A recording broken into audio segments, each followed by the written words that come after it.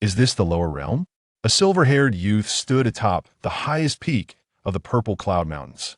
The mountains, resembling a colossal dragon winding through the landscape, were enveloped in swirling mists, rich in spiritual essence, akin to a celestial paradise. Within this realm, ferocious beasts roamed in abundance, their bloodthirsty, terrifying roars causing one's heart to tremble. The youth gazed into the distance, hands clasped behind his back, his 3,000 silver strands cascading casually over his shoulders. With a countenance as exquisite as jade, and eyes like tranquil rivers reflecting the spring mountains, he was strikingly handsome beyond reproach. The youth was named Su Chen. 18 years prior, he had been reborn into the Su family of the celestial realm, as the son of the clan's patriarch. Even in the womb, Su Chen was aware of a peculiar system that accompanied him.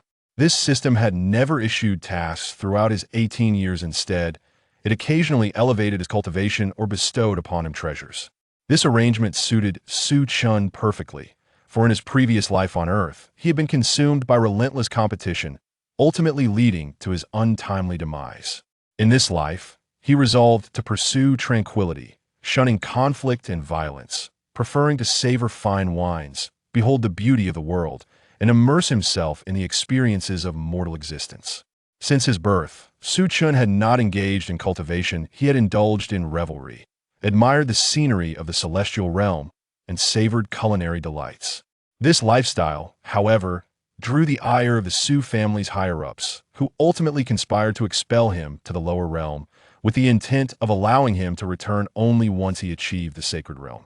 The hierarchy of realms remained consistent across both the celestial and lower realms, classified as body refinement, qi training, innate, yuan dan, divine abode, purple mansion, life and death, venerable, half-saint, saint, great saint, saint king, half-emperor, and emperor. The sacred realm. Even the elder generation found it exceedingly challenging to attain thus. The difficulty Su Chen would face in reaching this realm was evident. The higher-ups of the Su family were not attempting to make things difficult for him. They alone understood the true extent of his formidable talent. A sudden roar shattered the stillness. A massive python, embodying the first level of the venerable realm, materialized behind Su Chen. Its golden scales glistened, impenetrable and formidable, while its crimson eyes fixated on Su Chen, akin to those of a predator eyeing its prey. This python was the only beast in the Purple Cloud Mountains to attain the first level of the venerable realm, reigning as the king among all ferocious creatures in the range. Su Chen turned, his gaze serene, as if the affairs of the world could not stir even a ripple within him. With a swift motion, the python opened its cavernous maw, lunging towards Su Chen with a ferocious bite, the overwhelming aura of the venerable realm sweeping across the land. Bang! Blood erupted, the python's head obliterated by a single punch from Su Chen. The air grew thick with the scent of blood. Su Chen nonchalantly shook his hand, retrieving a handkerchief to wipe it, despite no blood staining his skin. No longer shall I endure the incessant nagging of those old geezers. I can now enjoy my wanderings in peace. I wonder if there are intriguing places in this lower realm. Circumventing the python's lifeless body, Su Chen ambled towards the mountain's edge. Time flowed swiftly, unnoticed, and 10 years slipped by in the blink of an eye. In the enchanting city of Jiangnan, the evening's tempered air invites a multitude of shops and vendors. There wears a dazzling array amidst the bustling throngs. The river, a crystal-clear emerald, surpasses even the azure of the sky. A graceful boat drifts upon the water, where Su Chen reclines at the bow, resting his chin upon his left hand while holding a wine flask in his right. He listens to a lilting tune, occasionally savoring a sip, reveling in the moment. Over the course of a decade, Su Chen has wandered through myriad landscapes, witnessing the splendor of the world, leaving his footprints in many places. While the earthly scenery may pale in comparison to the celestial realm, it possesses its own unique beauty, and Su Chen finds joy in it. As Su Chen lifts the wine flask and gives it a gentle shake, he realizes it is empty, a flicker of discontent crossing his eyes, prompting him to refrain from further drinking. Rising to his feet, the boat inexplicably glides toward the shore. Stepping off, he resolves to visit a tavern to procure some wine. With his striking features and silvery white hair, he draws the gazes of many passers-by, particularly the women, whose hearts race and cheeks flush. At that moment, a small beggar unexpectedly collides with him, the impact causing her to tumble to the ground. The girl looks up at Su Chen, her face somewhat soiled, yet her eyes shine like luminous pearls, and her disheveled hair suggests she has not been cared for in quite some time. Name: Yi Ling's identity, reincarnation of the Empress Sage, 7 talent, imperial grade physique, celestial spirit body mission issued. Take Yi Lingxi as a disciple. Su Chen is momentarily taken aback. This is the first time the system has issued a mission. He gazes deeply at the little beggar, astonished to discover that she is the reincarnation of an empress. It is well known that throughout history, few have ascended to the throne, and those who have were invariably prodigies of unparalleled talent and strength. Yet here he is, casually wandering the mortal realm, encountering a reincarnated empress. How absurd. Shaking his head slightly, he dismisses the thought and extends a hand, apologetically saying, "I'm sorry, I wasn't paying attention just now. Are you all right?" Yi Lingxi blinks and shakes her head, taking Su Chen's hand to rise. Su Chen smiles and says, "I'm glad you're fine. To show my apology, may I treat you to some candied hawthorn? Would that be agreeable?" Yi Lingxi nods, but then seems to realize the impropriety of her acceptance and hurriedly shakes her head. Su Chen gently ruffles her hair, saying, "It's perfectly fine. If you refuse my apology, I shall be quite saddened." After a moment's hesitation, Yi Lingxi nods in agreement. With a subtle smile, Su Chen takes Yi Lingxi's hand and walks toward a nearby vendor selling candied hawthorn. "2 sticks of candied hawthorn, please," he requests. The vendor beams, "Certainly." Su Chen hands 1 stick to Yi Lingxi, who extends her delicate tongue to taste it, her face lighting up with satisfaction. Observing her delight, Su Chen's smile broadens as he retrieves some silver coins from his pocket, crouching down to place the coins in Yi Lingxi's hand. She looks at him in confusion, and he reassures her, "This silver is a gift for me. Please do not refuse it." Why? Yi Lingxi blinked, remaining silent. Su Chen gently ruffled her hair, saying, "I shall take my leave." With that, he stood up to depart. He had no intention of accepting Yi Lingxi as his disciple, for he understood that, as an empress, she was entangled in significant karmic ties. Should he truly take her as his apprentice, immense consequences would inevitably follow, and he preferred to avoid such burdens. He merely wished to indulge in a modest drink and listen to gentle melodies each day. As for the tasks assigned by the system, they held little significance for him. Suddenly, Yi Lingxi tugged at the corner of Su Chen's garment. He paused, turning to her and inquiring, "What is it?" Summoning her courage, Yi Lingxi whispered, "Thank you." Su Chen smiled, replying, "It's nothing." She gazed at his departing figure for a prolonged moment, lost in thought. Upon reaching the tavern, the innkeeper approached with a warm smile, asking, "Young master, would you like to purchase some wine?" Su Chen nodded, and the innkeeper continued, "Then you have indeed come to the right place. No one in the entire Jiangnan city can rival the wine we offer."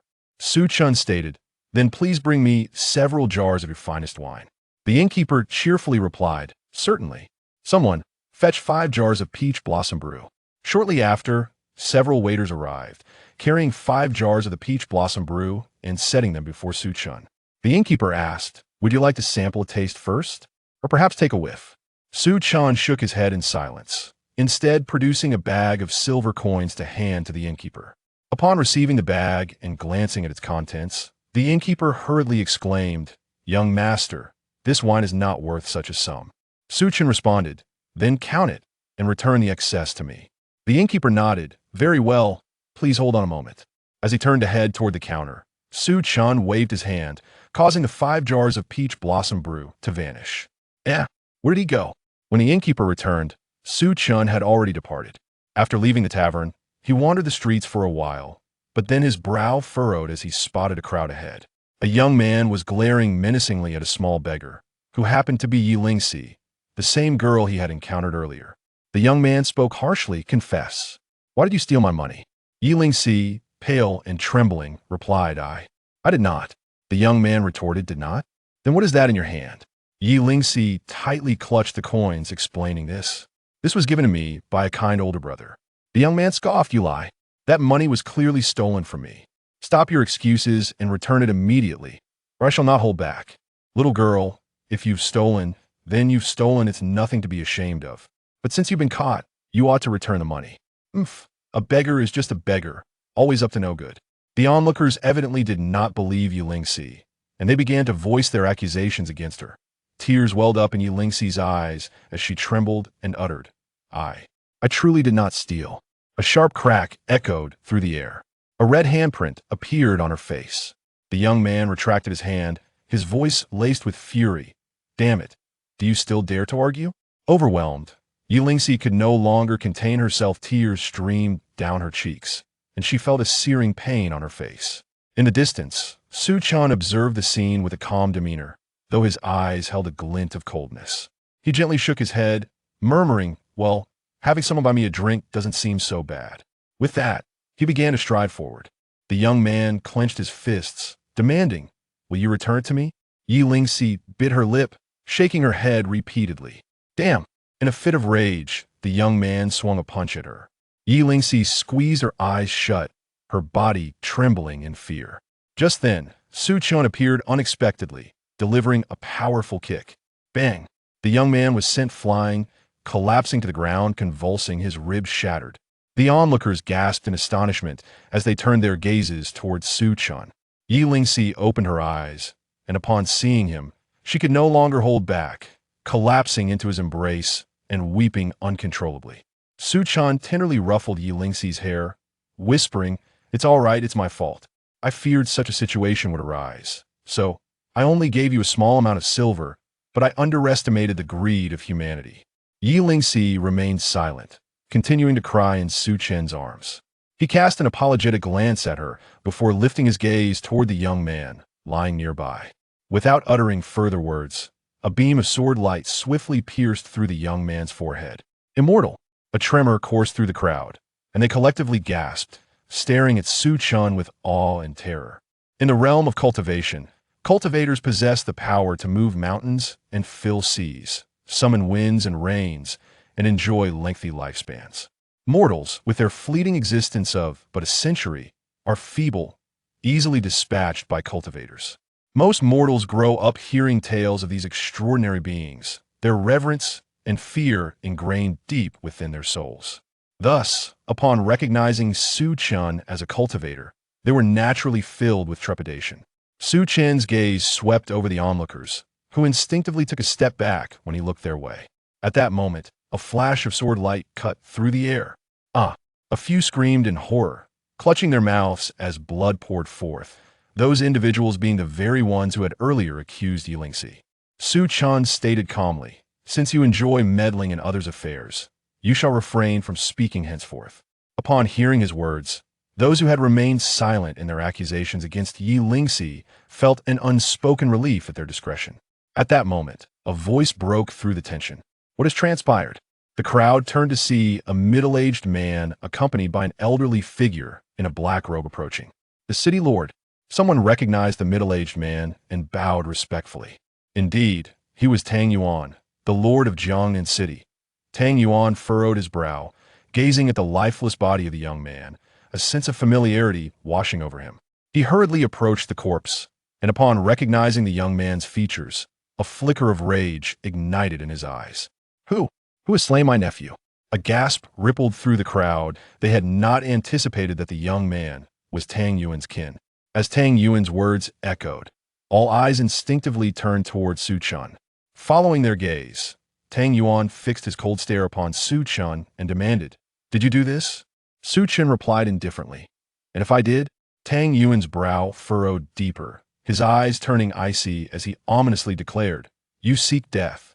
He was taken aback that the person before him, who had taken his nephew's life, could be so brazen.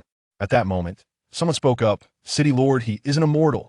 At this revelation, Tang Yuan felt a heavy weight in his heart, his eyes narrowed. Why did you kill him? Su Chen calmly responded, If I wish to kill, I shall do, so there is no need for excessive reasoning. Tang Yuan glared at Su Chen, his demeanor icy as he retorted, Do you think being an immortal makes you exceptional? With that, he turned to the distant figure of the elder in black robes, commanding, Kill him. In an instant, a flash of sword light appeared, and Tang Yuan's head was severed from his body, blood gushing forth like a fountain. The onlookers were left in a state of shock. Was the city lord truly dead? They stared in terror at Su Chen, their hearts filled with dread. The elder in black robes wore a grave expression, having failed to discern how swiftly Su Chen had acted. Su Chen regarded the elder calmly, asking, "Do you wish to avenge him?" The elder replied solemnly, "Esteemed one, I am an elder of the Jiaolong sect.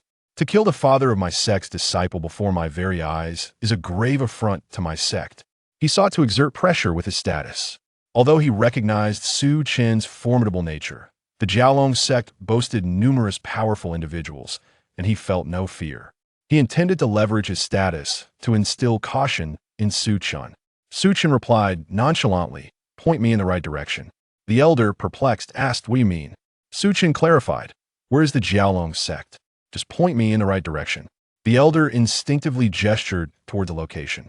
Su Chen nodded, seemingly conversing with an unseen entity. "Today, the Jiaolong sect need not exist. Go, at your command." A voice, seemingly emanating from nowhere, reverberated throughout the entire Jiangnan city. Chapter 3. The Sacred Land of Stars. The Jiaolong sect in the void above, a colossal hand, imbued with terrifying power, slowly descended upon the Jiaolong sect below, shattering the very fabric of space in its wake. The leader of the Jiaolong sect, his face contorted with rage, bellowed, "Which wretched soul has provoked such a formidable being? I shall haunt you even in death." As his words echoed, the gigantic hand struck down. Boom! The world trembled, and in an instant, the Jiaolong sect was obliterated. In Jiangnan City, an elderly man clad in black robes, upon hearing Su Chen's words, laughed in fury, his head abruptly severed from his body. At that moment, everyone around was paralyzed with terror, afraid to stir or even breathe. They were mere mortals, unaccustomed to such spectacles. Yi Lingxi attempted to free herself from Su Chen's embrace, but he gently restrained her, whispering, "Be obedient, close your eyes, and do not open them. All right?" Yi Lingxi nodded. Su Chen smiled softly, carefully lifting her up and turning to leave. Su Chen carried Yi Lingxi to a clothing shop. Inside, a woman promptly approached, bowing respectfully, "Young master." Su Chen instructed, "Prepare a bath for her, and then dress her in new attire." The woman hesitated momentarily before responding, "Young master, our shop specializes in." Before she could finish, Su Chen tossed a pouch of silver coins her way. She swiftly caught it, her eyes lighting up as she glimpsed the wealth within. "I will take her to bathe right away," she declared with a smile. Gently, Su Chen set Yi Lingxi down and encouraged, "Go on." Yi Lingxi shook her head, clinging tightly to the hem of Su Chen's garment, unwilling to let go. Su Chen reassured her, "It's all right. After your bath, I have something important to discuss with you. Now go." After a moment's contemplation, Yi Lingxi nodded and followed the woman upstairs. Half an hour later, Yi Lingxi descended the stairs with the woman. Su Chen looked up and smiled gently. At that moment, Yi Lingxi appeared transformed. Although slightly emaciated due to malnutrition, her exquisite face remained, with a petite mouth akin to a cherry and her large, clear eyes sparkling like twin stars. She donned a pink gown that swayed gracefully with her every step, exuding an undeniable charm. The woman brought Yi Lingxi before Su Chen. Grinning, "Young master, your sister is truly adorable. She will undoubtedly grow into a stunning beauty." Su Chen nodded, smiling, "Indeed, she is lovely." Yi Lingxi lowered her head shyly. Her cheeks flushed like ripe apples. Subsequently, Su Chen took Yi Lingxi to an inn. Gazing at the array of dishes on the table, Yi Lingxi's mouth watered eagerly. Su Chen chuckled, "Go ahead and eat. After you finish, I have something to share with you." Yi Lingxi nodded and began to devour the food voraciously. Before long, the table was cleared, and Yi Lingxi patted her belly, a look of sheer satisfaction on her face. This was her first experience indulging in such delectable cuisine, and it was also the first time she felt truly full. She looked up at Su Chen, blinking her eyes in delight. Su Chen smiled faintly and inquired, "Where are your parents?" Yi Lingxi lowered her head and whispered, "I don't know." Observing her demeanor, Su Chen comprehended the situation and expressed his apologies. "I'm sorry." Yi Lingxi shook her head, remaining silent. Suddenly, Su Chen asked, Would you like to stay by my side and assist me? After a moment's hesitation, Yilingxi nodded and replied, all right. With a smile, Su Chen gently wiped away the remnants of food from her face and said, from now on, you shall call me brother. Yilingxi nodded and called out, brother. Su Chen let out a hearty laugh, unable to resist pinching her cheeks. Yilingxi pouted, slightly annoyed by the pinch, exclaiming that it hurt. Seeing her vexed expression, Su Chen laughed even louder, finding her utterly adorable. At that moment, a thought crossed his mind, and he inwardly asked, System, have I completed my task? My task was to take you as a disciple, not as a sister. Su Chen nodded, not particularly concerned, as the task held little significance for him. He had merely asked out of curiosity.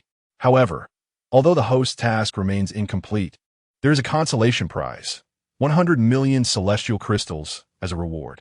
Surprised, Su Chen couldn't help but chuckle. The system was quite amusing. Time flew by, and in the blink of an eye, 5 years had passed. Su Chen and Yilingxi walked along a narrow path. Today, Su Chen wore a flowing white robe, his silver hair cascading freely, gently swaying with each step.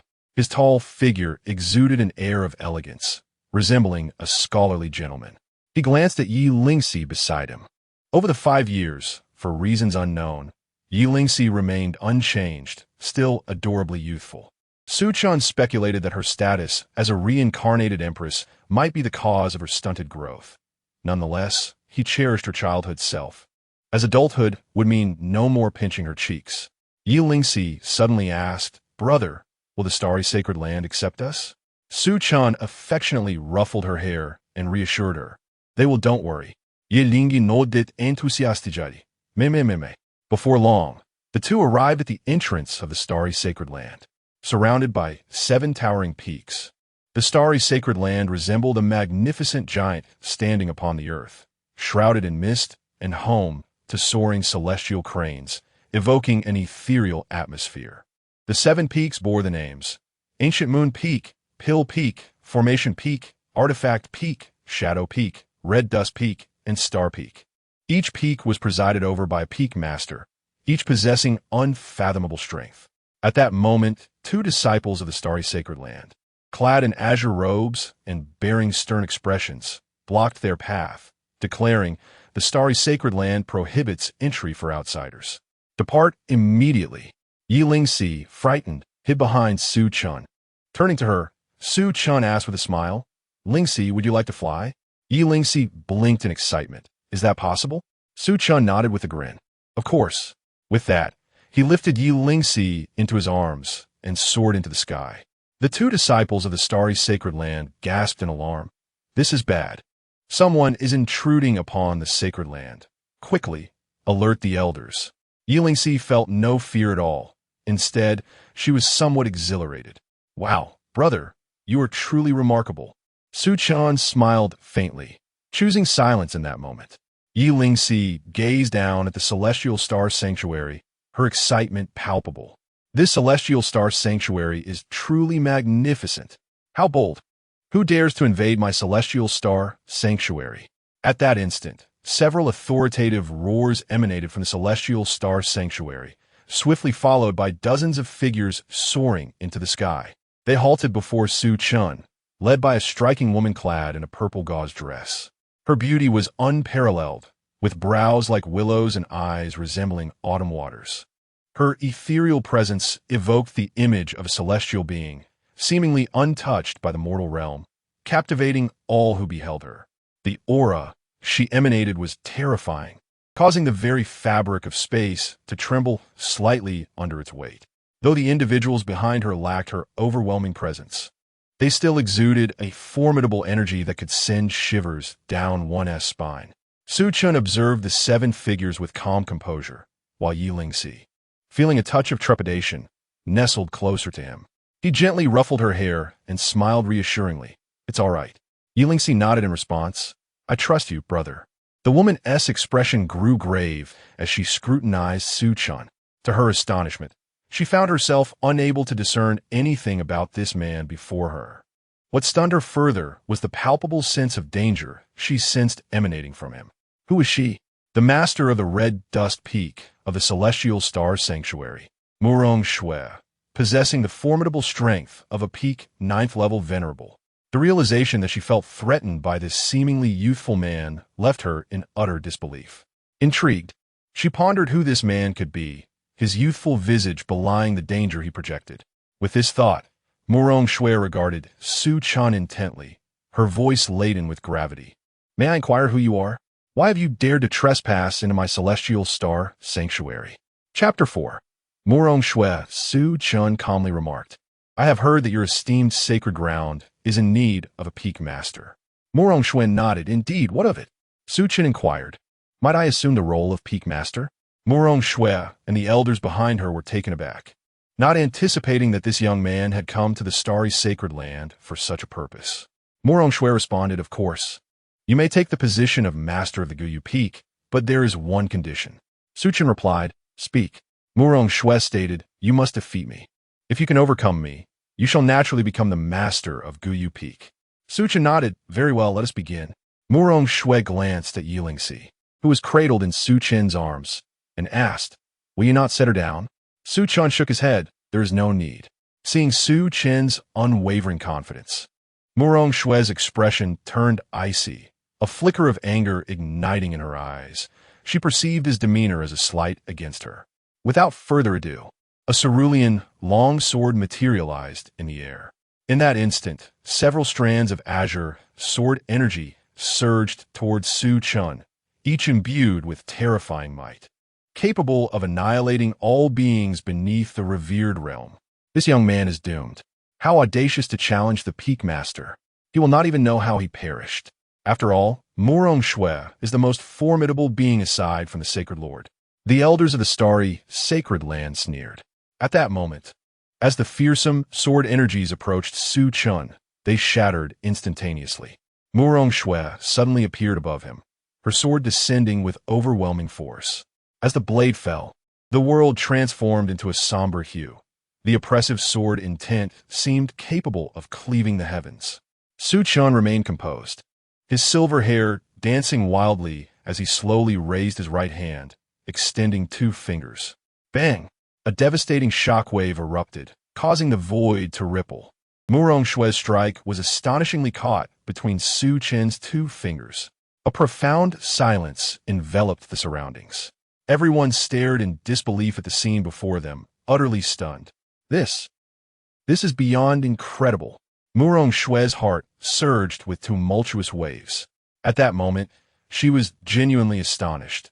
She had unleashed her full power in that strike, holding nothing back.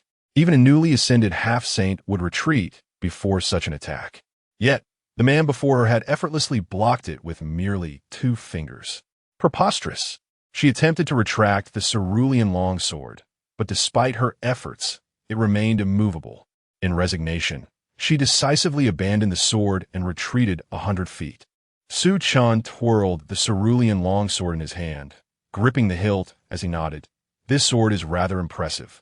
With that, he tossed the sword back to Morong Shui. Morong Shui caught the longsword, her expression grave as she fixed her gaze on Su Chen, her heart still tumultuous. Su Chen stated calmly, "Have I thus defeated you?" Morong Shui tightly gripped the sword in her hand, clearly unwilling to concede. Yet she recognized that Su Chen's ability to so effortlessly withstand her most powerful strike indicated that his prowess far surpassed her own. Continuing the battle seemed futile. Defeat is defeat, and she could bear it. She nodded. "Very well." As she spoke, she cast her gaze towards an elder in the distance, leading him to the ancient moon peak. Upon finishing her words, she transformed into a streak of azure light and vanished from sight. At that moment, she needed a moment of tranquility, for the recent blow to her was profoundly impactful. The elder approached Su Chen, his eyes filled with reverence, for wherever there is strength, respect naturally follows. He respectfully introduced himself. "I am Du Yuan. May I inquire your name?" Su Chen replied. "Su Chen."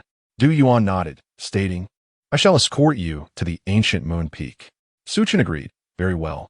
Meanwhile, the other elders exchanged glances, their eyes reflecting astonishment and excitement. For their celestial star, sacred land, was to gain another formidable force. On this very day, The news of Su Chen's triumph over Murong Shui and his ascension to the position of peak master at the ancient moon peak swiftly spread throughout every corner of the celestial star sacred land. The ancient moon peak boasted a lakeside, where a pavilion nestled amidst ancient trees, shrouded by foliage. Notably, the spiritual energy here was tenfold denser than that outside. Du Yuan remarked, "Su Peak Master, this is the ancient moon peak." Su Chen nodded and gently set down Yilingxi. Curiously, she surveyed her surroundings, a sweet smile gracing her face, clearly enamored with the place.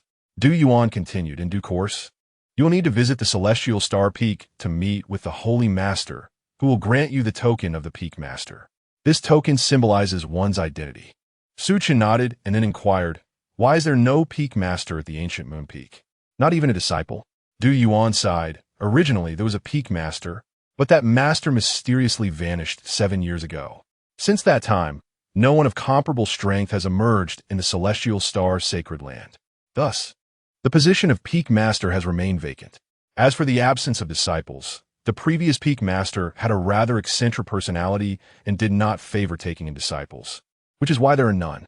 As he spoke, he produced a communication stone and handed it to Su Chen, saying, "If you require anything, use this stone to contact me.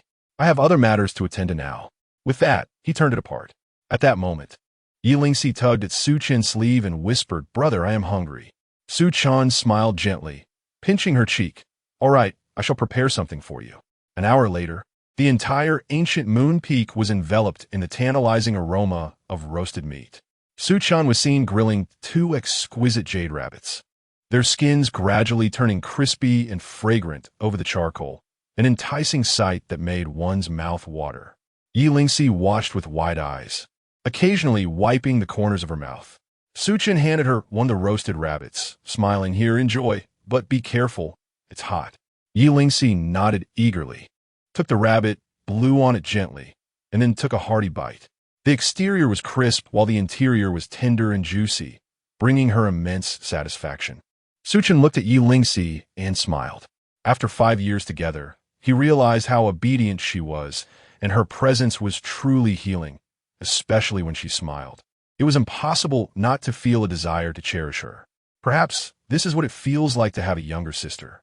The reason Su Chen chose to come to the starry sacred land and assumed the role of the master of ancient moon peak was that he no longer wished to lead Yilingxi through a life of uncertainty.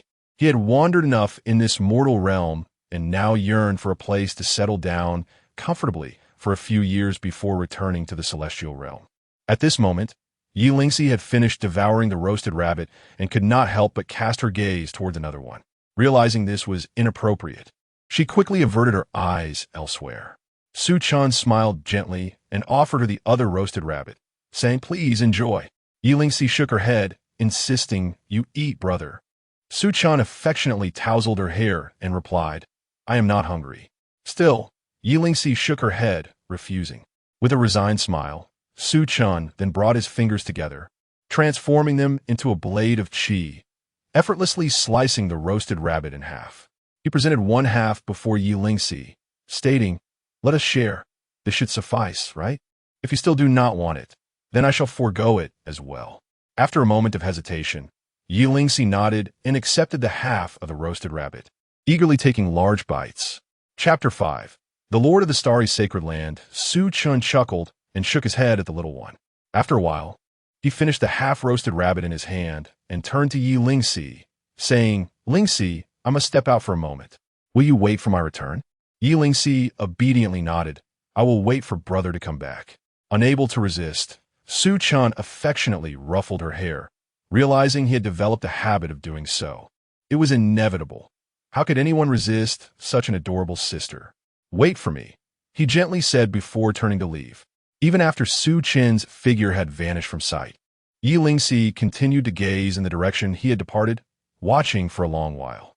Eventually, weariness overtook her, and she lay down on a rock, falling into a deep slumber. As Su Chen walked along the path, many disciples curiously regarded him, with some female disciples staring wide-eyed, their legs nervously rubbing together. A bold female disciple stepped forward, summoning her courage to inquire, "Young master, are you a new disciple?" due to Su Chen's appearance. Only the elders of the starry sacred land recognized him, while the disciples remained unaware that he was the lord of the ancient moon peak. Su Chen smiled gently, like a breath of spring, affirming that he was indeed a newcomer. The surrounding female disciples blushed at his smile, their faces glowing like the evening sky. Some male disciples, feeling a twinge of jealousy, muttered, "Humph. So what if he is a bit handsome? What is the big deal?" Others echoed the sentiment, "Exactly." The bold female disciple shyly asked, "Where are you headed, junior brother? May I show you the way?" Su Chen shook his head, softly replying, "No need. I know the way." The female disciple felt a pang of disappointment, but managed to smile, saying, "All right then." Su Chen nodded and deftly walked past her, continuing on his way. As they watched his retreating figure, many female disciples felt their hearts race, overwhelmed with a restless desire, wishing they could simply throw themselves at him. On the path, Su Chen sighed, being too handsome can be a burden." Half an hour later, he arrived at Starry Peak, where peach trees flourished, each standing about 10 meters tall. Their supple branches were adorned with vibrant peach blossoms, exuding a delicate fragrance that was intoxicating. From a distance, it resembled a pink mist, akin to a paradise beyond the mundane world. At the pinnacle of the mountain stood a grand palace. Su Chen pushed open the palace doors, and as he did, a wave of peach fragrance enveloped him. He paused, for within the palace was a woman, her graceful figure partially concealed as she bathed. Upon noticing Su Chen, she too was taken aback, and the surrounding temperature gradually dropped. Su Chen lowered his head, silently closing the door, muttering to himself about the impropriety of the situation. Outside, feeling somewhat guilty, he reflected on the scene he had just encountered and whispered, "Though it was my fault, who bathes in the palace? Nevertheless, I must admit, she is quite lovely. Come in." A chilling voice echoed within the palace. Su Chen stood tall, once more pushing open the grand door and stepping inside.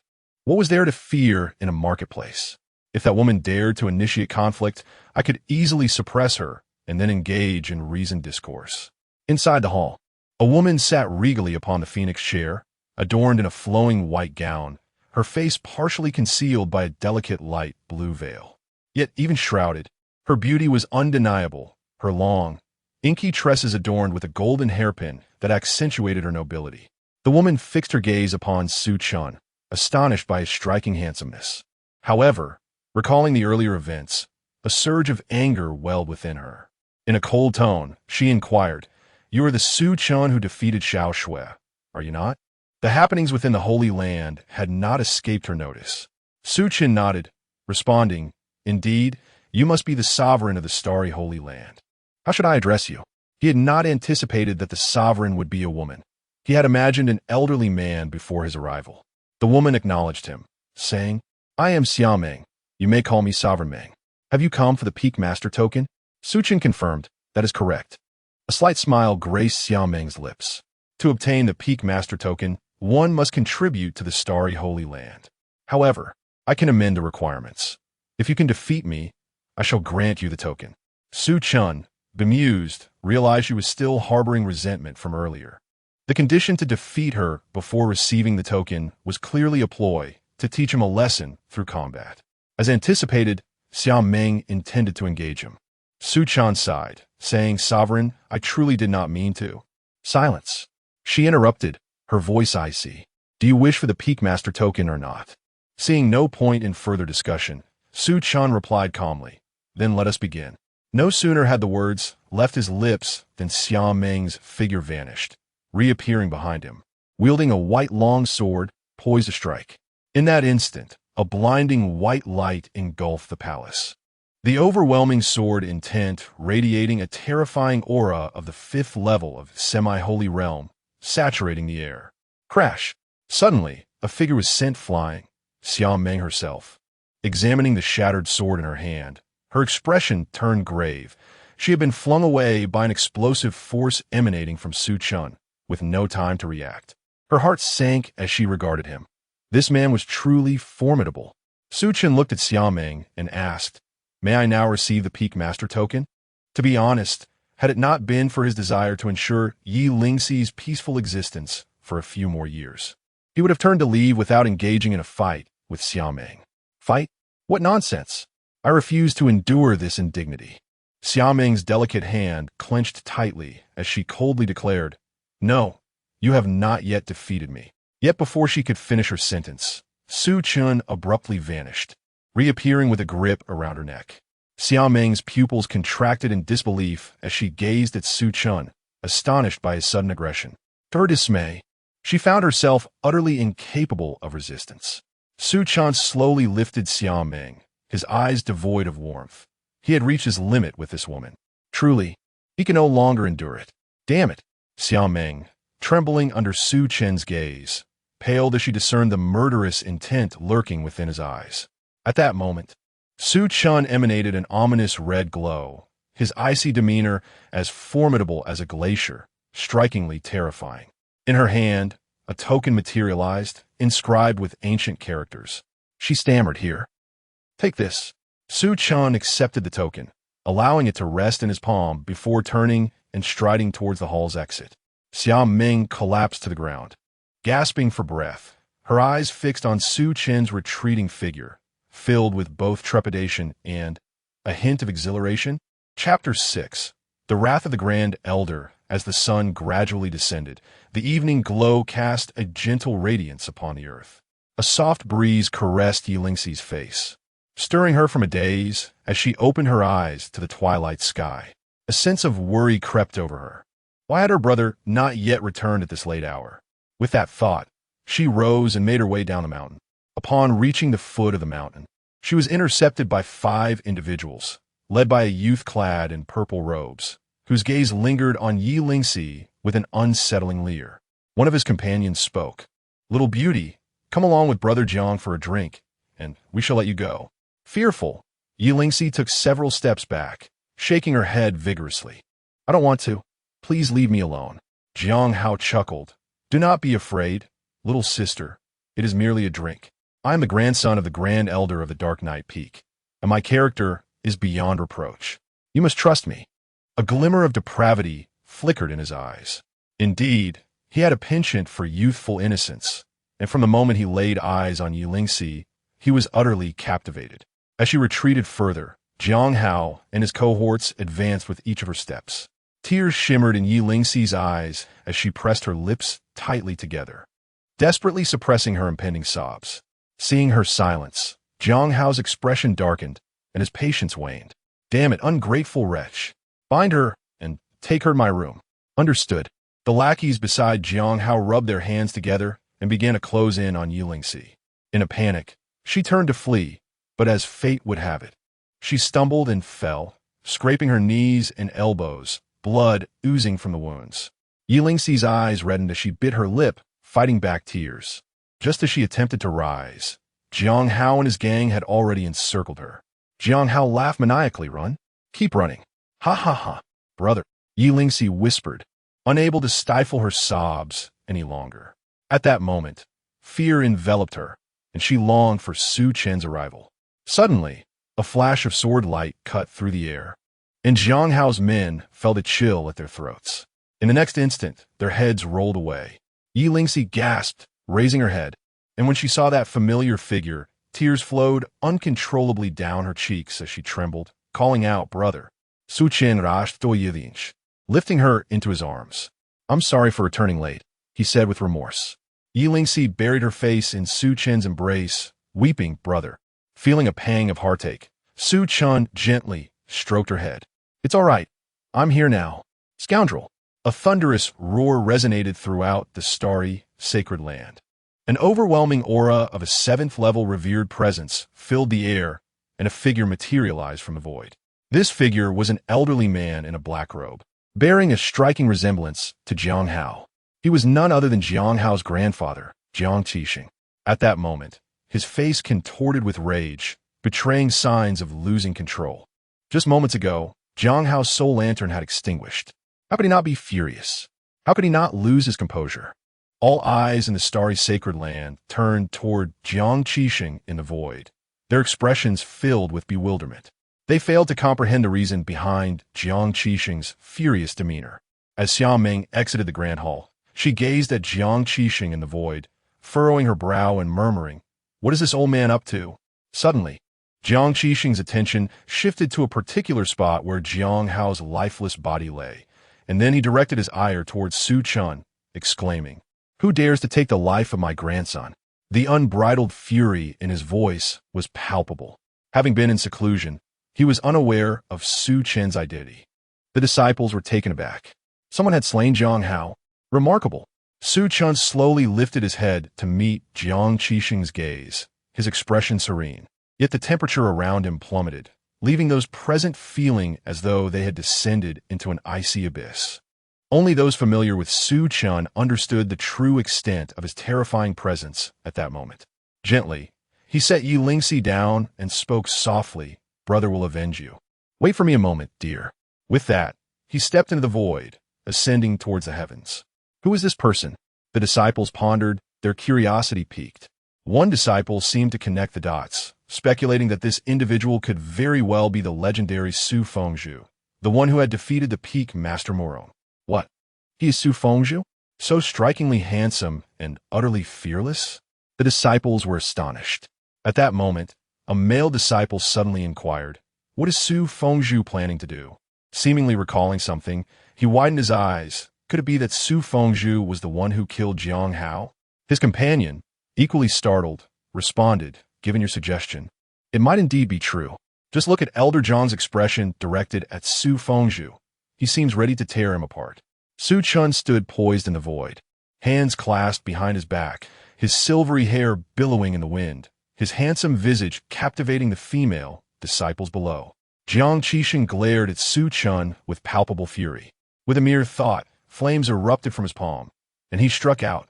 A colossal fire palm, measuring 100 feet, surged forth with overwhelming force, incinerating everything in its path to ashes. With a swift motion, Su Chen dispersed the flames with a wave of his hand. "You shall perish." Just then, Jiang Qixing's figure materialized before Su Chen, filled with murderous intent, and he unleashed a formidable punch. The sheer force of this blow was terrifying. In a deft sidestep, Su Chen evaded the attack, and in an instant he seized Jiang Qixing's arm, delivering a knee strike. Jiang Qixing gasped in shock, attempting to retreat. But it was too late. With a resounding thud, his body bent in agony, and he coughed up a mouthful of blood. Su Chen's grip on his arm prevented him from being propelled away. Just then, Su Chen delivered another punch to Jiang Qixing's abdomen. "Ah!" Jiang Qixing screamed, his face contorted in pain. At that moment, every inch of his body was in ruin, his bones shattered. Su Chen tightened his grip around Jiang Qixing's neck, his gaze icy, applying pressure incrementally. The disciples below were left in a state of disbelief. Goodness, is Su Fengzhu truly this formidable? Jiang Qixing struggled desperately, his face turning ashen, his mind reeling from the sheer might of Su Chen. He had never anticipated Su Chen's strength to be so overwhelming. "Su Fengzhu, please show mercy." At this moment, a middle-aged man suddenly appeared not far from Su Chen. The man was robust in stature and bore a solemn countenance. One disciple gazed at the middle-aged man and remarked, "I never expected that the master of the Shadow Peak would actually arrive." A female disciple added, "Of course, the master of the Shadow Peak is the leader of the Shadow Peak, and Elder Jiang is affiliated with the Shadow Peak. How could Master and possibly refrain from intervening to protect him?" The disciple nodded in agreement, saying, "Indeed, but it remains uncertain whether Master Su will show any deference to the master of the Shadow Peak." Jiang Qixing cast a furtive glance toward the shadows and trembled, pleading, "Master, save me." The figure in the shadows regarded Su Chen and intoned gravely, "Master Su." Just as he was about to finish his sentence, Su Chen had already snapped Jiang Qixing's neck. He then turned to the figure in the shadows and calmly inquired, "You wish to save him?"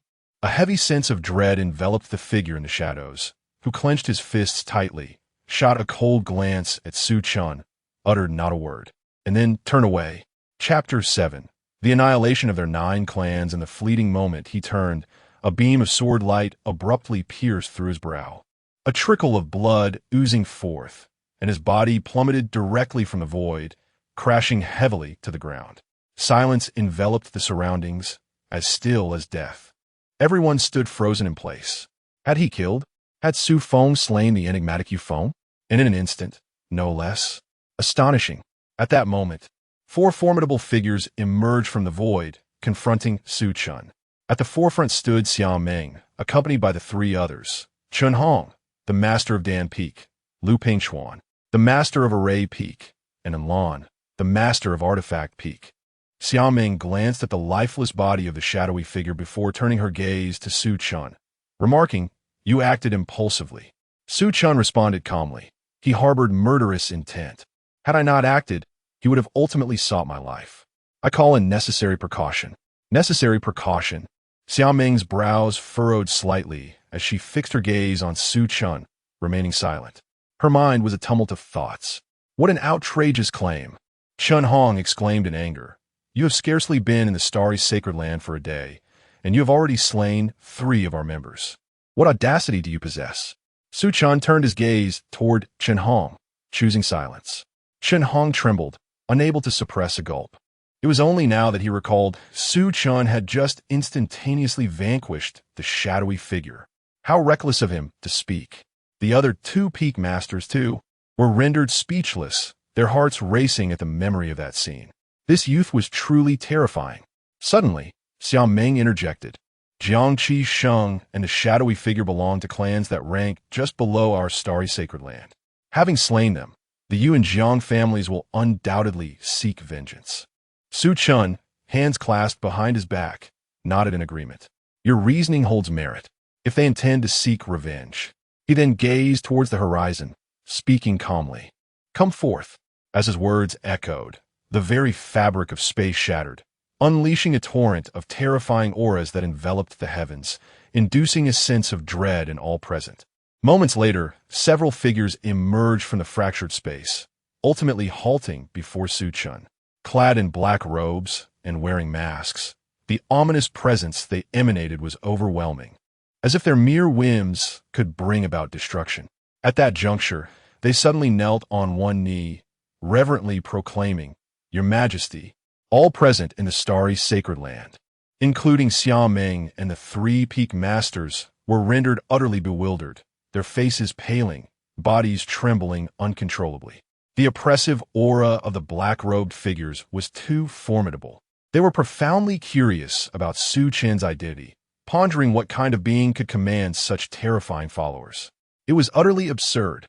Su Chen spoke with tranquility. "Annihilate the 9 clans of the Jiang and Yu families." His tone was flat, as if discussing a trivial matter. "At your command." The black-robed figures shattered the space once more, vanishing into the void.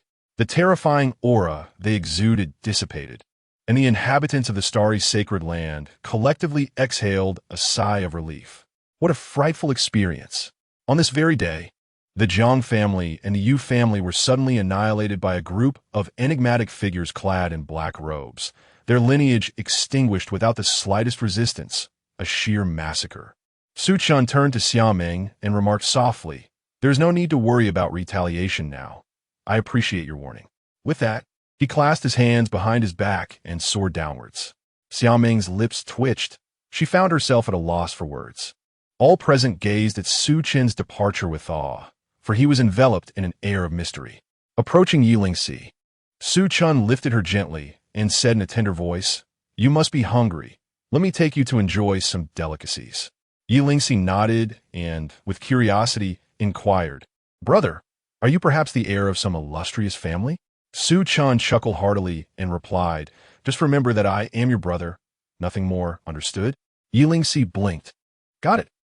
Xiao Meng and the 3 peak masters arrived at the grand hall of the Star Peak. Lu Pingchuan, with a grave expression, stated, "Holy Master, this Su Chen has been in the Holy Land for less than a day and has already slain 3 individuals, including a peak master and a grand elder. Are we to let this pass?" The other 2 peak masters turned their gazes towards Xiao Meng. With a sigh of resignation, Xiao Meng responded, "What do you suggest? Do you wish to expel him from the Star Holy Land? If you possess the courage, by all means, proceed. I shall not hinder you. Rest assured, I will be there to collect your remains afterward." The 3 peak masters fell silent, daunted by the thought of their own demise before they could even finish speaking.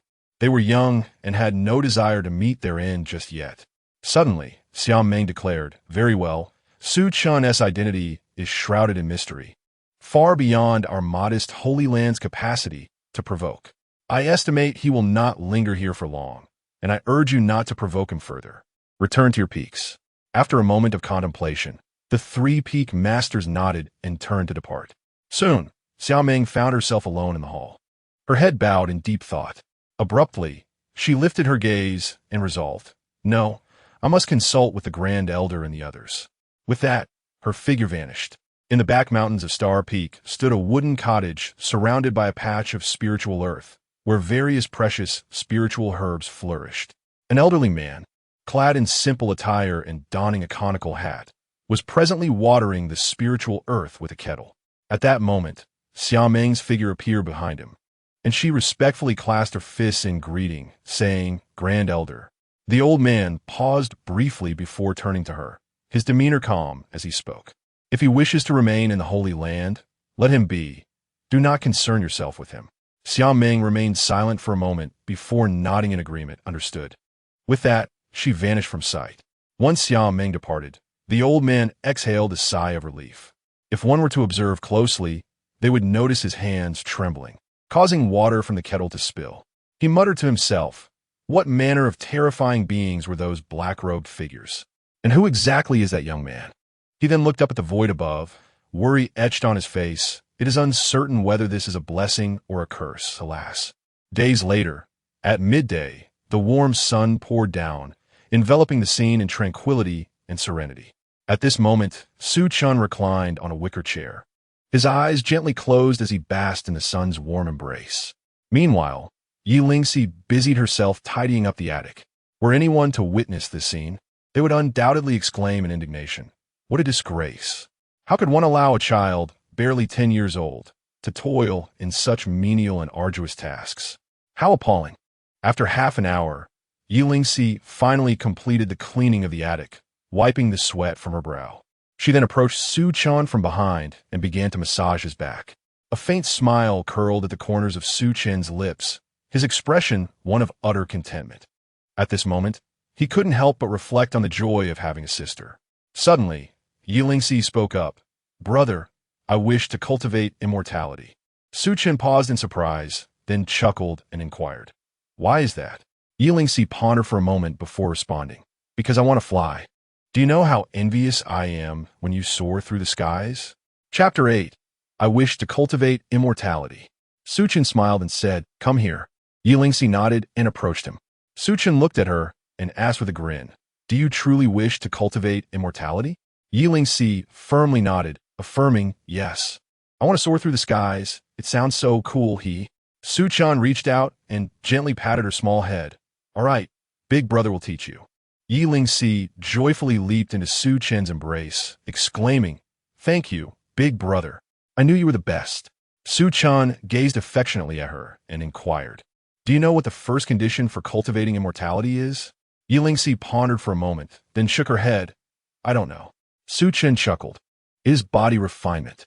Body refinement means to train the body, gradually strengthening it from the outside in. Only when the muscles and bones reach a certain level can one draw the spiritual energy of the heavens and earth into their body.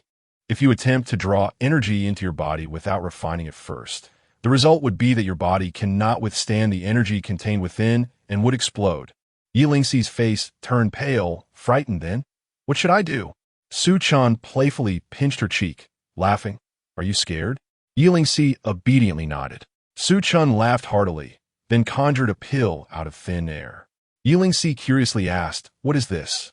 Su Chen replied, this is a body refinement pill. Once you consume it, your body will be strengthened. Yi Lingxi's eyes sparkled with excitement. Does that mean after I take this body refinement pill, I can begin to cultivate? Su Chen nodded and handed the pill to her, pointing to a clear patch of ground. Go sit there and take the pill. Yi Lingxi eagerly agreed, moving to the designated spot, sitting cross-legged, and without hesitation, consumed the body refinement pill. As soon as the pill touched her tongue, it transformed into streams of warm green energy that coursed throughout her body. Every inch of her muscles and bones was nourished, as if she were submerged in warm water. As time passed, She began to expel dark impurities from her body. After a while, Yi Lingxi suddenly opened her eyes, looking excitedly at Su Chen. Brother, how is it? Is it working? At that moment, she wrinkled her nose, sensing an unusual odor. Looking down at her hands, she was startled to find them smeared with black impurities. Her face paling in horror. What is this? So disgusting. Su Chen reassured her. Don't panic. These are merely harmful impurities from your body. It's nothing serious. Go wash up, then come back. Without needing another word, Yi Lingxi hurriedly dashed into the loft. It was truly repulsive. Half an hour later, Yi Lingxi emerged from the loft, sniffing her arms with a furrowed brow. She had scrubbed several times, yet the odor lingered. She approached Su Chen with a displeased expression. Su Chen smiled. With time, that odor will naturally fade. Do not be upset. Yi Lingxi nodded, though her expression remained sour. With a resigned shake of his head and a smile, Su Chen continued to sit cross-legged, proclaiming, I shall teach you the art of cultivation. Upon hearing the words, cultivation, Yi Lingxi's excitement surged, and she hurried back to the clearing to settle herself. Su Chen smiled gently at the girl, then addressed her. After refining the body, the next step is to draw in energy. You must attract the spiritual essence of heaven and earth. It is quite challenging to perceive this essence. Most individuals find themselves stuck at this stage, dedicating their entire lives without ever sensing it. Yi Lingxi, filled with concern, inquired, Will I be able to sense it? Su Chen chuckled, Of course. And let me share a secret with you. Your talent for cultivation is unparalleled in this world. Yi Lingxi blinked in surprise. Really? Su Chen nodded affirmatively. Indeed. Yi Lingxi grinned widely, brimming with excitement. Then I must be a prodigy in cultivation. Ha! After a moment, she forced herself to calm her exuberance and asked, Brother, how should I go about sensing the spiritual essence? Su Chen smiled softly. First, you must quiet your mind and think of nothing. Once your heart is completely still, you will naturally begin to sense the spiritual essence of heaven and earth. After that, you can guide this essence into your body. Yi Lingxi nodded and slowly closed her eyes. As time passed, beads of cold sweat appeared on her forehead. Her mind was in turmoil. Despite her efforts to find tranquility, her thoughts were cluttered with random memories. Meanwhile, Su Chen reclined in a wicker chair, occasionally sipping from a wine flask, seemingly unperturbed by her struggles to sense the spiritual essence. After all, who would jest with a talent of imperial caliber? If such a talent could not perceive the spiritual essence, then surely no one could. Soon, Yi Lingxi began to find her inner peace, her thoughts no longer scattering wildly. Suddenly, she felt a mysterious fog enveloping her, an intriguing phenomenon that hinted at the essence her brother had described. Could this be the spiritual essence? Yi Lingxi pondered briefly before directing the fog to merge with her body. The fog coursed through her, gradually strengthening her bones and meridians. In an instant, the fog surged into her being with astonishing speed. Yi Lingxi's body quivered slightly as she sensed the spiritual essence gathering in her lower abdomen, coalescing into a luminous orb filled with potent energy. As the fog poured in more rapidly, the energy within the orb intensified. Boom! A tremendous wave of energy erupted from within Yi Lingxi. With a mere gesture, Su Chen quelled the energy fluctuations within her. Moments later, Yi Lingxi opened her eyes in exhilaration, exclaiming, Brother, have I succeeded? Su Chen smiled, Yes. Yi Lingxi erupted in laughter. I truly am a genius. Then, as if recalling something, she asked, Brother, I feel a luminous orb within me. What is that? Su Chen elucidated. That is a place where spiritual energy converges, commonly referred to as the dantian. Now, try to harness the spiritual energy from your dantian and gather it in your arm. Yi Lingxi nodded and then summoned some spiritual energy from her dantian. She guided this energy to her right hand, and almost instantly, she felt her right hand brimming with strength, as if she could strike down a bull with a single punch. Yi Lingxi exclaimed with excitement, Brother, I now feel that my right hand possesses boundless power. Su Chen smiled and said, Come here. Yi Lingxi joyfully bounced over to Su Chen, her happiness palpable. Su Chen looked at Yi Lingxi and said, I shall impart to you a sacred scripture. With that, He pointed his finger to her forehead. Suddenly, a surge of information flooded into Yi Lingxi's mind. Chapter 9. The Supreme Talent. The Devouring Spirit Scripture. Should one successfully cultivate this scripture, they could absorb the surrounding spiritual energy at 100-fold speed. Furthermore, this sacred scripture possesses no rank. The higher one's realm, the faster they can absorb spiritual energy. Most terrifying of all, this scripture can purify the absorbed spiritual energy, transforming it into the most pristine form, which is exponentially stronger than ordinary spiritual energy. The power it bestows is unparalleled. When battling an opponent of the same rank, if they wield ordinary spiritual energy while you harness the purest form, victory for them is utterly impossible. Of course, Su Chen could not possess this scripture. It was bestowed upon him by the system. Yi Lingxi was immensely excited. Brother, is this scripture particularly formidable? Su Chen smiled faintly. It's all right, just average. The system. Yi Lingxi felt a twinge of disappointment. Really? I thought it was quite impressive. Su Chen gently patted Yi Lingxi's head and replied, Be content. In truth, this scripture is quite powerful. I merely say it is average for me, but for others, it is entirely different. Yi Lingxi looked up at Su Chen, blinking her eyes. Really? Su Chen chuckled. Absolutely. When have I ever deceived you? Yi Lingxi giggled. Okay, you're the best, brother. I will go study this scripture now. Saying this, she dashed away. Su Chen shook his head with a smile, choosing not to say more. He slowly closed his eyes, swaying gently in the rocking chair, basking in the sun. Boom!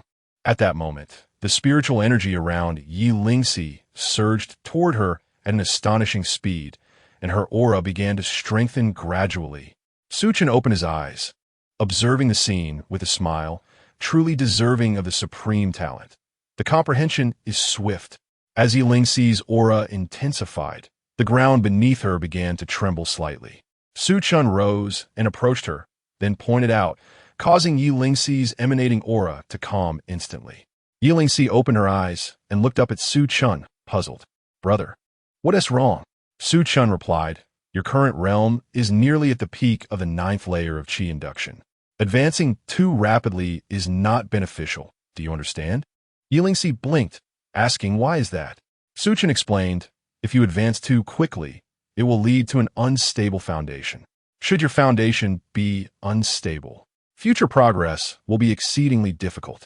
Moreover, when battling someone with a solid foundation, even if they are several realms below you, they might still defeat you by surpassing ranks. Do you comprehend? Yi Lingxi nodded, somewhat understanding. Su Chen smiled. For now, focus on solidifying your current realm before considering further advancement. Yi Lingxi beamed. All right. Su Chen affectionately ruffled Yi Lingxi's hair, then turned to recline in the rocking chair, enjoying the sun once more. In the days that followed, Yi Lingxi devoted herself to cultivation, aspiring to soar through the skies as soon as possible. Thus she worked especially hard.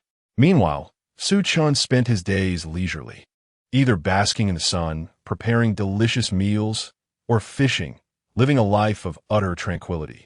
As a year swiftly passes, Guyu Peak has been blanketed in snow, with the pristine white flakes resembling a melodious poem, gently cascading down upon this early winter realm. The snowflakes dance gracefully in the air like ethereal sprites. In the distance, mountains, rivers, rooftops, and trees appear to don cloaks of purest white, standing in serene silence within this silvery world. Inside, Su Chen reclines in a rattan chair, engrossed in a book, while at his feet lies a brazier, its warmth rendering the frigid atmosphere less biting. Clad in white garments, with a white fur cloak draped over his shoulders, his silver hair glimmers softly in the firelight. Beside him, Yi Lingxi sits cross-legged, her eyes closed, radiating a formidable aura. Her demeanor has undergone a remarkable transformation. She now exudes the grace and dignity of a noble princess, sacred and untouchable. Su Chen sets down his book and gazes at Yi Lingxi, astonished at her rapid ascent from the Qi-gathering realm to the 9th level of the divine abode realm in merely a year. One can only imagine the shock it would elicit if others were to learn of this. At that moment, Yi Lingxi suddenly opens her eyes and looks up at Su Chen, inquiring, Brother, can I fly now? Su Chen nods, affirming, indeed, once you attain the divine abode realm, you possess the ability to soar. Yi Lingxi, her face tinted with grievance, retorts, why didn't you tell me sooner? Su Chen, feigning innocence, replies, but you never asked. Yi Lingxi, opting not to bicker further, steps outside to the balcony, channeling her spiritual energy into her feet. Gradually, she lifts off the ground and eventually takes flight. Her face beams with excitement and exhilaration. I did it. Ha ha ha ha. I can fly. In her exuberance, she inadvertently loses control of her energy and skyrockets upwards. A piercing scream echoes from the heavens as Yi Lingxi plummets back to earth. Observing this spectacle, Su Chen shakes his head, exasperated. This girl truly gives one cause for concern. He then vanishes from his spot, reappearing just in time to catch the rapidly descending Yi Lingxi, before disappearing once more and landing safely on the ground. At this moment, Yi Lingxi's face is ashen, devoid of color, clearly shaken by the experience. Su Chen gently pats her head, admonishing, could you not acclimatize before attempting to fly? Ascending so high without caution is reckless. Yi Lingxi lowers her head, silent, her eyes glistening with unshed tears, as if on the verge of crying. With a long sigh, Su Chen concedes, what am I to do with you, my dear girl? All right, I was wrong. I shouldn't have scolded you. As compensation, I shall prepare you something delicious. Is that acceptable? Ye lingi grins mischievously. A glimmer of cunning in her eyes. You said it, no backing out. Su Chen feels he's been outsmarted by her. Just then, a figure appears, Du Yuan. Su Chen turns to face him, asking, what brings you here? Du Yuan bows, saying, Master Su, the Holy Master requests your presence at the Starry Hall. Su Chen nods. Very well. Du Yuan replies, then I shall take my leave. Farewell. As the words fell, his figure vanished from the spot. Yi Lingxi turned to Su Chen, inquiring, are you leaving? Su Chen gently ruffled Yi Lingxi's hair, assuring her, I shall return shortly. Yi Lingxi pouted, remaining silent. Su Chen offered the fantasma. How could he not perceive that the girl was upset? He softly reassured her, be good, wait for my return, and I shall prepare a particularly delectable dish for you. Yi Lingxi nodded in agreement. All right. Su Chen affectionately patted her head once more, declaring, what a good girl you are. While I am away, practice your flying, but remember, do not soar too high. With that, he turned and departed. Chapter 10. Murong Shui in captivity soon. Su Chen arrived at the Star Palace. At this moment, within the hall, Xiao Meng and several peak masters were present. Xiao Meng occupied the main seat, adorned in a golden silk gown that accentuated her breathtaking beauty. Her stunning phoenix eyes radiated elegance, exuding an aura of authority that commanded respect. As Su Chen stepped into the grand hall, all eyes turned toward him. He offered a slight smile, took a seat, and then gazed at Xiao Meng, pondering the purpose of the Saint Lord's summons. Xiao Meng's expression was not particularly pleasant, nor was that of the other peak masters. She spoke in a somber tone. You should remember the Murong peak master with whom you fought previously, correct? Su Chen nodded in silent acknowledgement. Xiao Meng continued, I have just received news that she is currently trapped in a secret realm and cannot escape. The reason for her entrapment lies with the heavenly demon sect. Su Chen furrowed his brows, inquiring, what manner of force is the heavenly demon sect? Xiao Meng explained, the heavenly demon sect is comprised of demonic cultivators who rely on human blood for their practices. Over the years, they have slaughtered no fewer than several dozen cities. As she spoke, a chilling aura emanated from her. Su Chen questioned, then why not eradicate the heavenly demon sect? With a deep sigh, Xiao Meng lamented, it is not for lack of trying. The heavenly demon sect is simply too formidable. Previously, I allied with several major forces, yet we were unable to obliterate them. Su Chen nodded, so, how did the Murong peak master fall victim to their grasp? Xiao Meng shook her head. I have only learned of her captivity. The reasons remain unknown to me. I summoned you here to oversee the Holy Land while I, along with the other peak masters, venture forth to rescue Murong Shui. Upon saying this, she turned her gaze towards Su Chen. Aware that her decision to entrust him with the management of the Holy Land rather than enlisting his aid in the rescue stemmed from her understanding of his lack of attachment to the star-sacred land. It was evident to her that Su Chen only intended to indulge in the Holy Land for a few years before departing. Thus, she refrained from imposing further upon him.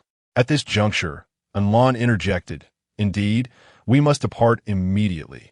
Otherwise, Murong Peak Master may not endure much longer." Xiaoming, feeling a sense of urgency, looked at Su Chen and asked, "Is that acceptable?" Internally, she felt a twinge of frustration at her inability to command a Peak Master as the Saint Lord. Yet the overwhelming power and influence of Su Chen left her feeling powerless. If Su Chen were to decline the management of the Holy Land, she would have no choice but to seek the elder's assistance. Su Chen replied calmly, "I shall go. You may remain in the Holy Land." With that, he turned and departed without another word. Xiaoming and the others were momentarily taken aback, but soon their hearts swelled with joy, for they knew that if Su Chen were to rescue Murong Shui, she would undoubtedly be safe, given the prowess they had witnessed in him. However, they were caught off guard by Su Chen's decision to undertake the rescue personally, which exceeded their expectations. At that moment, Chen Hong seemed to recall something, stating, "Peak Master, Su, you have yet to inquire about the secret realm in which Murong Peak Master is trapped. Have you?" Su Chen paused momentarily without turning, responding, "I am aware." With that, his figure vanished from sight. Anlin hesitated for a moment before speaking. Does he truly know?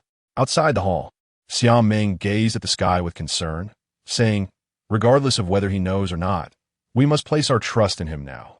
At this moment, she was deeply worried, fearing that Murong Shui might not be able to hold on until Su Chen's arrival. At Guyue Peak, Yi Lingxi was still cultivating within the loft when Su Chen suddenly appeared before her. Yi Lingxi opened her eyes and smiled sweetly. "Brother, you're back." Su Chen gently ruffled her hair and replied, "The leader of Murong Peak is trapped in a secret realm, and the situation is dire. So I must go rescue her now." Upon hearing this, Yi Lingxi quickly urged, "Then hurry, or else Murong Peak's leader will be in danger." Su Chen smiled slightly. "Aren't you angry?" Yi Lingxi shook her head. "Why would I be angry? If anything were to happen to Murong Peak's leader, I would feel guilty for a lifetime. Please, go quickly, brother." Su Chen was taken aback, then smiled, "Then I shall take my leave." With that, he vanished from sight. Having such an understanding sister was indeed a blessing. Yi Lingxi sighed in relief, her worry resurfacing as she hoped that Sister Murong was safe. Over the past year, she had come to understand various matters regarding the cultivation world, and thus, she was acutely aware of the peril Murong Shui faced at this moment. Outside the starry sacred land, Su Chen inquired, "System, where is the leader of Murong Peak at this moment?" As soon as he spoke, a surge of memories flooded his mind. The Demon Lord's secret realm. A smile crept onto his lips. Thankfully, he had the system, or the persona he had painstakingly built would have crumbled. With that, he transformed into a streak of light and disappeared. Within the Demon Lord's secret realm, Murong Shui found herself encircled by 7 mysterious figures clad in red robes, led by a middle-aged man. The aura emanating from the man was particularly formidable, with demonic energy swirling around him as he wielded a long blade. This middle-aged man was none other than Li Jing, the third elder of the heavenly demon sect. Murong Shui's gaze turned icy as she stared at Li Jing. "Are you not afraid of retaliation from the starry sacred land?" Li Jing let out a hearty laugh. "Do not worry. The starry sacred land will not exist for much longer." Murong Shui furrowed her brow, her voice cold. "What do you mean by that?" Li Jing smirka. "Why don't you take a guess?" Murong Shui snorted disdainfully, choosing not to waste words. In an instant, she vanished from her spot. Buzz. The sound of a sword resonated through the air. Li Jing's pupils constricted as he swiftly swung his blade downward. Boom! A tremendous shockwave erupted, causing both figures to be violently propelled backward until they came to a halt 100 feet away. Murong Shui's gaze grew colder as she disappeared once more.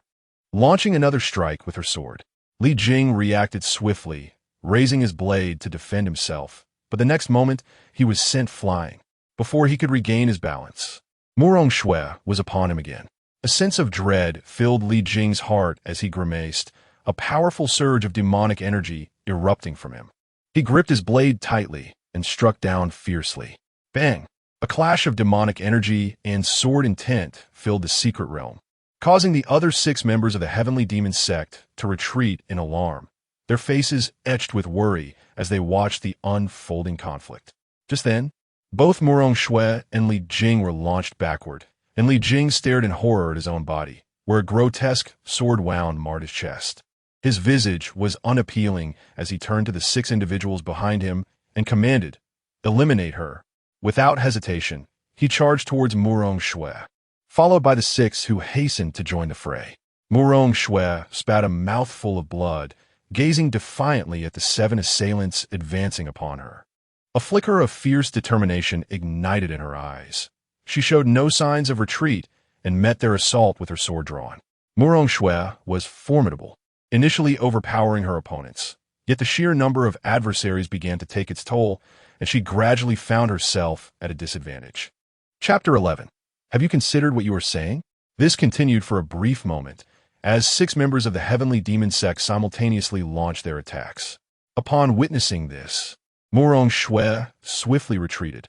At that moment, Li Jing suddenly appeared behind her. His gaze hardened, and he brought down his large blade with ferocity. Caught off guard, Murong Shui was struck fiercely by the blow, her back splitting open, blood gushing forth like molten lava. Clenching her teeth tightly, her face twisted in agony, she saw Li Jing brandishing his blade, aiming for her neck, while the 6 members of the heavenly demon sect closed in on her. A profound sense of imminent danger surged within her. Just as the situation became dire, Murong Shui let out a furious shout, unleashing a powerful force that erupted from her. Li Jing and the 6 members of the heavenly demon sect were unexpectedly hurled backward by this overwhelming power. Damn it! She had actually broken through to the first level of half-saint. Li Jing's expression darkened as he stared at Murong Shui, astonished that she had managed to achieve this critical breakthrough. Go! Do not let her succeed. Li Jing shouted, charging toward Murong Shui as the 6 members of the heavenly demon sect unleashed their strongest attacks. Suddenly, Murong Shui vanished from their sight, leaving Li Jing and the others in shock. A piercing scream echoed, and as Li Jing turned to locate the source, his heart sank. Murong Shui had inexplicably appeared behind one of the heavenly demon sect members, plunging her sword into his heart. In that instant, she vanished once more. Li Jing's pupils contracted, and he hastily cried out, "Fall back!" The remaining 5 members of the heavenly demon sect, taken aback, quickly retreated, yet one was too slow. His head severed in an instant. Before long, all 6 members of the heavenly demon sect lay dead, leaving only Li Jing standing. Curse it! Li Jing seethed with rage, his expression feral as he glared at Murong Shui, wishing nothing more than to tear her apart. "You have forced my hand," he roared, producing a talisman that he shattered without hesitation. In the next moment, a streak of light soared into the sky, transforming into a colossal blade intent that radiated a terrifying aura, causing the entire secret realm to tremble, mountains crumbling under its might. This fearsome blade intent surged directly toward Murong Shui. Li Jing's face twisted in malice. Haha. This talisman contained the most powerful strike of the heavenly demon sect's leader. Murong Shui could never withstand it. Gripping her sword tightly, Murong Shui gazed at the incoming blade intent and slowly closed her eyes. At this moment, she had exhausted all her spiritual energy. She was merely holding on, fully aware that she could not withstand this blade intent. Bitterly, she thought, "Am I destined to die?" Just then, a figure clad in white suddenly appeared before her, extending a hand and pointing. Crack! The colossal blade intent shattered instantaneously. Li Jing, witnessing this scene, froze in disbelief. It shattered? How could this be possible? At that moment, Murong Shui opened her eyes, staring at the familiar figure, and exclaimed in astonishment, "It's you." Su Chen turned around, a faint smile gracing his lips, his phoenix-like eyes radiating a subtle golden glow. His handsome profile, with its impeccable contours, resembled a masterful painting. Indeed, even more exquisite than art itself. Murong Shui's face flushed instantly, her gaze shifting elsewhere, too shy to meet Su Chen's eyes. The impact was overwhelming. She simply couldn't withstand it. Su Chen remarked, "I am relieved to see you are well." With that, he turned his attention to the distant Li Jing. Li Jing finally regained his composure and, trembling, inquired, Who are you?" Su Chen smirked slightly. "Oh, I am merely an ordinary person, so do not be afraid." Li Jing, Murong Shui. At that moment, Su Chen suddenly appeared before Li Jing, delivering a swift kick. Caught off guard, Li Jing was sent flying. Just as he managed to regain his footing, Su Chen reappeared in front of him, swiftly driving his knee into Li Jing's throat. Once again, Li Jing was propelled through the air, crashing heavily to the ground. His body convulsing and blood spilling from his mouth, mingled with shattered teeth. Sighing, Su Chen lamented, "It has been far too long since I last engaged in combat. After finally finding someone to spar with, it's over in just a few exchanges. How utterly uninteresting." Hearing this, Li Jing rolled his eyes and succumbed to a fit of rage. "You're so aloof. You think you're something special. Is this what you call sparring?" Murong Shui, equally speechless, soon felt her strength wane and fainted. Su Chen appeared beside her, lifting her gently before laying her down on the ground.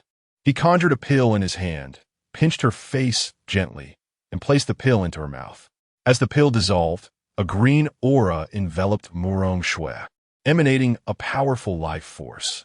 In an instant, her injuries healed, and her pallid complexion gradually regained its color.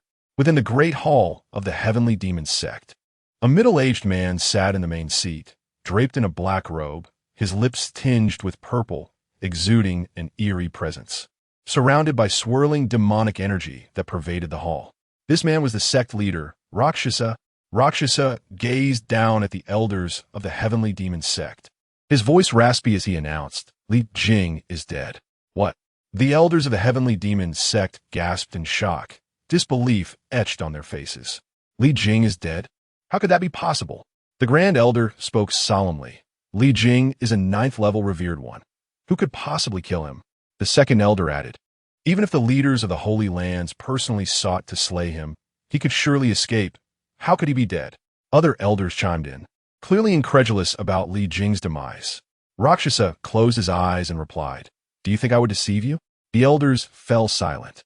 Indeed, how could Rakshasa possibly be lying? Unless he was completely out of his mind. Suddenly, Rakshasa opened his eyes, fixing his gaze on the elders. Something must have gone awry in the demon lord's secret realm. "Let's depart." With that, his figure vanished without a trace. The elders, momentarily stunned, quickly followed suit, disappearing from the hall. In the mysterious realm of the demon lord, Murong Shui gradually opened her eyes, astonishment evident as she surveyed her own body.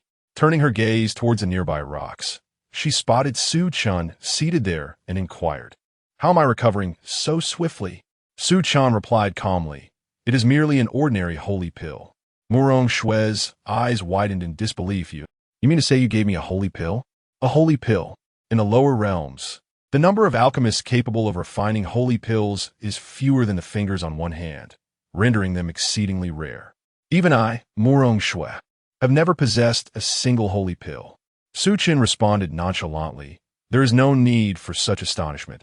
A holy pill is not an extraordinary item." Murong Shui's lips twitched slightly as she retorted, "Perhaps you should reconsider the implications of your words." She was truly rendered speechless. Chapter 12. The Mysterious Tower. Su Chen cast a glance at Murong Shui and shook his head, expressing his apologies. "I have never experienced the feelings of the impoverished. Hence, at times, my words may inadvertently wound your pride. Please understand, it is not my intention." At this, Murong Shui was infuriated. What arrogance! Such blatant pretentiousness! She chose to ignore Su Chen and instead surveyed her surroundings. They found themselves in a dense forest, enveloped in an eerie silence, devoid of even the slightest whisper of wind, creating a rather sinister atmosphere. Murong Shui furrowed her brow, remarking, "This secret realm is no ordinary place." Su Chen, however, remained unperturbed. "What brought you to this secret realm?" Murong Shui glanced at him and replied, "A few days ago, I encountered some furtive disciples of the heavenly demon sect. I captured them and, after subjecting them to harsh interrogation, learned that the sect's leader is plotting to unseal a certain individual. The one they refer to is said to be within this demon lord's secret realm, so I came to investigate. Little did I expect to run into Li Jing upon my arrival. Su Chen pondered for a moment before speaking. It appears this secret realm must harbor a powerful demonic cultivator. Murong Shui nodded in agreement. That is indeed my assessment. Su Chen proposed. Shall we explore this secret realm further? Murong Shui hesitated briefly before acquiescing. For the next while, the duo wandered aimlessly through the secret realm. After 15 minutes, they found themselves before a grand hall, from which emanated an ominous chill, exuding an unsettling aura.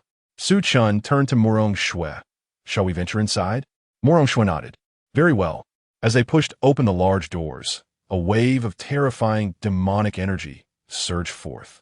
Murong Shui's brow furrowed as she gazed into the hall's center, where a coffin of crimson hue lay, intricately engraved with countless inscriptions and bound tightly by chains adorned with innumerable talismans. With a grave expression, Murong Shui stated, "The being imprisoned within that coffin must be the one referred to by the heavenly demon sect." She then turned to Su Chen, asking, "Should we summon help?" Su Chen smiled gently. "No need." With that, he strode purposefully toward the red coffin. Observing his actions, Murong Shui followed silently. As Su Chen approached the coffin, a smirk played at the corners of his mouth, finding the situation intriguing. Murong Shui inquired, "What are your intentions?" Without responding verbally, Su Chen brought his palm down forcefully upon the coffin. Crack! The coffin shattered instantly. A torrent of demonic energy erupted from within, darkening the sky and unleashing a cacophony of thunderous roars. Murong Shui's pupils constricted in disbelief. "Have you lost your mind?" She could hardly fathom that Su Chen had shattered the coffin so recklessly. Laughing for the first time in 3,000 years, I, the Demon Lord, have finally emerged from my seal. Those old geezers must be dead by now, so who in this world can hinder me? Who? At that moment, a voice that sent shivers down their spines echoed through the hall, followed by a figure slowly materializing within. The figure was clad in a dark robe, with hair as red as blood and eyes as black as night, evoking a sense of dread. An overwhelming aura of demonic energy enveloped him, causing the very heavens to tremble. Murong Shui's expression was grave as she murmured, "So formidable." Confronted by this malevolent force, she felt no inclination to resist. The demon lord suddenly turned his gaze towards Su Chen and his companion. When his eyes settled on Murong Shui, a wicked gleam appeared within them. "Did you break the seal?" he inquired. Su Chen replied with a smile, "Indeed." The demon lord let out a boisterous laugh, declaring, "Well done. Follow me faithfully from now on, and I shall not treat you poorly." Su Chen feigned astonishment, exclaiming, "Really?" The demon lord sneered, "I am an elder of the sacred land of demonic spirits in the immortal realm. Will I deceive you?" Su Chen, brimming with excitement, exclaimed, "Wow, that's impressive." The demon lord laughed heartily before turning his attention back to Murong Shui. "You shall remain," he commanded, then directed his gaze at Su Chen. "You leave. You are not permitted to enter without my command." Su Chen's expression darkened, and he vanished from sight. The demon lord was taken aback, but before he could react, Su Chen reappeared before him and decisively placed a foot upon his face. He found himself utterly incapable of resistance. Murong Shui was astonished. Is he truly this powerful? Goodness! The demon lord was momentarily bewildered. What had transpired? How could he, a being of such stature, be trampled by a mere novice? This was intolerable. Just as he contemplated unleashing his demonic energy, he was horrified to discover that he was utterly powerless. What on earth? He was once again in disbelief. This defied all logic. Wait, what is logic? The demon lord gulped, fear evident in his eyes as he regarded Su Chen. He had anticipated an amateur, yet instead encountered a formidable figure. Heavens, I have just broken free from my seal, and now I am faced with a powerhouse. Is fate toying with me? Su Chen regarded the demon lord coldly. Weren't you quite the boastful one? Continue to impress me, if you dare. The demon lord's expression was more wretched than that of one who had lost a beloved parent. He lamented, "Father, my dear father, I was wrong. I should not have acted so arrogantly. I beg for your mercy. I am willing to serve you." "Ah, no, I shall serve you like a horse." Su Chen and Murong Shui exchanged incredulous glances at the pitiful sight of the demon lord. What on earth was this? Su Chen pointed decisively, sealing the demon lord's powers, then lifted his foot. The demon lord sighed in relief and quickly expressed, "Thank you, Father, for sparing my life." He realized he might not face death after all. If he were to die, it would indeed be a most tragic fate. Su Chen looked at the demon lord, exasperated. "Call me father one more time, and I swear I shall end you." The demon lord, wide-eyed with terror, hastily replied, "Then may I call you grandfather?" Murong Shui could no longer contain herself and burst into laughter. Su Chen, his face darkened, stated, "I ask a question, you give an answer, understood?" The demon lord nodded fervently. "Yes, yes." Su Chen inquired, "Why were you sealed here?" The demon lord appeared to recall something, a surge of anger rising within him. But upon meeting Su Chen's gaze, he immediately quelled it. He remarked, "I acquired a treasure," and subsequently became the target of relentless pursuit by the foremost powers of the celestial realm. With no other recourse, I was compelled to descend to this mortal realm and seal myself away, thus evading the hunt from those celestial forces. After speaking, he cast a glance at Su Chen, pondering whether this individual would harbor any covetous thoughts. After all, he was a significant figure. Surely he would not stoop to such depths. Su Chen nodded, saying, "Show it to me." The expression of the demon lord immediately fell. Indeed, not a single prominent figure possesses integrity. Just as Su Chen appeared poised to act, the demon lord hastily produced a small tower, exclaiming, "Here, take it, but please handle it with care. It is unclean, and I urge you not to soil your hands." The small tower remained silent. Su Chen accepted the small tower, scrutinizing it for a moment, and then, for reasons unbeknownst to him, he suddenly vanished from the spot. Upon his reappearance, he found himself in a peculiar space. This space unfolded into an endless expanse of grassland, stretching as far as the eye could see. Chapter 13. The misfortune of the demon lord. Su Chen glanced around and chuckled. A day outside. A century inside? How intriguing. System. What is your opinion of this small tower? After a brief pause, the system responded, "This is not something that should exist in the immortal realm." Su Chen, taken aback, replied, "Oh, it seems this small tower has quite the significance. If you had not appeared, this small tower would likely have fallen into the hands of a child of destiny." The system elaborated. Surprised once more, Su Chen inquired, "Are you implying that this is a fortunate charm for a child of destiny?" Indeed. After pondering for a moment, Su Chen smiled. "How interesting. It appears that someone is orchestrating events." He then lifted his gaze to the void and declared, "So, it is you, small tower? I know you possess a spirit. Come forth and let us converse." As moments ticked by, the surroundings remained eerily silent. Su Chen nodded. "Very well, if you choose not to appear. Then your existence is rendered unnecessary." With that, he opened his palm, and a terrifying force began to coalesce, tearing at the fabric of space, causing the heavens and earth to tremble violently. Perhaps sensing the impending danger, a voice resonated from the void, "Wait, wait, wait." In the next instant, a stream of light halted before Su Chen. As the light dissipated, a small girl emerged, donned in a crimson belly band, her round face and petite, cherry-like lips exuding an undeniable cuteness. She regarded Su Chen with a wary gaze. "Are you the spirit of the small tower?" Su Chen inquired. The girl nodded silently. "What do you know? Please, share it with me." She shook her head. "I know nothing." Su Chen raised an eyebrow. "You know nothing?" As he extended his hand once more, the girl hastily replied, "I truly know nothing. I only know that I must find someone named Lin Fan and assist him in his growth." After speaking, she cast a glance at Su Chen, inwardly lamenting the injustice of his threatening demeanor towards the tower, despite her charming appearance. "Where's the fairness in this world?" she thought, unable to suppress her urge to weep. Su Chen nodded, affirming the system's words. "So, it is Lin Fan." Noticing the girl's imminent tears, he asked with a smile, "Why are you crying?" With her lips bitten in restraint, she gazed up at him, her eyes glistening with unshed tears. Chuckling, Su Chen shook his head, realizing he was inadvertently tormenting a child. "Would you like to stay by my side?" he offered. The girl, suppressing her sobs, queried, "Is that possible?" "Of course. he reassured her. After a moment's hesitation, she nodded, all right. Elated within, she recognized that Su Chen was undoubtedly a formidable figure, and to be by the side of such a handsome individual filled her with excitement. As for Lin Fan, who was he really? Do you have a name? Su Chen asked.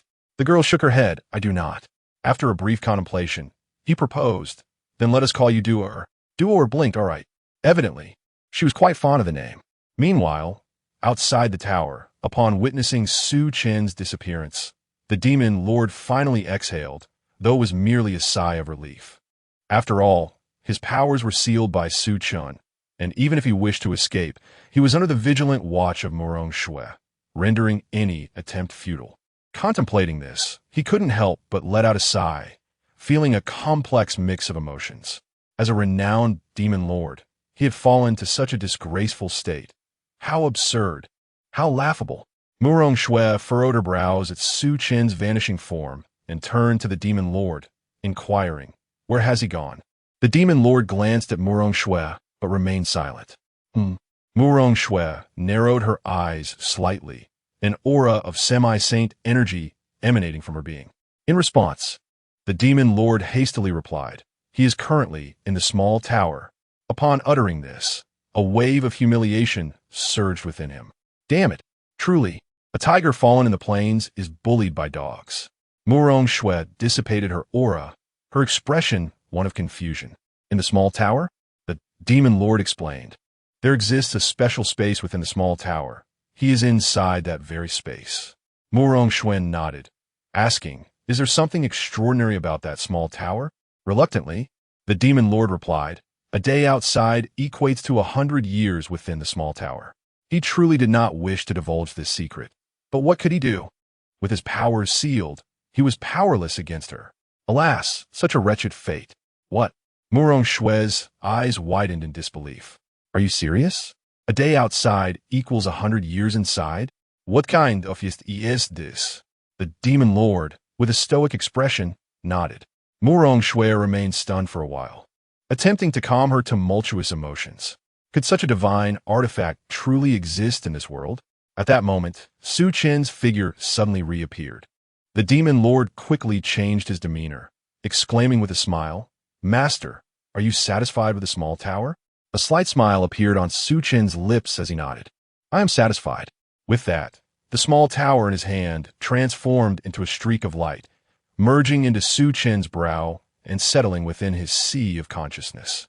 At that instant, Su Chen felt as though a connection had been established between himself and the small tower. Witnessing this, the demon lord felt a pang of bitterness. He had been pursued for 3,000 years for the sake of that small tower, and in the end, it was still not his. The demon lord felt anguish in his heart, though he remained silent. Su Chen, naturally perceiving the demon lord's thoughts, chuckled. Look at you. Rest assured, having taken your small tower, I will ensure you do not suffer losses. Following this, a vial of elixir materialized in his hand. He continued, you are currently at the 3rd level of the Great Saint Realm. The elixirs within this vial are sufficient to help you break through to the Saint King realm. Really? The demon lord was taken aback, astonished. It was known that he had been stuck at the 3rd level of the Great Saint Realm for several millennia without making a breakthrough. Could a single vial of elixir truly facilitate his advancement? He was evidently skeptical. Murong Shui first glanced at Su Chen, then cast a deep look at the demon lord, surprised to discover that this fellow was indeed at the Great Saint Realm. Su Chen smiled, pour out the elixirs, and you will see for yourself. As he spoke, he handed the vial to the demon lord. The demon lord nodded, accepting the elixir. At that moment, he could only choose to believe. He cautiously unscrewed the bottle cap, and an enchanting fragrance immediately wafted out, saturating the entire hall. The demon lord swallowed hard, a tempest of emotions stirring within him. Merely inhaling the aroma of the elixir stirred a long-dormant realm within him, causing a ripple of excitement.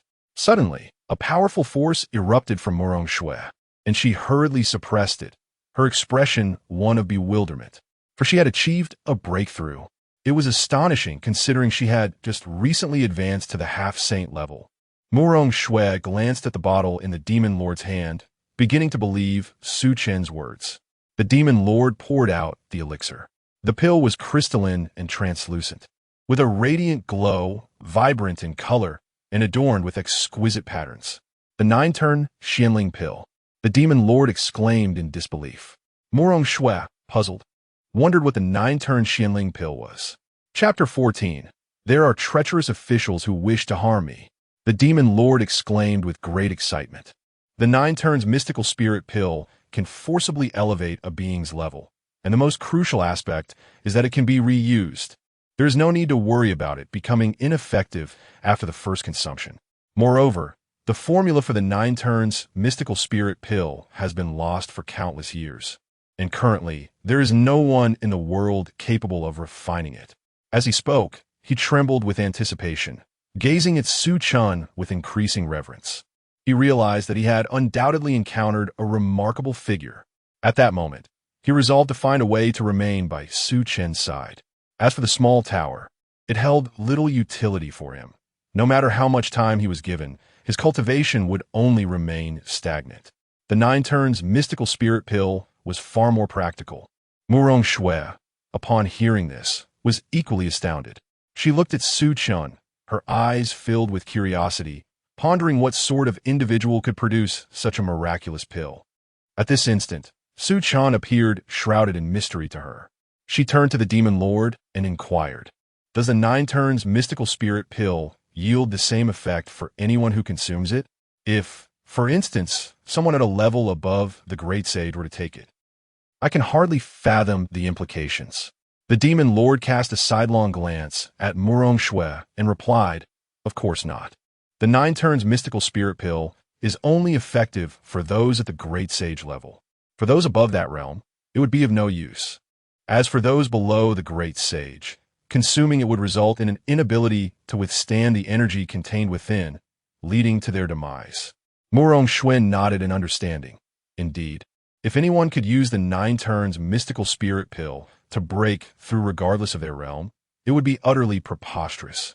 Suddenly, the demon lord knelt before Su Chen, his face filled with sincerity, and implored, "My lord, allow me to remain by your side. I beseech you." With that, he bowed his head to the ground. Having lived for so many years, he had learned a vital lesson. One must cling tightly to the legs of the powerful. Only by doing so can endless possibilities unfold. Su Chen's lips twitched. How could he not perceive the demon lord's intentions? After some contemplation, he realized that having the demon lord by his side might be quite advantageous. After all, he could not bear the burden of fighting all the battles alone, lest he be utterly exhausted. With this thought, he looked at the demon lord and said, "From now on, address me as young master." The demon lord's heart soared with joy, and he promptly exclaimed, "Young master." He understood that Su Chen had consented to his request to stay by his side. "Ha ha! From this day forth, I, the demon lord, have found my support. I shall see which audacious beings dare to provoke me. The pinnacle forces of the immortal realm, is it? Just wait and see." Murong Shui gazed at Su Chen with a complex expression. She knew he was extraordinary, but she never anticipated him to be this formidable, so effortlessly subjugating a great sage-level demon lord. Absurd. Just then, a group of individuals entered from outside the hall, led by the leader of the heavenly demon sect. Montak Sha. Mo Sha surveyed Su Chen and the others with a grave expression before his gaze landed on the demon lord.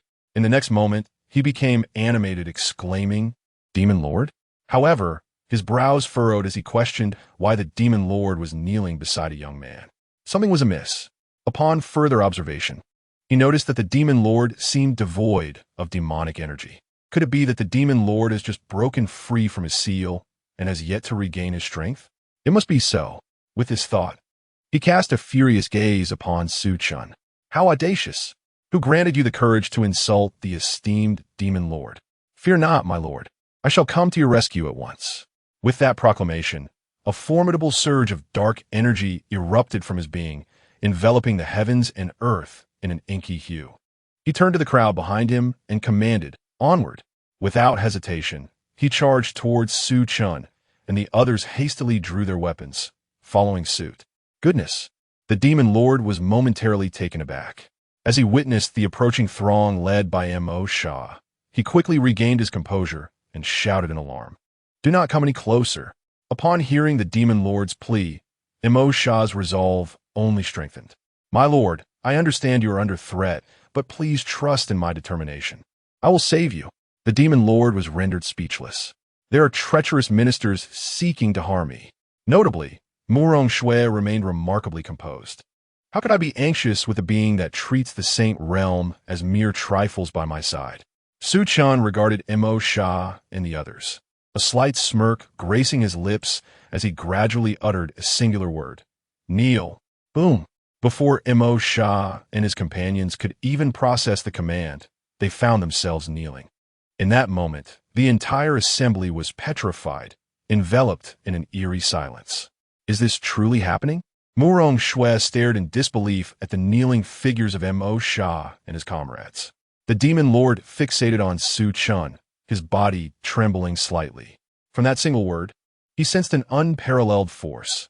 Had he faced it himself, he too would have had no choice but to kneel. In that instant, he fully accepted that Su Chen was undoubtedly a formidable figure, an extraordinarily powerful one at that. Mo Shah and the others were wide-eyed and bewildered, followed swiftly by terror as they trembled and looked up at Su Chen. What manner of being is this? At that moment, Mo Shah finally comprehended why the demon lord had knelt before Su Chen. He was utterly defeated. Su Chen shook his head slightly, finding it all rather trivial.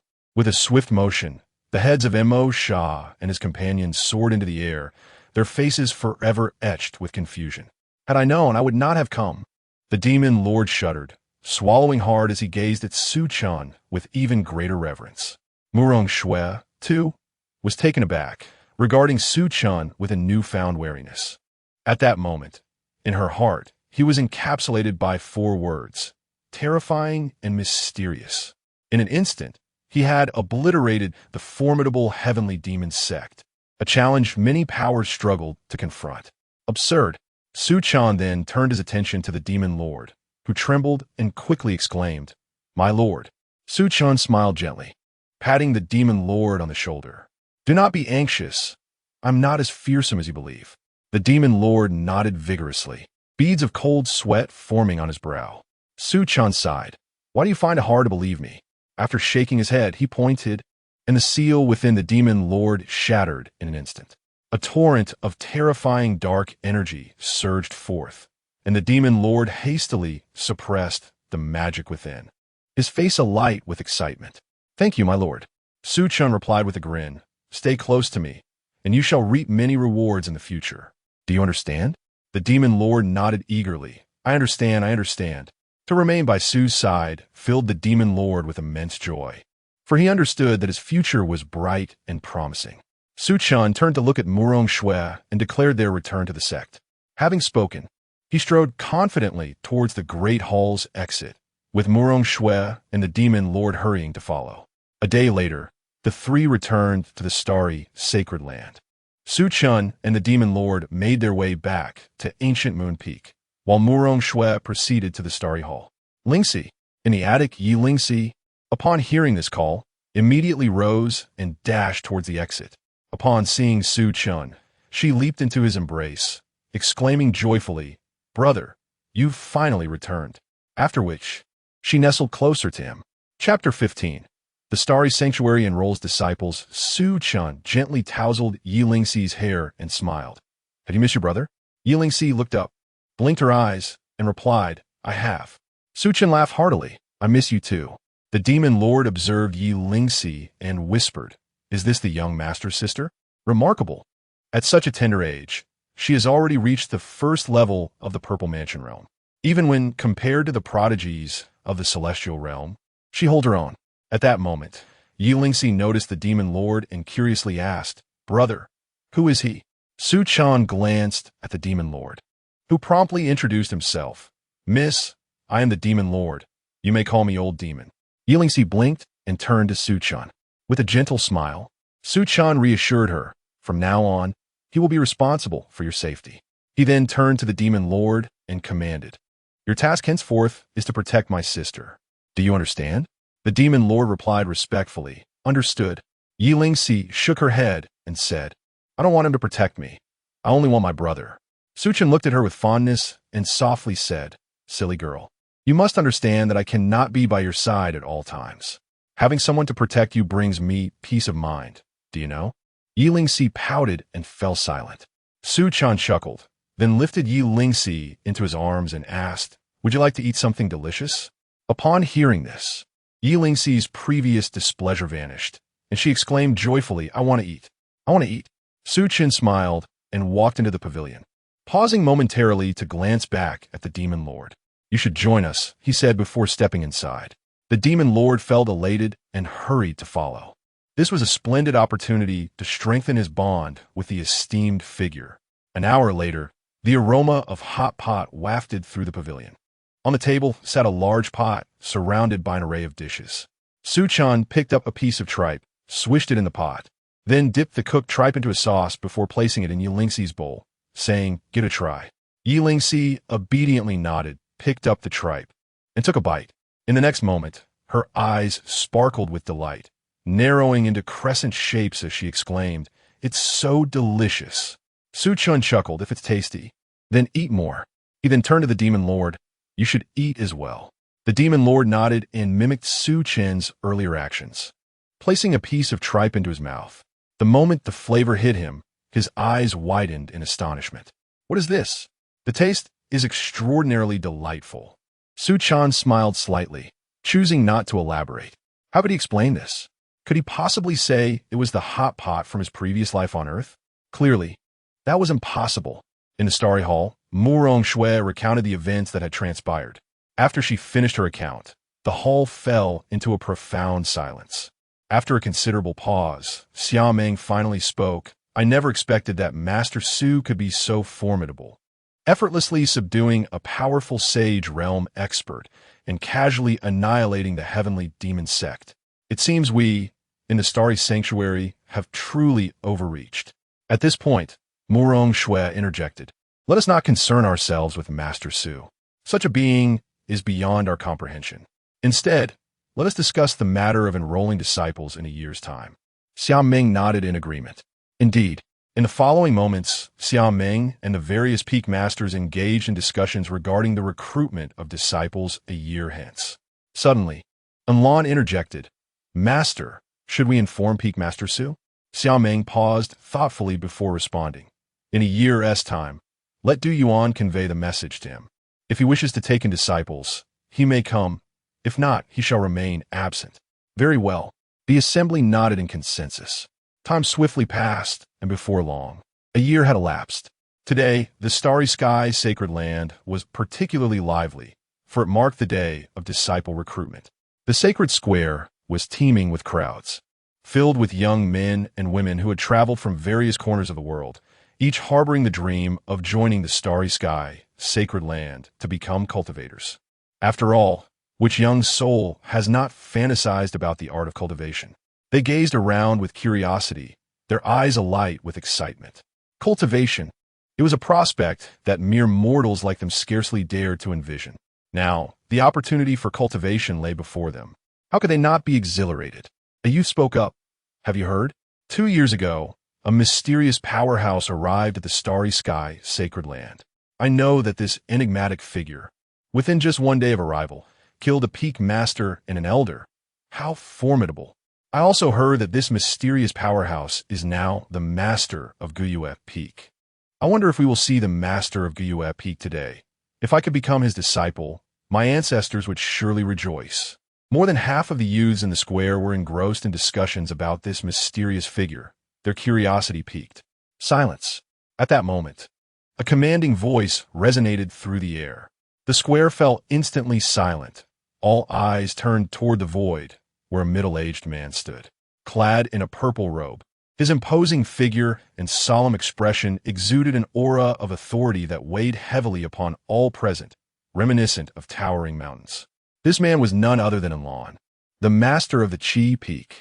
Anlan surveyed the crowd with a serious demeanor and declared, I shall now unleash my pressure.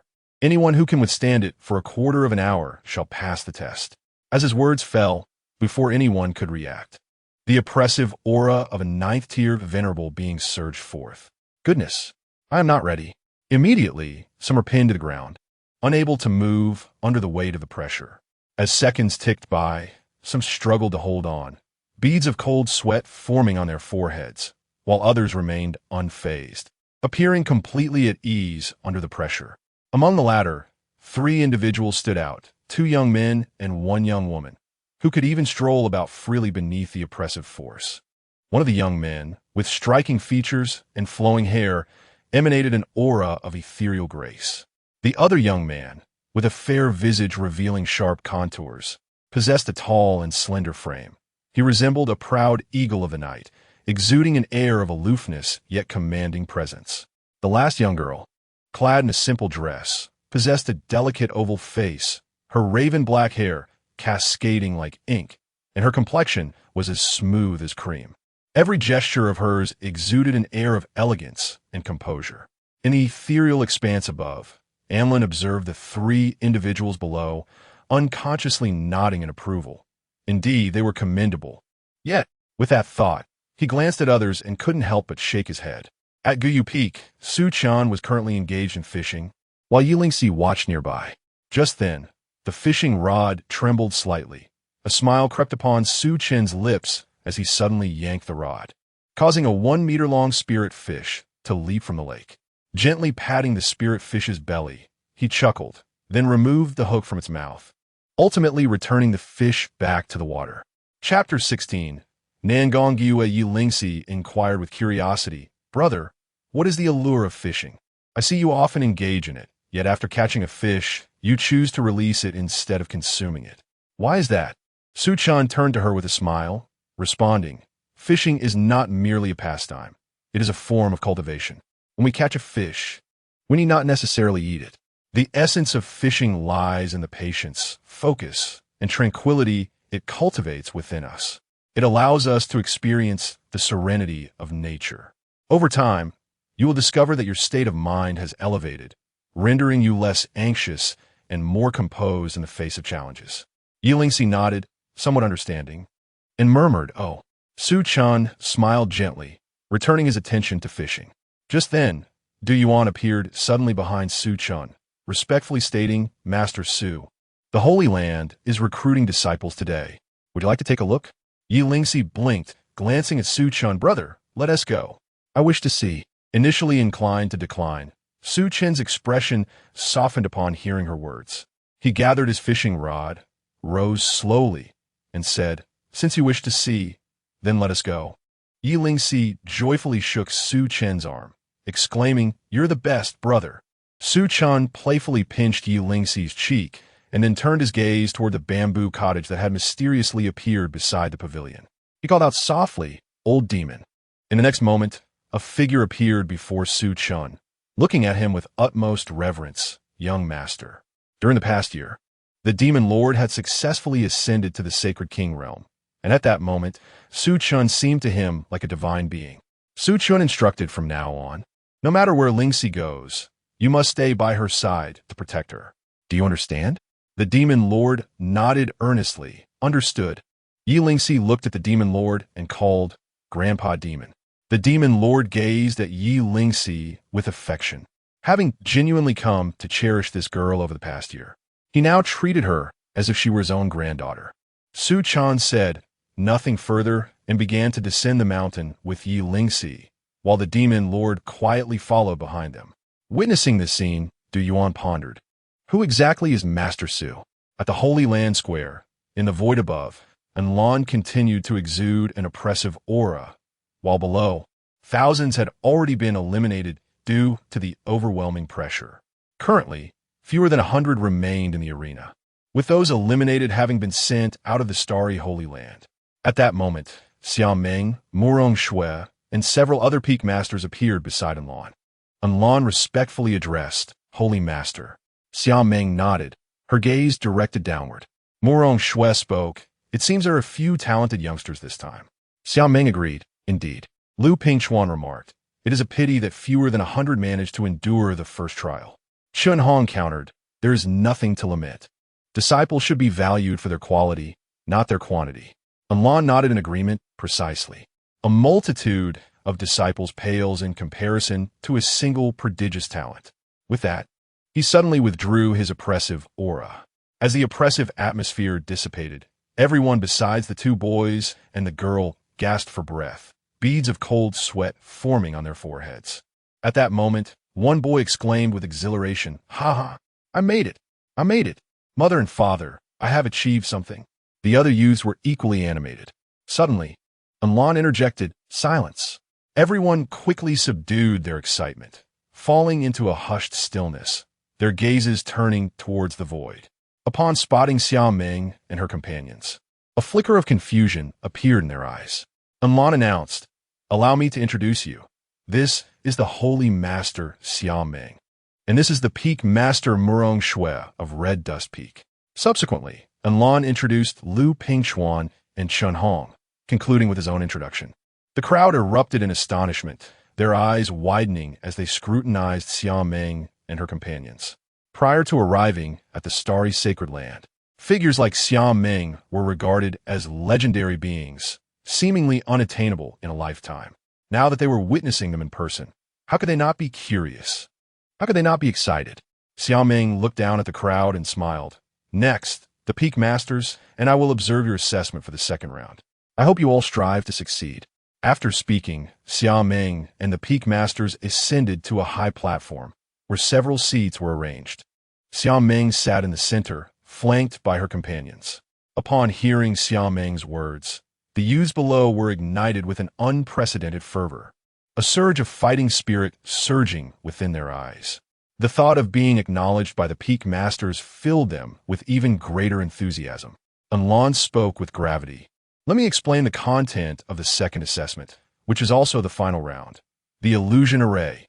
The mention of the illusion array caused everyone to furrow their brows. Anlan continued, "As long as you can break the illusion array on your own, you will pass." Before anyone could react, a golden light suddenly enveloped the entire square, and all fell to the ground in unison, their vision obscured. Xiao Ming turned to Lu Pingchuan and asked, "Are you certain they can break this illusion array?" Lu Pingchuan replied with a grin, "Of course. This illusion array is the most basic level.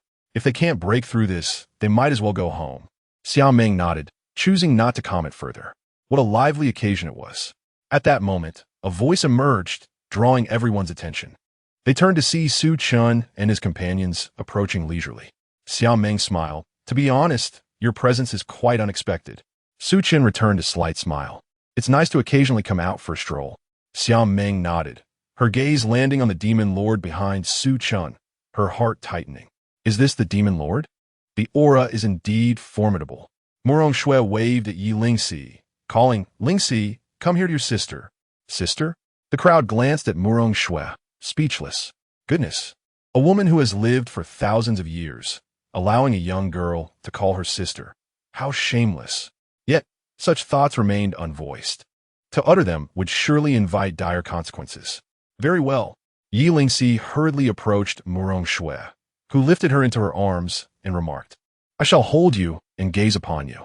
Since returning from the demon lord's secret realm, she had frequently visited Giwe Peak to seek out Su Chen, during which time she had grown quite familiar with Yi Lingxi. The latter obediently nodded.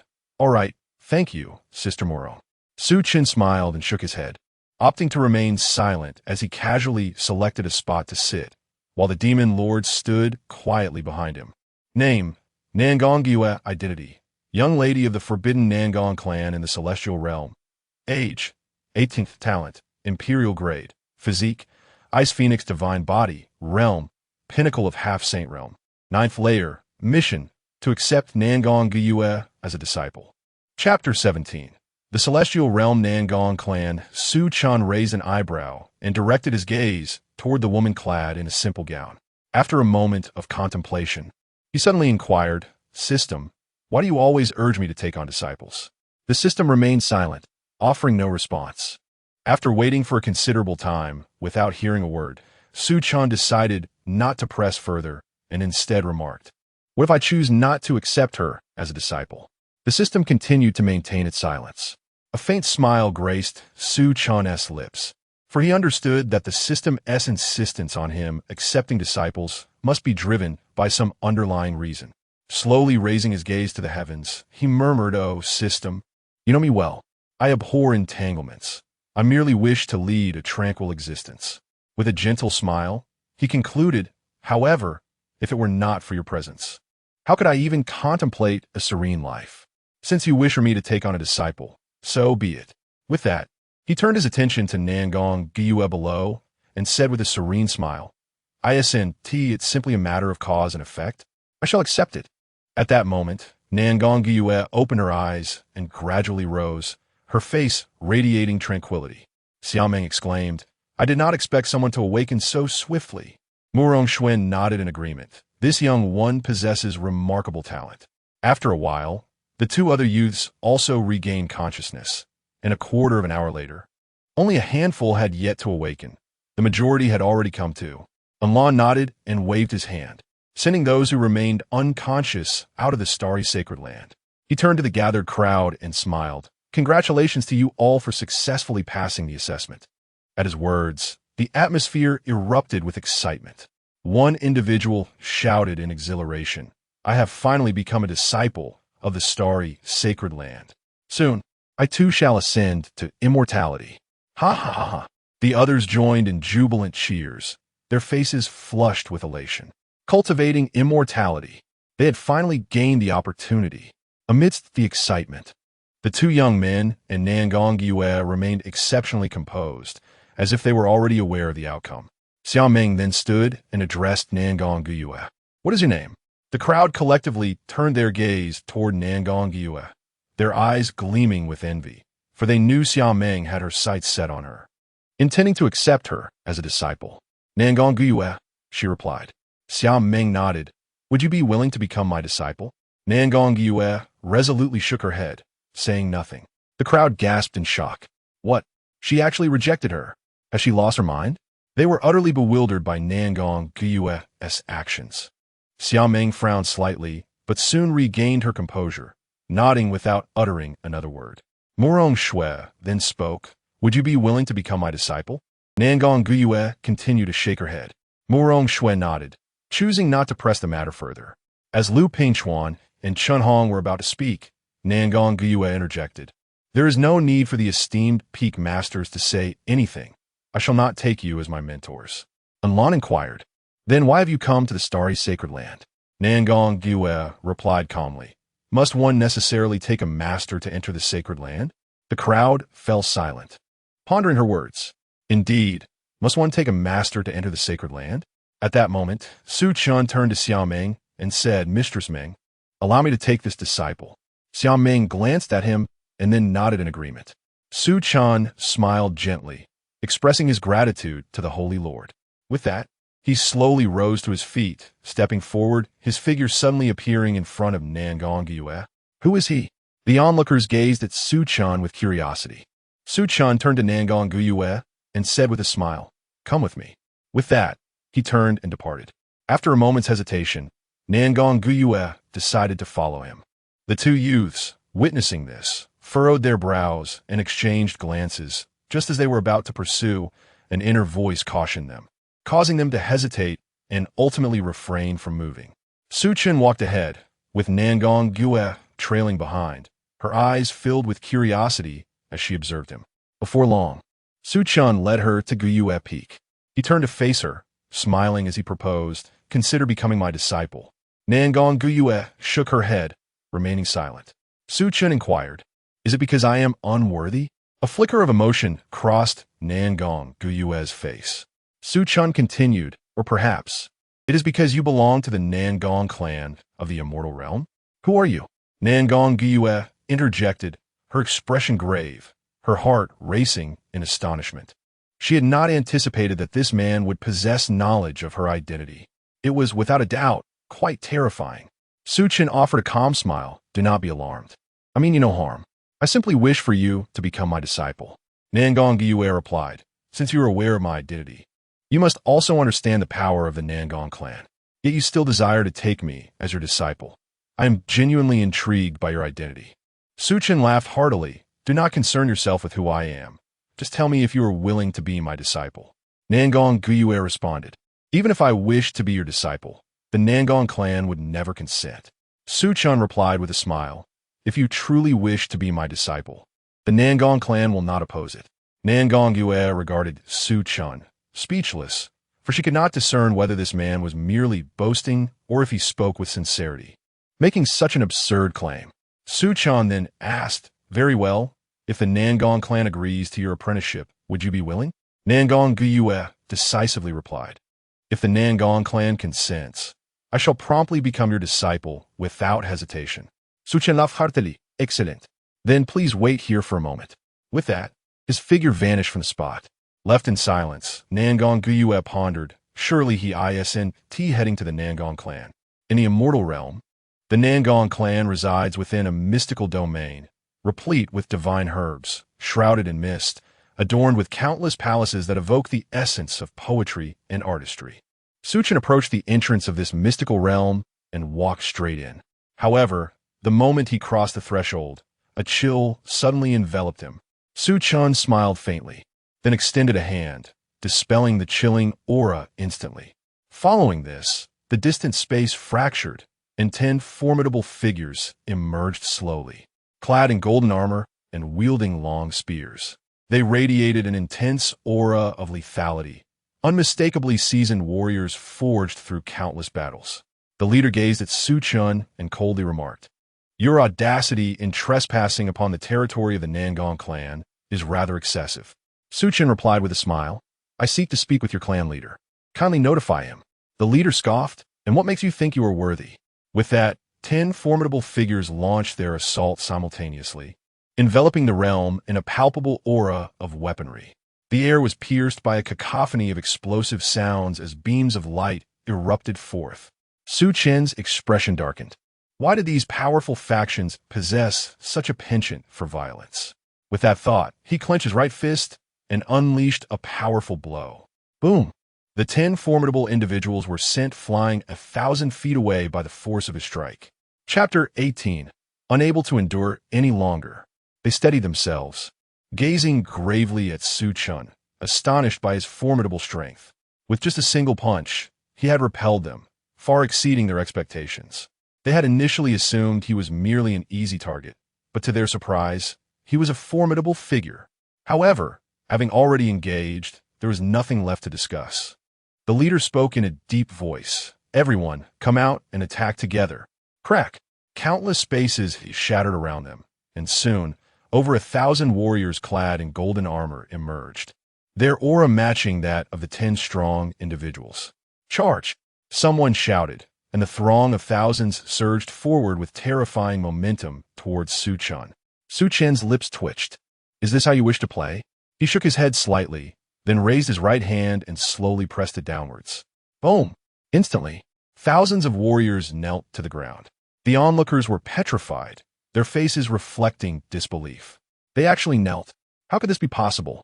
Su Chen turned his gaze to a specific direction and calmly stated, Aren't you coming out?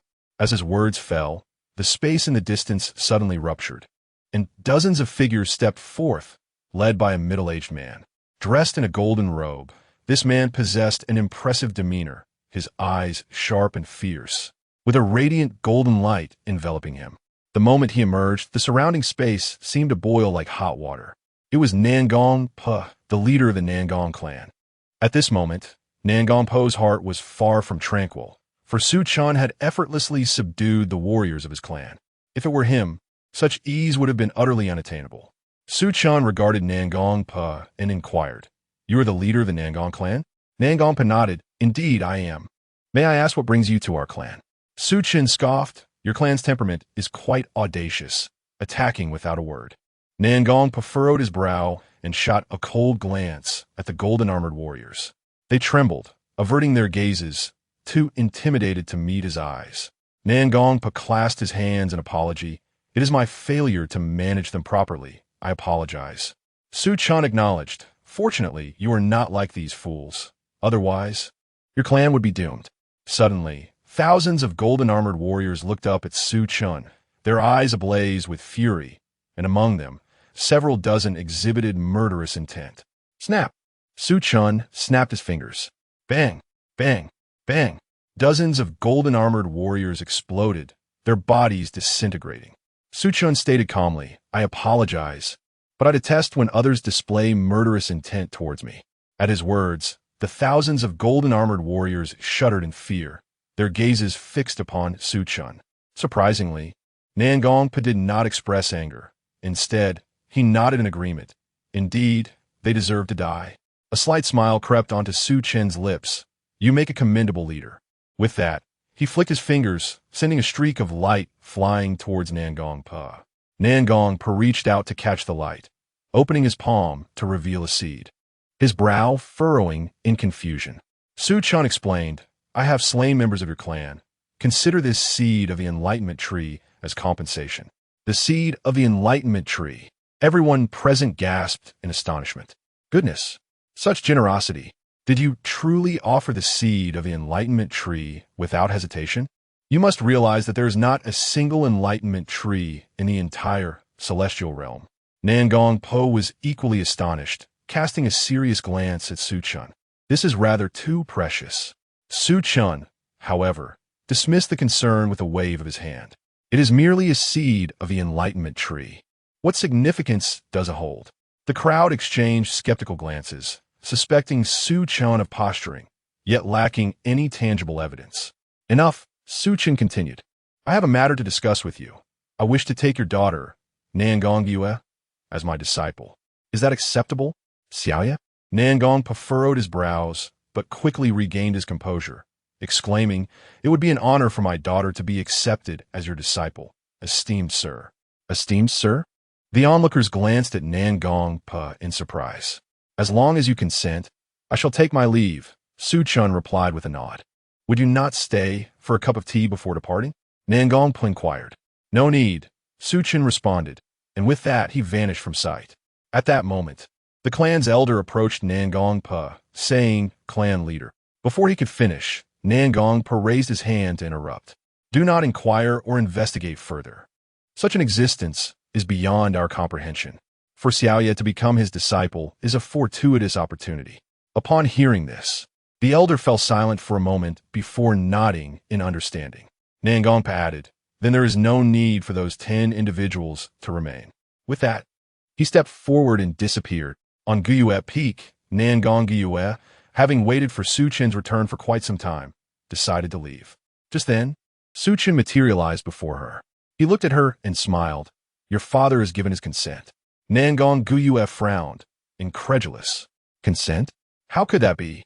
Clearly, she found it hard to believe. If you doubt me, you may inquire with your father, Su Chen suggested. After a moment of hesitation, she produced a communication stone. Just as she activated it, her father's voice echoed from within. I know what you are about to say. Follow that esteemed sir closely. Esteemed sir? Nangongpa's expression stiffened, a storm of emotions swirling within her. She gazed at Su Chen, pondering the nature of one who could command such respect from her father. Do you believe me now? Su Chen asked, a smile playing on his lips. Nangongpa remained silent, her thoughts tumultuous. As time slipped away, Su Chen abruptly stated, Enough, you may leave now. He was weary, having been so persistently denied the chance to accept a disciple, and the entire situation had begun to irritate him. If she did not wish to be his disciple, then so be it. Were it not for the system's task, he would have long since become exasperated. Apologies, Nangongpa replied, and without further ado, she turned and departed. Once she reached a secluded spot, she took out the communication stone once more, hesitating briefly before activating it. Her father's voice resonated immediately through the stone. What troubles you? Father, she replied, why did you agree to let me become his disciple? The soundstone fell silent, and Nangongpa waited quietly.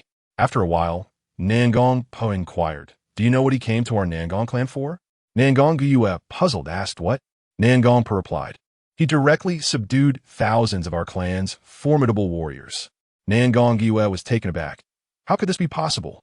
She was well aware of the terrifying strength possessed by her clan's elite. Nangongpa continued, Do you think I would deceive you?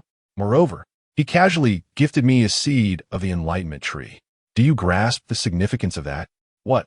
Nangongpa exclaimed in astonishment. a seed of the enlightenment tree. At that moment, Nangongpa said, "Thus, you must diligently stay by his side. This is your opportunity, understand?" Nangong Guyue fell silent, a sense of regret beginning to stir within her. Sensing something amiss, Nangongpa asked, "What is wrong?" After a moment of silence, Nangong Guyue confessed, "I declined to become his disciple." "What did you say?" Upon hearing this, Nangongpa was immediately filled with rage. Chapter 19. I acknowledge my regret at this moment. Nangongpa was exceedingly enraged. He could hardly fathom that his daughter could be so foolish.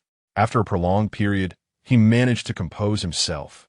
In a grave tone, he commanded, "You must return immediately to apologize. If that gentleman does not forgive you," he paused momentarily before continuing, "then you shall no longer have any claim to the position of clan leader." With that, the communication stone abruptly ceased its function. In that instant, Nangong Guyue was truly alarmed. She had only recently secured her position as the young master of the Nangong clan, and her father's words struck her like a thunderbolt. She never imagined that her father would strip her of her title merely for refusing to become that man's disciple. Without further hesitation, she turned sharply and rushed toward the summit of Guyue Peak. Meanwhile, Su Chen reclined in a wrought-tan chair, irritation bubbling within him at the recollection of recent events. His anger was not directed at Nangong Guyue's refusal to be his disciple, but rather at her manipulation. If she did not wish to become his disciple, she could have conveyed that earlier instead of uttering the phrase, "As long as my family agrees, I shall be your disciple." It was understandable, given her status as a young lady from a prominent family. However, after he had gone through the arduous task of securing her family's consent, it was infuriating to return only to find that she remained unwilling. Who would not be vexed under such circumstances? At that moment, distant noises reached his ears. Yet he remained indifferent, his eyes still closed. Standing beside him, Nangong Guyue wore a complex expression, fully aware that her ability to retain her position as young master hinged upon this man's decision. Recalling her earlier refusal to accept him as her mentor filled her with regret, primarily because she had truly underestimated this individual from the lower realms. What qualifications did he possess to be her teacher? Yet, she had not anticipated the weight of Su Chen's influence in her father's eyes. In a hushed tone, she inquired, "Do I still have a chance?" Su Chen remained silent, and Nangong Guyue patiently waited by his side. After an extended silence, he finally spoke, "I am unworthy to be your mentor. You may leave." Upon hearing this, Nangong Guyue's complexion turned ashen, and she crumpled to the ground. It was over. Completely over. At that moment, her face was devoid of color, as if all strength had been siphoned from her. She realized that her aspirations for the clan position were utterly dashed. No, there is still hope. Hastily, Nangong Guyue dropped to her knees before Su Chen, pleading, "I was wrong. I beseech your forgiveness. I truly erred." Su Chen slowly opened his eyes, casting a glance at Nangong Guyue, and remarked, "You refused my inquiries repeatedly. Yet now you express regret?" Nangong Guyue trembled as she replied, I was mistaken." Su Chen responded with a cold smile, "You think your error warrants my forgiveness? It is too late." With a gentle wave of his hand, Nangong Guyue vanished from sight. At the foot of Guyue Peak, Nangong Guyue sat slumped on the ground, her complexion pale as a blank canvas, devoid of any color. At that moment, the two youths from earlier suddenly appeared before her. One of the boys, filled with concern, asked, "Guyue, what has happened to you?" The other boy quickly added, "Indeed, did that man bully you?" With that, both boys' eyes blazed with indignation. At that moment, Nangong Guyue suddenly rose to her feet, her expression having returned to clarity. She gazed at the two young men before her, and, with a trembling voice, uttered, "Brother Jiang. Brother Chu, I. As she spoke, tears began to flow from her eyes. This sight caused Jiang Li and Chu Feiyu's hearts to race in urgency. Jiang Li said, "Guyue, do not cry. Please tell me, was it that man who bullied you?" Chu Feiyu added with indignation, "Yes, tell us, is it true? If so, I shall not spare him." Nangong Guyue nodded, her sobs growing more frequent. "How dare he?" Jiang Li and Chu Feiyu exclaimed in unison. Chu Feiyu then inquired, "What did he do to you?" Jiang Li also turned his gaze towards Nangong Guyue. With great effort, She stifled her tears and recounted. He took me to a secluded place and suddenly made advances towards me. Had I not escaped quickly, I fear. With that, she broke down once more. Hearing this, Jiang Li and Chu Feiyu sighed in relief. Chu Feiyu reassured her, "Do not worry. We will avenge you." Jiang Li nodded in agreement. "Indeed. Where is that scoundrel? If I do not have him torn to shreds, I shall not bear the name Jiang." Nangong Gyue hurriedly interjected. "He is not an ordinary man. You must not confront him." Chu Feiyu replied, "We are well aware of that. Otherwise, he would not dare to bully you. Hence, we plan to seek assistance from our clans. Jiang Li afirmat precisely. With the might of the Jiang and Chu clans, even if he is formidable, he shall surely perish." A faint smile crept upon Nangong Gyue's lips, though she maintained a facade of vulnerability. She looked at Jiang Li and Chu Feiyu and said then, "I truly appreciate your help. I am at a loss for how to repay you." Observing her delicate demeanor stirred something within Jiang Li and Chu Feiyu. Jiang Li suddenly remarked, "You speak as if we are strangers. You have been wronged. Can we simply stand idly by?" Chu Feiyu nodded. "Indeed. If we were to remain passive, what difference would there be between us and livestock?" Nangong Gyue, her eyes glistening with tears, timidly responded, "But how can that be? If you could teach him a lesson for me, I would be willing to share a drink with you." A blush crept across her face as she spoke. Upon hearing this, Jiang Li and Chu Feiyu's hearts soared with joy. Happiness had arrived unexpectedly. Chu Feiyu promptly said then, "Gyue, wait for us here in the starry sacred land while we fetch help from the immortal realm." Nangong Gyue replied, "Then, please take care on your journey." Jiang Li nodded, "We will." With that, the two turned to leave. Watching them disappear, Nangong Gyue's smile twisted into a sinister grin as she clenched her teeth and muttered, "Since I cannot become the clan leader, then let you die." She understood that she could not contend with Su Chen, so she resolved to manipulate Jiang Li and Chu Feiyu. The Jiang and Chu clans were prominent forces in the immortal realm, and she did not believe Su Chen could stand against them. She intended to use the Jiang and Chu clans to eliminate Su Chen. In the void above, Su Chen gazed down at Nangong Gyue, letting out a resigned sigh. He had initially intended to take on a disciple, but unexpectedly found himself with an adversary instead. Shaking his head, he vanished from sight. He harbored no intention of slaying Nangong Gyue and her companions, for he understood that even if he were to eliminate them, the forces behind them would inevitably seek retribution. Should the Jiang and Chu families dare to confront him in the future, he would not hesitate to obliterate them. His reluctance to harm Nangong Gyue stemmed from the fact that he had approached her first about becoming a disciple. Had he not done so, the subsequent events would not have unfolded. Thus, Su Chen resolved to grant her an opportunity. However, should she choose to ally with the Jiang and Chu families to trouble him later on, she would find herself facing dire consequences. Chapter 20. The Assassination Organization on the road. Jiang Li and Chu Feiyu walked side by side. Suddenly, Jiang Li inquired, "Brother Chu, do you believe what you said?" Chu Feiyu glanced at Jiang Li and shook his head in disbelief. Jiang Li nodded and remarked, "We may be unaware of Guyu's true identity, yet we are certainly cognizant of her strength. If that man truly intended to humiliate her, how could she possibly refrain from resisting, or even eliminating him? However, Guyu neither killed him nor engaged in combat." At this point, he fell silent. Chu Feiyu observed, "So, Guyu was lying just now?" Jiang Li smiled subtly, affirming, "Indeed, her hesitation to act against that man indicates he is certainly formidable. Thus, he deceived us into undertaking the assassination." Chu Feiyu's gaze turned cold. What a clever ploy she devised. Jiang Li chuckled softly, choosing not to respond. Chu Feiyu turned to Jiang Li and asked, "What shall we do next? Flee?"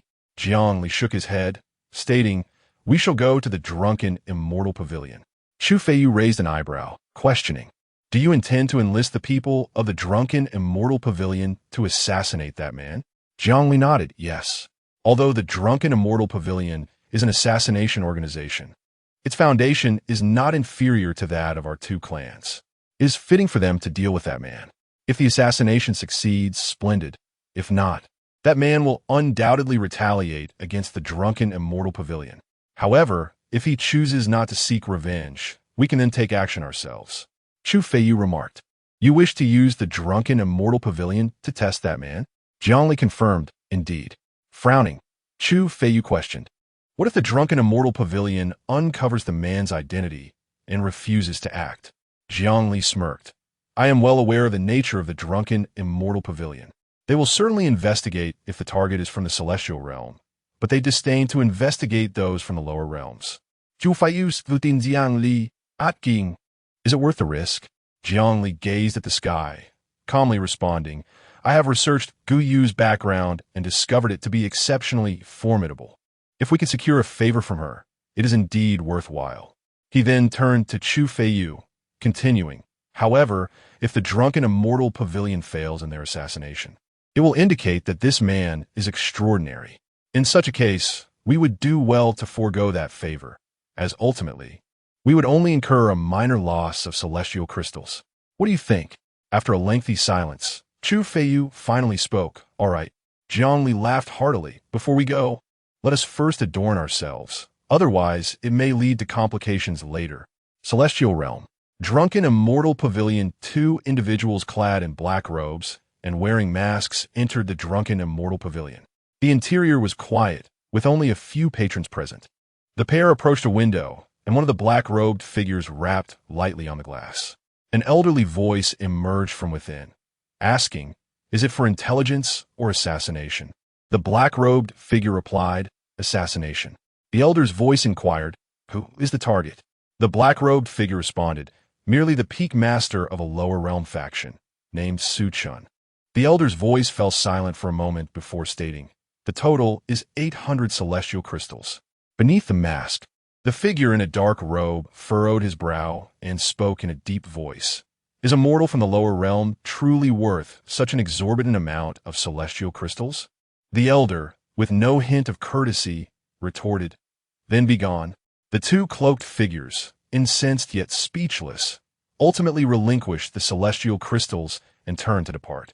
Once outside the drunken immortal pavilion, they removed their masks, revealing Jiang Li and Chu Feiyu, both visibly pale. Chu Feiyu remarked coldly, this drunken immortal pavilion is exceedingly arrogant. Is it not? Jiang Li, calming the fury within, responded, as long as they are willing to act, that suffices. Chu Feiyu continued, yet I remain displeased. Jiang Li kuntarat. What can we do about that? Annihilate the drunken immortal pavilion? Do we possess such power? Chu Feiyu fell silent. With a sigh, Jiang Li suggested, very well, let us indulge in some wine and await news. Chu Feiyu nodded in agreement. With that, the 2 transformed into a streak of light and vanished. After their departure, an elder emerged from the shadows. With a head of white hair and a weathered visage, he appeared remarkably vigorous, but for the creases on his face, one would scarcely consider him an elder. Squinting in the direction Jiang Li and his companion had gone, he mused, the scion of the Jiang family and the heir of the Chu clan. Interesting. Come forth. Upon his command, a figure clad in black robes materialized beside him. The man in black knelt respectfully, saying, Elder Wang. Elder Wang instructed, go to the lower realm and investigate a certain individual named Su Chen. The man nodded and, like a wraith, vanished from sight. Elder Wang returned to the drunken immortal pavilion, awaiting further news. A day later, the man in black reappeared at the drunken immortal pavilion. After listening to his report, Elder Wang fell into a brief silence. After a considerable pause, he finally spoke, send Mei Ying to probe further. Inform her that if she encounters resistance, she must retreat immediately without hesitation. The man in black nodded and disappeared once more. On the ancient moon peak, Su Chen reclined languidly in a wrought-tan chair, basking in the sun. At that moment, Yi Lingxi approached him in a light jog, closely followed by the demon lord. Yi Lingxi gazed at Su Chen and said, Brother, I wish to accompany Sister Morong to a secret realm. May I? Su Chen was taken aback and turned to her, asking, what do you intend to do in the secret realm? Yi Lingxi replied, I've reached a plateau in my cultivation while remaining on ancient moon peak. So I wish to venture out for some experience. Haha. With a knowing smile, Su Chen shook his head. I know you too well. Just admit you want to go out and have fun. Yi Lingxi stuck out her tongue and clutching Su Chen's arm, pleaded, "Please, brother." Su Chen smiled gently, casting a glance at the Demon Lord. The Demon Lord promptly assured, "It is a low-level secret realm. There should be no significant issues." Su Chen nodded, looking down at Yi Lingxi, and ruffled her hair, saying, "Then you may go." "Hooray!" Yi Lingxi exclaimed joyfully, bouncing up and playfully pecking Su Chen on the cheek. With a resigned smile, Su Chen then said earnestly, "You must remember to heed Sister Murong's words while you are away." Yi Lingxi nodded vigorously, and Su Chen pinched her cheek lightly, encouraging, "Off you go. Brother, wait for my return." With that, Yi Lingxi raised her hands behind her and trotted down the mountain. Her demeanor was utterly charming. Watching her retreating figure, Su Chen smiled softly, vowing to protect her if she were to be harmed. As he spoke, he turned to the Demon Lord. The Demon Lord shuddered, hastily assuring, "I will ensure the young lady's safety." Su Chen retracted his gaze, calmly responding, "That is reassuring." The Demon Lord then bowed respectfully to Su Chen before vanishing from sight. Soon, the surroundings fell into an eerie silence, and Su Chen gradually closed his eyes, sinking into a deep slumber, until the dead of night, when an unsettling stillness enveloped the area. A surge of murderous intent emerged, followed by a flash of blade light. Boom! A torrent of murderous aura surged forth, the howling winds creating a truly terrifying atmosphere. Chapter 21. Behold! Su Chen remained in a tranquil slumber, his breathing steady, seemingly oblivious to the tumult surrounding him. Suddenly, a blade's intent surged towards him with astonishing speed, akin to a thunderclap. In the blink of an eye, it reached his side. Boom! A resounding explosion echoed, unleashing a terrifying shockwave that radiated outward. Dust and debris erupted into the air. The lake churned violently, summoning monstrous waves. As the haze dissipated, a figure clad in a black robe, adorned with a half-golden mask obscuring all but the lower part of her face, emerged, holding a dagger suspended midair. The dagger was ensnared between two delicate fingers. Upon closer inspection, Su Chen opened his eyes, locking his gaze onto the enigmatic figure. The stranger's pupils constricted sharply, and she instinctively released the dagger, pivoting to flee. "Kneel!" Boom! Just as she intended to escape, the mysterious figure suddenly collapsed to the ground.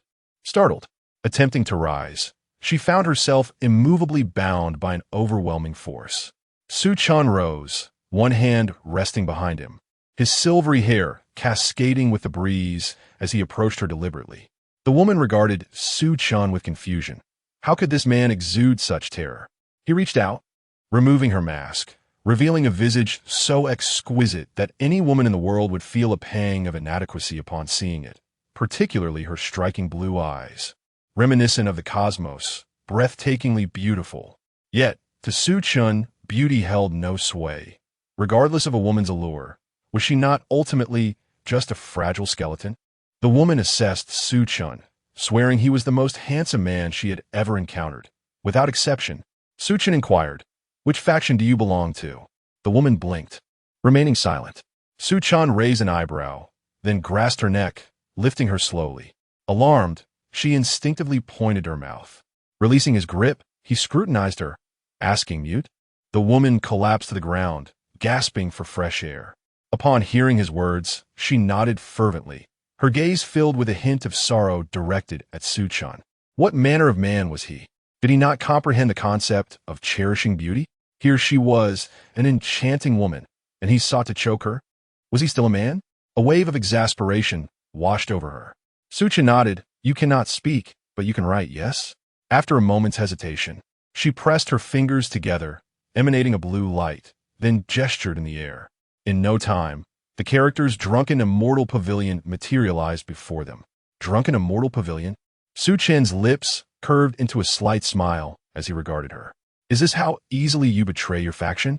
The woman swiftly inscribed two more characters in the air. "Wanna live." After completing her words, she gazed at Su Chen, blinking. She understood that any attempt to conceal the truth would lead to her demise. All she desired was to earn a few coins, not to perish. Moreover, she felt a simmering anger within. Why should she, so powerful a man, require her to undertake assassination? Did he wish for her demise to come swifter? Su Chen laughed heartily. Want to live? Very well. I shall grant you an opportunity. If you lead me to the headquarters of the drunken immortal tower, I will let you go. What do you say? The woman blinked and then inscribed her response. Are you out of your mind? The drunken immortal tower is a formidable force, quite terrifying indeed. Su Chen smiled faintly. You need only to guide me. Leave the rest to me. The woman regarded Su Chen with a deep gaze before nodding in agreement. Although she could not fathom why this man exuded such confidence, she chose to honor his resolve. At that moment, Su Chen turned his gaze skyward and declared, You may return now. All is well. In the void above, Xiaoming, along with a host of peak leaders and elders, were present. They had rushed to the scene the instant the woman made her move. But upon witnessing Su Chen subdue her, they refrained from intervening. After hearing Su Chen's words, Xiaoming nodded and vanished, followed by the other leaders and elders dispersing. Su Chen lowered his head to look at the woman and inquired, What is your name? She wrote in the air, Gu Qingying. In the realm of immortals, the drunken immortal tower stood before Su Chen, a slight smile gracing his lips as he strode boldly inside, with Gu Qingying hesitating for a moment before following suit. Upon entering, the occupants of the drunken immortal tower turned their gazes towards them, assessing the newcomers.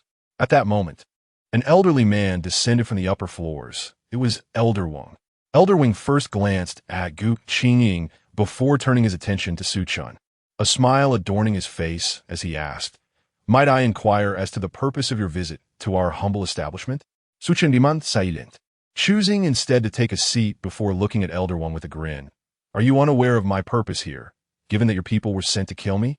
Elder Wang maintained his smile, replying, Surely, there must be some misunderstanding. Misunderstanding? Su Chen chuckled lightly, gesturing towards Gu Qingying. Is she not one of yours? Elder Wang glanced at Gu Qingying and shook his head. This individual is not affiliated with the drunken immortal tower. Oh, Su Chen feigned surprise. Yet she explicitly told me she was one of your own. Elder Wang shook his head vehemently. That is impossible. Su Chen smiled knowingly. Am I to believe I have misjudged your esteemed establishment? Elder Wang nodded. Indeed. Su Chen burst into hearty laughter. Then I shall assert that she's indeed one of your own. Elder Wang's eyes narrowed slightly, and he fell silent. The atmosphere grew increasingly tense. Suddenly, Elder Wang called out, Summon the others. As his command resonated, powerful auras surged forth, causing the very fabric of the world to tremble violently. In an instant, thousands of formidable beings emerged, among them a dozen whose presence was particularly fearsome. They encircled Su Chen and Gu Qingying, a palpable wave of murderous intent enveloping them. Elder Wang regarded Su Chen coldly, declaring, Then you shall meet your end. Gu Qingying inched closer to Su Chen, visibly anxious. Ha ha ha! Su Chen erupted into laughter, finding the situation amusing. Indeed, quite entertaining. All eyes turned to Su Chen, bewildered. Could it be that he had lost his wits from fear? Elder Wang's expression grew grave as he fixated on Su Chen, a sense of unease creeping into his heart for reasons he could not comprehend. Su Chen cast a glance at Elder Wang and said, You shall witness this. Suddenly, a flicker of sword light flashed, and the heads of thousands of powerful warriors from the drunken immortal pavilion soared into the sky simultaneously. Drops of blood poured down like rain, and in an instant, the entire pavilion was drenched in crimson.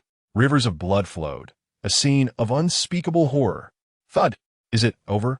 Elder Wang's legs gave way, and he collapsed onto the ground, his complexion ashen, devoid of any color. In the next moment, darkness enveloped his vision, and he began to froth at the mouth, succumbing to unconsciousness, clearly a victim of overwhelming terror. Upon witnessing this scene, Gu Qingying felt as if struck by lightning, left utterly stunned in place. Thousands of formidable warriors, just like that, exterminated? Terrifying. Absurd. Chapter 22. The Catastrophe of Annihilation. Gu Qingying cast a cautious glance at Su Chen, her eyes filled with both fear and reverence. The prowess of the man before her was simply extraordinary. The annihilation of a first-rate power. Who would believe such a tale?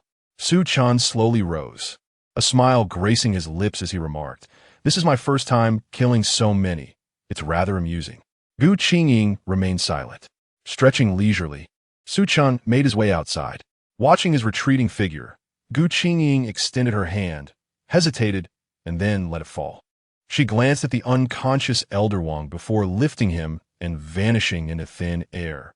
On a mountain peak, Elder Wang leaned against a large tree, his eyes vacant and hair disheveled. The recent events had dealt him a significant blow. Beside him, Gu Qingying observed Elder Wang and said, "It's fortunate that you are still alive." To her surprise, he could speak.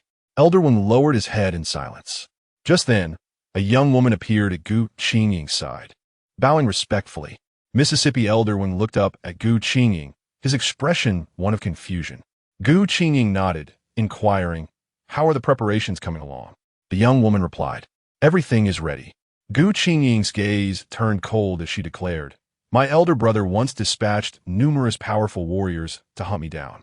Now that I am returning, it is time to settle this score and take control of the entire Gu family." At her words, the young woman's face lit up with excitement. Gu Qingying then turned to Elder Wang, saying, "When I was besieged and gravely injured, it was you who saved me. I offer you an opportunity to join me." Elder Wang shook his head, replying, "I simply wish to find a place to retire." The memories of the events at the Drunken Immortal Pavilion made him break into a sweat. The cultivation world was far too perilous, and he only desired a peaceful remainder of his days. Gu Qingying nodded, "Very well." With that, she turned and departed, the young woman hastily following. Left behind, Elder Wang let out a long sigh, contemplating Su Chen with a complex expression. Does such a terrifying existence truly exist in this world? Within a grand hall, after receiving the news of the Drunken Immortal Pavilion's destruction, Jiang Li and Chu Feiyu had been shrouded in silence. Jiang Li closed his eyes and pondered. "Do you think he will realize that we were behind the assassination attempt on him at the Drunken Immortal Pavilion?" After a moment of contemplation, Chu Feiyu shook his head. "I do not know." Jiang Li's voice trembled as he queried, "What if he does find out? What will become of our two clans?" Chu Feiyu remained silent, not responding. Jiang Li continued, "It seems we have inadvertently brought about a calamity of annihilation upon our families." Chu Feiyu clenched his fists tightly, still silent. Suddenly, Jiang Li turned to him, stating, "As long as our two families unite, we need not fear him." Chu Feiyu's expression hardened as he replied, "But how do we explain this to our families?" Jiang Li slowly closed his eyes, saying, "We can simply claim that we have provoked a formidable enemy while outside. They will naturally take action, but we must never disclose that it was Su Chen who obliterated the Drunken Immortal Pavilion. Otherwise, they might refrain from intervening or even turn against us." Seeking to appease Su Chen, after contemplating Jiang Li's words, Chu Feiyu finally agreed, "Understood." Jiang Li nodded and promptly vanished from the spot. In the stillness, a glimmer of brilliance flickered in Chu Feiyu's eyes as he pondered in silence. After a brief moment, his figure vanished from the grand hall. A day later, on Gue Peak, Su Chen was engaged in fishing when he directed his gaze toward the particular spot and calmly said, "Come out." From the shadows emerged a figure, Chu Feiyu, who had not returned to his clan. He approached Su Chen and knelt, pleading for forgiveness for his prior foolish decisions. Su Chen remained silent, and Chu Feiyu waited quietly, beads of cold sweat forming on his brow. His presence before Su Chen stemmed from his fear of taking another wrong step that could lead to the annihilation of the Chu clan, rendering him a sinner among his people. Consequently, he resolved to apologize. Should Su Chen grant him forgiveness, it would be a blessing, but if not, he was prepared to atone with his life. His very existence was staked on this visit. At that moment, the fishing rod twitched, Su Chen gently tugged, and a spirit fish surfaced. He cast the fish aside into a basin, opting not to release it, but rather to prepare it for a meal later. After casting the line back into the lake, he turned to Chu Feiyu. Noticing Su Chen's gaze, Chu Feiyu trembled and lowered his head in silence. Su Chen spoke, "You are clever. You may leave now, provided you do not trouble me again." A wave of joy surged within Chu Feiyu, and he quickly prostrated himself in gratitude, exclaiming, "Thank you, my lord. Thank you." Overwhelmed with emotion, He had not anticipated such mercy from Su Chen, for he had braced himself for death. Su Chen waved his hand. Go. After a moment's hesitation, Chu Feiyu added, that Jiang Li may come to trouble you. Su Chen replied nonchalantly, if he dares approach, I shall eradicate his entire clan. Chu Feiyu's body quivered, and a newfound respect reflected in his gaze. He understood that Su Chen was not merely posturing. He had tangible evidence of his might, as demonstrated by the incident at Drunken Immortal Tower. At this moment, he felt immense relief for his decision. Chu Feiyu respectfully stated, if he comes, I will inform you. Su Chen glanced at him. Are you seeking to utilize me to eliminate the Jiang family, thus allowing your clan to absorb their power? Chu Feiyu's hair stood on end, and he hastily bowed, stammering I. His heart raced as regret washed over him. He had not anticipated Su Chen discerning his intentions. How foolish of him to attempt to play tricks before such an entity. Su Chen calmly said, the spoils from the Jiang family shall be divided 8-2 in my favor, understood? Initially taken aback, Chu Feiyu soon felt elation as he responded, understood, understood. Su Chen nodded. When the time comes, deliver the items to the hand of the Saint Lord of the Starry Holy Land. Clear? Chu Feiyu nodded fervently. Clear. Su Chen affirmed, very well, go now. What follows is in your hands. Rising, Chu Feiyu bowed respectfully before turning to depart. His heart brimmed with joy. Although he would only receive a mere 20% of the Jiang family's wealth, he felt immensely satisfied, for the Jiang family was a first-rate power, and even a fraction of their fortune was formidable. In the celestial realm, within the residence of the Chu family, the situation unfolded thusly. Chu Feiyu knelt upon the ground, his gaze directed towards the middle-aged man seated in the position of authority. This man, the head of the Chu family, Chu Yun, adorned a brocade robe and possessed a slightly corpulent physique, his fingers bedecked with rings of immense value, reminiscent of a nouveau riche individual. Upon hearing his son's account, Chu Yun fell into a contemplative silence, only breaking it after a considerable pause to inquire, is it true that Su Chen is truly so formidable? Chu Feiyu eagerly nodded, declaring, it was he who obliterated the Drunken Immortal Pavilion. At this revelation, a jolt of astonishment coursed through Chu Yun's mind. Is that so? He questioned, to which Chu Feiyu affirmed, indeed. Chu Yun lapsed into silence once more. The news of the Drunken Immortal Pavilion's demise was something he had only recently come to learn, and he had been pondering who could possibly bring about such an annihilation. Now, however, his son disclosed that the very individual responsible for the pavilion's destruction was previously his adversary. At this moment, a chill of apprehension trickled down his spine, leaving him drenched in cold sweat. Chapter 23. Instant Kill. Chu Yun remained silent for a long time before asking, what do you wish for me to do? A spark of joy ignited in Chu Feiyu's heart, for he realized that his father had acquiesced.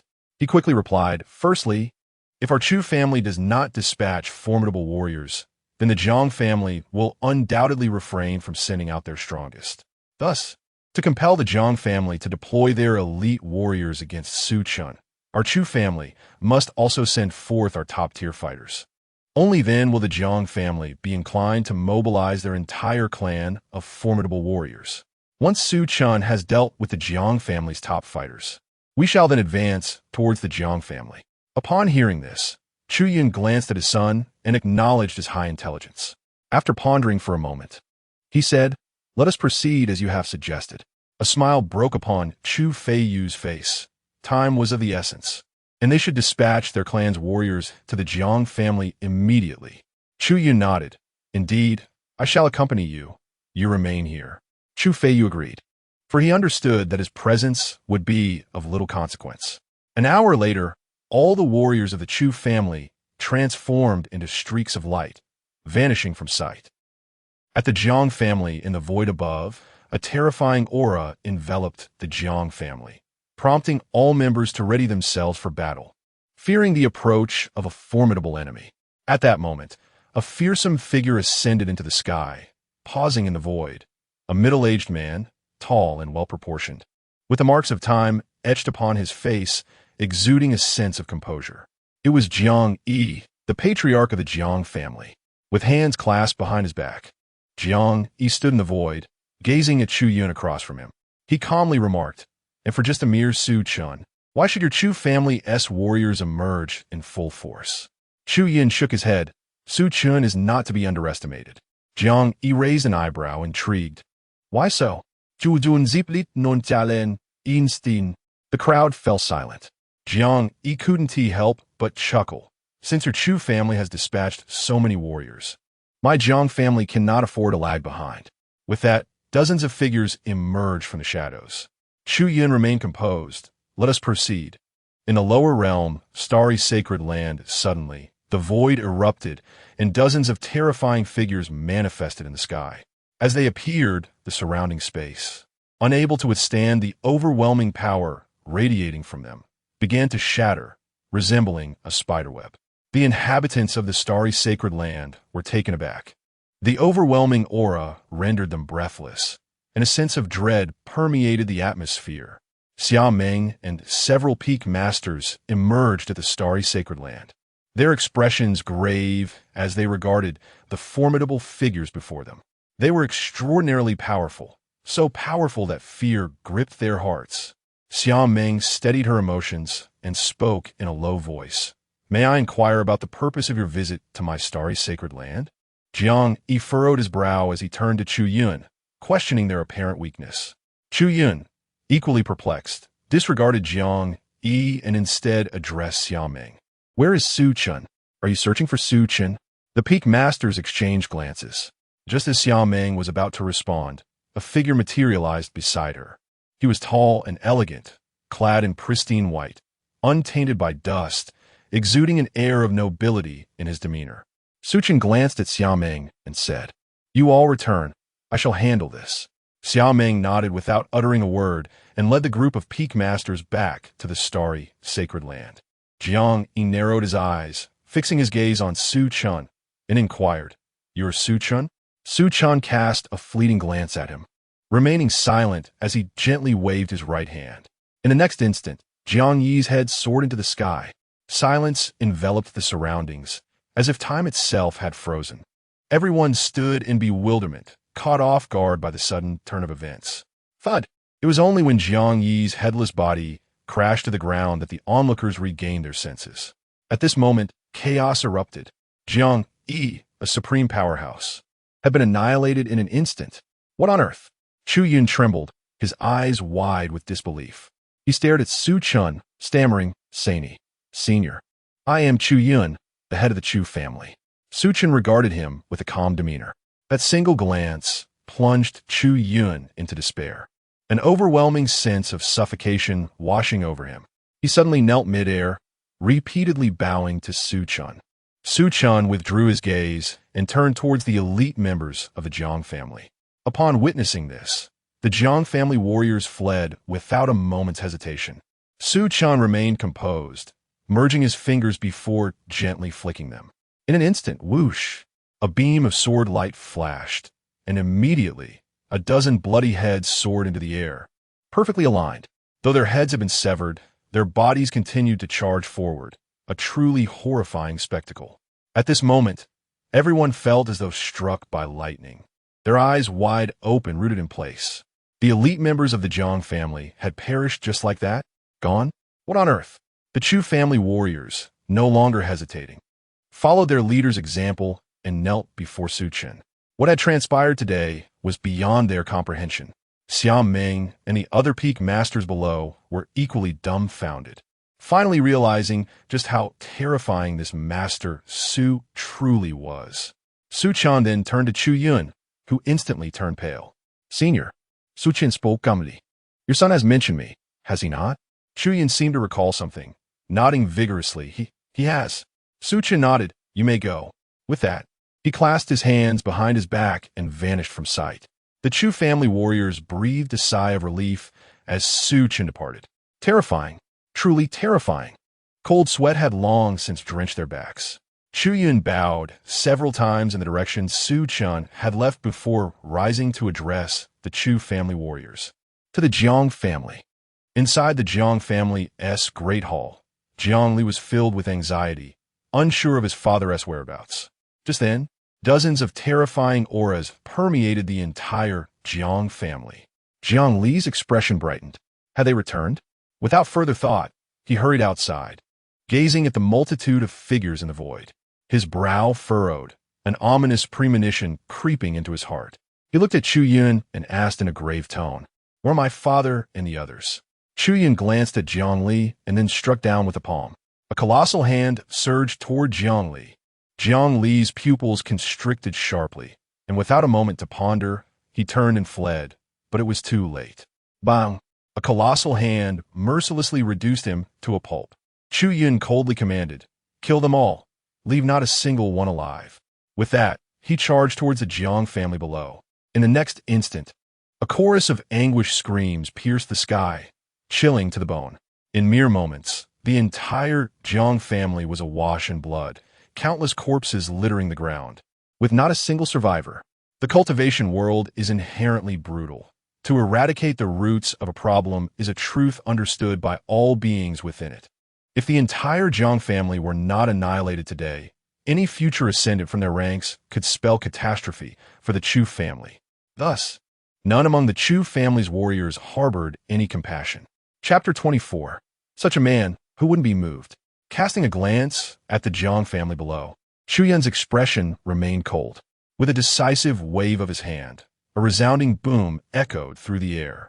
Instantly, the Jiang family was engulfed in roaring flames. The fierce inferno spreading with wild abandon, transforming the estate into a vivid crimson spectacle. Chu Yun, along with a host of formidable warriors from the Chu family, cast a final, indifferent glance before vanishing from sight. Thus, on this day, the once mighty Jiang family was eradicated from the celestial realm. On this occasion, only Chu Yun ventured to the starry sacred land, while the other Jiang family members returned to their ancestral home. Arriving at Guyue Peak, he gazed in reverence at the figure clad in white. Holding out a ring with both hands, he respectfully proclaimed, "Senior, this encompasses all the assets of the Jiang family." In a bid to leave a favorable impression on Su Chen, he resolved to bestow upon him the entirety of the Jiang family's wealth. Su Chen did your son not mention anything to you? Chu Yun was momentarily taken aback, perplexed. Mention what? Su Chen glanced at Chu Yun before shifting his gaze away, passing the ring to the master of the starry sacred land. Juju not that understood. With that, he turned and departed. Soon, he arrived at the starry hall. As he beheld Chu Yun, Xiao Meng's expression tightened. Just as she was about to speak, Chu Yun anticipated her words, stating, "This is a gift from the senior." He handed the ring to Xiao Meng and, without further ado, vanished from her sight. Xiao Meng, puzzled, examined the contents of the ring. After a moment of silence, she made her way to Guyue Peak. Presenting the ring, she said, "The treasures within are far too valuable. You should take it back." Su Chen glanced at the ring, shaking his head. "The items inside are rather insignificant. They hold no value for me. You should keep it." Xiao Meng was taken aback, feeling a mix of disbelief and irritation. How pretentious. Taking a deep breath of fresh air, she expressed her gratitude. "Thank you. Su Chen effortlessly my. As the master of a peak, it is my duty." Xiao Meng nodded, thanking him once more before turning to leave, her heart still racing. The treasures within the ring were sufficient to elevate the starry sacred land into the most formidable power in the lower realms, perhaps even securing a place within the celestial realm.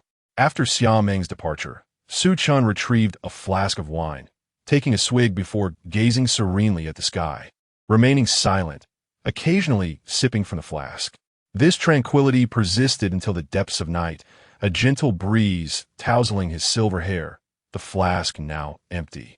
He stowed away the flask and suddenly inquired, "System, can I return to Earth?" The system remained silent for a moment before responding, "Yes." At this, Su Chen smiled faintly, choosing not to reply further, reclining in a chair and drifting into a deep slumber. 1 month later, brother. A voice, reminiscent of a chime, rang out from distance. Su Chen's lips curled slightly as he turned to see Yi Lingxi sprinting towards him. She leapt into his embrace, nuzzling against him with a joyful smile. "Brother, I missed you so much." Su Chen gently ruffled Yi Lingxi's hair and smiled. "How have you been over the past month?" Yi Lingxi chuckled. Brother, let me tell you that secret realm was incredibly fun. As Yi Lingxi recounted her experiences from the past month, Su Chen listened quietly, and the two occasionally burst into laughter, finding the conversation most delightful. It wasn't until the afternoon, as dusk began to settle, that Yi Lingxi finished her tale. Viljelinja stamak rambald, prompting Su Chen to live heartily. I'll go prepare something delicious for you. Yi Lingxi nodded eagerly, yes. It's been ages since I've savored your cooking. I'm absolutely craving it, hee hee. That night, after their meal, Su Chen reclined in a rattan chair while Yi Lingxi practiced nearby. At present, her cultivation had reached the 7th level of the Purple Mansion realm. Heeding Su Chen's advice, she was not in a rush to break through, but focused on solidifying her foundation. Casting a glance at Yi Lingxi, Su Chen inquired, System, I recall this girl possesses a special physique known as the celestial spirit body, correct? Indeed. Has her special physique not yet awakened? No. Then how can I assist her in awakening it? There is no need for your assistance. It will automatically awaken when she reaches the semi-emperor realm, but... What do you mean, but? Su Chen asked hastily. The system fell silent for a moment before continuing. However, once her special physique awakens, her past life memories will also resurface. Su Chen's heart sank. If those memories returned, would she still be the same? Uncertain, but I sense she may not be the same as now. After all, every emperor tends to be quite indifferent to emotions, focusing solely on the path ahead. Upon hearing this, Su Chen fell silent, and after a long while, he gazed up at the night sky, murmuring, as long as she can live in a manner she cherishes, that is enough. At that moment, Yi Lingxi paused her training and looked at Su Chen, curiously asking, Brother, what are you thinking about? Su Chen glanced down at her and smiled. Nothing. In the starry hall, Xiaoming sat outside, gazing at the night sky, lost in thought. Suddenly, she seemed to sense something and turned her gaze toward a specific point, stepping forward. From the shadows, a figure emerged. Xiaoming looked at the figure and asked, Xiao Shui, what brings you here? Murong Shui sat down beside Xiaoming. What? Can I come over to chat? Xiaoming revealed a stunning smile. Of course you can. Murong Shui continued. What were you just thinking about? A complex expression flickered in Xiaoming's eyes, but she remained silent. Murong Shui seemed to perceive something and stated directly, Have you developed feelings for Su Chen? At this, Xiaoming's cheeks flushed crimson, and she shyly protested, What are you talking about? How could I possibly like him? Murong Shui rolled her eyes. Do I not know you well enough? Xiaoming's face turned even redder, yet this time she did not retort. Murong Shui then said, Actually, I like him too. Xiaoming froze for a moment, her expression one of disbelief. Murong Shui smiled faintly, saying, Do not wear such an expression. I am human too and capable of emotions. Besides, that man is not only handsome, but also possesses great strength. Which woman, upon getting to know him, would not feel a stir in her heart? After a moment of silence, Xiaoming replied, Indeed. Murong Shui gazed at the night sky and softly remarked, Yet, how could we possibly be worthy of such a man? Xiaoming fell silent. Murong Shui continued, Alas, how did we come to encounter him? It truly feels like misfortune. Xiaoming shook her head and smiled. It is indeed unfortunate. A gentle breeze swept by, reminiscent of the sound of a harp, stirring the hearts of the two women. Suddenly, Murong Shui turned to Xiaoming and said, Let us strive to cultivate our skills. Perhaps we may find an opportunity. Ultimately, she was unwilling to give up. Xiaoming was taken aback for a moment, then smiled brightly, just as I was thinking. Clearly, she too was not ready to relinquish hope. Chapter 25, Possession. In the Xian mountain range, a figure flitted through the terrain, finally coming to a halt after what felt like an eternity. It was then that her visage became discernible. Nangong Guyue. Suddenly, Nangong Guyue sank to her knees, her eyes brimming with crimson, gazing at the night sky as she bellowed, Why? Why is he so formidable?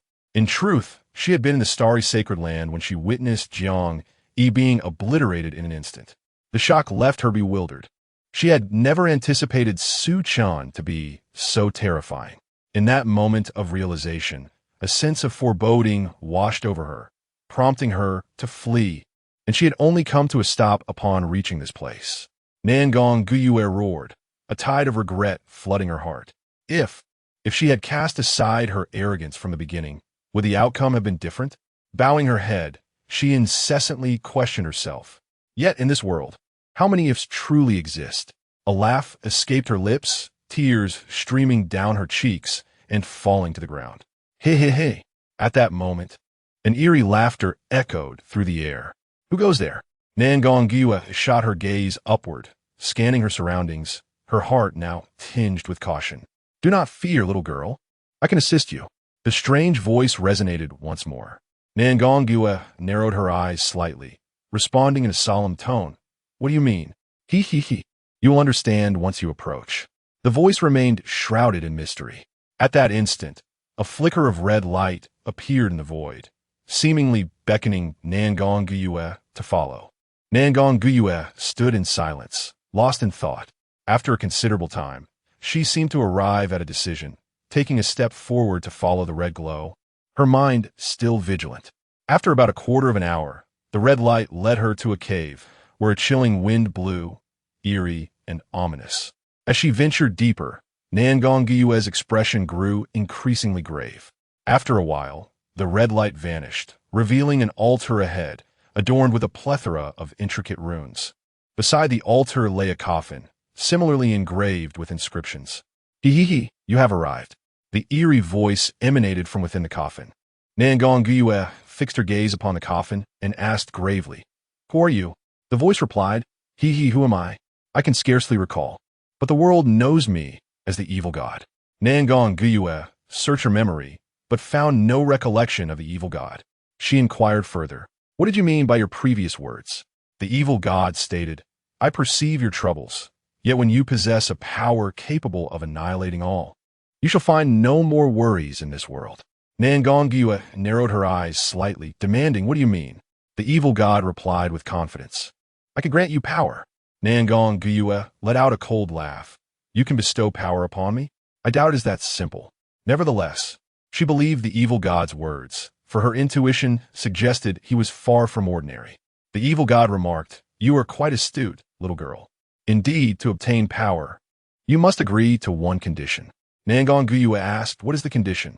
Evil god, submit to me for 300 years. During these 3 centuries, you shall serve me. And after that, you may depart. Nangongua fell silent, refraining from uttering a word.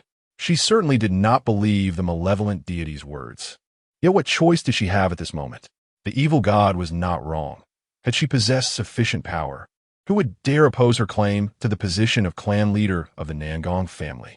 Suddenly, Nangongua inquired, What kind of strength can you bestow upon me? He. The evil god chuckled softly, though his voice was barely audible to her. He replied, This power will enable you to dominate the celestial realm. Nangongua was taken aback. Are you certain you are not insane? Clearly, she was skeptical. It was no wonder, considering that the celestial realm was rife with innumerable terrifying beings, none of whom would dare to claim supremacy. How could this evil god? The evil god remarked, My dear girl, you must broaden your horizons. In this celestial realm, those you deem the strongest are, in my eyes, mere refuse. Nangongua remained silent, fixated upon the coffin. The evil god continued, It is futile to explain further, as your perspective is too limited. Your disbelief is quite understandable. Nangongua. This was the first time anyone had suggested her vision was narrow. The evil god pressed on, So, do you desire this power or not? Nangongua hesitated, torn within. As time ticked by, the evil god remained patient, awaiting her response. At that moment, it seemed she had made a decision. She inhaled deeply and declared, Very well. Ha. Excellent. The evil god laughed heartily, then instructed, Go and sit upon that altar. Without hesitation, Nangongua approached the altar and sat down cross-legged. The evil god urged, Relax, do not be anxious. This will be swift.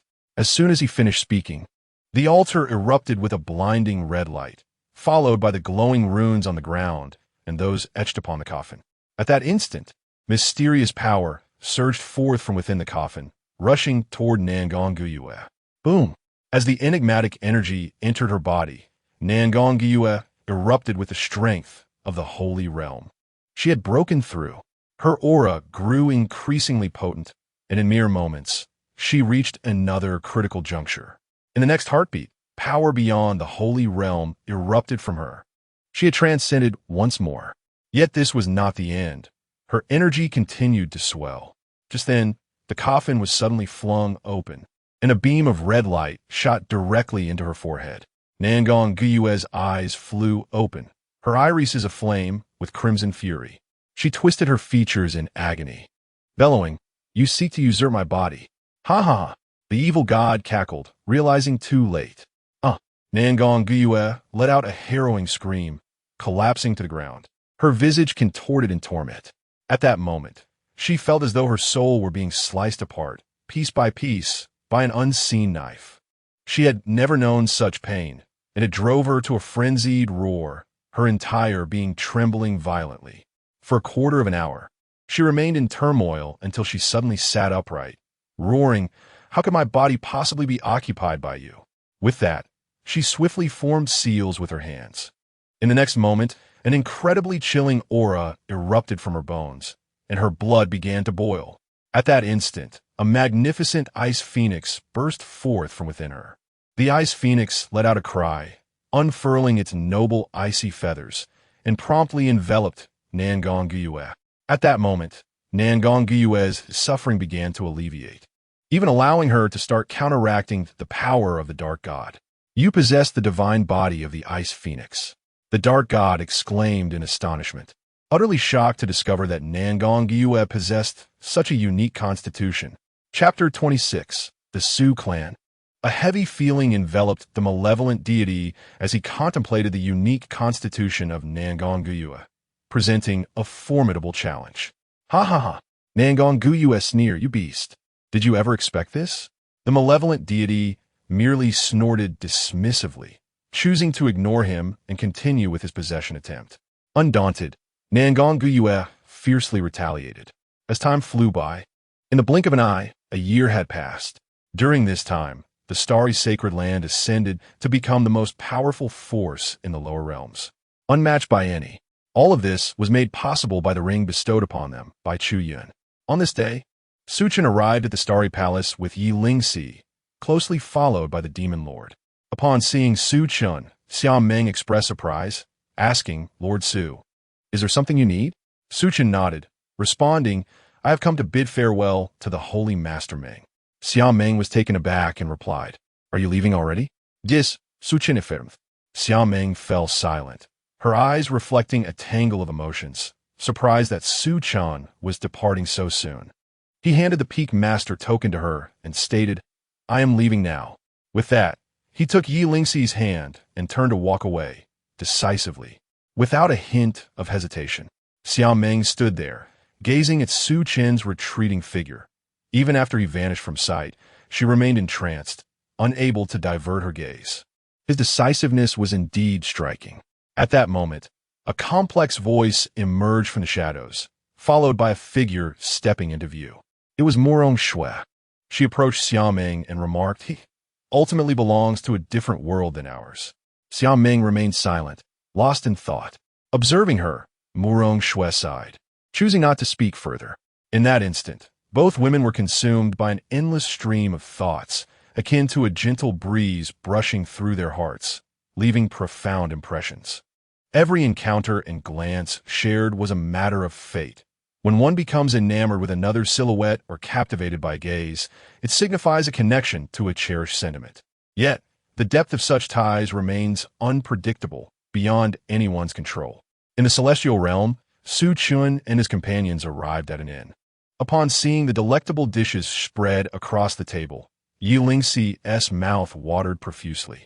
Su Chen chuckled, urging, "Go ahead and eat." Ye Lingi no dit eigerdi. Diving into her meal, Su Chen glanced at the standing demon lord, saying, "You should sit down and eat as well." The demon lord respectfully bowed before sitting and began to savor a piece of meat. In truth, he had not indulged in food much prior, as someone of his level could easily go a lifetime without sustenance. However, having accompanied Su Chen for 2 years, he learned to relish the pleasures of life. A life solely dedicated to the pursuit of the Tao could be profoundly lonely and mundane. It is essential to occasionally enjoy life, allowing oneself moments of relaxation and tranquility to alleviate inner pressures and fatigue. Only those who embrace such experiences can avoid becoming cold and repressed. Pouring himself a cup of wine, Su Chen gazed out at the night scenery from the second floor, lost in contemplation. The demon lord set down his chopsticks and suddenly inquired, "Young master, what exactly is the Su clan?" Su Chen turned to him, blinking playfully. "It is merely a small force." The demon lord replied, "Do you think I believe that?" The demon lord wore a perplexed expression, yet he refrained from voicing his thoughts, quietly bowing his head to continue eating. After half an hour, the dishes on the table were reduced to mere empty plates. Yi Lingxi, letting out a satisfied burp, patted her stomach, radiating contentment. Su Chen gazed at her and chuckled. "Soon, you'll be meeting your parents. Are you nervous?" "Parents?" Yi Lingxi blinked, her expression one of confusion. Su Chen smiled slightly. "Am I not your brother?" Yi Lingxi obediently nodded. Su Chen continued, "Then what are your brother's parents to you?" Yi Lingxi blinked again, grinning cheekily. "Parents." Su Chen laughed. "So, are you nervous about meeting your parents?" Yi Lingxi bit her finger and replied, "Now that you mention it, I am quite nervous." Su Chen laughed heartily, pinching Yi Lingxi's cheek. "Do not be anxious. Your parents are very gentle." Yi Lingxi giggled in agreement, and 3 days later, Su Chen accompanied Yi Lingxi and the demon lord to a vast plain. The remnants of the sunset cast a warm glow over the landscape, transforming the originally green grasslands into a deep crimson hue, the air infused with the refreshing scent of nature. The demon lord appeared puzzled. He could not fathom why Su Chen had brought them here, yet he refrained from questioning further, for he understood that Su Chen must have his reasons. At that moment, Su Chen pointed towards the space before them and made a gesture. Suddenly, the fabric of space ruptured, and an overwhelming force surged forth. The demon lord's eyes widened as he sensed a dangerous aura emanating from this power. "Boldly, who dares to trespass upon my Su clan?" Just then, terrifying presences seeped through the fissures of the shattered space, followed by several figures soaring out, clad in black armor, with imposing expressions and wielding long spears. Their terrifying aura filled the air. Observing these individuals, the demon lord's expression turned grave. Their presence was only slightly inferior to his own. Moreover, they appeared to be gatekeepers. He glanced at Su Chen, who remained calm, and felt a sense of relief while curiosity began to stir within him. So, these are the people of the Su clan? Truly formidable.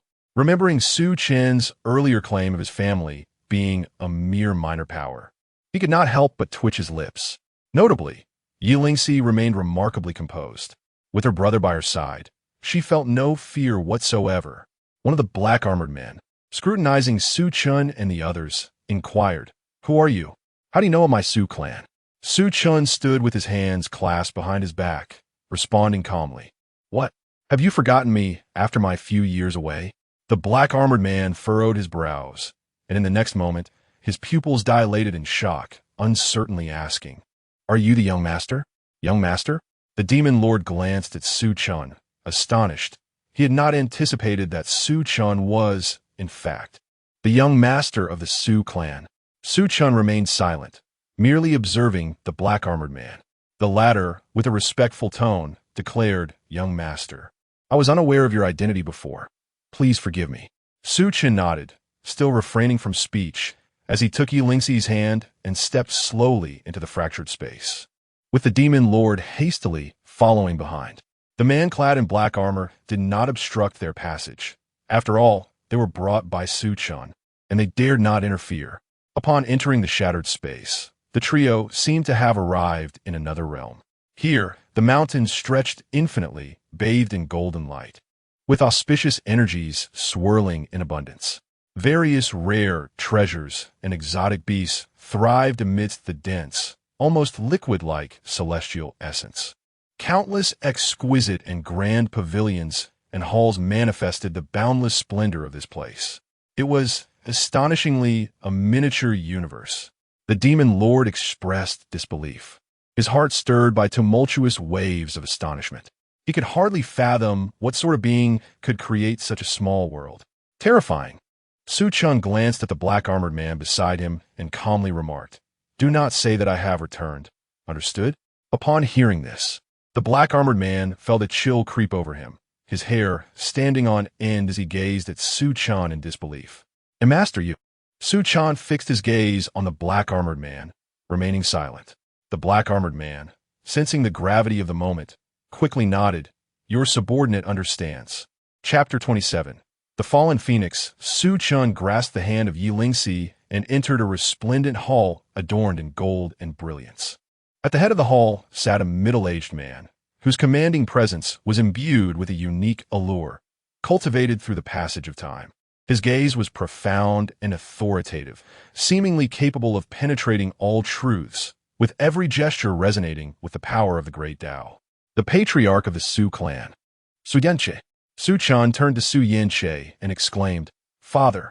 Beside him, Yi Lingxi observed Su Yanche with a face full of curiosity.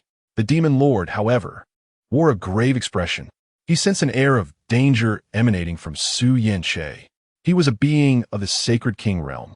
The thought of someone capable of instilling such trepidation in a sacred king was unfathomable, rendering the situation utterly absurd. In that moment, he comprehended the terrifying nature of the Su clan. Su Yanche regarded Su Chen with a smile. "Have you reached the sacred realm?" Su Chen nodded. "I suppose it's close enough. I possess the strength of the sacred realm." "Close enough?" The demon lord grimaced. "I, a sacred king, am being overwhelmed by you, and you dare to claim your strength is merely close enough? Brother, can we not be so absurd? You're making me feel quite embarrassed." Su Yanche erupted into hearty laughter. "Ah, well said. Truly, my son." He then turned his gaze to Yi Lingxi, whose expression shifted to one of perplexity. He glanced at Su Chen and remarked, "In these years apart, you have already borne a child?" Su Chen's face darkened with confusion. "What are you saying? I could never have a child. This is my adopted sister." "Oh." Su Yanche was taken aback. Then his gaze fell upon Yi Lingxi. "Come here, little one." Yi Lingxi hesitated, glancing towards Su Chen for reassurance. Su Chen gently ruffled her hair and smiled. "Go on." After a moment's pause, she approached Su Yanche. Su Yanche looked at Yi Lingxi and asked, "What is your name?" In a timid voice, she replied, "Yi Lingxi." Su Yanche nodded, and at that instant, his eyes suddenly shimmered with golden light. The next moment, his demeanor shifted to one of seriousness. As the golden light faded, he regarded Su Chen. "This child is extraordinary." Su Chen agreed. "Indeed, she is not ordinary." With a smile, Su Yanche turned his attention back to Yi Lingxi. "Since you are recognized as Su Chen's sister, I shall be your father as well. Call me father for me to hear." Yi Lingxi blinked and obediently responded, "Father." "Ah." Su Yanche laughed heartily. "Marvelous, marvelous. I have always preferred daughters. When your mother bore your brother, I was somewhat disheartened, wishing for a girl instead of a boy." Su Chen remained silent. With gentle affection, Su Yanche tousled Yi Lingxi's hair and inquired, "Do you enjoy swords?" Yi Lingxi nodded enthusiastically, "Yes." Su Yanche chuckled, then opened his palm, revealing a long sword that materialized within his grasp. The sword gleamed a striking red, exuding a chilling aura, with its blade intricately engraved with complex and arcane patterns. The hilt of the sword was intricately carved with a fiery phoenix, so lifelike and imposing that it seemed almost real. Su Yanche gazed at Yi Lingxi and declared, "This sword is named Falling Phoenix, forged from the bones and essence of the fire phoenix."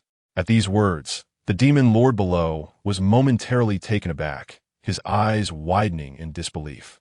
By heavens, crafted from a fire phoenix? Who would dare to forge a sword from such a creature? The Fire Phoenix clan is one of the most fearsome factions in the world. The demon lord inhaled sharply. Truly, the Su clan was astonishingly formidable.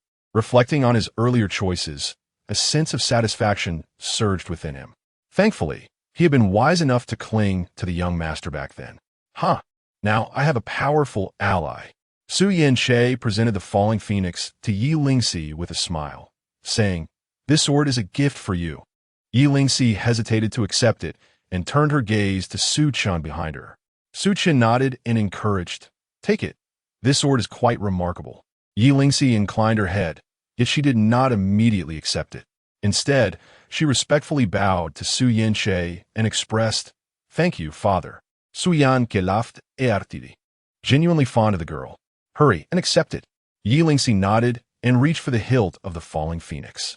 In the next moment, the blade erupted with a terrifying divine beast power. Suddenly, a fire phoenix soared from the sword, its fiery feathers fanning out as it flew directly into the space between Yi Lingxi's brows.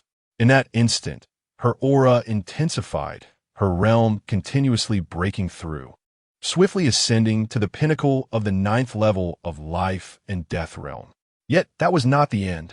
Her aura subtly hinted at breaking through the critical point of the life and death realm, reaching the next level. At that moment, Su Chen made a sudden move. Pointing a finger, Yi Lingxi's aura immediately settled, and a phantom of the fire phoenix appeared between her brows, gradually dissipating and retreating into her being. Yi Lingxi was momentarily bewildered. What had just happened? Su Chen observed her with an approving smile, giving a thumbs up. "Impressive. This sword has chosen you as its master. Many before you sought to claim it, yet none succeeded." Yi Lingxi blinked and chuckled, confident that her father was the reason for the sword's recognition.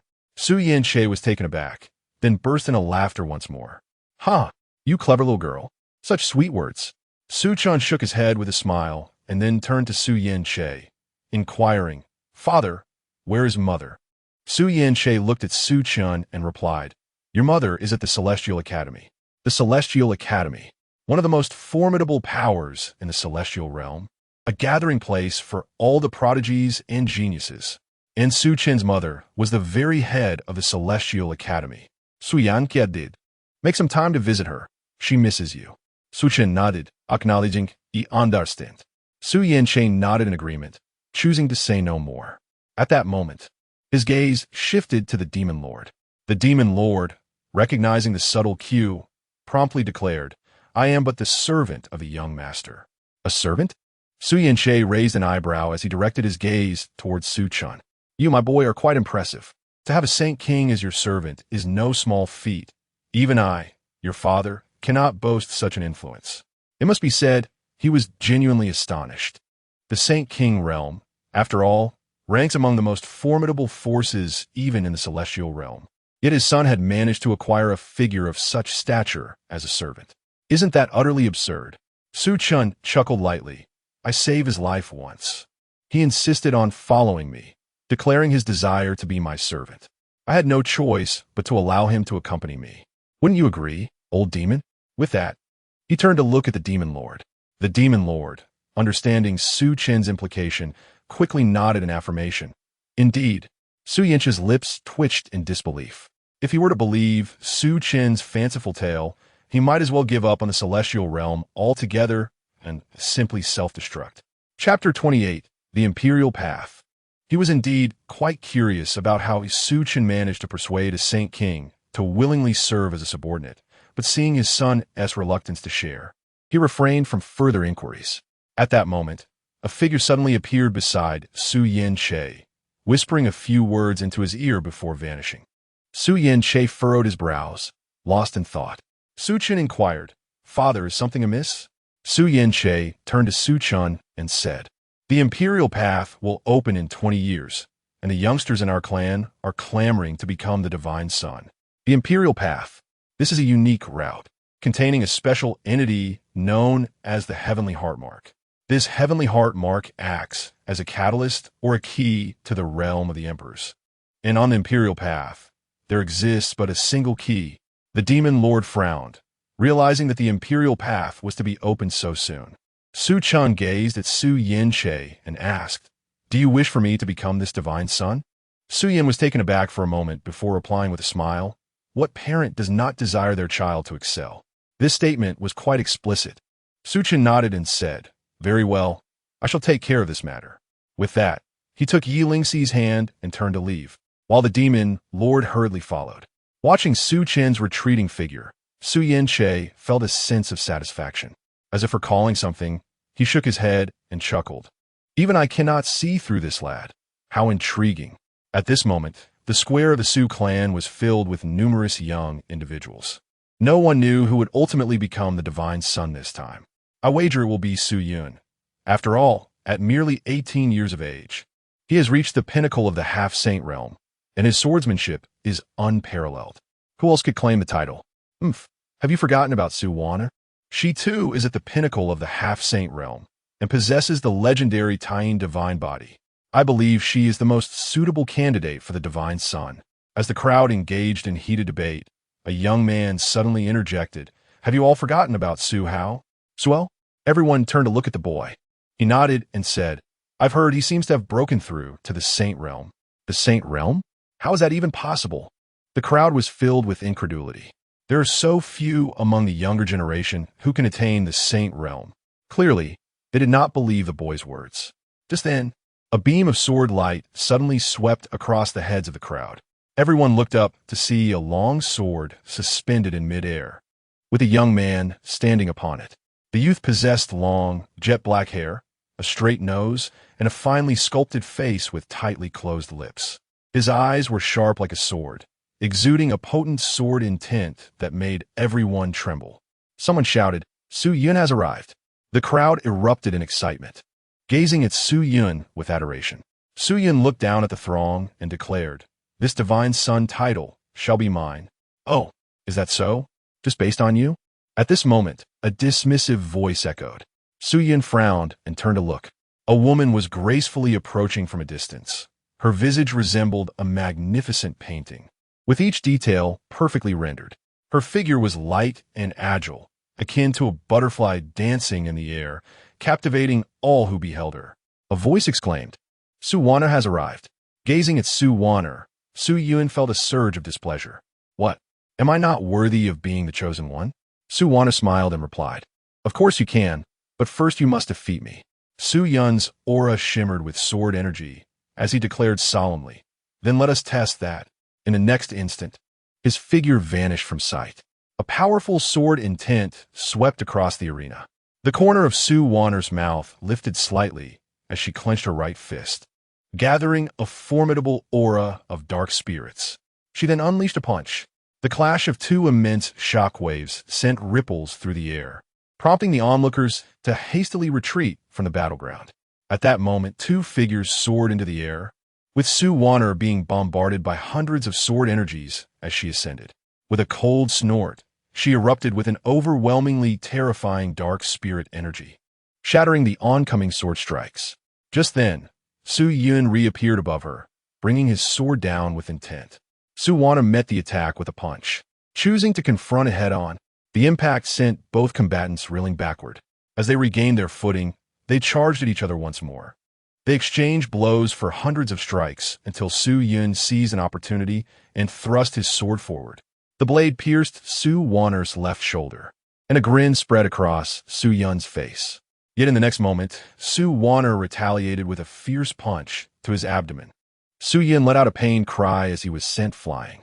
Both fighters appeared pale and weary, their conditions deteriorating. Wiping the blood from the corner of his mouth, Su Yun glared at Su Wanner and coldly remarked, "You're not so impressive either." Su Wanner retorted sharply, "Neither are you." Su Yun's expression darkened as he turned away, choosing not to engage in further banter. In truth, they were still capable of fighting, but as members of the same clan, there was no need to go all out. It was unexpected that they had reached a stalemate. The onlookers exchanged glances, each reflecting the astonishment in the other's eyes.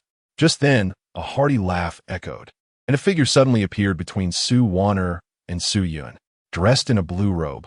This strikingly handsome figure had wild flowing hair and an imposing gaze that commanded respect. "Su Wanner heiset an Ayable, Su Hao. Do you also seek the position of chosen one?" Su Yun regarded Su Hao with a sense of unease. He found him inscrutable. "Swallowed. Who would want the position of chosen one?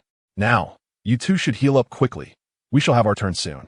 Without hesitation, Su Wanner and Su Yun simultaneously consumed a medicinal pill and sat cross-legged to recuperate. Half an hour later, they had nearly restored their strength.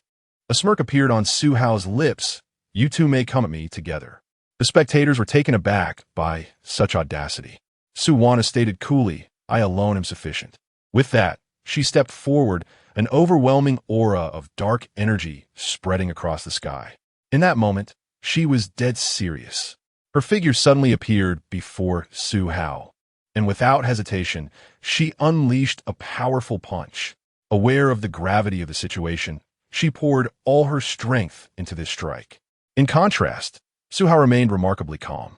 With a sudden stomp of his right foot, an overwhelming aura of gun-like intent erupted from him. Boom! In an instant, Su Vanquished punch was shattered, and she was hurled backward, spitting a mouthful of blood along the way. Saint Realm. He had truly broken through to the Saint Realm. Everyone was astonished, unable to fathom that Su Hao had genuinely achieved such a breakthrough. A prodigy. Buzz. At that moment, the air resonated with a piercing sound of a sword, followed by an exceptionally terrifying sword intent surging towards Su Hao. Chapter 29. The Ancient Prodigy. With a hearty laugh, Su Hao swiftly turned his wrist, and the spear in his grasp erupted forth like a bolt of lightning, its brilliance extending for miles, shattering all in its path. Bang! The collision of forces unleashed a terrifying shockwave that rippled outward for thousands of feet. The onlookers staggered back, astonished beyond measure. Crack! The intent of the sword shattered. Su Yun was instantly engulfed by the sheer force of the spear, sent hurtling away before crashing heavily to the ground. As he looked up at Su Hao, consciousness slipped away into darkness. Su Hao turned his gaze toward Su Wanner, a smile gracing his lips. I trust there are no objections to my being the son of God? Isu vena clinchel here fists, here silence speaking volumes. With a smirk, Su Hao addressed the assembled crowd. Is there a problem? The pressure he exuded was palpable. The crowd quickly shook their heads, with Su Hao having ascended to sainthood. Who would dare to defy him? Who are you to claim the title of Son of God? A voice of disdain rang out. All eyes turned to the source, where a group approached, led by a woman. Clad in flowing white garments, she emanated an aura of icy indifference, her ink-black tresses cascading elegantly down her back. Her ethereal beauty was akin to that of a celestial being, invoking reverence and awe. Following her were several young men and women, their lips curling in a mocking smiles directed at Su Hao. Both Su Hao and Su Wanner felt an oppressive weight in their hearts. The strength radiating from the woman was palpable, evoking a sense of danger. Su Hao regarded her intently, his voice steady. Who are you? We hail from the ancient era. The woman remained silent. Her companion, a young man, responded. You are prodigies of the ancient age. The crowd gasped, disbelief etched across their faces. Prodigies from the ancient times. Legends spoke of extraordinary talents who had sealed themselves away, awaiting the opening of the imperial path to ascend and become emperors themselves. With the imperial path on the verge of opening, these ancient prodigies were gradually emerging. The young man chuckled. Oh, we didn't expect you to recognize us. Su Hao's voice darkened.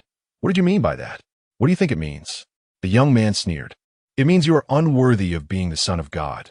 Do you understand? Su Hao narrowed his eyes, his tone icy. And you think you are? The young man shook his head, laughter escaping his lips. We are not worthy either. He gestured towards the woman in white, adding, only Sister Su Ye is worthy of the title. Curiosity rippled through the crowd as they scrutinized Su Ye.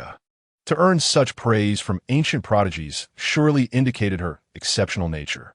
Su Hao assessed Su Ye, contemplating a confrontation. Suddenly, the young man interjected, You are not worthy to face Sister Su Ye. I shall fight you instead. He stepped forward, positioning himself opposite Su Hao. Su Hao fixed his gaze on the young man. I am Su Hao. The young man replied, I am Su Nanqing. Su Hao nodded, then gripped his spear tightly, thrusting it forward with unparalleled might, its power akin to a raging thunder dragon. The spear had not yet arrived, yet its force was already palpable. Su Nanqing es mirke disdanfelli, retracting his right hand before launching a powerful punch. Boom!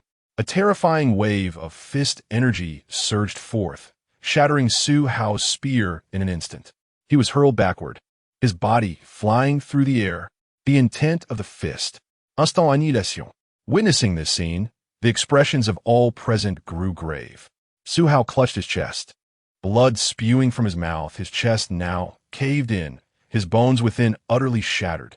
With great difficulty, he raised his head to gaze at Su Nanxing, incredulously exclaiming, "Peak of the 9th layer of the sacred realm." What?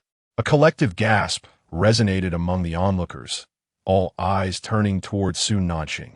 To think that Su Nanxing had attained the peak of the 9th layer of the sacred realm. What kind of monstrous talent is this? Suddenly recalling something, the crowd glanced at Suya. If Su Nanxing is at the 9th layer of the sacred realm, then Suya must be even more formidable. Su Nanxing shook his head and remarked, "Look, you cannot even best me, yet you aspire to become the divine son? I am not afraid of losing face. I shall tell you the truth. I am the weakest among this group. The weakest." A collective intake of breath echoed through the crowd. Are all these ancient prodigies truly this powerful? Su Hao remained silent, his face a mask of despair. It was evident that he had been deeply affected. At that moment, the sound of footsteps approached, drawing everyone's attention. They turned to see Su Chen, hand in hand with Yi Lingxi, strolling towards them. Standing at an impressive height of over 6 feet, Su Chen's slightly fitted white attire accentuated his perfect physique, and his handsome features were beyond reproach. So handsome, a woman involuntarily gasped.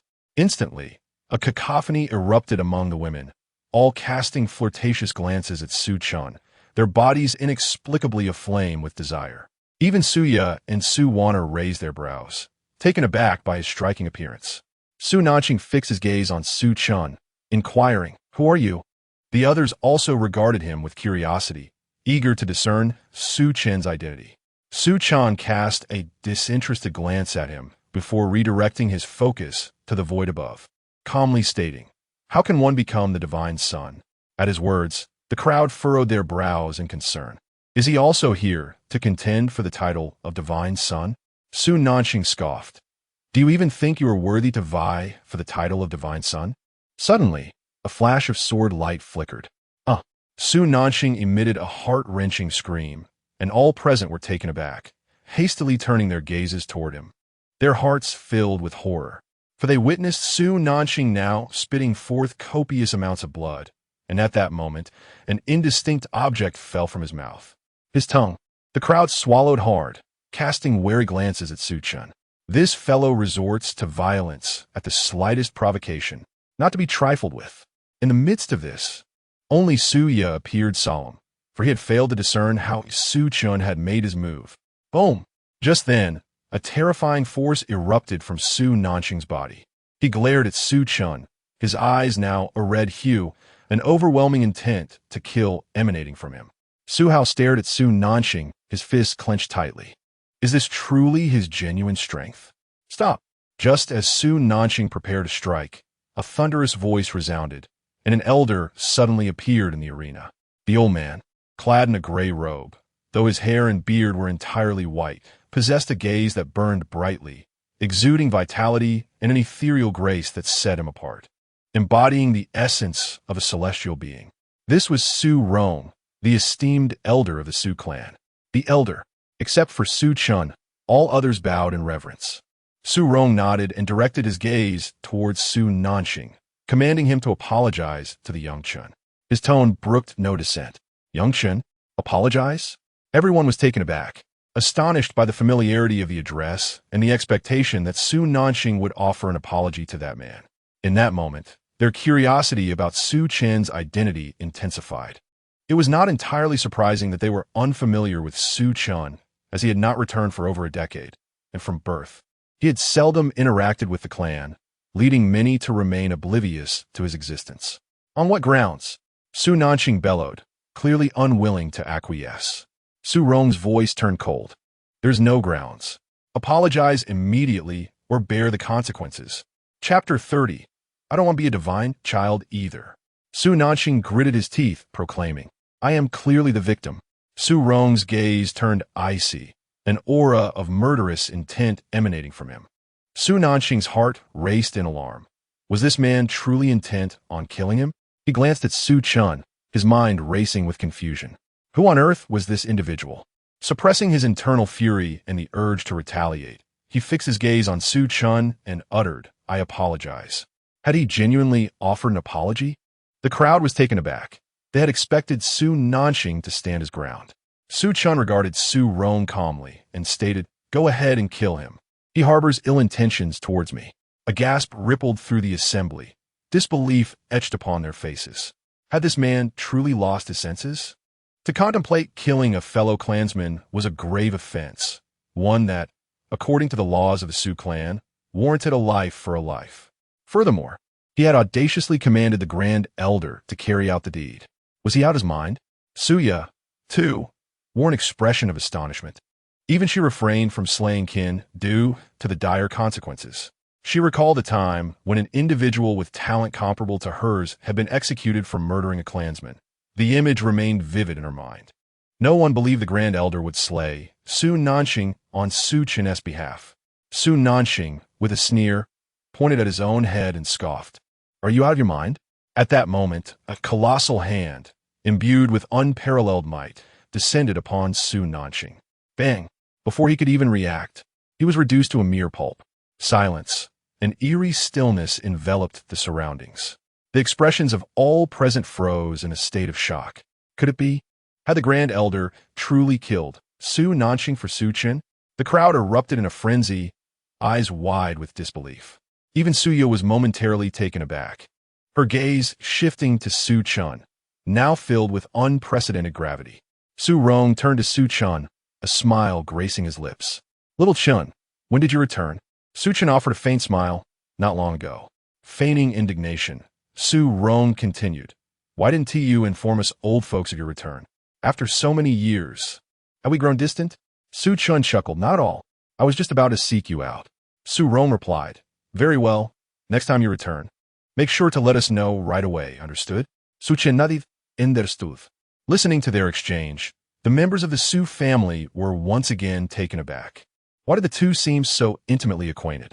Could he possibly be the Grand Elder's illegitimate son? At that moment, one individual appeared to recognize Su Chen and exclaimed, "I know who he is. He is the son of the clan leader, Su Chen." "What? He is Su Chen?" A wave of astonishment washed over everyone as their gazes turned towards Su Chen, curiosity igniting within their eyes. They had heard tales since childhood of a legend. Decades ago, the clan leader's wife bore a son, and upon his birth, a series of terrifying phenomena ensued. Purple energy enveloped countless miles, and innumerable celestial figures knelt before him. It was this extraordinary event that sent ripples through the entire immortal realm, prompting countless formidable forces to converge upon the Su family, all in pursuit of a union. The entire Su family was filled with exhilaration, for they understood that henceforth their lineage would undoubtedly produce a mighty emperor who would gaze upon the celestial realm with disdain. At this moment, everyone was in a state of realization. They finally comprehended why the Grand Elder had such an attitude towards Su Chen. This could very well be a future emperor. How could one not cherish him? Seeing the bewildered expressions on everyone's faces, Su Ya and the others were filled with perplexity. Having just awakened, they were unaware of the rumors circulating, which left them questioning the others' astonishment. Su Rong, with a beaming smile, remarked, "Have you finally decided to cultivate, young man?" With a sigh of resignation, Su Chen replied, "What choice do I have when you and the elders place me in such perilous circumstances?" Su Rong laughed heartily. "Who told you to indulge and play all this time?" Once again, Su Chen sighed, feeling quite helpless. Su Rong inquired, "What is your current realm?" After a moment of contemplation, Su Chen responded, "Invincible among the younger generation." Hearing this, the demon lord behind him couldn't help but twitch his mouth, thinking it more fitting to declare invincibility for the older generation. Su Rong laughed joyfully. "I knew that once you truly committed to your cultivation, you would leave no room for your contemporaries." Su Chen offered a slight smile. "Well, that is fortunate." Su Rong shook his head with amusement before turning his gaze toward Su Chen. "Do you wish to become the son of God?" Su Chen nodded, stating, "My father wishes for me to take on that role." Su Rong remarked, "I knew it. How could you suddenly desire to become the son of God? Remember, we once implored you to accept that title, yet you refused." At this revelation, everyone was taken aback. What did it mean that they had to plead for him to become the son of God, and he still declined? Yet, witnessing Su Rong's expression compelled them to believe it. If anyone else had uttered such words, they would never have believed it. But Su Rong was the grand elder of the Su clan. How could he speak frivolously? Su Chen sighed. Alas, there is no helping it. I truly do not wish to be the son of God, but my father insists. The crowd erupted in indignation upon hearing this. Look, can you believe this? He feels wronged by being appointed the son of God? Su Rong, equally speechless, shook his head with a smile. He then turned his gaze toward the horizon and proclaimed, From this day forth, Su Chen shall be the son of God of our Su clan. His voice resonated with immense divine authority, and thus, the entire celestial realm heard his declaration. The Su clan? The son of God? Countless beings in the celestial realm found these terms unfamiliar, except for those ancient powers that regarded them as taboo. They alone understood their significance. In the Nangong clan, Nangongpa called out, Summon someone. In the next moment, a figure appeared beside him, respectfully addressing Patriarch. Nangongpa instructed, Retrieve some treasures from the clan's treasury and deliver them to the Su clan. The figure nodded and promptly vanished. Nangongpa gazed into the void, murmuring, Su Chen? Has he truly committed to cultivation? Not only the Nangong clan, but other forbidden powers also sent emissaries to the Su clan. At this juncture, Suya stepped forward and addressed Su Chen, son of God. I wish to spar with you. Clearly, she was not satisfied with Su Chen's ascension to this title. Why should he be the son of God while she cannot? However, she did not dare to question Su Rong's decision, which is why she resolved to spar with Su Chen. Su Rong observed Suya with keen interest, remaining silent. Su Chen turned his gaze toward Suya and calmly said, Strike now. Remember to unleash your most formidable blow, or I fear you may not have another opportunity. Suya's expression turned icy as she remained silent. In the next instant, she swiftly formed hand seals, and a terrifying apparition emerged behind her. This apparition, devoid of emotion, towered 1,000 feet high, enveloped in an enigmatic and mysterious aura. At that moment, the apparition suddenly struck towards Su Chen with a single palm. As it did, the very fabric of space seemed to boil, and countless mountains crumbled in an instant. A cataclysmic force instantaneously engulfed Su Chen. The great sage realm. How formidable! The onlookers bore expressions of utmost gravity, for it was at this moment that they comprehended the true terror of the woman before them. Truly, she was a prodigy from the ancient era. They turned their gaze towards Su Chen, uncertain if he could withstand such a force. Chapter 31. The fiancé, Su Chen maintained a serene expression as he uttered a single word, annihilate. Crack, bang. With that word, a colossal hand and its phantom were instantly obliterated. The onlookers were petrified, their breaths halted. In that moment, the world fell into a deathly silence. One word, merely by uttering a single word, he vanquished a great saint, a being capable of striding through the celestial realm. Moreover, it appeared he had shown restraint. The jaws of the spectators could accommodate 5 eggs, their faces reflecting utter disbelief. At that moment, a young man beside them brandished a sword at his companion. What the hell? The other exclaimed, utterly stunned, and immediately retorted. What are you doing? The young man earnestly inquired, does it hurt? Damn! Try it and see if it hurts. The aggrieved individual cursed and raised his hand to deliver a slap. Bang! The young man was sent flying, rising from the ground while clutching his swollen left cheek, trembling as he stammered, I'm not dreaming. At this moment, Suya's complexion turned pale, collapsing to the ground, her eyes brimming with terror. Just moments ago, she had sensed the breath of death. She had come perilously close to oblivion. Swallowing hard, she gazed at Su Chen. Was this not excessively beyond measure? At that instant, everyone finally comprehended why Su Rong dotes on Su Chen so fervently. If it were me, I would indulge him too. Moreover, I would even call him my ancestor. With such formidable power at a tender age, why not seek his favor without delay? Su Rong, equally astonished, felt a heavy weight in his heart. He too had sensed danger from that single word. Could this young lad's strength have surpassed mine? Good heavens! Where would that leave the reputation of this old fellow who has lived countless years? Su Chen turned to Suya and calmly asked, Do you submit? Suya nodded. Big brother, how could I not submit? I was nearly finished just now. Su Chen acknowledged her response and then looked at Su Rong. Uncle Rong, I am weary. I shall return now. Please extend my regards to the other elders. Uncle Rong? Su Rong chuckled warmly. Very well, no problem. Go rest. Su Chen nodded, taking Yulingxi's hand as he turned to leave, with the demon lord silently trailing behind. Before long, the trio arrived at a courtyard. The courtyard radiated a tranquil beauty, with blossoming flowers flanking the flagstone path, the air imbued with a fragrant aroma. Surroundings were serene, with only the gentle whisper of the breeze, resembling a world far removed from the clamor of life. Su Chen favored this serene courtyard over ostentatious halls and towers. He appreciated the warmth and tranquility it offered. During leisure moments, he could bask in the sun outside. Crouching down, he gazed at Yi Lingxi and smiled. There are numerous rooms here. Choose one. As we shall reside here from now on. Yi Lingxi obediently nodded, not immediately selecting a room, but instead curiously surveying the courtyard. Su Chen stretched languidly before making his way to his chamber. As if recalling something, he turned to the demon lord, suggesting, "You should choose a room as well." With that, he entered his quarters. Exhausted from recent endeavors, all he desired was a peaceful slumber. Time flowed by like a gentle stream. It had been 7 months since Su Chen returned to the Su clan. Today, he sat in a rattan chair, quietly engrossed in a book. Yi Lingxi had gone out to play, and the demon lord naturally accompanied her, leaving Su Chen alone in the courtyard. At that moment, a figure appeared before him, kneeling on one knee in deference, stating, "Divine Son, the clan leader requests your presence."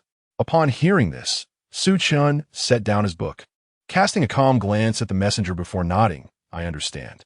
The man acknowledged with a nod and vanished from sight.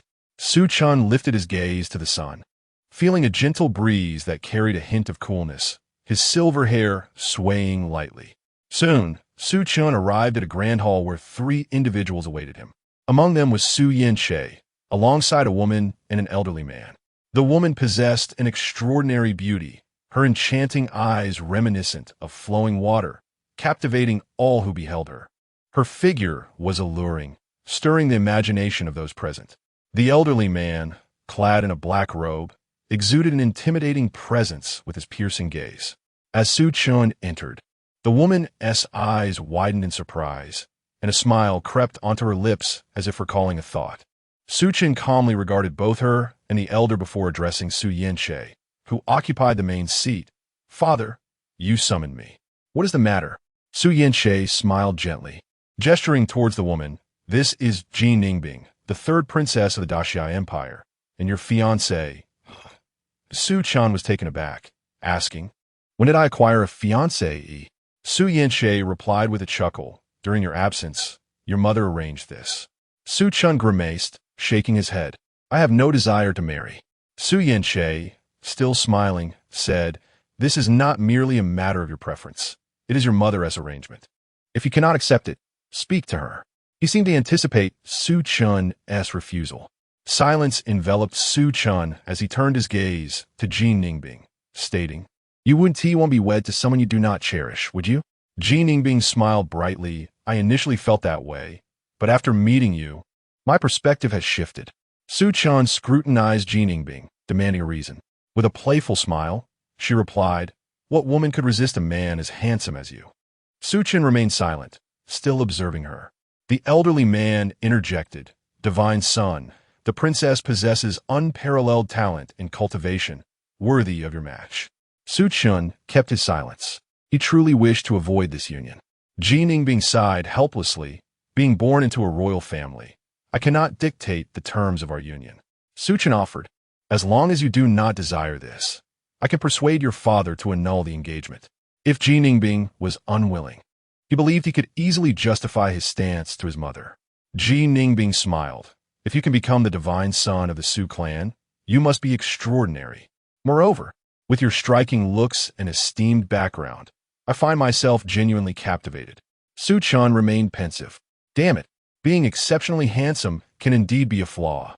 Ji Ningbing smiled softly, then directed her gaze towards Su Chen, the esteemed elder. "Uncle Su, I find this union quite satisfactory." In truth, her visit to the Su clan was primarily to ascertain the appearance of her betrothed. Had he been unattractive, she would have resolutely opposed the marriage, even to the point of death. Fortunately, Su Chen's visage met her approval. Thus, There is no reason to withdraw from this union. Wonderful, wonderful, Su Chen exclaimed with hearty laughter, repeating his approval thrice. Ji Ningbing replied, I shall return later. For now, I must take my leave. With that, she turned and cast a flirtatious glance at Su Chen. My fiancé is always welcome to seek me out for amusement. Su Chen felt a twitch at the corner of his mouth. Is this woman's mind not quite right? Ji Ningbing smiled coyly and gracefully exited the grand hall. Chapter 32. Why should I save you? At this moment, Su Chen chuckled. You should just accept your fate. Ha ha ha. With a hearty laugh, he rose and exited the grand hall. Meanwhile, Su Chen bowed his head, lost in thought. No. Su Chen lifted his head and murmured, I must find Mother and persuade her to cancel this engagement. With that, he vanished from the hall. In the courtyard, unbeknownst to her, Yi Lingxi had returned to the courtyard, where she was seated on Su Chen's rattan chair, savoring a candied hawthorn. The demon lord stood steadfastly behind her, as always. At that moment, Su Chen pushed open the courtyard gate and stepped inside. Brother, Yi Lingxi exclaimed upon seeing Su Chen, springing to her feet and rushing toward him. With her palm outstretched, a string of candied hawthorns appeared in her hand. This is my last one. It's for you. Su Chen smiled gently and accepted the candied hawthorn without hesitation. He then reached out to ruffle Yi Lingxi's hair. I have some matters to attend to and must step out. Yi Lingxi blinked her eyes. Can I go with you? Su Chen chuckled. I'll return once I'm done. Though a hint of disappointment flickered across her face, she obediently nodded. All right, Su Chen added. I'll also bring back some delicacies from the celestial realm for you. Yi Lingxi's eyes brightened instantly. She had yet to taste the delights of the celestial realm. She dashed into Su Chen's embrace and nuzzled against him, joyfully exclaiming, Thank you, brother. With a smile, Su Chen turned to the demon lord. The demon lord promptly replied, Young master. Su Chen instructed, Take good care of her. The demon lord nodded affirmatively. I will. After bidding farewell to Yi Lingxi, Su Chen departed from the Su clan. 3 days later, Su Chen walked along a narrow path, currently surrounded by a tranquil bamboo grove. The verdant bamboo leaves swayed gently in the breeze, producing a melodious sound. As dusk descended, the landscape became shrouded in a hazy twilight. Glancing at the darkening sky, Su Chen found a clearing, kindled a campfire, and sat cross-legged. He intended to rest for the night before continuing his journey, having traversed these days solely on foot without utilizing his cultivation. Perhaps finding the idea of hastening through the journey with his powers rather tedious. In the deep of night, the bamboo grove lay in darkness, save for a flickering flame. Su Chen sat quietly beside the campfire, where a spiritual fish sizzled, its aroma wafting through the grove, enticingly fragrant. Suddenly, a figure stumbled before him, a young woman, slender and fair, her cheeks flushed like blossoms, exuding an enchanting charm. However, she appeared somewhat disheveled, her attire marred by numerous rips, and her eyes were filled with terror. Ha ha ha, beauty, you can't escape. A burly man approached slowly from a distance, bald with a menacing scar on his face, wielding a large knife, his eyes brimming with lecherous intent. Upon seeing the man, the woman turned pale with fright and quickly glanced at Su Chen, pleading, Young master, save me. Su Chen regarded the woman calmly and replied, Why should I save you? Upon hearing this, the woman's complexion turned pale, and in the next moment, she exclaimed in anger, Shouldn't you be the hero who rescues the damsel in distress? Su Chen remained silent, his eyes resembling an unfathomable abyss. In the distance, the man glanced at Su Chen, feeling a sense of relief. From the very first moment he laid eyes on him, he sensed that Su Chen was extraordinary. If Su Chen were to intervene and save the woman, it would present a significant challenge for him. Fortunately, Su Chen did not take action. The man laughed and declared, My beauty, be obedient and become my woman. No one can save you. With that, he strode towards the woman. Terrified, she scrambled backward, her voice trembling as she asked, Do you know who I am? The man's steps did not falter as he retorted with a hearty laugh. What do I care who you are? Even if you hold a noble status in this desolate wilderness, if I were to kill you, no one would ever know. Initially, the woman intended to use her status to intimidate the man, but upon realizing it was futile, despair enveloped her heart. Just as she attempted to flee, it was too late. The man had already lunged at her. "No, please no," she cried, struggling desperately to escape, yet her efforts were in vain. Filled with hopelessness, she turned her gaze towards Su Chen, pleading, "I beg you, save me." Su Chen observed calmly, remaining silent. "Ah, I hate you. I loathe you." The woman screamed in anguish, her spirit crumbling as she directed her deep-seated resentment towards Su Chen instead of her assailant. "How dare you?" Just then, a furious shout reverberated through the air, followed by the appearance of a middle-aged man. He was robust and imposing, with a square face, wielding a long spear that radiated a terrifying aura. Upon witnessing the woman being subjected to humiliation, he erupted with rage and thrust his spear forward with great force. The overwhelming intent of the spear enveloped the man, who was struck with panic. He hastily grasped a large knife nearby and raised it defensively. Bang! He cried out in agony as he was sent flying, his knife shattering midair. His face twisted in fear, he turned to flee, but in that instant, the long spear pierced through his skull. With a thud, the man's lifeless body collapsed to the ground. The middle-aged man then turned to the woman, who was now curled up, her face pale and trembling uncontrollably. At that moment, her expression twisted into one of fury as she glared at Su Chen, venomously demanding, "Lung Shan, kill him! Kill him!"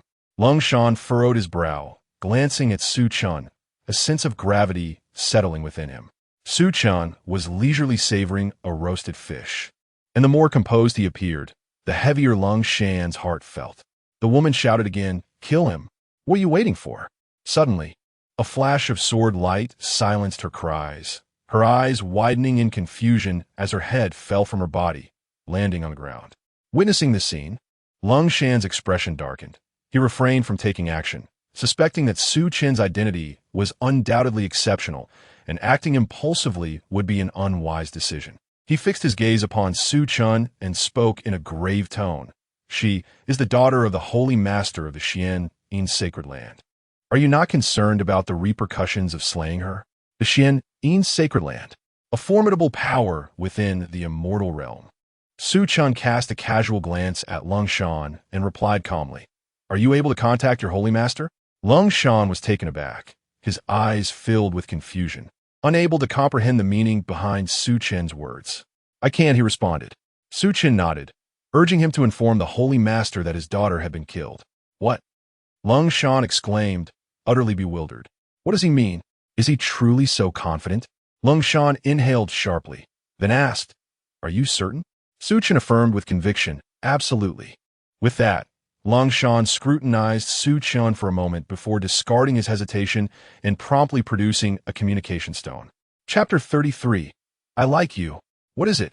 A voice emanated from the communication stone.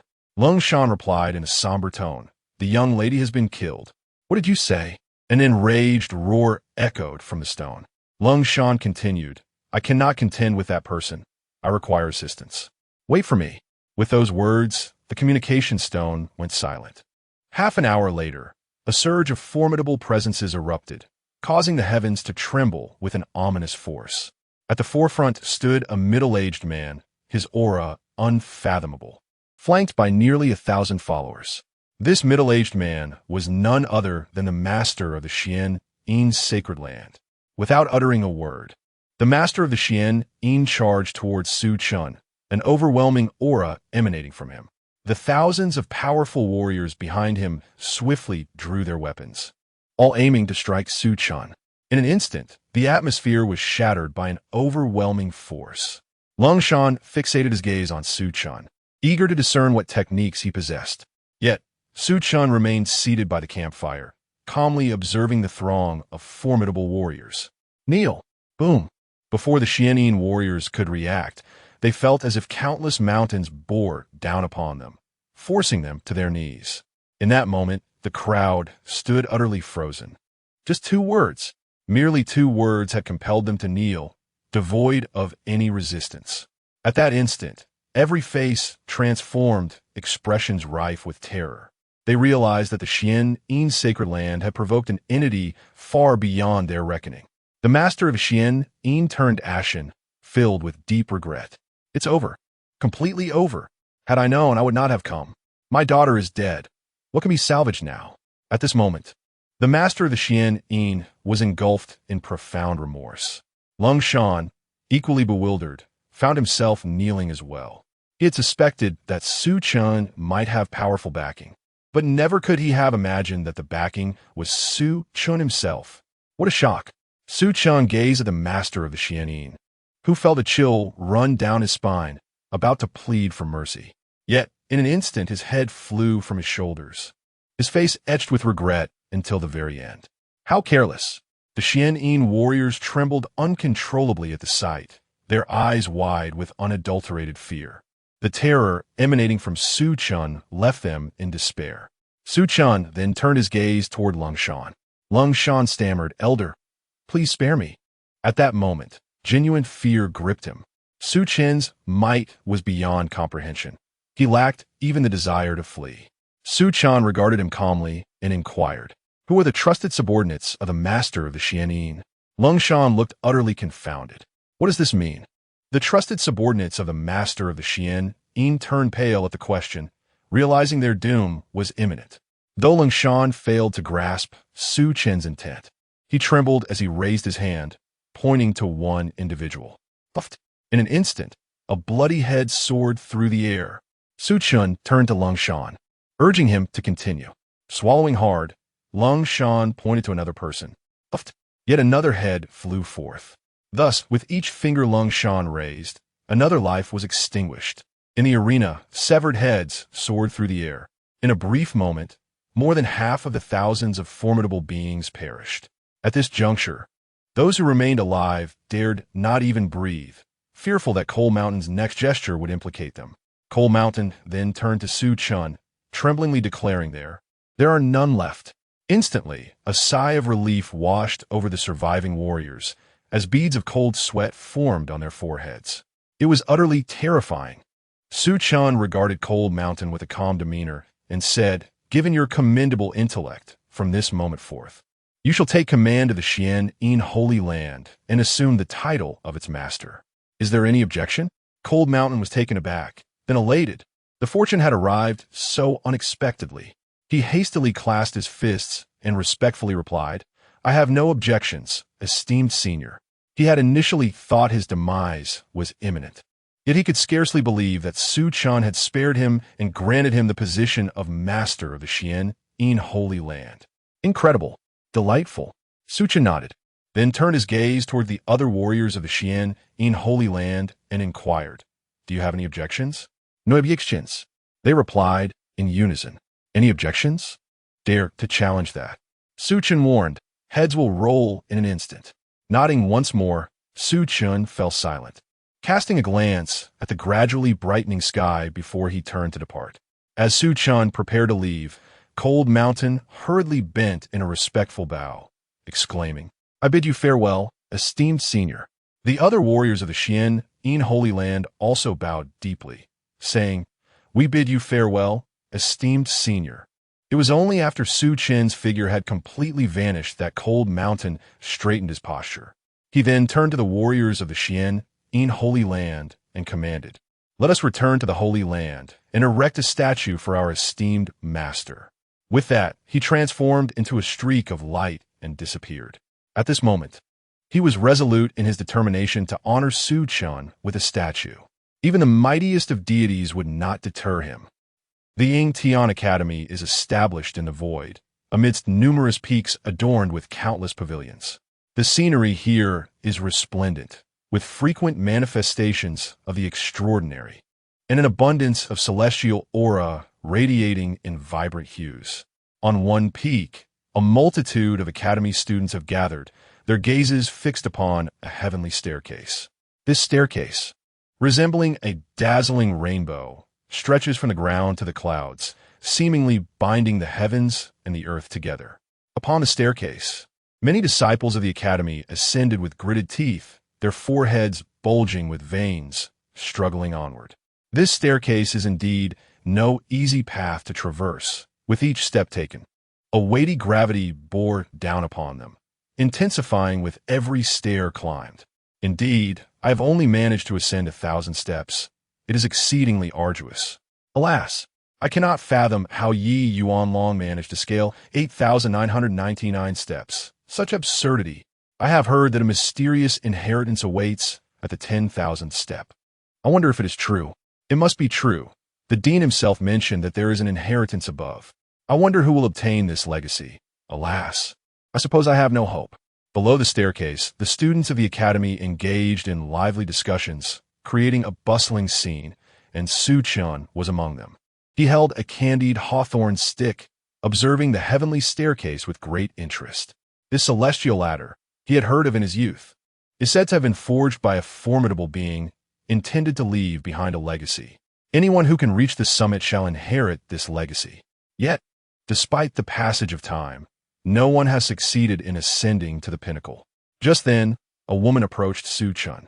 Her skin was as pale as snow, her features exquisitely chiseled, her lips a natural crimson, and her eyes resembled autumn waters.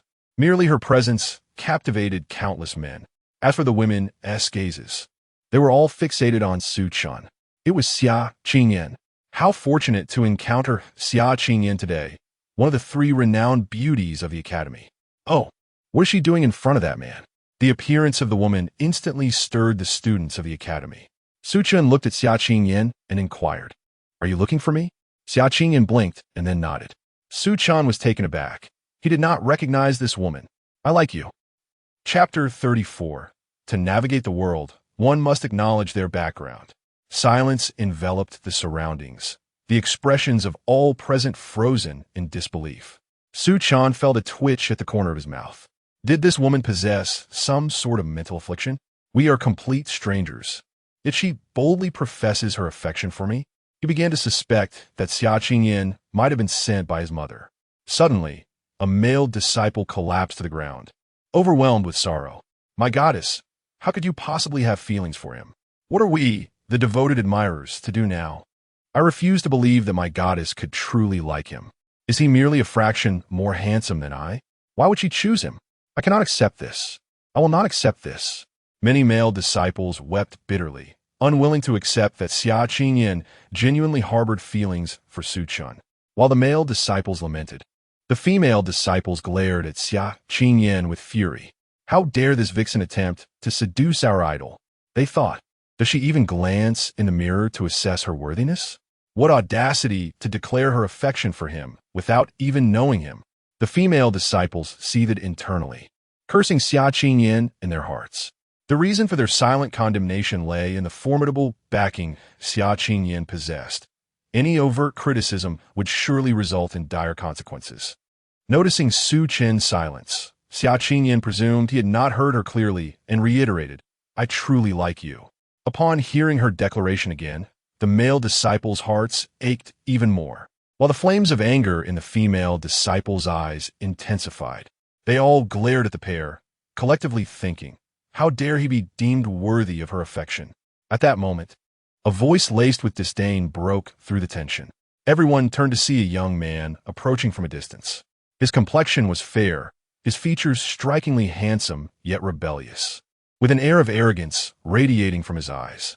Someone recognized the young man and exclaimed in astonishment, "Yi Yuanlong is here. I never expected him to show up.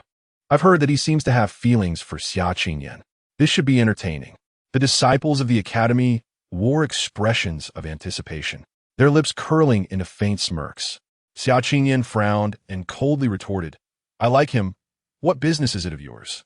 Yi Yuanlong narrowed his eyes slightly and declared, "The entire academy knows of my affections for you.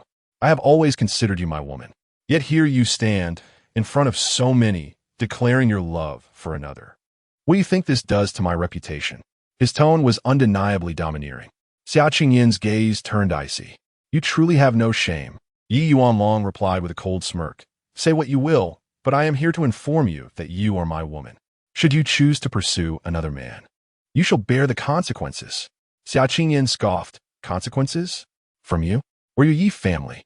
With a slight upward curve of his lips, Yi Yuanlong retorted, "Although my family may not rival the grandeur of your great Xia empire, combined with the academy's influence, we are not to be underestimated." Xiao Qingyan frowned. On what grounds do you believe the Academy will support you? Yi Yuanlong let out a hearty laugh. Originally, you would have learned of this tomorrow. But allow me to enlighten you today. Starting tomorrow, the Academy's higher-ups will announce me as the Holy Son of the Academy. Upon the utterance of these words, a wave of astonishment swept through all the disciples, their faces painted with disbelief. The senior officials of the Academy had chosen to appoint Yi Yuanlong as the Holy Son? Was this genuine? Judging by Yi Yuanlong's expression, it appeared to be true. Xiao Qingyan felt a tightening in her heart. She had never anticipated that the Academy would actually bestow such an honor upon Yi Yuanlong. This posed a significant dilemma. She spoke in a grave tone. Are you aware of the consequences of deceit? Yet, he had not spoken falsehoods. At that moment, an elder clad in a purple robe approached, the esteemed Confucian Song Jingshan. The Academy of Ingtian boasted 10 such Confucians, each possessing profound knowledge, not to mention their formidable prowess, all having reached the realm of the Holy King.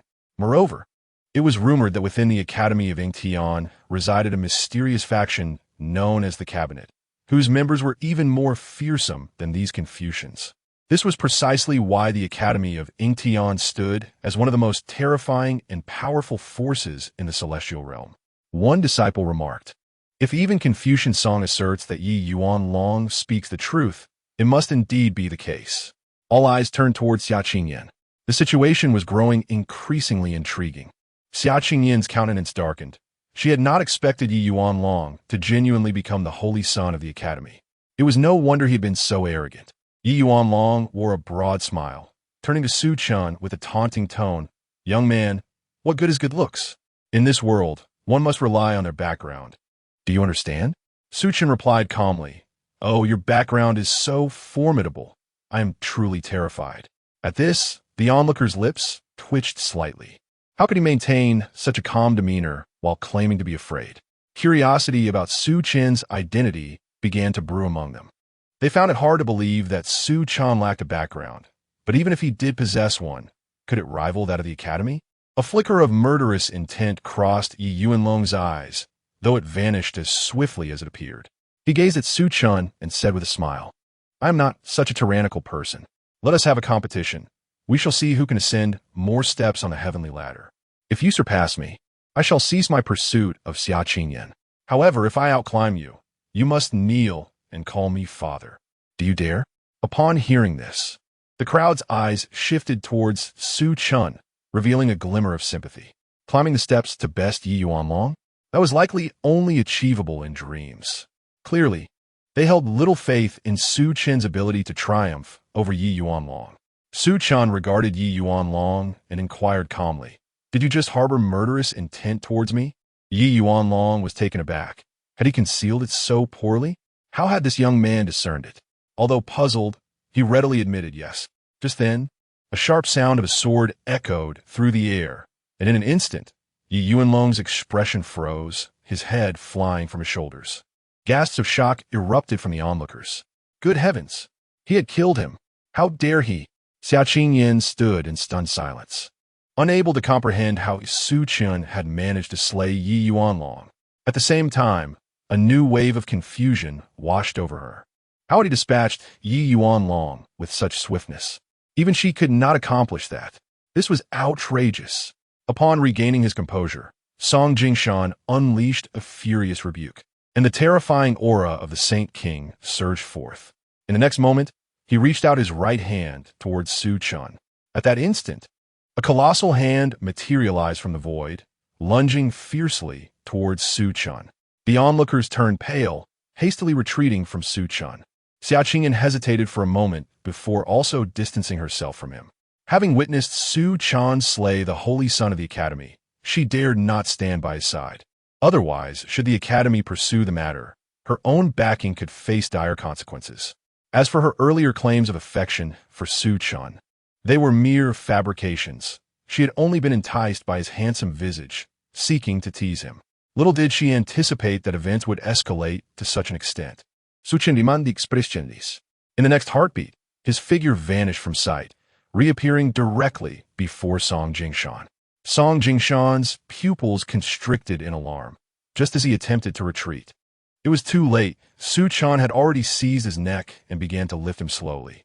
Song Jingshan struggled to break free from Su Chen's grip, only to realize in terror that his own powers seemed sealed, rendering him utterly powerless. Chapter 35. What the? He is the director's son. Before he could ponder the situation further, he looked up at the void and shouted in anger. What are you waiting for? Hurry up and save me. Crack! Suddenly, the space above shattered, and terrifying auras surged forth from the void like a tidal wave. In the next moment, 9 figures encircled Su Chen, one of whom glared at him and coldly declared, Release him, and we may spare your life. Onlookers exchanged glances, thinking he is finished. Ah. At that moment, Su Chen burst into laughter, finding the situation amusing. Was it not intriguing to be threatened by one's own forces? Everyone furrowed their brows in confusion. What does he mean? Has he lost his mind? Or has he been stunned into silence? Su Chen cast a sweeping glance at the 9 individuals and then exerted a sudden force with his right hand. Bang! Song Jingshan's neck was instantly crushed. Witnessing this scene, everyone wore expressions of disbelief. Did he truly dare to kill? Incredible. You seek death. As the 9 regained their composure, fury ignited within them, and a terrifying aura erupted from their bodies as they all struck simultaneously. The very heavens and earth trembled, akin to a cataclysmic earthquake, shaking the very core of existence. Su Chen remained calm, gazing at the sky with a hint of helplessness. Mother, if you do not come out, I am in quite the predicament. Mother? Upon hearing this, everyone furrowed their brows, unable to comprehend Su Chen's meaning. Ha! Mother just witnessed you effortlessly eliminate a Saint King and thought you could handle them. Hence she did not appear. Just then, a gentle and melodious voice resonated. Upon hearing this voice, the 9 scholars seemed to realize something and abruptly halted their actions. At that moment, a terrifying aura, as if mountains were collapsing, surged forth, causing the entire space to boil with intensity. Boom! Except for Su Chen. Everyone was pressed to the ground by this overwhelming force. All were left in a state of bewilderment. What on earth just happened? The heavens and earth fractured, and then a woman emerged. She donned a gown woven with golden threads, her beauty unparalleled, with brows like delicate moths and lips red as rubies. Her elegance and nobility rendered her impossible to ignore. This woman was none other than Su Chen's mother, Chen, director. The students of the academy recognized Chen An's identity and gasped in astonishment. In that instant, everyone recalled Su Chen's previous words. Mother? Goodness! Could she truly be the director's child? Eyes wide with shock, everyone was rendered speechless, as if turned to stone. They never anticipated that Su Chen's background was so extraordinary. Being the director's offspring, who could rival such a lineage? Goodness! In the distance, Xia Qingyan clenched her fists, a mix of emotions swirling within her, and a wave of regret washed over her. If only I had stood by his side just now, perhaps. As these thoughts coursed through her mind, she tightened her grip even further. Regret. She truly felt regret. At this moment, an unsettling fear took root in the hearts of the 9 scholars. How remarkably astute they were. At the moment Chen An's voice resonated, they instantly recognized Su Chen's identity. Chen gazed at Su Chen, a faint smile gracing his lips as he gently remarked, I never expected that in just over a decade. You would be capable of vanquishing a Saint King. Truly remarkable, my son. Upon hearing these words, everyone felt as though struck by a thunderbolt, frozen in place. Their prior doubts dissipated entirely. They now unequivocally believed that Su Chen was indeed the child of their esteemed dean. Su Chen shrugged, attributing it merely to good fortune. The crowd murmured in disbelief. What a fortunate stroke of luck. A Saint King, such a formidable entity, cannot simply be defeated by luck alone. What a farce. Chen chuckled, shaking his head at his son. He then cast a glance at the 9 scholars present. The scholars trembled, hastily kneeling and stammering, Dean. Chen remained silent, instead directing his gaze towards Su Chen. Smiling as he said, You may deal with them as you see fit. Once you're done, come find me. We have much to discuss. Su Chen nodded affirmatively. With a radiant smile, Chen vanished without a trace. Su Chen's attention shifted to the 9 scholars, who promptly cried out, "Young master."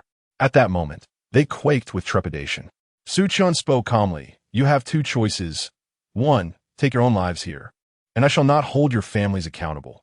Or two, resist and face the annihilation of your entire lineage." Upon hearing this, the scholars' faces drained of color, devoid of any trace of blood. The onlookers fell silent, astonished by the ruthless demeanor of the dean's child. One scholar, unwilling to yield, spoke gravely, "Young master, if we perish, who will educate the disciples of the academy?" Su Chen cast a cold glance in his direction, saying nothing. Suddenly, with a swift motion, a flash of sword light pierced through the scholar's brow, leaving him wide-eyed and lifeless. The others gasped in horror, swallowing hard, their hearts pounding at the unexpected violence displayed by Su Chen. "Come fort, Su Chen commanded calmly." In an instant, a figure emerged from the inner sanctum of the Academy of Ingtian, halting before Su Chen, a venerable elder. The elder hunched slightly, his brow furrowed. Yet the aura of dread he exuded left everyone present breathless. Bowing respectfully, he addressed, "Young master." Su Chen replied flatly, "There is no longer a need for the family behind him to exist." The elder nodded and turned to depart. "Wait," Su Chen called out. The elder paused, glancing back. Su Chen pointed at the corpse of Song Jingshan, stating, "The family of that song must also cease to exist." The elder nodded once more before vanishing from sight.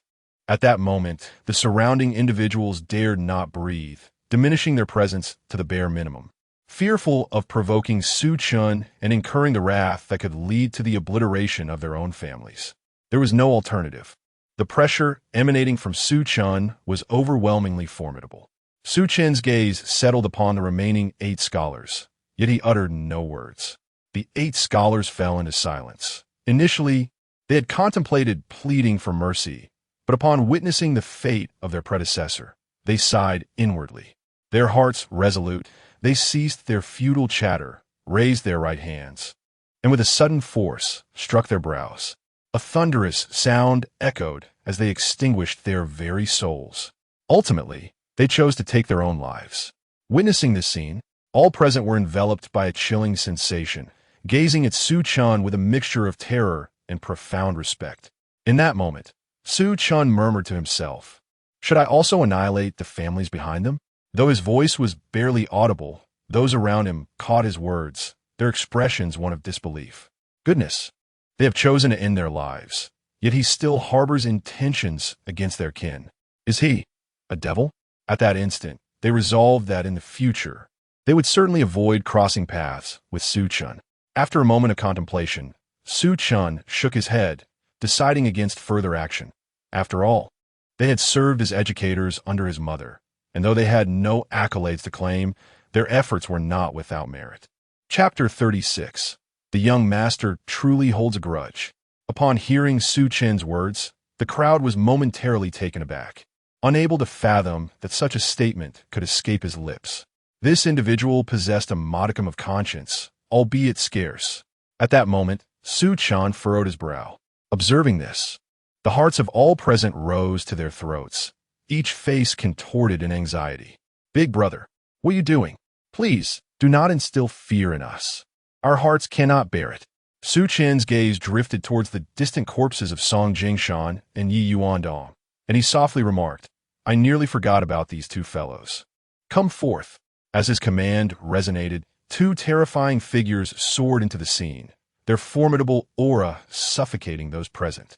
The duo knelt on one knee, respectfully addressing him, "Young master." Su Chen scrutinized them, then gestured towards the remains of Yi Yuandong and Song Jingshan, stating calmly, "I trust no further instructions are necessary." The 2 nodded in understanding. With that, they vanished from sight. Witnessing this spectacle, the crowd broke into a cold sweat, their complexions drained of color, gazing at Su Chen in horror. The young master truly harbored a grudge. In their hearts, they resolved to return to their clan post-haste, cautioning their kin to avoid provoking Su Chen at all costs. It was imperative they did not incite his ire. If he were to unleash his wrath, he might decree the annihilation of their entire lineage.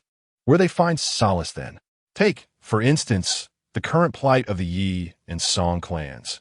which had suffered total devastation due to their members' provocation of Su Chen, leading to their obliteration. This could not stand. They needed to return immediately and convey this urgent message. Some individuals, in a fit of determination, stealthily withdrew from the crowd and hastened away from the academy, racing back to their clans. Su Chen's gaze shifted towards the disciples of the academy, causing them to tremble, a chill rising from their cores. They stammered, "Why, young master?" Su Chen averted his gaze and turned toward the heavenly staircase, eager to discern the legacies that lay above. Just as he was about to take a step forward, a voice halted him. "Wait." Su Chen paused, his eyes fixing on Su Chen, gazing into Su Chen's eyes, which resembled those of a harbinger of death. Su Chen felt as though she had plunged into a frozen abyss, her body shaking uncontrollably. Fear enveloped her heart, unyielding and relentless, until she could bear it no longer and collapsed to the ground, gasping for breath. She understood that her troubles stemmed entirely from her own actions. Should her backing faction become aware of this incident, she would undoubtedly face severe repercussions, possibly even death, as reparation to Su Chen. Su Chen's face turned ashen, her heart consumed by terror and boundless regret. Had she chosen to align herself with Su Chen from the outset, she would have escaped punishment and perhaps even elevated her standing. Yet, in this world, there exists no remedy for regret. Tears streamed down her cheeks, ultimately pooling upon the ground. Regret. Ha ha ha. Su Chen erupted into frenzied laughter, as if struck by a profound blow. Those surrounding her bore no sympathy, only derisive smirks. What a fool. The young master has attracted trouble, but does not stand by him. Instead, he chooses to preserve his own interests. What else could he be but a fool? The male disciples of the academy are not naive. Their previous flattery of Su Chen was solely due to her physique and background. Now that Su Chen has provoked Su Chen, should they continue to fawn over her, they would undoubtedly invite considerable trouble upon themselves. They are not foolish enough to court such complications. As for the female disciples, they have long harbored disdain for Su Chen. How could they possibly feel sympathy for her? If Su Chen were to perish, they might even rejoice in her demise. Su Chen withdrew his gaze, disregarding Su Chen, and made his way toward the heavenly ladder. One male disciple inquired, "Is the young master planning to climb the heavenly ladder?" To which another replied, "It seems so. After all, he is the headmaster's son. I wonder if he can ascend all 10,000 steps." The first disciple scoffed, "That seems unlikely. The 10,000 steps of the heavenly ladder are exceedingly challenging." Upon reaching the base of the heavenly ladder, Su Chen stepped forward, and in that instant, a weight bore down upon him. A slight smile curled at the corners of his lips, revealing a hint of disappointment in his eyes. This mere weight posed no challenge to him. He gazed upward at the pinnacle and softly murmured, "I hope the summit can provide me with some resistance." With that, he began to ascend the steps, but soon found it monotonous and broke into a run up the ladder. The scene left the onlookers below in awe. How could he manage it so effortlessly? Could it be that the heavenly ladder was malfunctioning? Impossible. Incredible. At that moment, Su Chen suddenly accelerated again, leaving the crowd in shock. A male disciple, deep in thought, approached the ladder and took a step forward. Instantly, he felt the weight press upon him. Alarmed, he exclaimed, "What? It's not broken?" Someone mocked, "Fool. How could the heavenly ladder be broken?" The male disciple's expression soured as he questioned, "Then how is he climbing so quickly?" Another chimed in, "He is the headmaster's son. His innate talent and strength must be extraordinarily formidable. Are you really going to compare yourself to him? Have you lost your mind?" Suddenly, someone shouted, "Look, he has already reached 9,000 steps. Unbelievable. How can he still be human? This is absurd." The crowd hurriedly turned their attention, eyes wide with disbelief. At this moment, Su Chen had reached the 9,999th step, gazing at the final step with a look of disappointment. How dull. Shaking his head, he stepped on a last stair. Witnessing this, the crowd erupted in fervor. The young master is remarkable. As expected of him, ascending the heavenly ladder is like child's play. They were filled with anticipation for what inheritance awaited at the top. Watching his figure, Su Chen gritted her teeth, fists clenched. Suddenly, a mouthful of blood erupted from her lips, and her eyes streamed with crimson tears. Regret. She felt an overwhelming sense of remorse. At the final step of the celestial ladder, there rested a stone table adorned with a sword and a scroll. Su Chen approached the stone table, his gaze fixed upon these two items. Suddenly, the scroll quivered, releasing a wave of terrifying sword intent.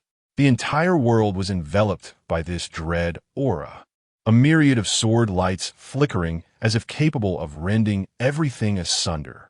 It was profoundly alarming. What kind of legacy has the young master obtained to wield such fearsome power? I sense that if this sword intent were to strike at us, we would possess no ability to resist.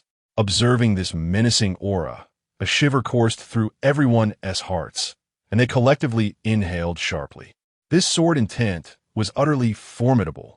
Upon the ladder, this sword intent manifested into a figure, a middle-aged man clad in a plain white robe of the sword path. His brow emanated an indomitable spirit, and his gaze was as sharp as a blade, seemingly capable of slicing through all illusion. Chapter 37. The Inherited Trash. A middle-aged man gazed intently at Su Chen, a flicker of surprise crossing his features. He smiled and said hello. Su Chen nodded and then turned to leave. The middle-aged man's expression froze, and he hastily inquired, "Do you not desire the inheritance?" Su Chen paused momentarily, turned to look back, and replied calmly, "Shall I speak the truth?" The middle-aged man, taken aback, instinctively nodded. Su Chen replied nonchalantly, "A trashy inheritance, what use is it?" The middle-aged man stood rigidly, disbelief washing over him. "Do you even comprehend what you are saying?" Su Chen remained composed, hands clasped behind his back, choosing silence. The man's lips twitched in confusion. This was not how he had envisioned the encounter. Wasn't he supposed to be begging for the inheritance? What on earth was happening? Su Chen's demeanor left the middle-aged man bewildered. He hesitantly asked, "You truly do not want this inheritance?" Su Chen said nothing and prepared to turn away once more. "Wait, please don't leave," the middle-aged man exclaimed, urgency taking hold. After waiting so long for someone, he could not let Su Chen simply walk away. Su Chen raised an eyebrow, questioning, "Is there something you need?" The middle-aged man felt exasperated. "Come on, I just stepped out to show off. Could you not give me some face?" He was genuinely at a loss. With a cheerful demeanor, the middle-aged man asked, "Could you enlighten me as to why you disdain my inheritance?" Su Chen maintained a calm expression, then slowly raised his hand, fingers poised together. In the next moment, a terrifying sword intent surged forth from his fingertips. As this overwhelming sword intent emerged, the middle-aged man's own sword intent disintegrated instantly, a dreadful force spreading across the realm, obliterating all in its path. Everyone in the academy fell to their knees, pallid with fear, terror flooding their hearts. It was utterly horrifying. This sword intent was 100 or even 1,000 times more terrifying than before. In an instant, the sword intent shattered, restoring calm as if nothing had transpired. A collective sigh of relief escaped the crowd, though their legs trembled uncontrollably. Someone murmured, "What kind of terrifying existence can emit such dreadful sword intent?" What transpired atop the heavenly ladder? The onlookers were left in a state of disquiet, their minds replaying the earlier scene. On the heavenly ladder, the middle-aged man had remained silent since witnessing Su Chen's sword intent. Although he appeared calm, he was inwardly terrified. This sword intent was extraordinarily fearsome. Was this something a mere human could possess? Surely, this was beyond the norm. The middle-aged man gazed at Su Chen, his eyes reflecting profound trepidation and respect. A powerful individual deserved his admiration. In that moment, he finally comprehended why Su Chen dismissed his inheritance. It was beneath him. He too found this trashy inheritance unworthy. Su Chen looked at the middle-aged man and calmly remarked, "Do you understand now?" The man nodded, acknowledging, "I, as a junior, comprehend." With a subtle smile gracing Su Chen's lips, he shook his head and turned to depart. "Wait," the middle-aged man abruptly called out to him. Su Chen raised an eyebrow, a flicker of displeasure evident in his eyes. Startled, the man realized Su Chen's impatience and quickly implored, "May I request a favor from you?" Su Chen replied coolly, "No." With that, he turned to leave. The man's expression turned bitter as he sighed inwardly. Alas, It was a rare occasion for someone to ascend to such heights. Yet little did he know that the one before him was a formidable figure. He gazed skyward, gritting his teeth. Damn it, is this some kind of joke? At that moment, the heavenly Tao seemed to murmur in exasperation, contemplating the absurdity of the situation. What does this have to do with me? All of you, with your trivial grievances, come to place blame upon me. If only I could intervene freely, I would have ended this nonsense long ago. Su Chen descended the celestial ladder, the eyes of all present fixed upon him, filled with curiosity about the legacy he had attained. He cast a slight smile at the crowd, and in that instant, the male disciples were left in stunned silence. Goodness! He smiled. He actually smiled. Meanwhile, the female disciples blushed, their legs fidgeting, gazing at Su Chen with an eagerness that suggested they longed to leap into his presence. Su Chen remarked, I did not claim the legacy atop. You all still have hope. The crowd fell silent. Disbelief etched across their faces. He did not take it. Had he lost his senses? It was evident they struggled to grasp that Su Chen had indeed forsworn the legacy, as its terrifying allure was undeniable. Someone ventured to ask, why did the young master not take it? Su Chen answered, it was utterly worthless to me. The expressions of the crowd froze in shock. Utterly worthless? One among them questioned incredulously, are you jesting? Did you not feel the overwhelming sword intent? Su Chen chuckled, fear not, my mother is your dean. How could I possibly deceive you? At this, the crowd fell into contemplative silence. Indeed, he was the child of the dean. Deception could tarnish not only his reputation, but hers as well. They began to believe that Su Chen truly had not claimed the legacy. Yet their minds were clouded with confusion as to why he would dismiss it.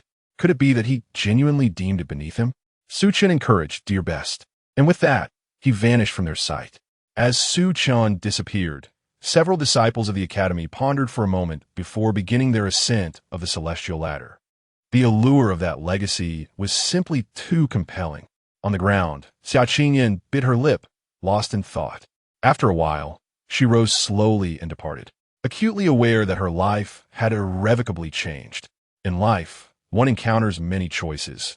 Making the right one is fortunate, but a wrong choice can lead to irrevocable consequences. Su Chen arrived at a grand hall, where Qin sat upon the throne, observing him. With a smile, she inquired, was that sword intent emanating from you just now?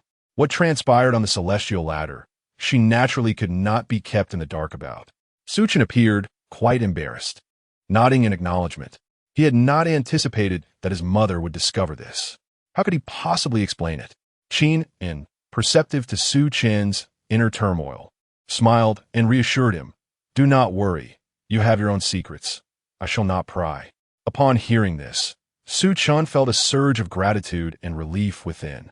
Whispering a heartfelt thank you, mother, Qin chuckled softly. Why do you thank me, my child? Su Chen scratched his head, admitting I was wrong. Qin shook her head with a smile, and then said, come here. Su Chen nodded and took a seat beside Qin. She gently ruffled Su Chen's hair and said, you have grown. Come, share with your mother what you have experienced over these years. In the ensuing hours, Su Chen recounted his experiences, while Qin listened attentively. He refrained from discussing the intricacies of his cultivation, as it was difficult to articulate. Qin, fully aware of his reluctance, did not press the matter. They conversed for quite some time, until the sky darkened, at which point Su Chen finished his tale. A smile graced Qin's face as she remarked, do remember to bring your sister over one day for me to meet. Dear friends, if you could spare a moment to leave a favorable review or a gentle nudge for updates, it would greatly inspire me to continue writing. Thank you all. Chapter 38. Then I shall make you an emperor. Su Chen nodded, a smile gracing his lips, and responded, very well. Subsequently, he displayed a demeanor of hesitation. Qin, noticing this, smiled and inquired, you must have come to see your mother for a reason, right? Su Chen, with a sheepish expression, nodded in agreement. Qin encouraged him. Speak up. After a moment of reluctance, Su Chen ventured, Mother, have you arranged a marriage for me? Qin was taken aback for an instant, but swiftly grasped the situation, laughing as she asked, are you wishing to withdraw from the engagement? Su Chen nodded silently. Qin sighed, expressing her resignation. You're not a child anymore. It is time for you to marry. But I am not ready to wed, Su Chen replied. Qin shook her head, exclaiming, "It is your choice." A flicker of joy illuminated Su Chen's face. "Mother, does that mean you permit me to break off the engagement?" Qin rolled her eyes and retorted, "What else can I do? If you do not wish to marry, I cannot compel you." Su Chen laughed heartily. "You are the best, mother." Qin countered, "I am not. All I desire now is to hold my grandchildren." Su Chen's expression stiffened momentarily before he declared, "I promise. Mother, if I encounter a woman who captivates my heart, I shall marry her immediately." Upon hearing this, a smile finally graced Qin's face.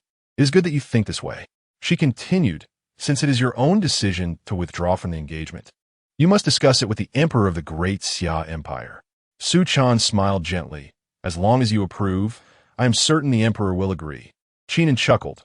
"All right, for now, stay here with me for a few days. We shall discuss everything else later." "Understood." Su Chen replied. Time passed swiftly, and in the blink of an eye, 6 days had elapsed. On this day, after bidding farewell to Qin, Su Chen set forth towards the great Xia Empire. After 4 days of travel, he finally arrived in the capital of the great Xia Empire. The bustling capital was a sight to behold, with vibrant streets filled with the sounds of countless voices and merchants calling out, creating a cacophony of life. Scholars in the taverns composed poetry, reveling in merriment. Seated on the second floor of a tavern, Su Chen savored fine wine while gazing out at the scenery, lost in thought. Not far from him, a group of young maidens blushed as they fixated on him. Suddenly, the sound of footsteps echoed from the staircase, accompanied by a faint yet enchanting fragrance. Turning to the source, he beheld a lady gracefully ascending to the second floor. Her skin was as radiant as jade, smooth and delicate, her long, slender legs stirring a sense of restlessness within him. The patrons on the second floor were captivated, yet none dared approach her, for they recognized she was no ordinary woman. Far beyond their reach, the lady approached Su Chen, a smile gradually illuminating her face. Soon, she occupied the seat opposite him, and with a playful tone, she remarked, "What is this? After a few days apart, do you miss me?" With a hint of melancholy in her voice, she added, "You arrive without even informing me? Do you not regard me as your fiancé anymore?" Su Chen cast a casual glance at Jiningbing and asked, "Can you guess why I am here?" Jiningbing blinked, replying, "Aren't you here to find me?" A faint smile played on Su Chen's lips as he responded, "Find you? You are overthinking it. I am here to annul our engagement." Jiningbing's smile faltered, and after a long pause, she softly inquired, "Did your mother agree?" Su Chen savored his drink and nodded silently. Jiningbing fell into silence, her expectations dashed. She had thought Su Chen had come specifically to see her. A trace of bitterness welled up within her. She gazed at Su Chen, questioning, "Am I unworthy of being your wife?" Su Chen shook his head, setting down his cup, and replied, "Not at all." Jiningbing pressed, "Then why?" Su Chen answered, "What other reason could there be? I simply haven't had enough fun yet." His words were blunt, leaving Jiningbing momentarily speechless. He continued, "Moreover, we have only met a few times. I have no feelings for you. I see you like this. You haven't developed feelings for me, have you?" Jiningbing remained silent for a moment before saying, "My father is already aware of what you did at the Ingtian Academy. The Xia clan has been ordered to be exterminated along with their 9 clans." She did not answer Su Chen's question. Su Chen remained calm, indifferent to the matter. Jiningbing fixed her gaze on him, stating, "They value your talent and background. Do you understand what that implies?" Su Chen took a sip from his cup, remaining silent. Jiningbing continued, "It means they will never agree to your annulment. Your talent and background are too formidable. They are wary, and at the same time, they are grateful that they arranged this union with you. Now that you wish to withdraw, they will absolutely not consent." Su Chen smiled slightly, looking at Jiningbing. "Do you know why I specifically came to annul our engagement?" Jiningbing furrowed her brows, perplexed.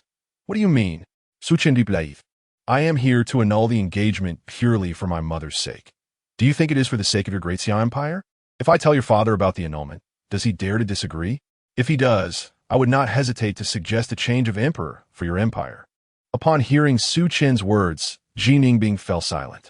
Indeed, how could the great Xia Empire dare to oppose the annulment? Those Su Chen's words were audacious. He had the audacity to back them up, with the Su family, the Ingtian Academy, and the Qin clan as his formidable backing. What right did the Great Xia Empire have to refuse? If they truly angered Su Chen, she could hardly fathom the dreadful consequences.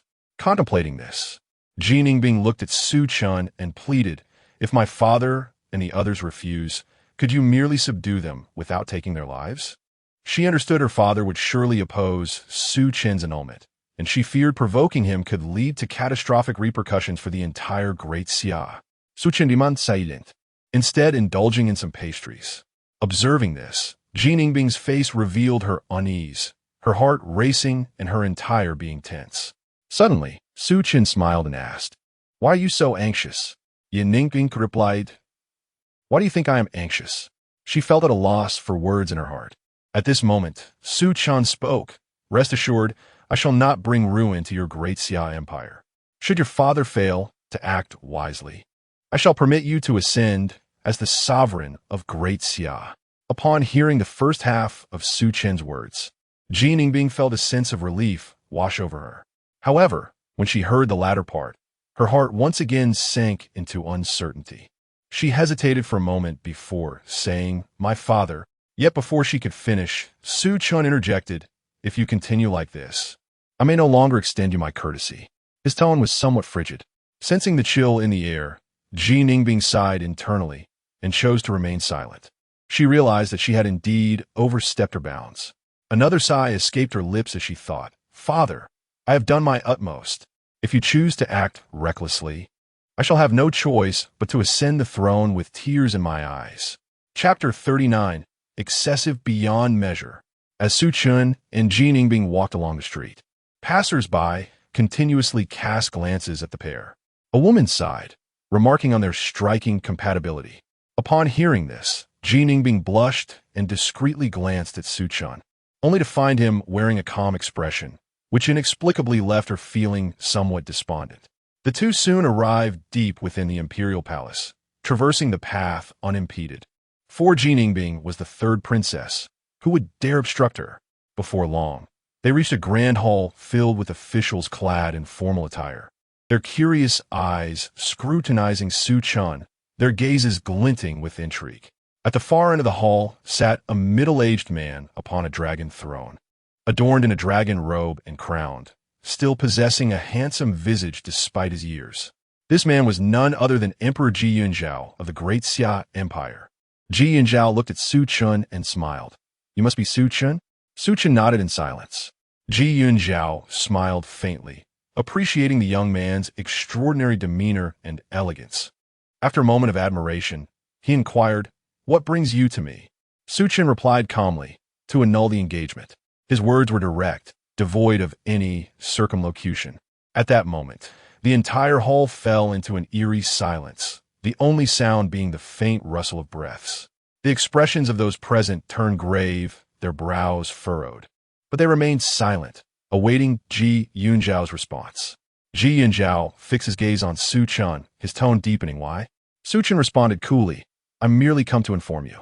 With that, he turned and began to leave. Outrageous! Ji Yunzhao's fury ignited at Su Chen's blatant disregard for decorum, a terrifying aura emanating from him. He reached out with an invisible hand. Boom!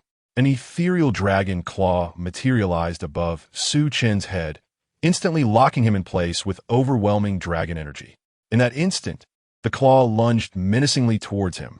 Ji Ningbing's expression changed dramatically. It was over. Her father was truly courting disaster. The onlookers in the hall were equally astonished. Su Chen halted, observing the approaching dragon claw with unwavering calmness, though the temperature around him plummeted. He raised his right hand and then flicked his finger. Bang! A resounding explosion echoed throughout the hall, causing the very heavens to tremble violently as the dragon claw and its imposing energy disintegrated. At that precise moment, a terrifying aura of gun intent suddenly spread across the atmosphere.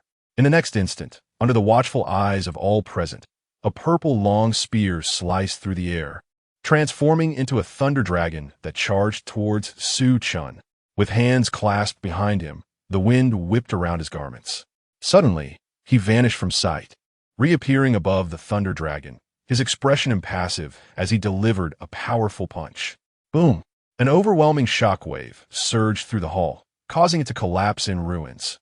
While the onlookers stumbled back, their faces a mixture of disbelief and awe at Su Chen's prowess. This young man was truly formidable. With but a single punch, he shattered that terrifying assault.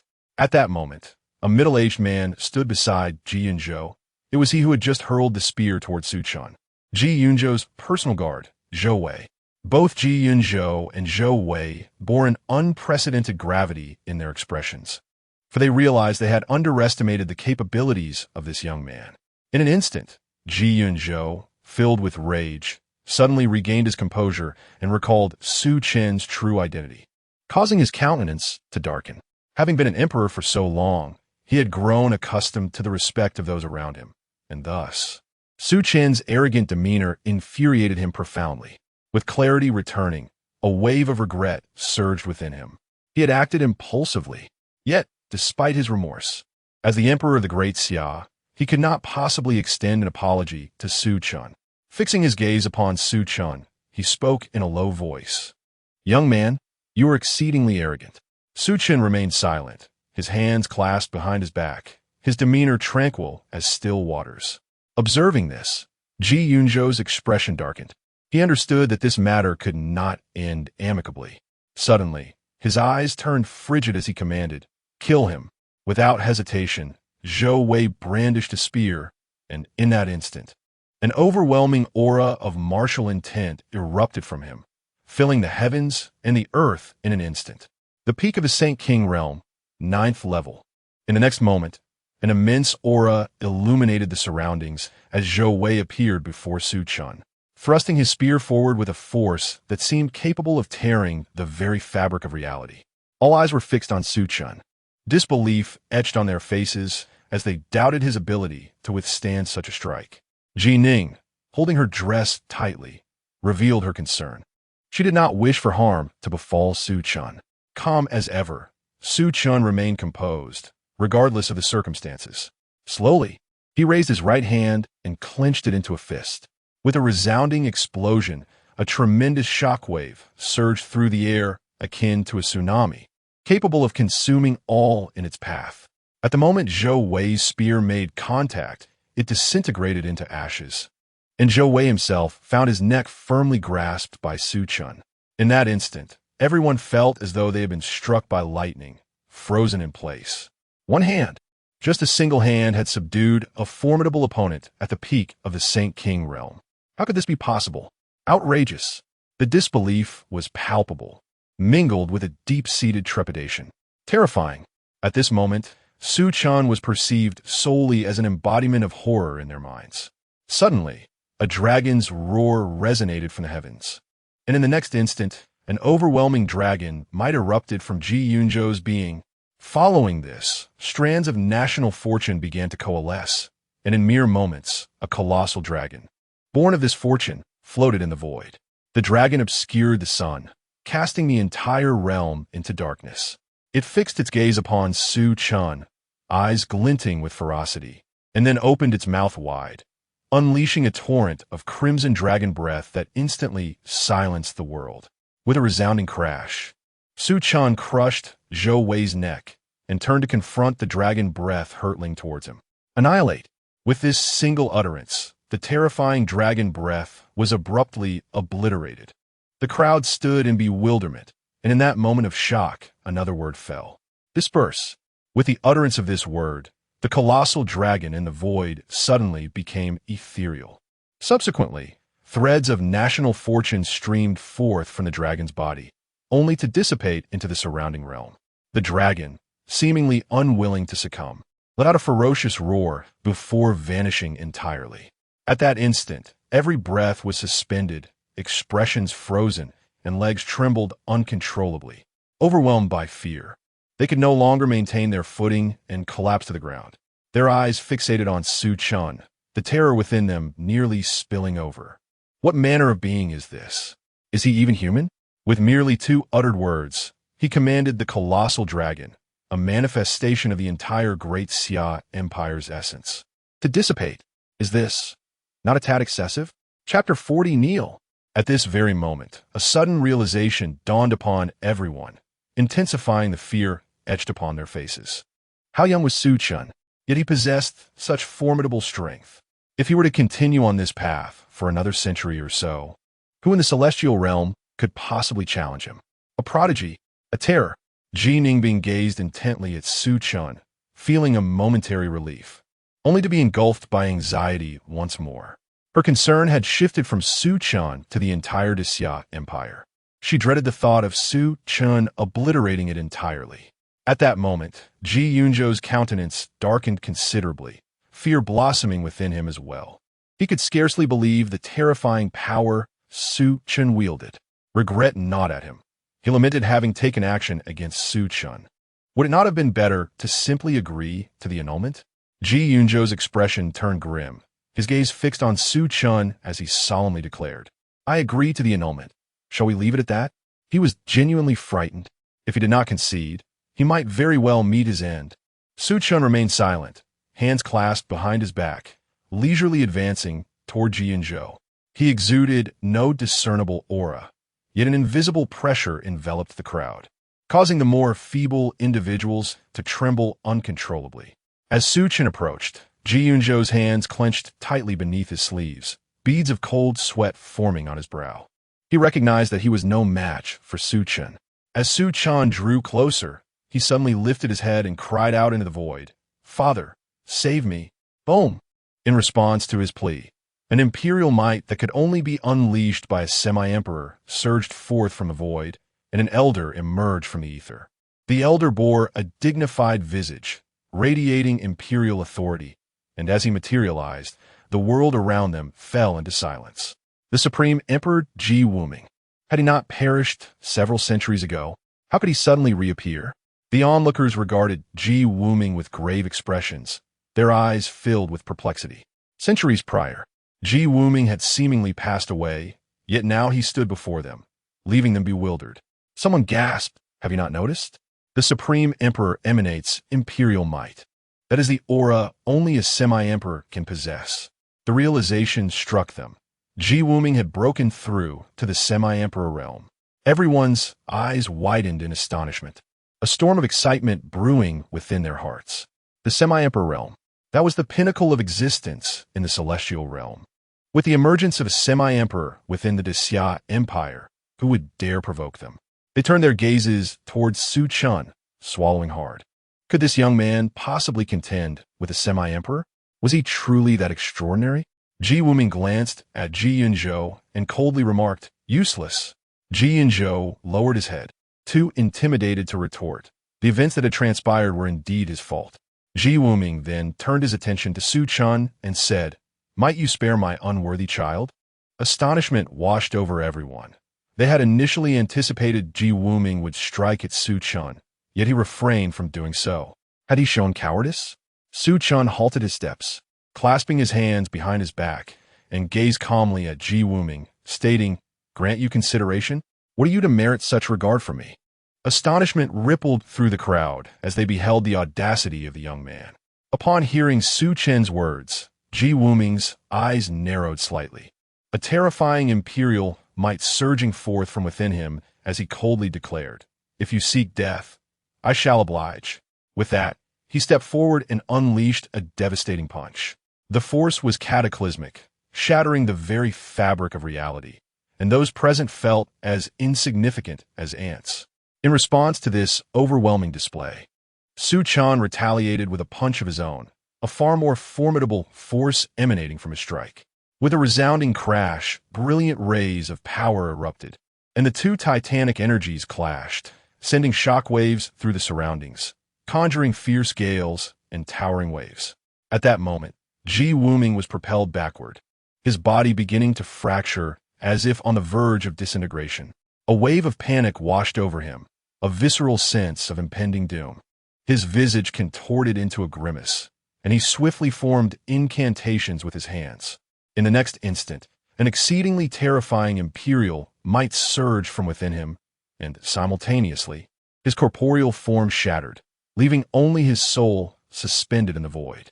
His expression was one of utter dismay. Had he not employed a supreme secret technique to safeguard his soul, he would have perished in that very moment. Simultaneously, he was engulfed in disbelief. He had not anticipated Su Chen's extraordinary prowess. Here he was, a half-emperor, unable to withstand a mere punch from a youthful adversary. He regarded Su Chen with an intensity that conveyed profound gravity. A prodigy, this was the first time in his long existence that he had encountered such an exceptional talent, unparalleled by any other. The onlookers were rendered speechless upon witnessing Ji Wuming's corporeal collapse. What had they just witnessed? A half-emperor vanquished, and by a youth no less. Their astonishment transcended mere words. Ji Yunju was paralyzed with shock, never having imagined that Su Chen could annihilate a half-emperor in an instant. Regret consumed him. He wished he could strike himself for his miscalculations. Ji Wuming took a deep breath, regaining his composure as he fixed his gaze upon Su Chen. I must admit, you have indeed astonished me, but astonishment is all it is. Come forth. As he spoke, the surrounding space fractured, and an overwhelming, cataclysmic aura surged forth. In an instant, 7 figures materialized, exuding a fearful imperial might. All were half-emperor level, with one having attained the 6th stage of half-emperor, a truly formidable presence. These individuals were the emperors of the Great Xia Empire throughout its history. They had not perished. The crowd stared in disbelief at the septet, their eyes wide with incredulity. Ji Yunju looked upon the 7, a sinister smile creeping across his face. This was the true foundation of the Great Xia Empire. They feared no one. He suddenly turned to Su Chen, his expression fierce, and exclaimed, "Let us see if you can continue your arrogance this time." As he gazed at the 7 individuals, a flicker of impatience crossed Su Chen's eyes. He then slowly uttered a single word, "Kneel." Boom! As the word resounded, an unparalleled force surged through the heavens and the earth, instantly overwhelming everyone present, forcing them to the ground. Not even the demigods possessed the slightest capacity for resistance. Silence enveloped the surroundings, a profound stillness where only the sound of the wind could be heard. All present, including the several demigods, felt as though they were ensnared in a dream, grappling with the surreal nature of their circumstances. They had indeed knelt. They had succumbed to the ground. Even the formidable demigods had knelt. There were 7 demigods, after all. Oh my! They gazed at Su Chen with wide eyes, their bodies trembling, faces pale, and the terror in their eyes palpable, almost tangible. Chapter 41. She becomes the emperor. Do you have any objections? Ji Wuming and the 7 half-emperors were utterly astonished. Their gazes fixed on Su Chen, devoid of any gravity, only profound terror. What manner of creature is this? Is he even human? With a single word, he has subdued them. Absurd. At this moment, Su Chen appeared to them as an emperor, terrifying in his might. What on earth is this current emperor of the Great Xia? How could he provoke such a formidable existence? Unbelievable. It seems fate has decreed the downfall of the Great Xia. Ji Wuming and the 7 emperors cursed Ji Yunzhou vehemently in their hearts. Meanwhile, Ji Yunzhou, pale as a ghost, knelt on the ground, his mind in disarray, trembling uncontrollably. He never imagined Su Chen would defy the heavens to such an extent. Suddenly, he erupted into a mad, maniacal laughter, proclaiming himself a fool, the greatest fool in the celestial realm. In this chaotic state, his thoughts were jumbled, his words incoherent, and he appeared utterly unhinged, as if struck by a profound blow. At that moment, Su Chen turned his gaze towards Ji Yunzhou, slowly raising his right hand, as a mysterious power surged forth from him. In the next instant, this enigmatic force enveloped Ji Yunzhou entirely. The onlookers were perplexed, unable to fathom Su Chen's intentions. Just then, Ji Yunzhou let out a piercing scream, followed by the separation of strands of national fortune from his being. Witnessing this, Ji Wuming and the 7 half-emperor's pupils contracted sharply, as if they had grasped Su Chen's purpose. A quarter of an hour passed, and Ji Yunzhou had succumbed to unconsciousness. Meanwhile, a magnificent golden dragon floated in the void, embodying the national fortune of the Great Xia. Should this dragon perish, the entire Great Xia would be doomed. Ji Wuming and the seven half-emperors felt their hearts leap into their throats, terrified that Su Chen might slay the dragon. If such a calamity were to occur, the great Xia would indeed face annihilation. Just then, the dragon roared, transforming into a brilliant golden light that surged into Ji Ningbing's body. Stupefied, Ji Ningbing had no time to react as a terrifying dragon's might erupted from her, causing her cultivation to ascend rapidly. In mere moments, she reached the pinnacle of the Saint King realm, on the verge of breaking through to become a half-emperor. Boom! A formidable half-emperor aura radiated from her, and a colossal dragon phantom emerged behind her. In that instant, she shone with a resplendent golden light, exuding an air of nobility and sanctity, akin to an empress who looked down upon the world. Who is this woman? The seven half-emperors turned their gazes towards Ji Wuming. His brow furrowed, as he had remained hidden in the shadows and did not recognize Ji Ningbing. Yet, he sensed a peculiar connection through their bloodline. After a moment of silence, he declared, "She must be my granddaughter." Upon hearing this, the seven half-emperors breathed a sigh of relief. The great Xia shall not perish. They discerned the bond between Su Chen and Ji Ningbing. Otherwise, how could Su Chen allow the national fortune to merge with her? In essence, as long as Ji Ningbing exists, the great Xia shall endure. At this moment, Ji Ningbing had regained her composure from the shock. Feeling the power of national fortune within her and reflecting on her own realm, it seemed somewhat surreal to her. She cast a grateful glance at Su Chen, understanding that he had spared the great Xia Empire out of consideration for her. Deep down, she felt immensely fortunate that she had sought him out upon his arrival in the great Xia Empire. Otherwise, the entire empire would have met its demise. At that moment, Su Chen turned his gaze to Ji Wuming and the seven semi-emperors, calmly stating, "From this day forth, she shall reign as the empress of the great Xia. Do any of you have objections?" Ji Wuming and the seven semi-emperors hastily shook their heads in unison, exclaiming, "No, no. How could we dare to object, elder brother? Any dissent would lead us to meet our ancestors in the next moment." Su Chen remained silent, his eyes shifting to the officials present. They understood instantly and knelt before Ji Ningbing, collectively proclaiming, "We pay our respects to your majesty." Ji Ningbing was no mere child. Her expression was solemn as she nodded. "Rise." The officials stood up quietly, maintaining their positions. Su Chen glanced at Ji Ningbing before turning to leave, not uttering a word to her. His departure was resolute, as though there was nothing in this place that held his affection. Watching Su Chen's retreating figure, Ji Ningbing reached out as if to say something, but ultimately found herself choked by an overwhelming wave of sorrow. She silently observed his departure, her heart inexplicably aching. She understood all too well that, in Su Chen's eyes, they were merely fleeting encounters, brief intersections followed by swift separations. He would hold no feelings for her, yet she had quietly developed affections, ensnared in her own emotions, unable to extricate herself. Su Chen's silhouette would forever remain indelible in her heart. As Su Chen walked along, he paused, raising an eyebrow as he produced a communication stone. The stone glimmered, and soon the voice of Su Yenche resonated. "Son, are you back?" Su Chen replied, "I was just about to return." "What is the matter?"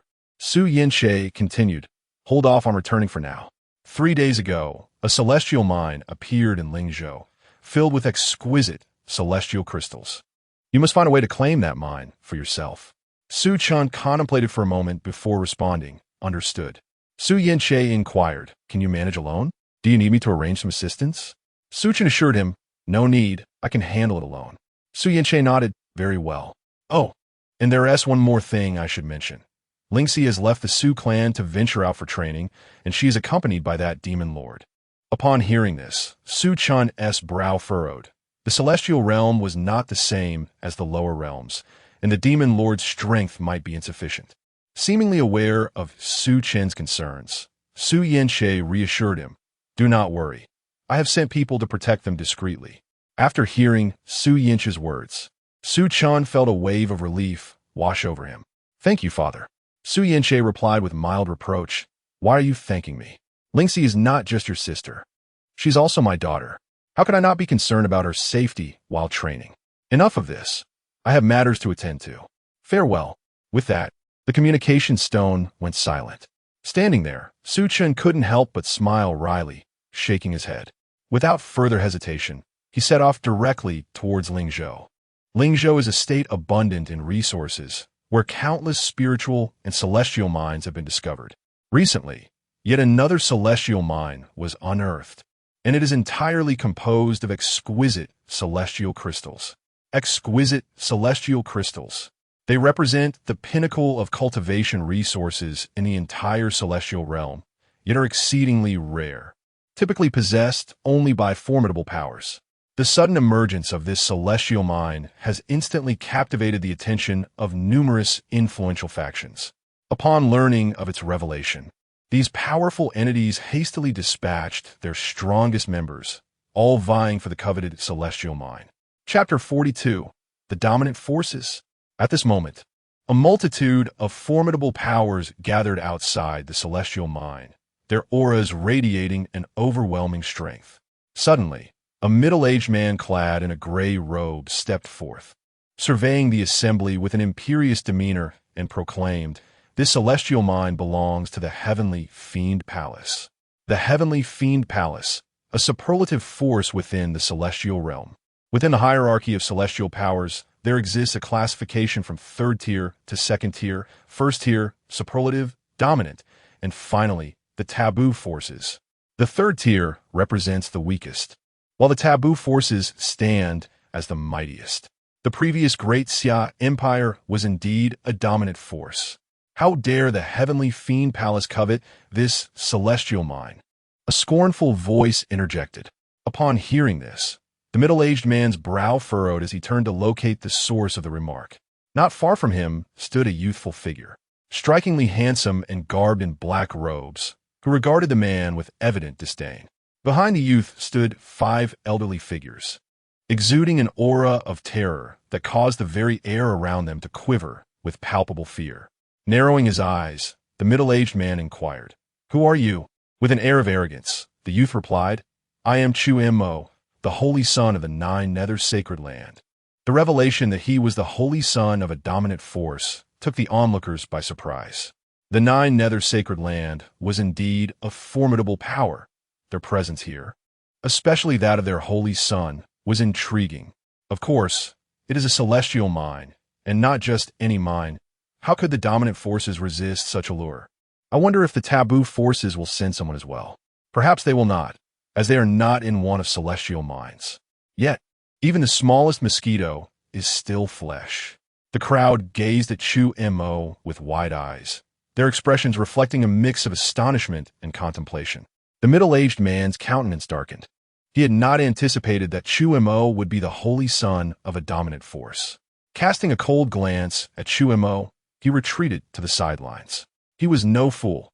Despite his inner turmoil, he dared not provoke someone from a dominant force.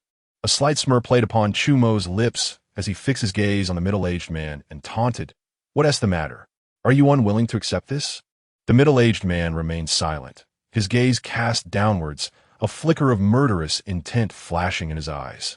Although he concealed this malice well, it did not escape Chu Mo's keen perception. In a chilling tone, Chu Mo declared, "He harbors ill intentions towards me.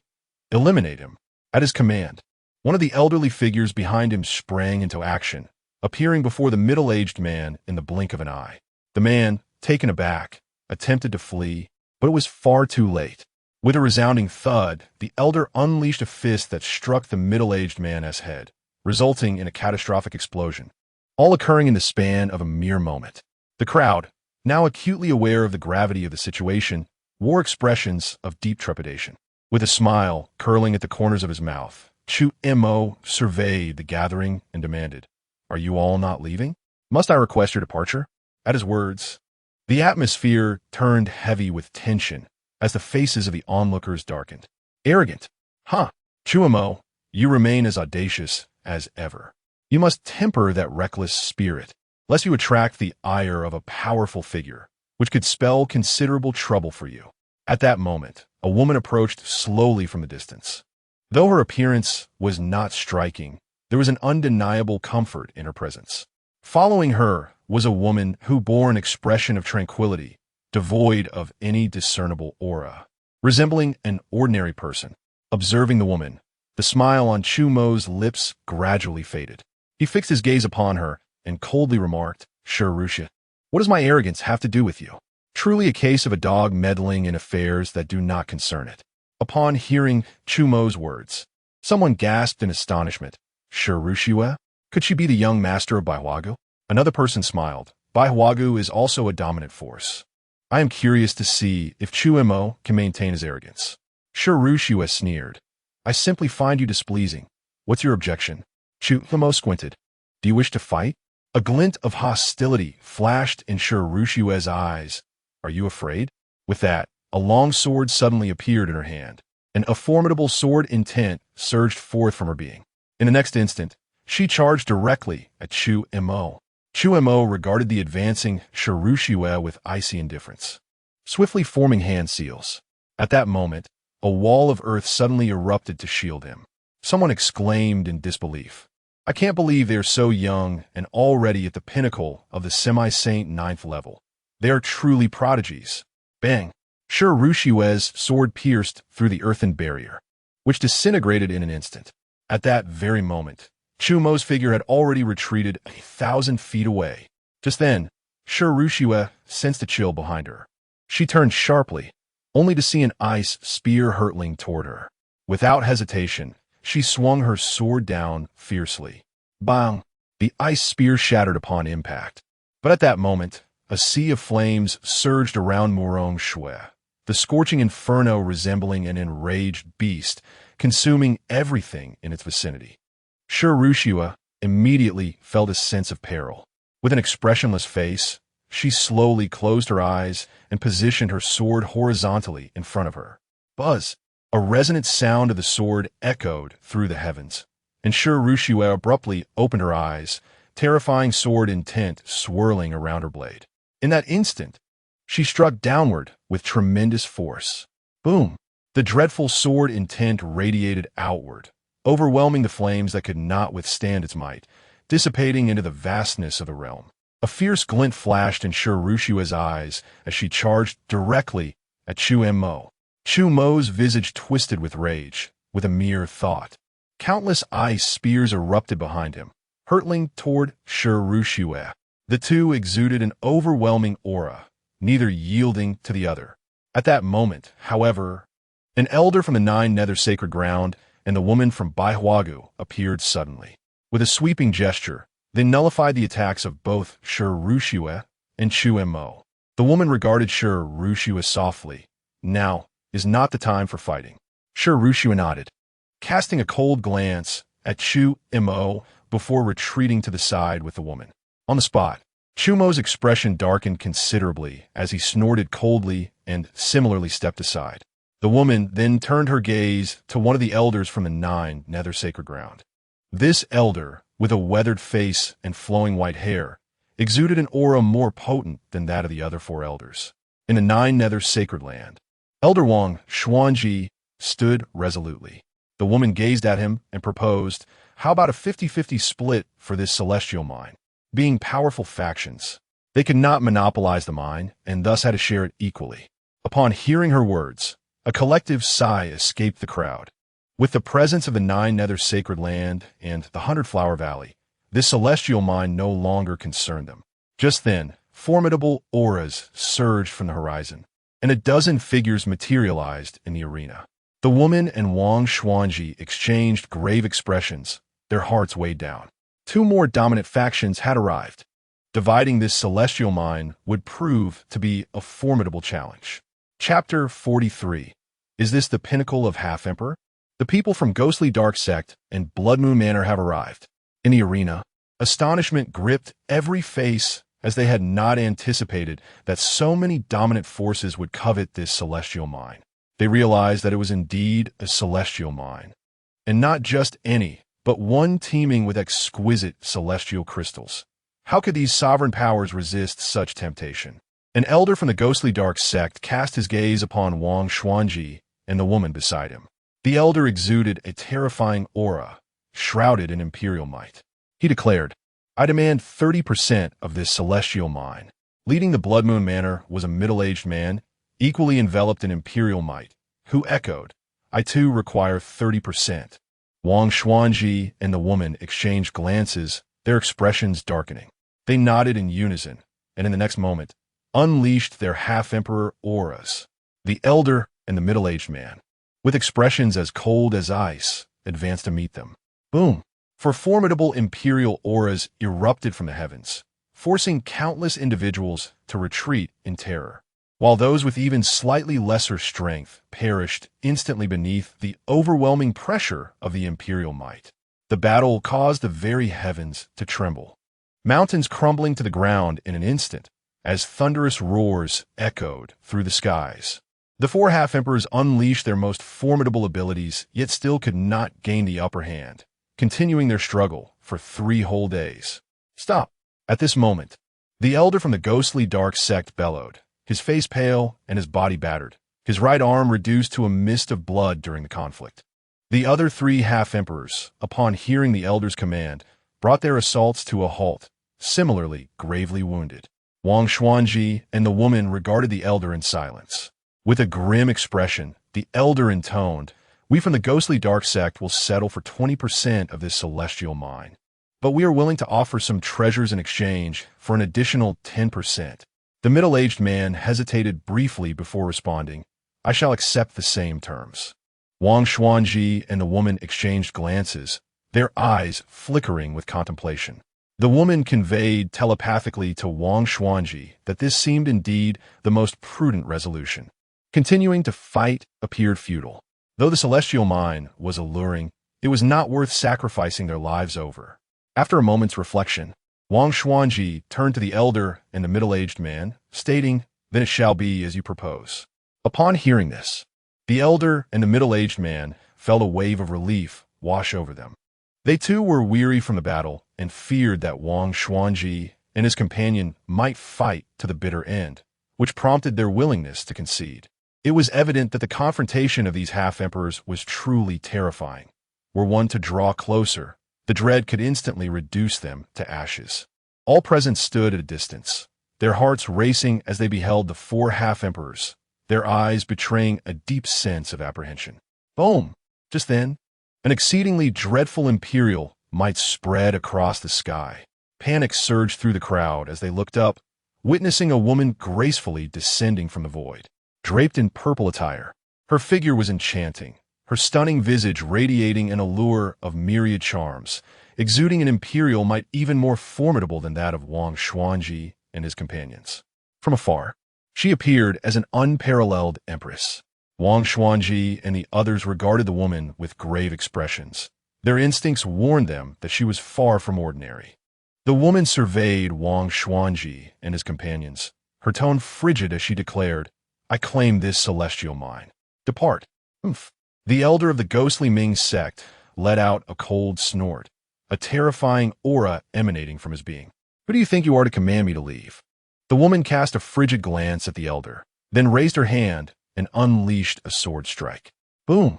A torrent of sword intent surged forth. The elder's pupils constricted sharply, and he hastily retaliated with a punch. Bang! He was sent flying by the sword strike, and as he soared through the air, his corporeal form exploded. Just as his soul lingered in bewilderment, another wave of formidable sword intent struck towards him. The elder was instantly engulfed by an unprecedented sense of peril. Without a moment's hesitation, he turned and fled. Bang! His soul was obliterated by the sword. Ultimately, he was a step too slow. In the arena, everyone was petrified, rooted to the spot with incredulity plastered on their faces. A half-emperor had perished just like that? How could this be possible? The other 3 half-emperors swallowed hard, realizing the identity of the woman before them. She hailed from a forbidden power. Only such a force could possess such terrifying strength. The woman turned her icy gaze towards the remaining 3. They trembled and hastily clasped their fists, declaring, We shall take our leave. With that, they vanished from sight, not departing the vicinity, but instead retreating 100,000 miles away. They looked back at the woman from a distance, their hearts brimming with resentment. They had fought for 3 days, yet in the end, they gained nothing. How infuriating! At that moment, a middle-aged man coldly remarked, I refuse to believe there are no other forbidden powers present. Wang Xuanji and a woman remained silent, quietly observing the woman in the distance. Though they felt aggrieved, they were powerless. After all, she belonged to a forbidden force. If there were to be blame, it could only be directed at their own weakness. Suddenly, the sky transformed dramatically. A colossal hand imbued with unfathomable power descended towards the woman. Upon witnessing this, the middle-aged man smiled. I knew there were others from forbidden powers. The woman remained expressionless, gazing up at the giant hand, and then, without hesitation, she slashed down with her sword. Bang! The clash of two terrifying forces erupted into a catastrophic shockwave, shattering the very fabric of the universe. Hey, Yiming, your strength remains as formidable as ever. A young man emerged from the void. He was tall and slender, clad in pristine azure, with handsome features and an indifferent demeanor. Yiming fixed her gaze on the young man, coldly stating, You, Lei Yuning, are as repugnant as ever, always resorting to sneak attacks.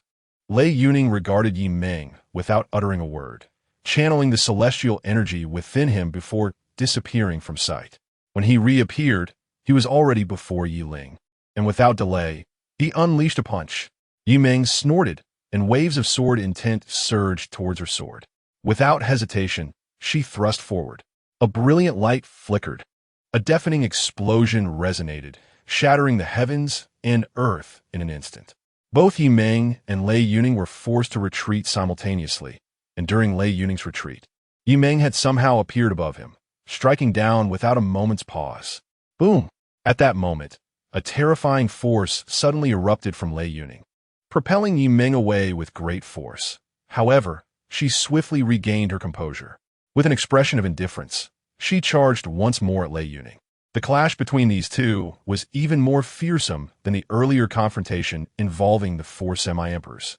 The onlookers held their breath, too afraid to make a sound, utterly awestruck by the sheer intensity of the battle. Was this the true terror of forbidden powers?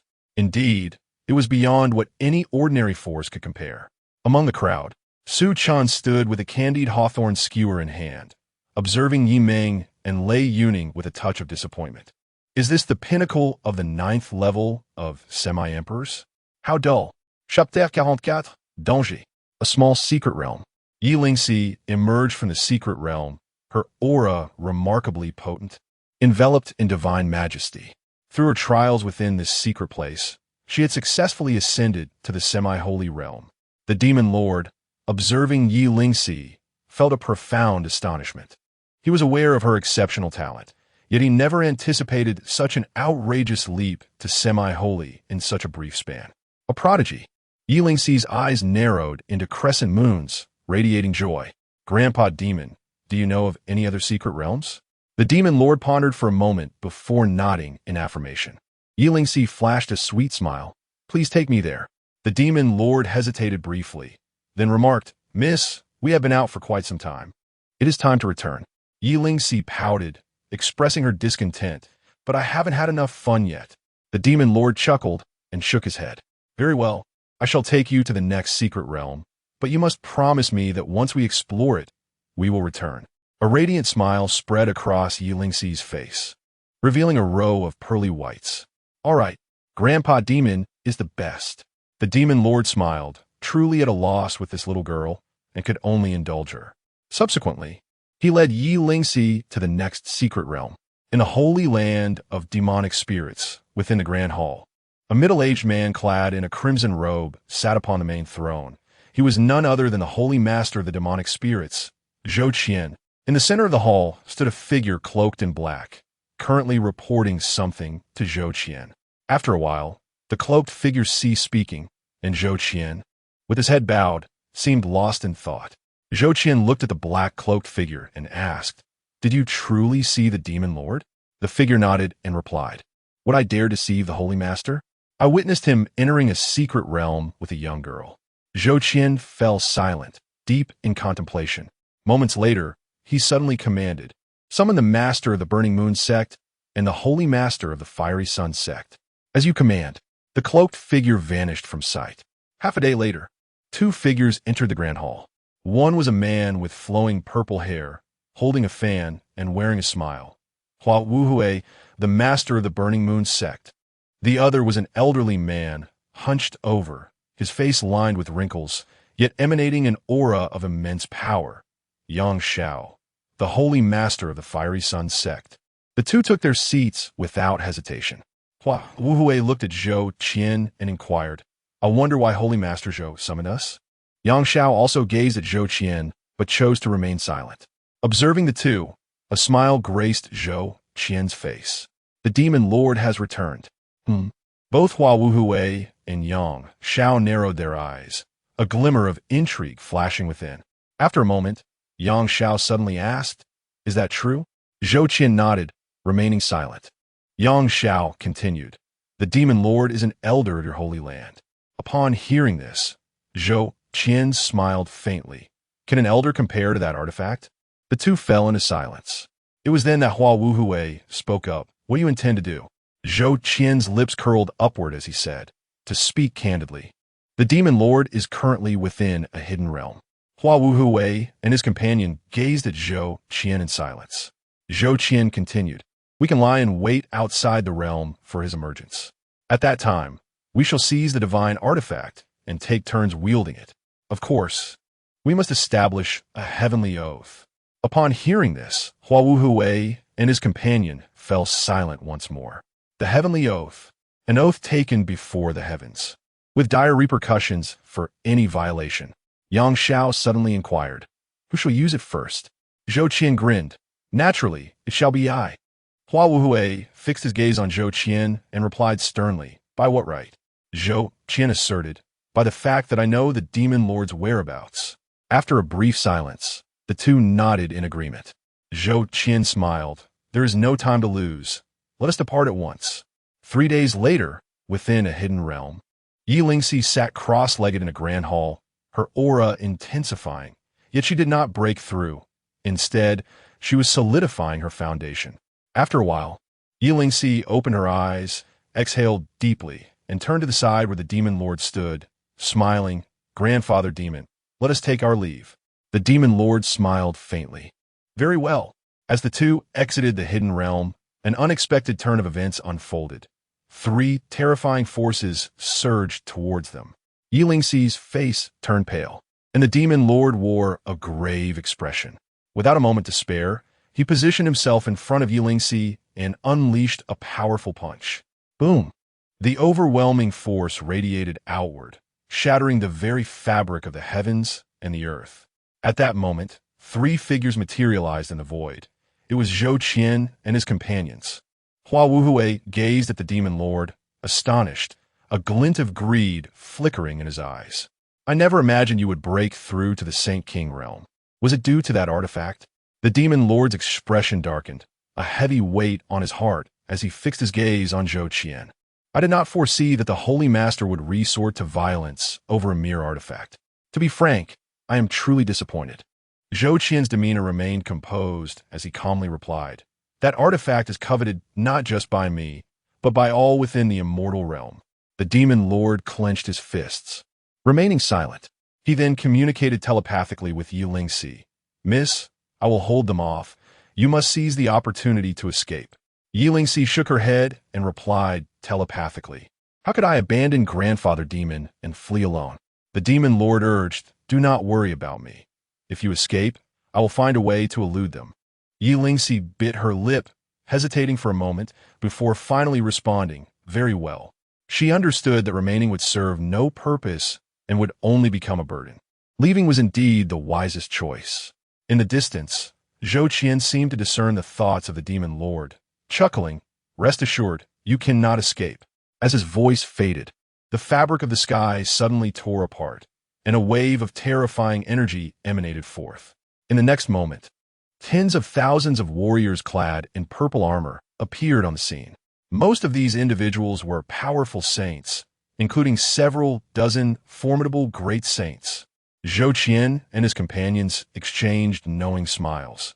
They had come prepared to encircle and eliminate the demon lord. determined not to allow a repeat of the events from 3,000 years ago when he had escaped. The demon lord's expression was one of utter dismay. He had never anticipated that Su Chen and his allies would summon such a formidable force. Abruptly, he turned to Yi Lingxi, his voice heavy with urgency. "Stay here and do not move."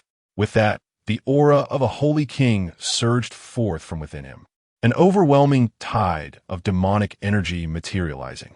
In the next moment, he charged directly towards Su Chen and his companions. Without hesitation, Su Chen and his allies sprang into action simultaneously, resolved to conclude the battle swiftly. For terrifying auras permeated the atmosphere, accompanied by a series of resounding explosions that echoed ominously throughout the realm. Chapter 45, Kneel. Lingzhou. Boom. The imperial might swept across the heavens, and two figures were violently repelled thousands of meters away. Yi Meng wiped the blood from the corner of his mouth, and in the distance, Lei Yuning did the same. Lei Yuning fixed his gaze on Yi Meng and proposed, "How about we split the celestial mine 50-50? Yi Meng replied coldly, 50-50? I want the entire celestial mine." At his words, Lei Yuning's expression darkened instantly, and he snarled, "Then let us fight." Boom! The two engaged in battle once more. Lei Yuning, his face twisted with fury, abruptly appeared above Yi Meng, unleashing a terrifying force that surged from within him. He clasped his hands together and struck down fiercely. The mountains and rivers trembled. Buzz! At that moment, a sword cry resonated through the skies, and countless sword intents swirled around Yi Meng. His expression remained icy as he slashed down with his sword. The might of the strike was nothing short of terrifying. Bang! A monstrous shockwave surged outward, shattering the very fabric of the world in an instant. Witnessing this, everyone gasped in horror, their faces etched with fear. The battle between these two was utterly terrifying. Wang Xuanji and his companions wore grave expressions, their hearts filled with disbelief. If they were to face Yi Meng and Lei Yuning, they would likely be obliterated in an instant. A bitter feeling arose within them. How could there be such a vast disparity, even among semi-emperors? Boom! The heavens erupted with a series of terrifying explosions as neither Yi Meng nor Lei Yuning was willing to yield. It seemed they had lost all sense of reason, unleashing their strongest trump cards. Among the crowd, Su Chen shook his head. He had no interest in continuing to watch the children's brawl. Slowly, he made his way towards the celestial mine. Some noticed Su Chen and furrowed their brows. Had he lost his mind? Did he not see that two semi-emperors were fighting? How could he dare approach? Alas, he looked quite handsome, but it was a pity he was a fool. Before long, Su Chen drew closer to the celestial mine, attracting the attention of more and more people. Confusion marked their faces as they wondered about his actions. Seeking death. At that moment, the battling Yi Meng and Lei Yuning also took notice of Su Chen, their fury igniting. How dare this insignificant ant covet the celestial mine? He must be eliminated. Simultaneously, they charged towards Su Chen, an overwhelming intent to kill surging forth. Su Chen halted, gazing calmly at the two rushing towards him. One hand rested behind his back while the other slowly rose, then pressed down. Kneel! Boom! Not only did Yi Meng and Lei Yuning feel this command, but the spectators in the distance also experienced a suffocating sensation as those two words fell. Immediately, an unfathomable power descended, forcing them to the ground. In that moment, the skies fell silent. Everyone held their breath, their faces filled with bewilderment and disbelief. What was happening? At this moment, they were utterly confounded. Yi Meng and Lei Yuning stood as if struck by lightning, frozen in place, as if petrified. They knelt. These formidable beings at the pinnacle of the 9th level of semi-emperors had knelt just like that. How could this be possible? They gazed at Su Chen, their hearts stirred by a tempest of emotions, and in that instant, their bodies trembled violently. The only force capable of rendering them utterly defenseless could only be an emperor. Before them stood an imposing figure, an emperor whose aura of death rendered the air suffocating. The world around was eerily silent, save for the whispering winds. In this moment, an overwhelming sense of dread enveloped their hearts, their eyes wide with terror, struggling to draw in a breath. yet fear lodged in their throats, preventing any intake. What an extraordinary presence! How could a mere command to kneel be so effortlessly obeyed? This was absurd, absolutely outrageous. At that moment, Su Chen turned his gaze towards Yi Ming and Lei Ningyu. They instantly felt the chill of mortality creeping ever closer, and with trembling voices, they implored, Please spare us." Esteemed senior, a bitter realization weighed heavily upon them. With their formidable strength, they could have easily traversed the celestial realm without fear.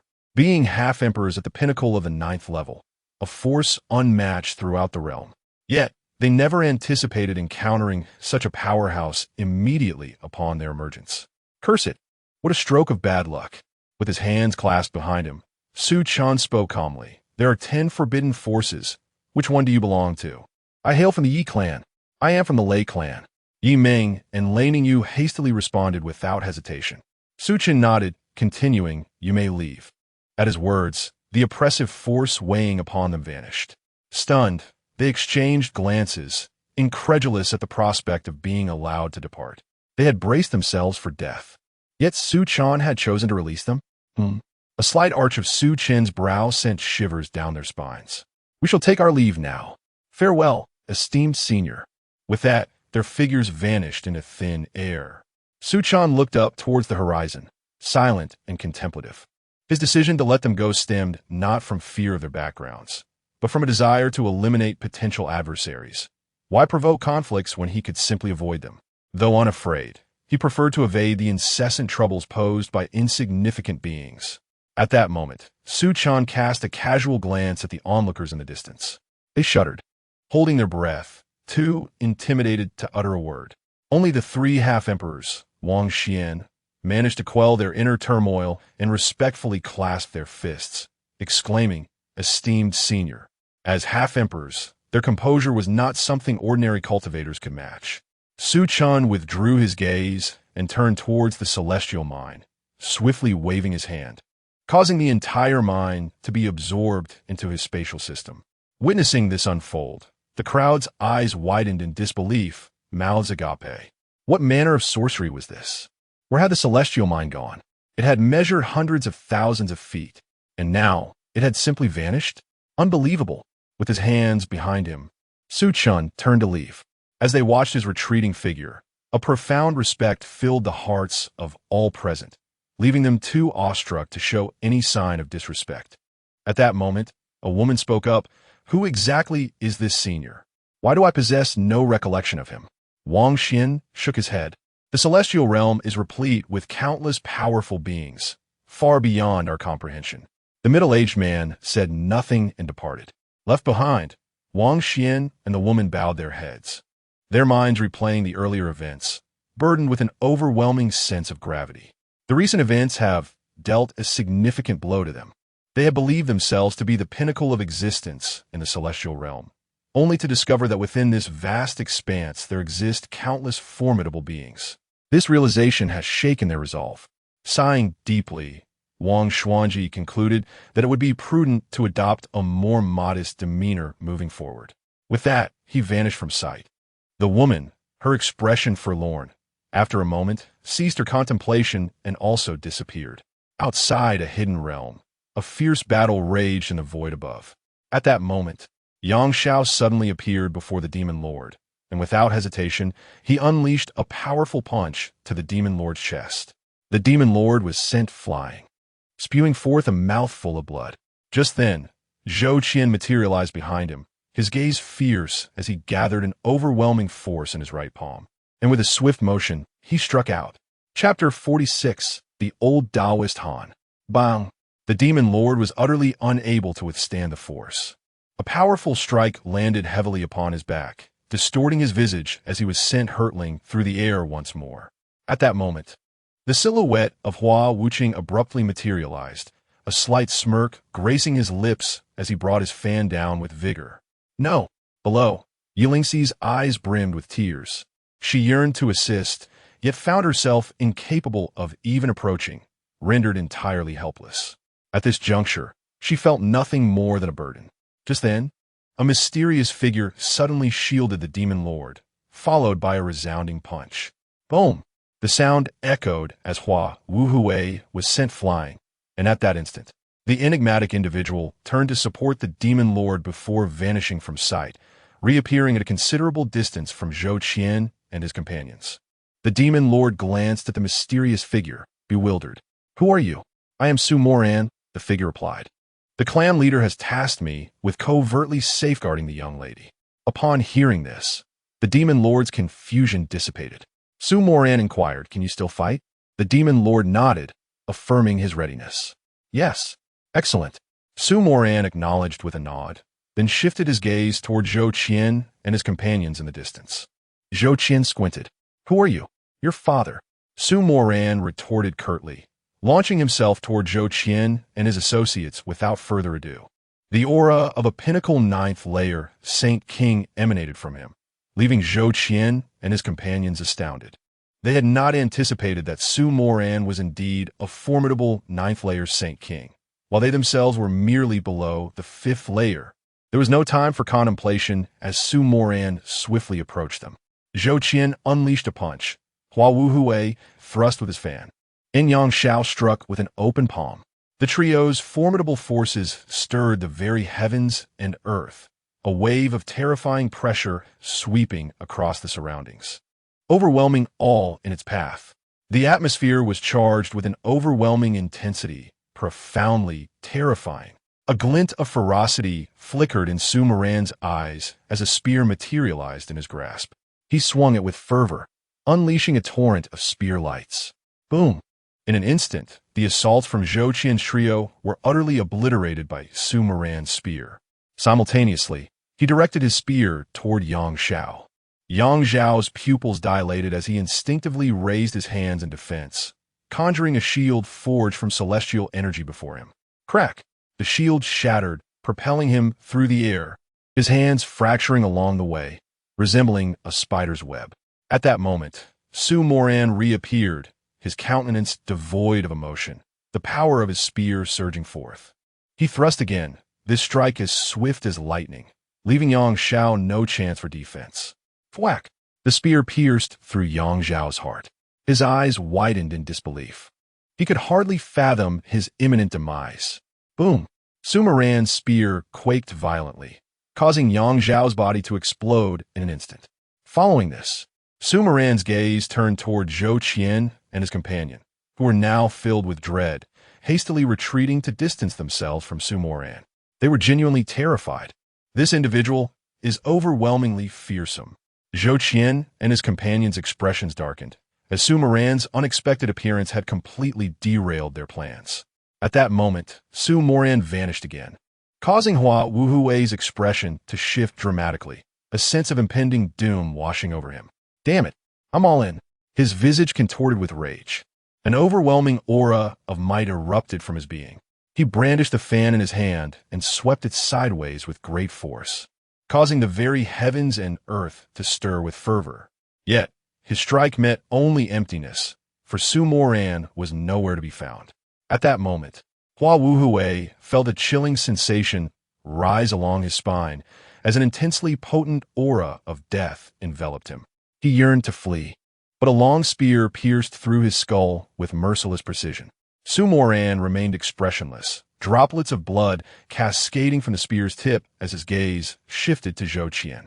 Su Chen's countenance darkened. Su Moran was far too formidable for him to contend with. The thought of escape was rendered moot, for the events had unfolded in an instant. Flee!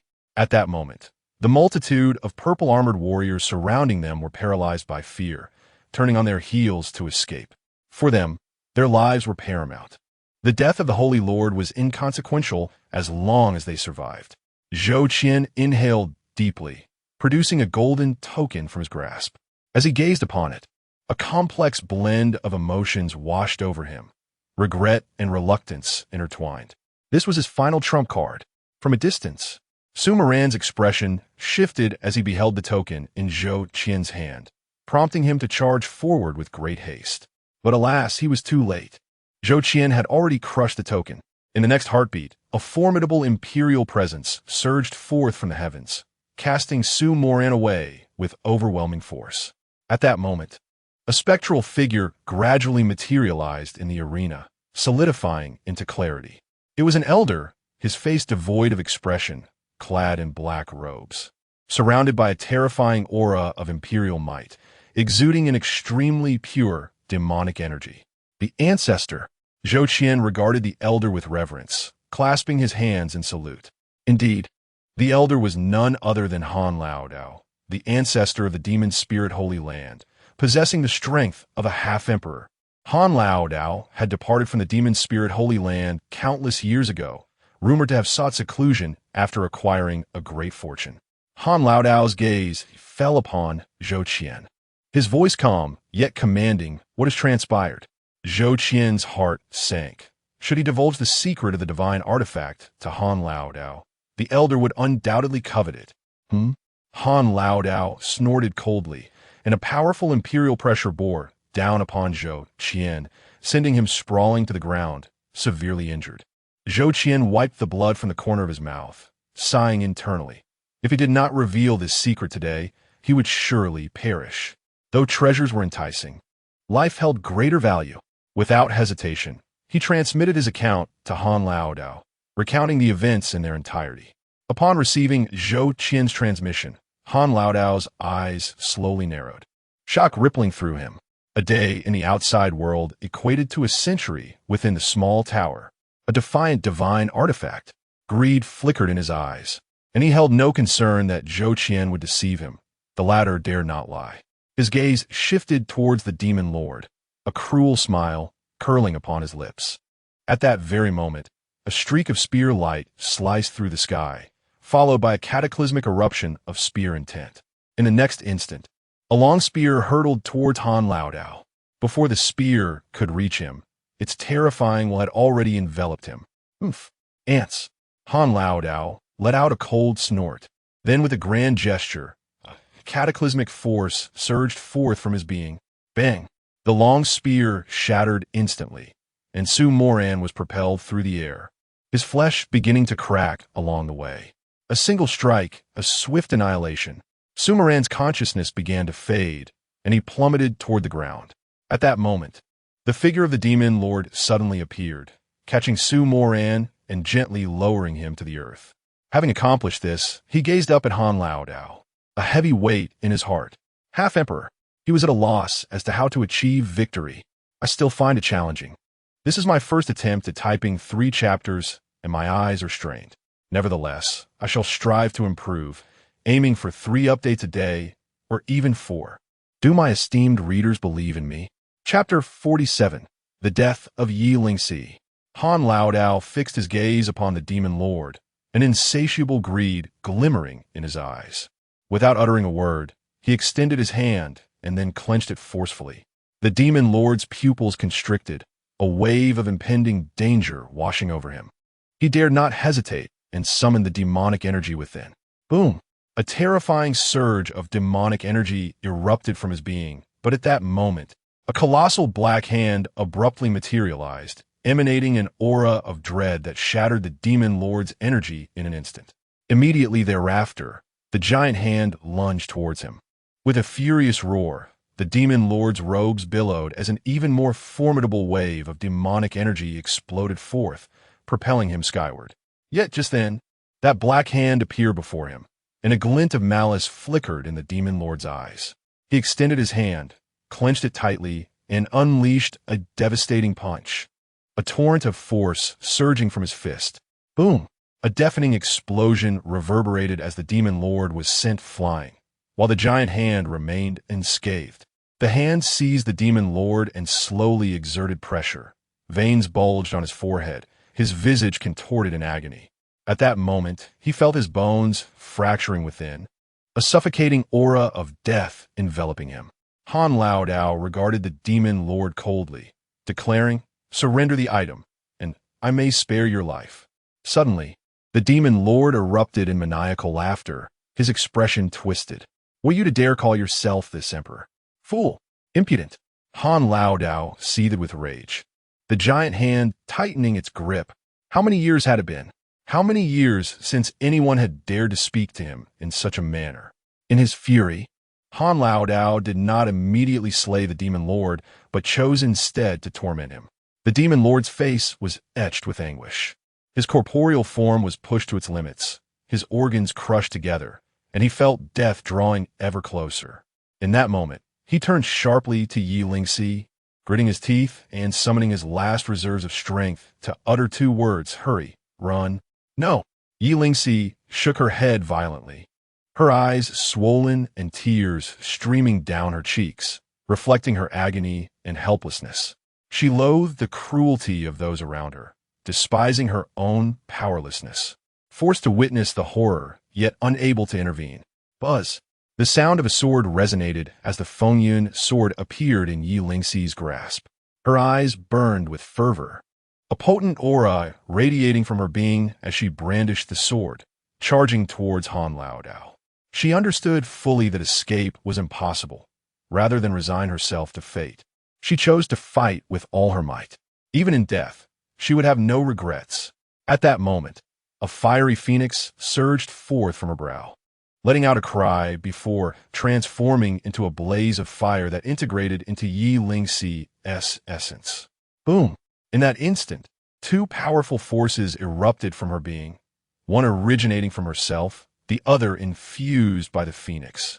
The two formidable energies radiated outward, and in that fleeting moment, Yi Lingxi's realm ascended to the pinnacle of the 9th layer of semi-holy realm.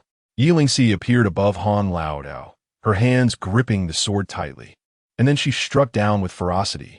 The formidable sword intent embodies the power of a semi-saint realm and the might of the fire phoenix, the two forces merging to unleash an even more terrifying strength.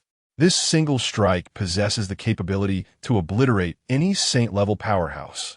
Elder Han merely cast a cold glance at Yi Lingxi, refraining from action.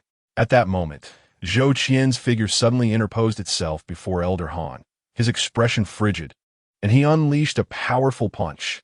The terrifying force of his fist instantly surged outward, engulfing the surroundings. Boom! A dreadful explosion echoed as Yi Lingxi was sent hurtling backward, a mouthful of blood spilling forth, her flesh beginning to crack, forming a horrific spiderweb pattern. She crashed heavily to the ground, her breath faint, her consciousness gradually fading. At this moment, she bore severe injuries. With great difficulty, she managed to muster a faint smile, albeit a pitiful one, her mind conjuring the image of a gentle and caring figure, one who would never scold her no matter how mischievous she became. "Brother," she softly called out, expending her last ounce of strength. "I'm here." Suddenly, a voice responded, soft yet audible to all present. Elder Han furrowed his brow, a flicker of unease stirring within him. "This is impossible. I am a semi-emperor." He felt an overwhelming shock. At that instant, the entire sky erupted, and then, with a sudden rupture, a figure in white descended from the heavens, stepping upon the river of stars. His visage was exquisitely painted, skin as pale as snow, seemingly untouched by the dust of the world. He approached Yi Lingxi, gently lifting her into his embrace. At that moment, his hands trembled, a tear rolling down his cheek as he offered a faint smile, whispering, "Silly girl." Yet, no response came, for Yi Lingxi's life force had already vanished. "Who are you?" Elder Han's face was grave, the sense of impending danger intensifying within him. Su Chen also felt a weight in his heart, instinctively sensing the extraordinary nature of the man before them. Su Chen paid no heed to Elder Han, gently wiping the blood from Yi Lingxi's lips, then turning his gaze toward Elder Han and Su Chen, his eyes calm, revealing no trace of emotion. With that single word, Elder Han, Su Chen, and the thousands of powerful beings who had previously fled were obliterated in an instant, leaving them to die without ever understanding how it had come to pass. As the massive hand withdrew, the demon lord fell from the void, gazing at Su Chen with terror in his heart. He had anticipated Su Chen's prowess, yet he never fathomed it to be so extraordinary. A semi-emperor, a single word to extinguish life. Unbelievable. Su Chen's expression remained impassive as he slowly extended his right hand, tearing through countless dimensions and time, arriving at a small island. Subsequently, His hand descended upon the island, and wherever it passed, a radius of 1,000,000 miles was instantaneously rendered void. How is this possible? Elder Han's voice echoed from within the island, his tone suffused with disbelief and profound fear. He sought to flee, but an unimaginably terrifying force held him firmly in place, rendering escape utterly impossible. In that moment, Elder Han was engulfed in despair. Regret. Had he known of such a terrifying existence, he would have never dared to act. Yet, it was already too late. Bang! A dreadful explosion reverberated, and the surrounding area fell into an instant silence, never to be restored. Su Chen withdrew his right hand and gazed at Yi Lingxi in his embrace. He gently caressed her cheek and whispered, "I am sorry, but how could I allow you to perish like this?" He smiled tenderly, then lifted his gaze to the heavens, calmly declaring, "Heavenly Tao, reveal yourself." This voice pierced through the clouds, echoing throughout the entire celestial realm. Be they ordinary folk or those who existed like forbidden entities, everyone in the celestial realm heard this proclamation. Their hearts were filled with astonishment. Who could this voice belong to? The power it emanated was utterly terrifying, and, audaciously, he dared to call upon the heavenly Tao. Had he lost his mind? That was the very force that governed the celestial realm. Chapter 48. The Way of Heaven. The Way of Heaven remained silent, yet not far from Su Chen. Strands of the essence of the great Tao converged, ultimately materializing into a woman. The woman possessed flowing white hair, reminiscent of poetry and painting, akin to the snowflakes of winter, embodying a purity and elegance that was unparalleled. Her beauty was as exquisite as jade, exuding an ethereal grace, untouched by the mundane world. Each of her movements seemed to resonate with the great Tao, exuding an aura of formidable power. This woman was none other than the heavenly Tao of the immortal realm. Wanqing gazed at Su Chen, her eyes betraying a profound wariness. She was acutely aware of Su Chen's actions, and even as the embodiment of the heavenly Tao, she could perceive a perilous energy emanating from him. She was certain that should she dare to strike at Su Chen, he possessed the strength to vanquish her. This instinct had accompanied her throughout her tenure as the heavenly Tao. Thus, when Su Chen called upon her, she chose to reveal herself. However, had it been anyone else uttering such a summons, she would have unleashed divine retribution upon them long ago. Yet before Su Chen, she was hesitant.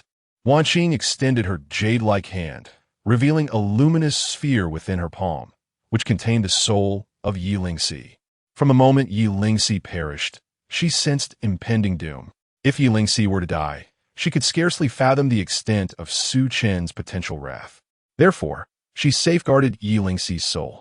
With a deliberate gesture, Wanqing infused 3 potent streams of life force into Yi Lingxi, the Demon Lord, and Su Moran, and in that instant, their injuries were miraculously healed. The Demon Lord was taken aback. Is this recovery truly possible? Remarkable. Wanqing handed Yi Lingxi's soul to Su Chen before turning to depart. Wait. At that moment, Su Chen called out to her. Wanqing halted, turning her head to regard him with a look of curiosity. Su Chen met her gaze and flicked his fingers, sending forth a stream of purple energy toward her. Upon seeing the purple hue, Wanqing's pupils constricted, and she gasped, "Hongmeng Purple Qi! Hongmeng Purple Qi!" Hongmeng Purple Qi was a formidable primordial energy, existing since the dawn of the universe, imbued with terrifying power. Anyone who consumed a trace of it would experience a profound transformation. In the immortal realm, the emergence of Hongmeng Purple Qi was virtually impossible, and even as the heavenly Tao, Wanqing had never encountered it. Her knowledge of it stemmed from esoteric lore. Glimpsing Su Chen, she swallowed hard, already suspecting him to be the reincarnation of a powerful figure. The manifestation of Hongmeng Purple Qi only solidified her conjecture. Exhaling deeply, she uttered, "Thank you." Su Chen glanced at Wanqing, remaining silent, before turning his attention to the Demon Lord and departing. With that, he cradled Yi Lingxi and turned away. The Demon Lord, realizing something, quickly followed suit, pausing only to lift the still unconscious Su Moran before continuing on. In the meantime, Wanqing stood in silence for a prolonged moment.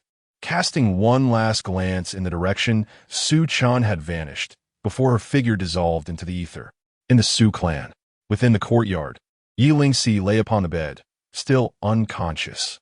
Su Yanche gazed at her with a face etched in self-reproach, lamenting, "It is my fault. I should have ensured a half-emperor was there to protect her." Su Chen shook his head, not blaming his father. No one could have anticipated the intervention of a half-emperor. Sighing deeply, Su Yanche expressed his lingering guilt and turned to Su Chen, saying, "I have matters to attend to. Please inform me when Lingxi awakens." Su Chen nodded in agreement. Glancing once more at Yi Lingxi, Su Yanche sighed again before departing. As the patriarch of the Su clan, he had numerous responsibilities and could not remain by Yi Lingxi's side, awaiting her awakening. Should she regain consciousness, he would visit her again, just the same. 3 days passed, during which Su Chen vigilantly kept watch by Yi Lingxi's bedside. On this day, her eyelashes fluttered gently, and she slowly opened her eyes. Su Chen looked at her and smiled softly, inquiring, "Awake now?" Yi Lingxi blinked, asking, "Brother, I'm not dead, am I?" Su Chen chakel rufeli, replaying. "You silly girl, how could I ever let you die?" Yi Lingxi beamed, "Brother, you're truly wonderful." Su Chen affectionately ruffled her hair, murmuring, "This time, it's my fault. I should not have left your side." Yi Lingxi shook her head, saying, "I don't blame you, brother. You once told me that you cannot always guard me, and after that incident, I have learned much. Once I recover, I will strive to cultivate diligently. I do not wish to hide behind you in the future." Her gaze was resolutely steadfast. Hearing her words, Su Chen smiled gently. "You have grown." Yi Lingxi smiled back and then seemed to recall something, asking anxiously, "What about Grandpa Mo? Is he all right?" Su Chen reassured her, "He is fine. Do not worry." With that, Yi Lingxi sighed in relief. "That's good to hear." She then added, "Brother, I'm hungry." Su Chen playfully pinched her cheek, softly saying, "All right, I will prepare something for you. For now, just rest well." Yi Lingxi obediently nodded, "Imim." Su Chen made his way to the courtyard and called out, "Old demon." At his words, the figure of the demon lord materialized suddenly, bowing respectfully, "Young master." After a brief hesitation, he inquired, "Miss she?" Su Chen interjected, "She is fine." The demon lord nodded, choosing not to speak further. Looking at the demon lord, Su Chen remarked, "You performed admirably this time. Here is your reward." As he spoke, the primordial purple energy floated before the demon lord. He gazed at it with curiosity, though he did not comprehend its nature. He sensed the immense power it contained. Su Chen instructed, "Absorb it, and you shall break through to the half-emperor realm." "What?" The demon lord's eyes widened in astonishment, breath hitching as he gazed at the primordial purple energy in disbelief. "This energy can elevate me to the half-emperor realm? Incredible." Su Chen cautioned, "Do not overreact. Just ensure Lingxi's safety. There will be plenty of good things ahead." The demon lord, brimming with excitement, exclaimed, "Thank you, young master." At that moment, he was overwhelmed with exhilaration, his hands trembling with anticipation. The half-emperor realm, such a level was once thought unattainable in his lifetime, and now the opportunity lay before him. How could he not be thrilled? At this moment, Su Chen said, "Go and absorb it. Keep your distance and do not disturb Lingxi." The demon lord nodded eagerly, bidding farewell to Su Chen before departing from the Su clan in search of a tranquil place to achieve his breakthrough. On the following day, Yi Lingxi rose early to practice her swordsmanship. When Su Chen opened the door, he glanced at Yi Lingxi and raised an eyebrow, asking, "Why are you not resting properly?" Yi Lingxi paused her movements, turned to Su Chen, and with a sweet smile replied, "Brother, I am perfectly fine now. If you don't believe me, just watch." As she spoke, she playfully jumped in place, seemingly eager to convince him. Su Chen rolled his eyes and remarked, "You little rascal." Chapter 49. The Invincible Sword Intent. Yi Lingxi chuckled softly, then suddenly adopted a serious expression and inquired, "Brother, what path do you think I should cultivate?" Su Chen glanced at Yi Lingxi, refraining from an immediate response as he settled into a rattan chair.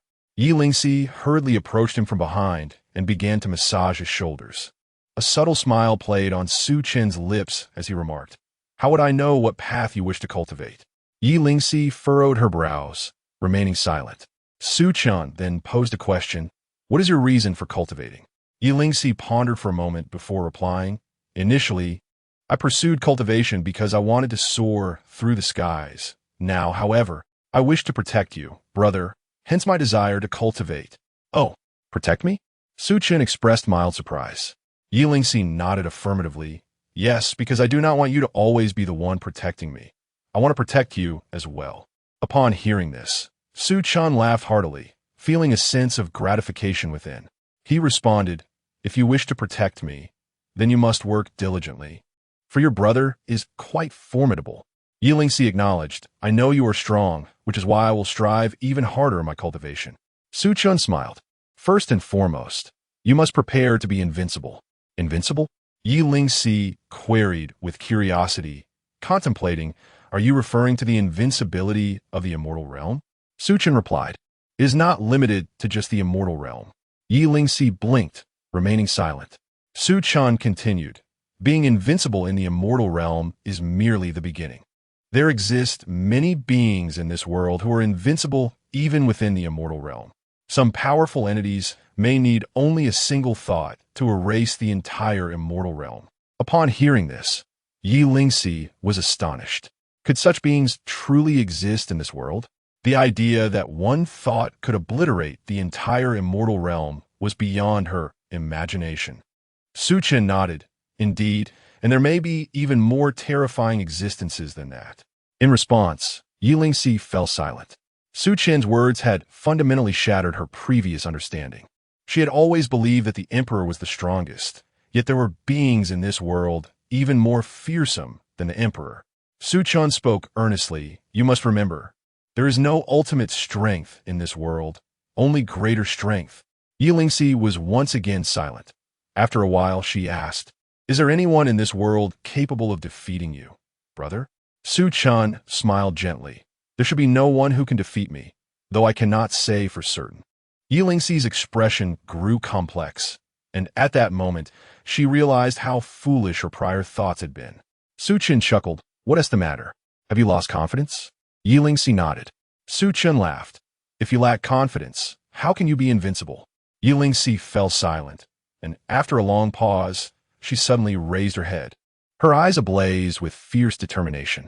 If my brother can be invincible, why can't I? I shall surpass you and become even stronger. Buzz. At that moment, a powerful sword intent erupted from Yilingxi, soaring into the heavens. This sword intent bore an invincible aura, and its terrifying might tore through the firmament, instilling dread. Boom!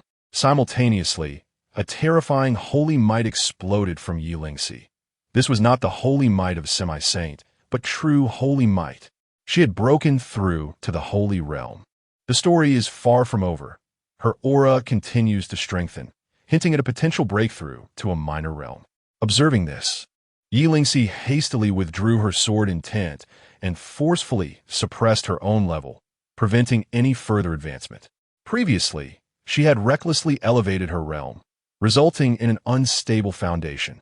If she did not learn to suppress herself now, her foundation would be utterly ruined. After a considerable time, Yilingxi let out a long breath, her internal realm finally stabilizing. At this moment, she radiated a newfound sharpness and an overwhelming aura of invincibility, surrounded by an indomitable sword intent. Su Chen looked at Yilingxi and nodded approvingly. Indeed, she was impressive. Yilingxi beamed. My brother taught me well. Su Chen smiled slightly. You little girl? Your flattery is sweet. I wonder where you learned that. Yilingxi replied, But I am merely speaking the truth. Ha ha ha. Su Chen laughed heartily, shaking his head. Then, turning to Yilingxi, he said, Continue your training. I await the day your strength surpasses mine. Yilingxi's gaze was resolute as she nodded emphatically. Su Chen smiled, extending his hand to reveal a seed resting in his palm. Yilingxi gazed at the seed, curiosity sparkling in her eyes. What is this? Su Chen explained. This is a seed of the Tao tree. If you merge with it, you will no longer need to worry about depleting your celestial energy during battles. This seed will continuously provide you with celestial energy. What? Yilingxi's expression was one of disbelief. It can supply celestial energy endlessly? That's extraordinary. She had never heard of anyone possessing such an incredible artifact. Su Chen handed the seed to Yi Lingxi, urging her to merge with it. Yi Lingxi nodded excitedly and hurried to a nearby spot, sitting down with the seed in hand. However, her expression stiffened as she turned to Su Chen, awkwardly asking, "How do I merge with it?" Su Chen chuckled. "You little girl, I thought you knew how to merge given your eagerness." Yi Lingxi shyly stuck out her tongue. Su Chen shook his head with a smile. "You need to nourish it with your celestial energy, and then it will actively merge with you." Yi Lingxi nodded and began to channel her celestial energy into the seed. Time passed, and after 2 hours, Yi Lingxi was sweating profusely, her complexion pale. "Brother, why hasn't it responded yet?" Su Chen replied with a smile. "Just hold on a little longer." Yi Lingxi nodded silently, her gaze fixed intently on the seed.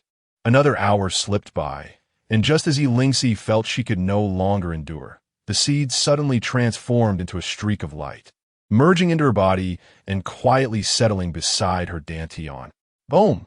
At that moment, the seed erupted, unleashing an incredibly rich and pure celestial energy that swiftly replenished Yi Lingxi's previously depleted reserves.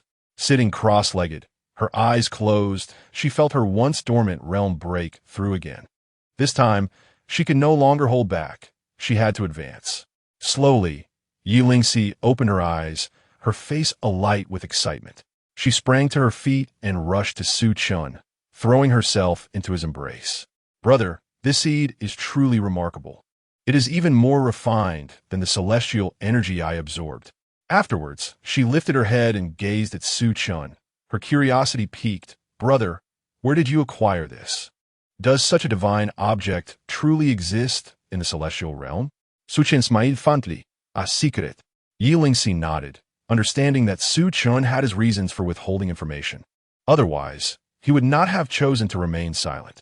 Su Chen chuckled softly, ruffling Yi Lingxi's hair. "You are quite obedient." Yi Lingxi beamed mischievously, of course. Su Chen looked at her, seemingly recalling something, a hint of gravity crossing his eyes as he cautioned, "Do not elevate your realm too swiftly, all right? Ye lingi bilinkit inwidink." "Why not?" Su Chen smiled gently. "You will understand in due time." Yi Lingxi nodded. "All right then." Chapter 50. The Gathering of the Gifted. As the relentless passage of time flows like a river, 2 years have swiftly elapsed. During this period, Su Chen has lived a leisurely life, primarily residing within the courtyard, with occasional visits to Qin, and remarkably, during these 2 years, the Demon Lord has successfully ascended to the realm of a semi-emperor, the primordial purple energy propelling him to the pinnacle of semi-emperor's 9th level. Moreover, his cultivation aptitude has experienced a significant enhancement, enabling him to traverse further along the path of immortality. He was particularly elated, fervently expressing how astutely he had made the right choices. After lunch, under the gentle embrace of the sun, Su Chen reclined in a wicker chair, relishing the tranquility of the moment. Not far from him, Yi Lingxi danced gracefully with her long sword, the blade weaving through the air like a soaring dragon, sometimes as light as a swallow, darting upwards, and at other times as swift as lightning, causing leaves to scatter. At that moment, her gaze sharpened, and she ascended into the sky, the aura of the 9th level of the sacred realm erupting from her being. With a fierce thrust of her sword towards the heavens, a resounding boom echoed. The might of her sword intent swept across miles, the surrounding space erupting in fervor. This strike, imbued with an invincible force, tore the very fabric of the sky asunder. Strangely, the members of the Su clan merely glanced at the void before returning their attention elsewhere, as if they had grown accustomed to such displays. With her hands clasped behind her back, Yi Lingxi hovered in the air, holding the fallen phoenix sword. She surveyed the sky she had just rent, a flicker of dissatisfaction crossing her eyes. Bowing her head, she murmured, "Why do I always feel as though something is missing?" After a moment of silence, she descended to the ground and approached Su Chen, offering to knead his shoulders. Su Chen smiled, opening his eyes, inviting her to speak her mind. With a playful grin, Yi Lingxi inquired, "Brother, how did you know I had something on my mind?" Su Chen chuckled. "If you had nothing to discuss, you wouldn't be massaging my shoulders. Yilingxi's cheeks flushed with embarrassment. Su Chen encouraged, "Go on, what is it?" She replied, "I can't shake the feeling that my sword lacks something, but I cannot quite pinpoint what it is." "Do you know, brother?" Su Chen replied candidly, "You lack experience in battle." "Battle?" Yilingi equate, puzzled. Su Chen affirmed, "Throughout your cultivation, you have never truly engaged in a fight, nor have you encountered a life-and-death struggle against someone of your own realm. If you were to fight, you would only rely on brute strength, devoid of any technique. Should you face an opponent well-versed in combat, the outcome would be inevitable defeat. What you lack is combat experience. Only through battle can you glean insights and address your shortcomings. Thus, your swordsmanship will become more complete rather than merely swinging your sword in the courtyard, which serves no purpose." Upon hearing Su Chen's words, Yilingxi fell silent, contemplating. After a while, she inquired, "Then who should I battle? The prodigies of the Su clan?" Su Chen shook his head. Engaging with the younger generation of the Su clan would yield no meaningful challenge, as they would not fight with full force. Yilingi Gurimajit. "Then what should I do?" At that moment, a figure appeared in the courtyard. It was the demon lord. He respectfully bowed to Su Chen and announced, "My lord, someone has come to invite you to the gathering of the gifted." Su Chen spoke calmly, "Please elaborate." The demon lord replied, "The genius conference was established by a prodigy from a forbidden power named Yun Yao. She invites all the outstanding talents from the immortal realm to participate every year. The primary purpose of this conference is for the talented individuals to engage in combat, and the one who secures first place will be rewarded by Yun Yao." Upon hearing this, a slight smile crept onto Su Chen's lips. The timing of this genius conference is indeed fortuitous. He turned to Yilingxi, "Let us go. This conference will provide you with an excellent opportunity to showcase your skills." Days later, in Southern Prefecture, countless prodigies flocked to attend the genius conference. Within a vast courtyard, many gifted individuals were mingling, engaging in lively conversation. "I heard that Wu Mingxiao will also be attending." Wu Mingxiao, he is an extraordinary figure. Rumors have it that he has broken through to the 6th level of the Saint Realm and has faced 3 great Saint Realm powerhouses simultaneously, remaining undefeated. Indeed, he is formidable, but I have also heard that numerous ancient prodigies have recently emerged, possessing terrifying strength. Even Wu Mingxiao would think twice before confronting these ancient talents. As the crowd discussed, a lady gracefully entered the courtyard. She was slender, her beauty ethereal, with skin as smooth as cream, clad in an elegant purple gown that exuded nobility. "Miss Yun." Upon sighting her, the prodigies in the courtyard bowed in reverence, their eyes gleaming with admiration. Yun Yao nodded in acknowledgement, said nothing, and took her seat at the head of the table, closing her eyes in meditation. After a while, a man entered, donned in a crimson robe, his hair dark as ink, and his stature towering, dwarfing the others like a giant. "Wu Mingxiao has arrived." The crowd recognized him instantly. Wu Mingxiao ignored their attention and approached Yun Yao, smiling, "Long time no see." Yun Yao slowly opened her eyes, glanced at Wu Mingxiao, a flicker of disdain crossing her face, though it vanished swiftly. She nodded and closed her eyes once more. Observing this, Wu Mingxiao's expression darkened. Yet he refrained from further comment and sat beside Yun Yao. With her eyes still shut, Yun Yao furrowed her brow, remaining silent. Time passed quickly, and soon an hour had elapsed, during which numerous prodigies arrived. At that moment, a figure clad in white and a little girl entered the courtyard. The man was strikingly handsome, his eyes sparkling like stars, moving with an ethereal grace that drew the attention of the gathered prodigies. The little girl had a delicate, charming face, with the most captivating feature being her bright, clear eyes resembling twinkling stars. Their arrival immediately captivated all the prodigies, who curiously scrutinized the pair, pondering their identities. Suddenly, a male prodigy seemed to recognize the man, exclaiming, "It's Su Chen, the son of the forbidden power." "What? It is he." At this revelation, the crowd erupted in a frenzy, gazing at Su Chen with palpable fear. They were well aware of the deeds he had performed at the Academy of Heaven. It is rumored that this individual possesses a ruthless heart, eliminating those who displease him without hesitation, a veritable god of death. Yin Yao opened her eyes and gazed at Su Chen, offering a charming smile. "Young Master Su, please take a seat beside this young lady." As she spoke, she gestured towards the two vacant spots beside her. Meanwhile, Wu Mingxiao, observing this scene, gradually felt a chill descend in his eyes. He cast a glance at Su Chen, a flicker of murderous intent surfacing within his gaze. At that moment, Su Chen's eyes turned towards Wu Mingxiao, his expression as tranquil as a still lake. Suddenly, a flash of sword light surged through the arena. At that instant, Wu Mingxiao's eyes widened, revealing a mix of confusion, resentment, and fear. Chapter 51. What a dire emergency. The crowd stood frozen, their eyes wide with disbelief, fear evident in their gazes as they turned towards Su Chen. This was truly a man capable of taking lives at a whim. How could he have killed someone for no apparent reason? Incredible. Everyone swallowed hard, instinctively averting their eyes from Su Chen, genuinely terrified that he might turn on them next. Even if he did eliminate them, their respective factions would not seek vengeance against Su Chen. Who would dare retaliate against someone with such an overwhelming background, unless one wished to face annihilation? Seeking revenge against Su Chen was an unthinkable act. To be killed merely for offending Su Chen would be an unfortunate fate indeed. Yin Yao furrowed her brow, observing Su Chen in silence. Su Chen calmly stated, "He harbored intentions to kill me. My actions were simply a means of self-preservation." Upon hearing this, the corners of the crowd's mouths twitched. What a convenient excuse for self-defense. Impressive indeed.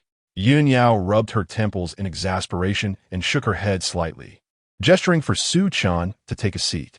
He nodded and, accompanied by Yi Lingxi, settled beside Yin Yao. Yin Yao glanced at the charred remains of Wu Mingxiao, unsure of what to say. To be killed the moment he appeared was truly outrageous.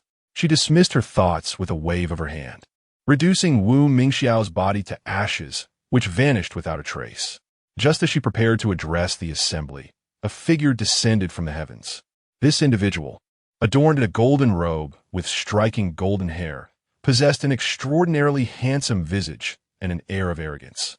He regarded Yin Yao with a smile. "I hope I'm not late." Shen Long. The crowd recognized the golden-haired man, their expressions a mixture of shock and awe. Yin Yao nodded in acknowledgement of Shen Lang. He grinned widely, casting a glance at Su Chen, his eyes sparkling with intrigue. Yin Yao suddenly announced, "It seems no one else is coming. Who among you wishes to spar first?" She surveyed the crowd below. "I shall go first." A young man stepped forward, his eyes alight with combat fervor. Su Chen glanced at Yi Lingxi, urging her, "Go ahead. I have no interest in watching these lesser beings fight." Yi Lingxi nodded and rose to face the young man. "I will battle you." The collective gaze of the crowd shifted towards Yi Lingxi, followed by a glance at Su Chen, their foreheads beaded with sweat. "Lady, who dares to spar with you? If you were to be injured, would not Su Chen annihilate us all?" The young man appeared equally embarrassed, feeling a loss. How could he possibly fight under such circumstances? Su Chen turned to the young man, smiling. "Give it your all, even if you were to injure her. I would not hold it against you. However, should you fail to exert your full strength, I may intervene." The crowd was rendered speechless. Could his words truly be trusted? After all, Wu Mingxiao had done nothing, yet had met his demise at Su Chen's hands. How could they possibly believe what he said?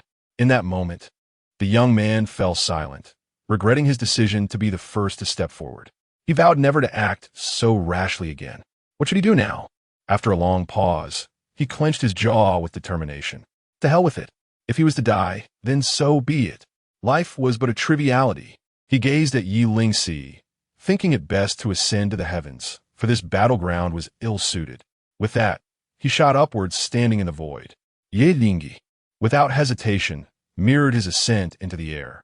The young man's expression hardened as he emanated the formidable aura of a peak semi-holy rel practitioner. And then he vanished in an instant. At that moment, a colossal hand imbued with terrifying power descended towards Yi Lingxi. Buzz!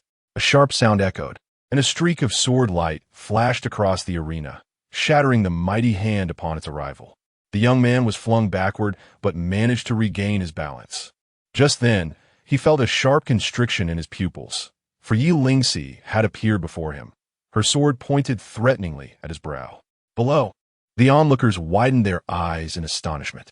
My goodness, this little girl is so strong. This is outrageous. The young man sighed, I concede. Yi Lingxi nodded, retracting her sword and turning her gaze towards Shun Lang below. She sensed that, apart from Shun Lang, none were worthy opponents, and thus resolved to challenge him directly. The crowd followed her gaze, their brows furrowing in disbelief. Did she truly intend to challenge Shun Lang? Had she lost her mind? Shun Lang was a figure of the great holy realm.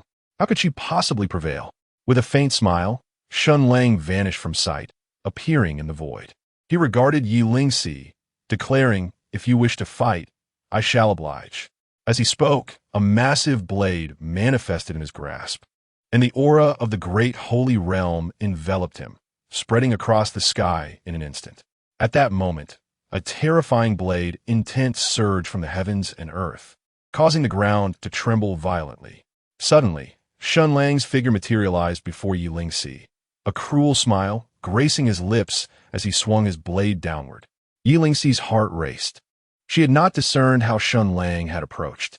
Without time to ponder further, she raised her sword in defense. Bang! A deafening explosion resonated through the air as Yi Lingxi was sent flying. Yet, in that instant, she vanished from sight. Buzz! The sound of a sword echoed as Yi Lingxi reappeared before Shun Lang, thrusting her sword forward, unleashing an invincible sword intent. Shun Lang smiled, then swiftly delivered a horizontal slash. Boom!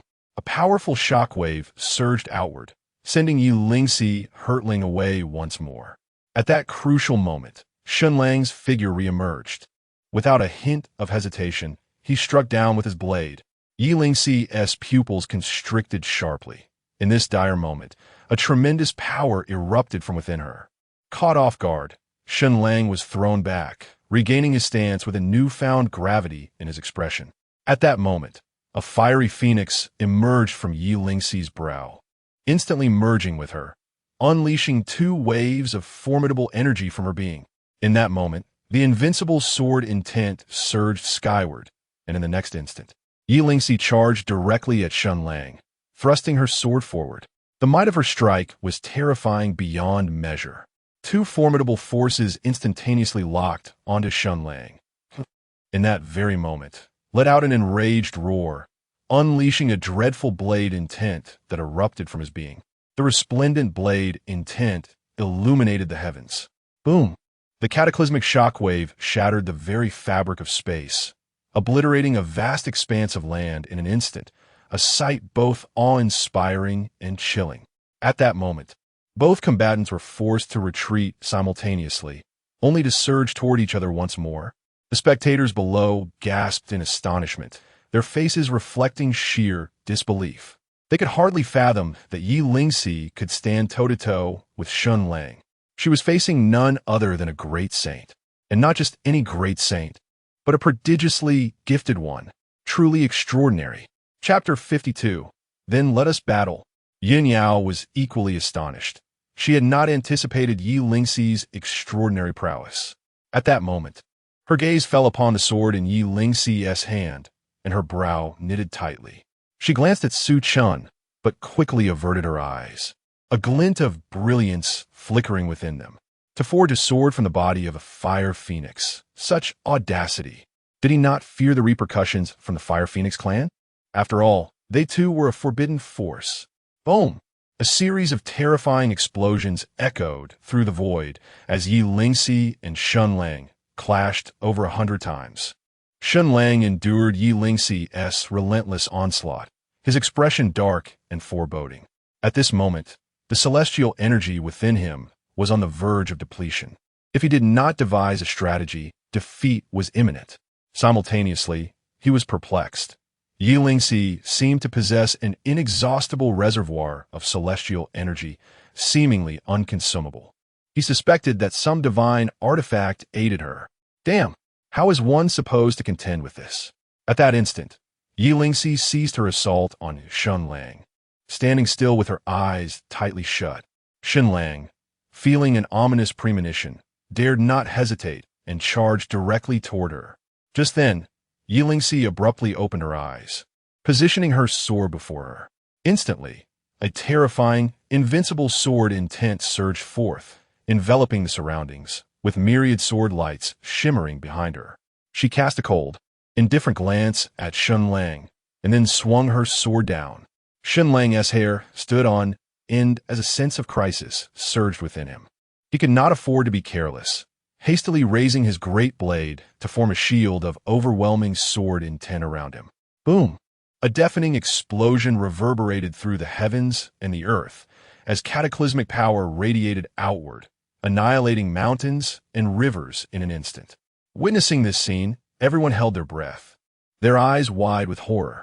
Could this truly be the power that a sacred realm could unleash? Terrifying. At that moment, a figure was sent flying. It was Shen Lang. He crashed heavily to the ground, his aura weak, his complexion ashen, a ghastly sword wound on his chest, deep enough to reveal bone. He lay there in a daze, confusion filling his eyes. I have lost. I have been defeated by a being of the sacred realm. No, if I am to be vanquished, how many would revel in my humiliation? I cannot afford to lose. His expression turned grotesque as a crimson pill suddenly appeared in his hand, and without hesitation, he consumed it. Even if it meant crippling my foundation, I must not succumb. Boom! The instant Shen Lang ingested the red pill, a terrifying power erupted from within him. His realm instantly ascended to the first level of the Sacred King stage. But that was not the end. In the blink of an eye, he reached the fourth level of the Sacred King stage. Goodness, he is resorting to drugs. Observing this scene, the onlookers, not foolish, quickly comprehended the situation. Their expressions a mix of shock. They had not expected Shen Lang to resort to such base tactics. How truly despicable. Yin Yao glanced at Su Chen, noticing his calm demeanor, devoid of any intent to intervene. She inquired, "Will you not act? That young girl may be in danger." Su Chen shook his head, responding with tranquility.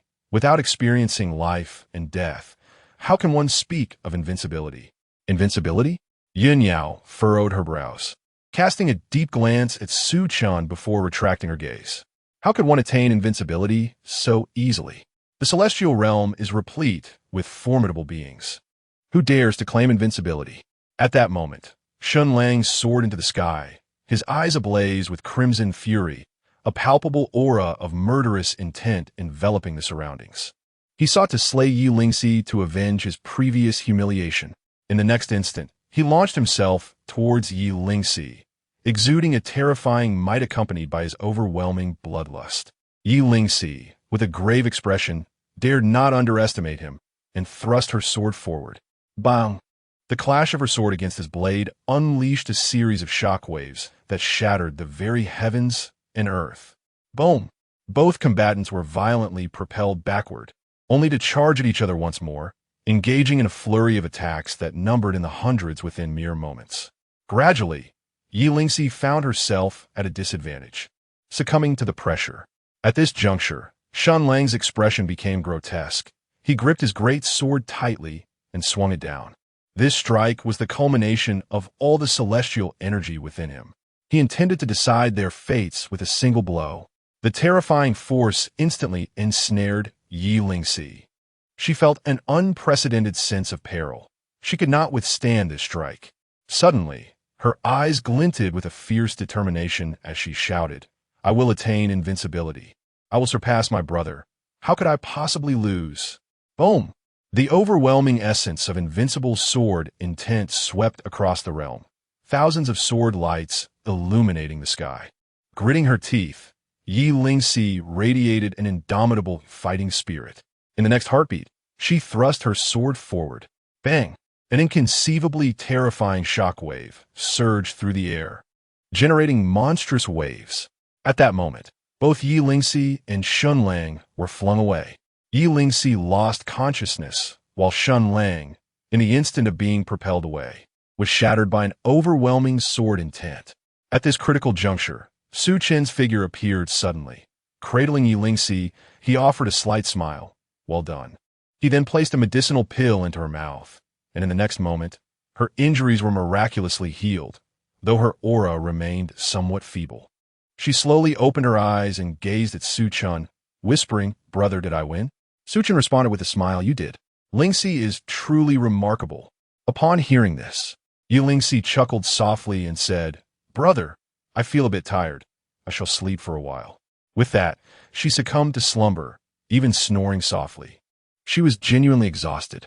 Su Chen nodded. "Very well. Who dares to harm the genius of the Shun clan?" At that moment, a thunderous voice reverberated through the heavens, heard by all. In the next instant, an elderly figure descended from the skies, his white hair flowing, exuding an air of majesty, enveloped in an imperial aura. This was a formidable being, a semi-emperor of the 9th tier, Shun Wan, the patriarch of the Shun family.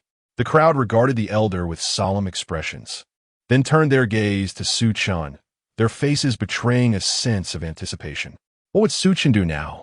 The Shun clan was indeed a forbidden power. Could it be that two forbidden forces were on the brink of confrontation? Shun Wan fixed his gaze upon Su Chen, narrowing his eyes. "You are that divine son of the Su clan, are you not?" Su Chen, holding Yilingi, remained silent. Observing this, Shun Wan's countenance darkened ominously as he coldly stated, "Your people have slain my ancient genius. Do you not owe me an explanation?" Su Chen calmly replied, "An explanation? Were you to demand an explanation from me?"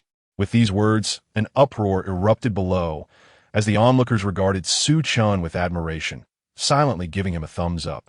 Impressive, truly the god of death. Bold and unyielding. Shun Wan's fury ignited. He fixed an intense glare upon Su Chen, challenging, "Are you not afraid that my Shun clan will wage war against your Su clan? Then let the war commence." At that moment, a domineering voice resonated through the void, and a middle-aged man emerged, bearing an uncanny resemblance to Su Chen. It was Su Yen-che, Su Chen's father. Shun Wan turned his gaze towards Su Yen-che, his expression fluctuating between uncertainty and rage. Coldly, he inquired, "Is your Su clan genuinely prepared for war?" Su Yen-che retorted without hesitation, "What nonsense are you spouting? If a war is what you desire, then let it be. Do you truly believe I fear you? You?" Shun Wan's expression twisted with anger, his fists clenched tightly, veins bulging on his forehead. He had never been subjected to such indignity. Su Yen-che shot back, "What of it? You coward." "Humph." Shun Wan scoffed before turning to leave. He was no fool. Engaging in war with the Su clan? What a ridiculous notion. It was not merely a matter of clashing with the Su clan. Behind them stood the formidable Ing Tian Academy and the Qin clan. Was it even conceivable to wage war? His earlier bravado had merely been hot air. As the crowd witnessed Shun Wan's retreat, they exchanged bewildered glances. He actually fled? Yet, upon reflection, it made sense. The Su clan was far more than just the Su clan. Engaging in conflict was unthinkable. "Father, if he seeks war, then let us oblige him." Chapter 53. Just a little Karami. Su Chen stood suspended in the void, his demeanor serene, with his silvery hair billowing in the wind, exuding an overwhelming aura of dominance. Upon hearing Su Chen's words, a profound silence enveloped the gathering, disbelief etched on every face. What had they just heard? Su Chen intended to wage war against the Shun clan. Incredible. How audacious. Shun Wan halted in his tracks, turning to face Su Chen, his expression ashen. He could hardly fathom that Su Chen would dare to confront the Shun clan without regard for the consequences. At that moment, regret flooded his heart. If only he had known better than to flaunt his bravado. Losing one ancient prodigy was a mere trifle. Why had he chosen to display such arrogance?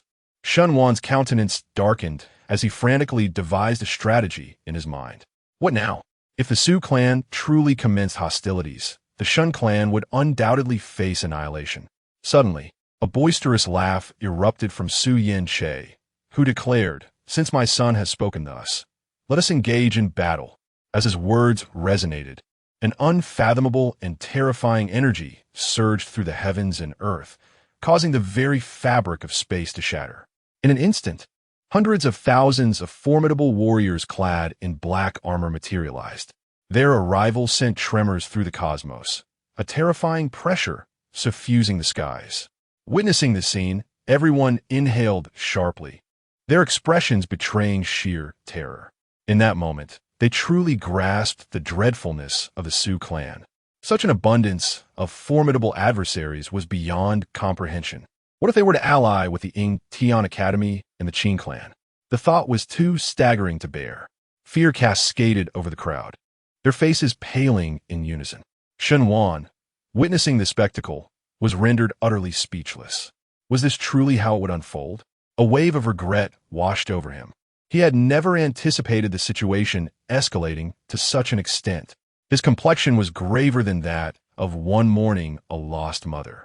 Initially, he had merely sought to showcase his prowess, yet now the circumstances had spiraled beyond his control. Simultaneously, he was astonished by the sheer number of powerful beings within the Su clan. Even his own Shin clan could not boast such a multitude. What would be done? With so many formidable opponents, the Shun clan stood no chance. Su clan leader, please do not take offense. My Shin clan has never harbored any intention of war. An ancient and weathered voice resonated throughout the air. The patriarch, hearing this voice, Shen Wan was taken aback. He had not anticipated that the ancestral figure of the Shun clan would intervene. It was known that the ancestral elder seldom engaged with worldly matters, yet here he was, emerging unexpectedly. At that moment, Shen Wan truly comprehended the gravity of the situation. The voice of the ancestral elder echoed once more, stating, "This decision rests solely with Shen Wan. It bears no relation to our Shin clan. Henceforth, Shen Wan is no longer the leader of our clan, Su clan leader. You may observe." Upon hearing this, Shen Wan felt as though he had been struck by a bolt of lightning, his body rendered rigid, as if he had suffered an unimaginable blow. He could not believe that the ancestral elder had so decisively cast him aside. In the arena, the onlookers exchanged incredulous glances, their eyes reflecting astonishment. They too had not anticipated the Shun clan would so readily abandon Shen Wan. Yet, upon reflection, it was evident that had they not forsaken him, the entire Shin clan would surely face utter devastation. The Su clan, they stand no chance. Only by abandoning Shen Wan can the entire Shun clan be preserved. Ha ha ha ha. Su Yanche laughed heartily, casting a glance at Shen Wan. "Oh, it seems your clan has forsaken you." Shen Wan's complexion darkened, revealing his distress. In that moment, he was truly afraid. He feared for his life. If the formidable warriors of the Su clan were to surround him, his demise would be inevitable. Even his formidable prowess at the pinnacle of the 9th level of the Half-Emperor realm would be of no avail. After a moment of silence, he looked at Su Yanche and spoke solemnly. "I was wrong before. Would you spare me?" Su Yanche smirked coldly, disregarding Shen Wan, and turned to Su Chen. Chuckling, "Son, this fellow is frightened. Shall we let him go?"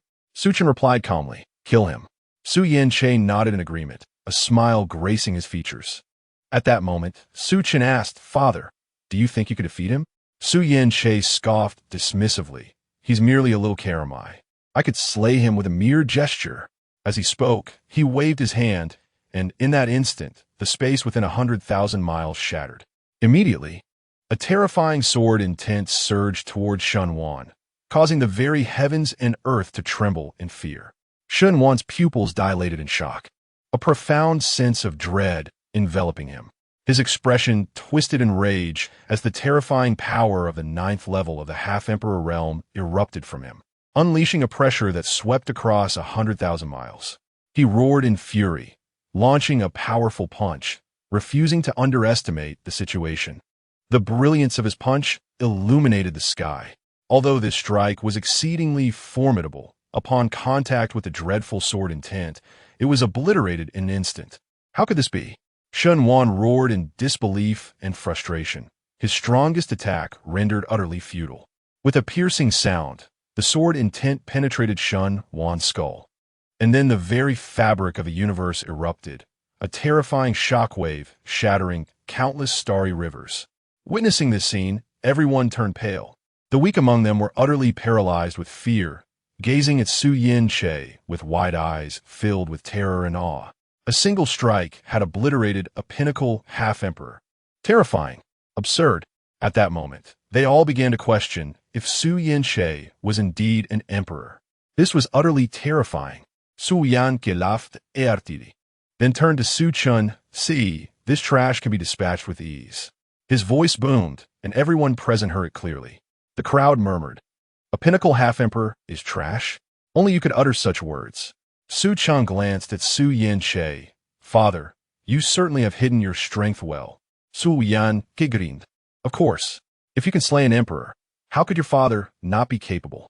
A flicker of surprise crossed Su Chen's eyes, followed by a shake of his head and a smile.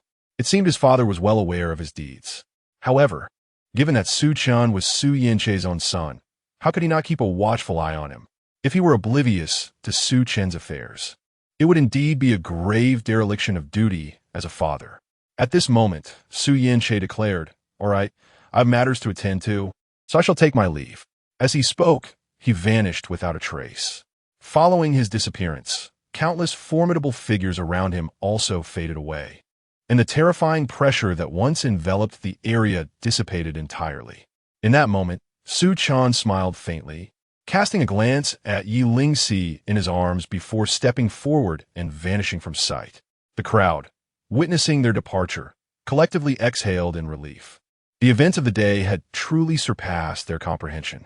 It was on this day that they finally grasped the sheer terror of the Su clan. Henceforth, they must never provoke a member of the Su clan.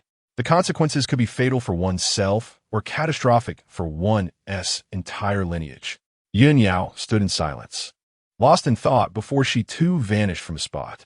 She needed to return and earnestly caution her clan members to never incite the wrath of the Su clan. The Su clan was far too formidable. Even as a forbidden force, they were mere ants in the presence of the Su clan. Chapter 54. Even an emperor must kneel. 3 days later, Su Chen and Yi Lingxi were walking along a path. Yi Lingxi inquired, brother, where are we headed now? Su Chen kamli. To the forbidden realm of the Nether. The forbidden realm of the Nether. This was a place that had existed since the birth of the celestial realm. It was said that anyone who dared to enter would never return, not even an emperor. Yi Lingxi was taken aback. She had encountered references to this forbidden place in ancient texts. Curiously, she asked, what are we going there for? Su Chen responded, you have just experienced your first true battle, but that is far from sufficient. I have heard that there is something intriguing in the forbidden realm of the Nether that can enhance your combat awareness. Yi Lingxi nodded. Oh, I see. She seemed utterly unconcerned about the consequences of entering the forbidden realm. After all, how could she be frightened with such an invincible brother by her side? Before long, the two arrived at the forbidden realm of the Nether, which was shrouded in a forest of towering trees, reaching heights that seemed to touch the sky. The atmosphere was permeated with an eerie and strange essence, and upon closer inspection, the surroundings were cloaked in darkness, devoid of any light. As Su Chen and Yi Lingxi stepped into the forbidden realm, a chilling wind swept through as if unseen eyes were observing them, exuding a sense of coldness, emptiness, and unending terror. Yi Lingxi swallowed nervously, feeling a flicker of fear. However, when she grasped Su Chen's hand, her anxiety dissipated, with her brother by her side. What was there to fear? They ventured deeper into the realm, and the atmosphere grew increasingly bizarre. Suddenly, an immensely terrifying force locked onto Su Chen and Yi Lingxi, and a colossal, eerie hand descended from the void, aiming to strike them. Su Chen stood with his hands clasped behind his back, his expression calm. He cast a fleeting glance at the gigantic hand. Boom! In an instant, that hand disintegrated. A voice of bewilderment echoed, and the next moment, a man appeared in the void above them. He had flowing purple hair, donned a black robe, and exuded an otherworldly aura. The man gazed at Su Chen with surprise, but did not utter a word. A terrifying imperial might emanated from him, infused with an enigmatic power. In the blink of an eye, he vanished from his position and reappeared before Su Chen, then unleashed a punch, the dreadful intent surging forth, shattering the very fabric of reality. Su Chen maintained an expression of indifference, slowly raising his hand. Boom! A fearsome shockwave erupted, radiating outward, instantly obliterating the surrounding giant trees. The man's pupils constricted sharply, for he realized that Su Chen was currently grasping his hand. He attempted to withdraw his right hand, but found himself unable to move. A flash of malice appeared in his eyes, and with a swift motion, he severed his own right hand with his left palm, retreating rapidly to create distance between them. He glanced at his empty right shoulder and then back at Su Chen, his expression heavy with gravity. Who was this person? He was truly formidable. He dared not be careless. He turned and fled. Yet, in that fleeting moment of turning, a terrifying force enveloped him, rendering him utterly unable to move. A heavy weight settled in his heart, yet he remained silent. Su Chen and his companion approached the man, and just as Su Chen was about to speak, the power within the man erupted violently, causing his body to swell like a balloon. Boom! A thunderous roar echoed, and a colossal mushroom cloud ascended into the sky, a sight both awe-inspiring and terrifying. Remarkably, the man's self-detonation caused not a scratch to Su Chen and his companion. In Su Chen's eyes, there was a calm as deep as still waters. He could have prevented the man's self-destruction, but he deemed it unnecessary. What could one who chose to self-destruct possibly say? With Yi Lingxi by his side, Su Chen continued deeper into the abyss. Along the way, he encountered numerous individuals akin to the man he had just faced. Yet they all fell to his blade. They were mere minions. His true objective lay with the boss. Before long, Su Chen arrived at the deepest recesses of the netherworld forbidden zone, where a grand hall loomed, dark as ink and steeped in an eerie atmosphere. Interesting. Have those reckless enough to seek death arrived? A chilling voice resonated from within the hall. At that moment, the door swung open, revealing a woman clad in black. The garment accentuated her exquisite figure, and her stunning beauty bore a hint of the otherworldly, enveloped in an aura of mysterious power. The woman gazed at Su Chen, a subtle smile gracing her lips. "Oh, what a handsome fellow! Why not stay and keep me company?" As she spoke, a formidable surge of dark energy erupted from her, exuding a terrifying and uncanny aura. She extended her hand and then clenched it tightly.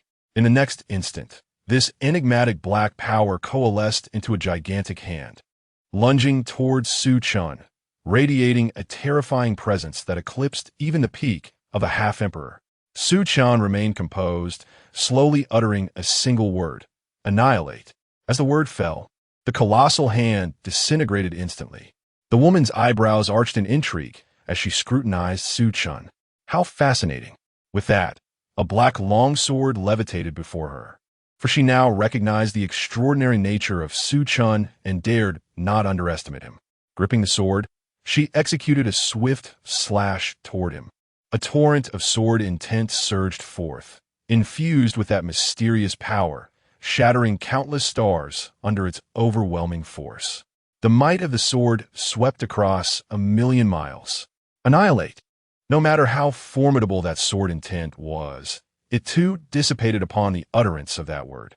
In the distance, the woman furrowed her brow, her expression grave. At that moment, an overwhelming imperial aura erupted from her, causing the surrounding area to boil with energy for a radius of 1,000,000 miles. She was an emperor. The woman manifested in the void, standing upon the 3,000 avenues, her demeanor cold and her oppressive presence daunting. She raised her right hand and pointed at Su Chen. Instantly, 1,000,000 sword intents emerged behind her, each capable of obliterating any half-emperor with a mere thought. Buzz! A piercing sound reverberated as the 1,000,000 sword intents trembled before cascading down like a torrential rain, a magnificent display that instilled a sense of helplessness against its unstoppable force. Annihilate! As another word fell, a myriad of sword intents dissipated into the firmament. The woman's pupils abruptly constricted, her heart gripped by terror. How could this man be so formidable? Kneel! Boom!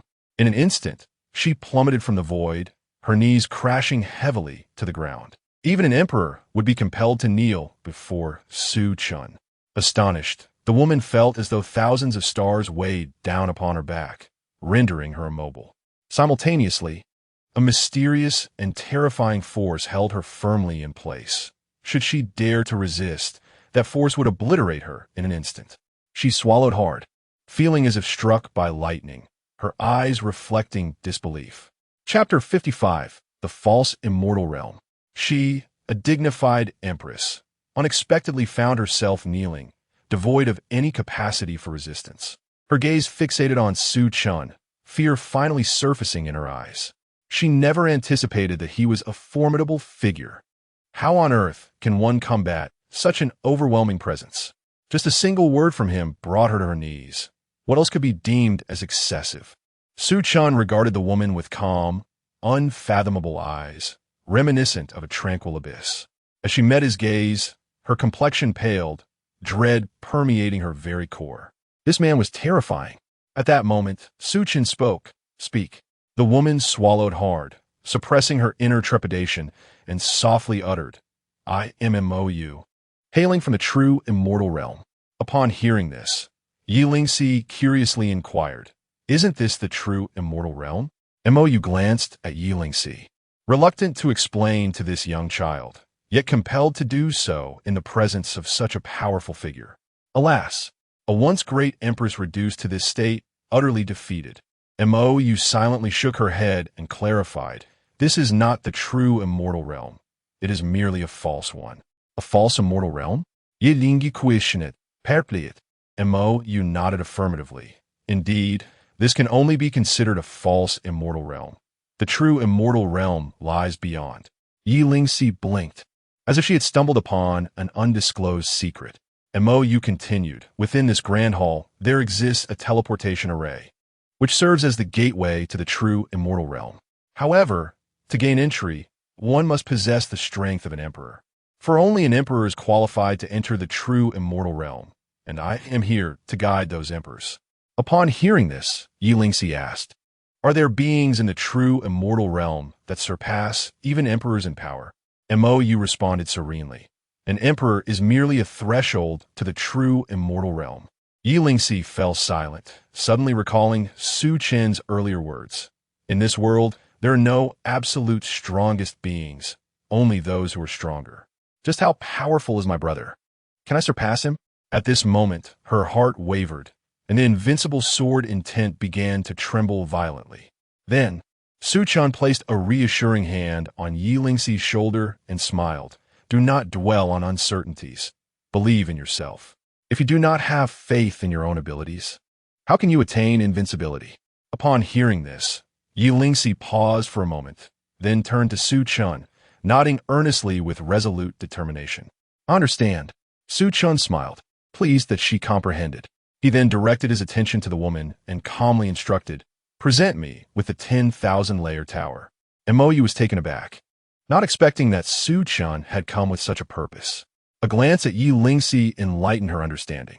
Without hesitation, she produced a small tower, astonishingly consisting of 10,000 layers. In that instant, the small tower unexpectedly enlarged, soaring into the clouds. The expanded tower exuded an ancient, mysterious aura. Yi Lingxi curiously scrutinized the tower. Mou elucidated, This tower is known as the 10,000-layer tower. Within each layer resides a fragment of divine essence left behind by a supreme prodigy. As she spoke, she turned to Yi Lingxi and said, Once you enter, your strength will undoubtedly experience a remarkable enhancement. Yi Lingxi glanced at Su Chen, blinking her eyes. Should I go in? Su Chen smiled and replied, The purpose of bringing you here is precisely this. Step inside. Yi Lingxi nodded and proceeded towards the tower of 10,000 layers. Su Chen gazed at Yi Lingxi's retreating figure, then flicked his fingers, sending a golden light that swiftly merged into Yi Lingxi's being. Mou glanced at Su Chen, remaining silent. At this moment, she was deep in thought. She was quite familiar with this pseudo-immortal realm, yet she had no recollection of Su Chen. She was perplexed, pondering who Su Chen truly was. His strength was terrifying, capable of subduing her with just a single word. Indeed, when she knelt before him, she felt utterly bewildered. She sighed in relief internally. Thankfully, this formidable figure did not take lives. If he had killed her, where would she seek justice? No, I must return to the immortal realm after this. This pseudo-immortal realm is far too frightening. Upon Yi Lingxi stepping into the small tower, she was instantly transported to a starry expanse. As she curiously surveyed her surroundings, a shadowy figure of a young man gradually emerged. At that moment, The young man's phantom unleashed an overwhelming power at the pinnacle of the ninth layer of the Great Saint Realm, charging directly at Yi Lingxi. A tremendous fist radiance surged forth. Yi Lingxi's expression turned grave. She dared not be careless. The fallen phoenix sword manifested in her grasp, and with a swift thrust, her invincible sword intent shattered the young man's fist aura in an instant. The young man's phantom was violently repelled, distancing itself from Yi Lingxi, but at that moment, Yi Lingxi's figure suddenly appeared before him. With a swift motion, she pierced the sword into the young man's brow, and in the next moment, the phantom vanished, revealing a teleportation array in the place he had just occupied. Yi Lingxi inhaled deeply and stepped onto the teleportation array. Upon arriving at the next level, a terrifying sword intent swept towards her. Yi Lingxi hastily dodged, narrowly escaping the attack. Yet at that moment, several sword energies surged towards her. A flicker of ferocity crossed Yi Lingxi's eyes as she retaliated with her own sword intent. With a resounding clash, the two forces of sword intent collided and nullified each other. Suddenly, a female phantom materialized above Yi Lingxi, descending with a fierce sword strike. Yi Lingxi was taken aback, raising her sword in defense. With a thunderous impact, the dreadful sword intent radiated outward, sending Yi Lingxi hurtling back. She felt an immense weight in her heart. She had not anticipated such formidable adversaries on the second layer. What lay ahead, she dare not contemplate. Yi Lingxi took a deep breath and charged at the female phantom. No matter how strong, I shall remain invincible. Yi Lingxi appeared before the female phantom and unleashed a sword strike, her invincible sword intent erupting forth, tearing the very fabric of space.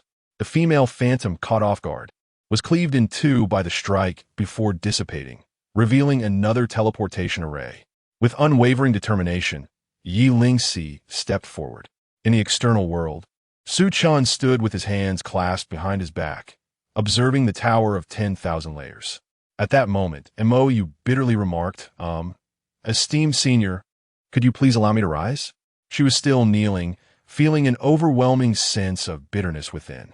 Damn it, I suppose I am the most pathetic emperor there is. Am I not? It's so arduous. Alas, I shall not return again. Damn. Su Chen glanced at Mou, remaining silent. At that moment, the terrifying force that had been pressing down on Mou vanished. She let out a sigh of relief and stood up, directing her gaze towards Su Chen, expressing her gratitude. Su Chen demand mote.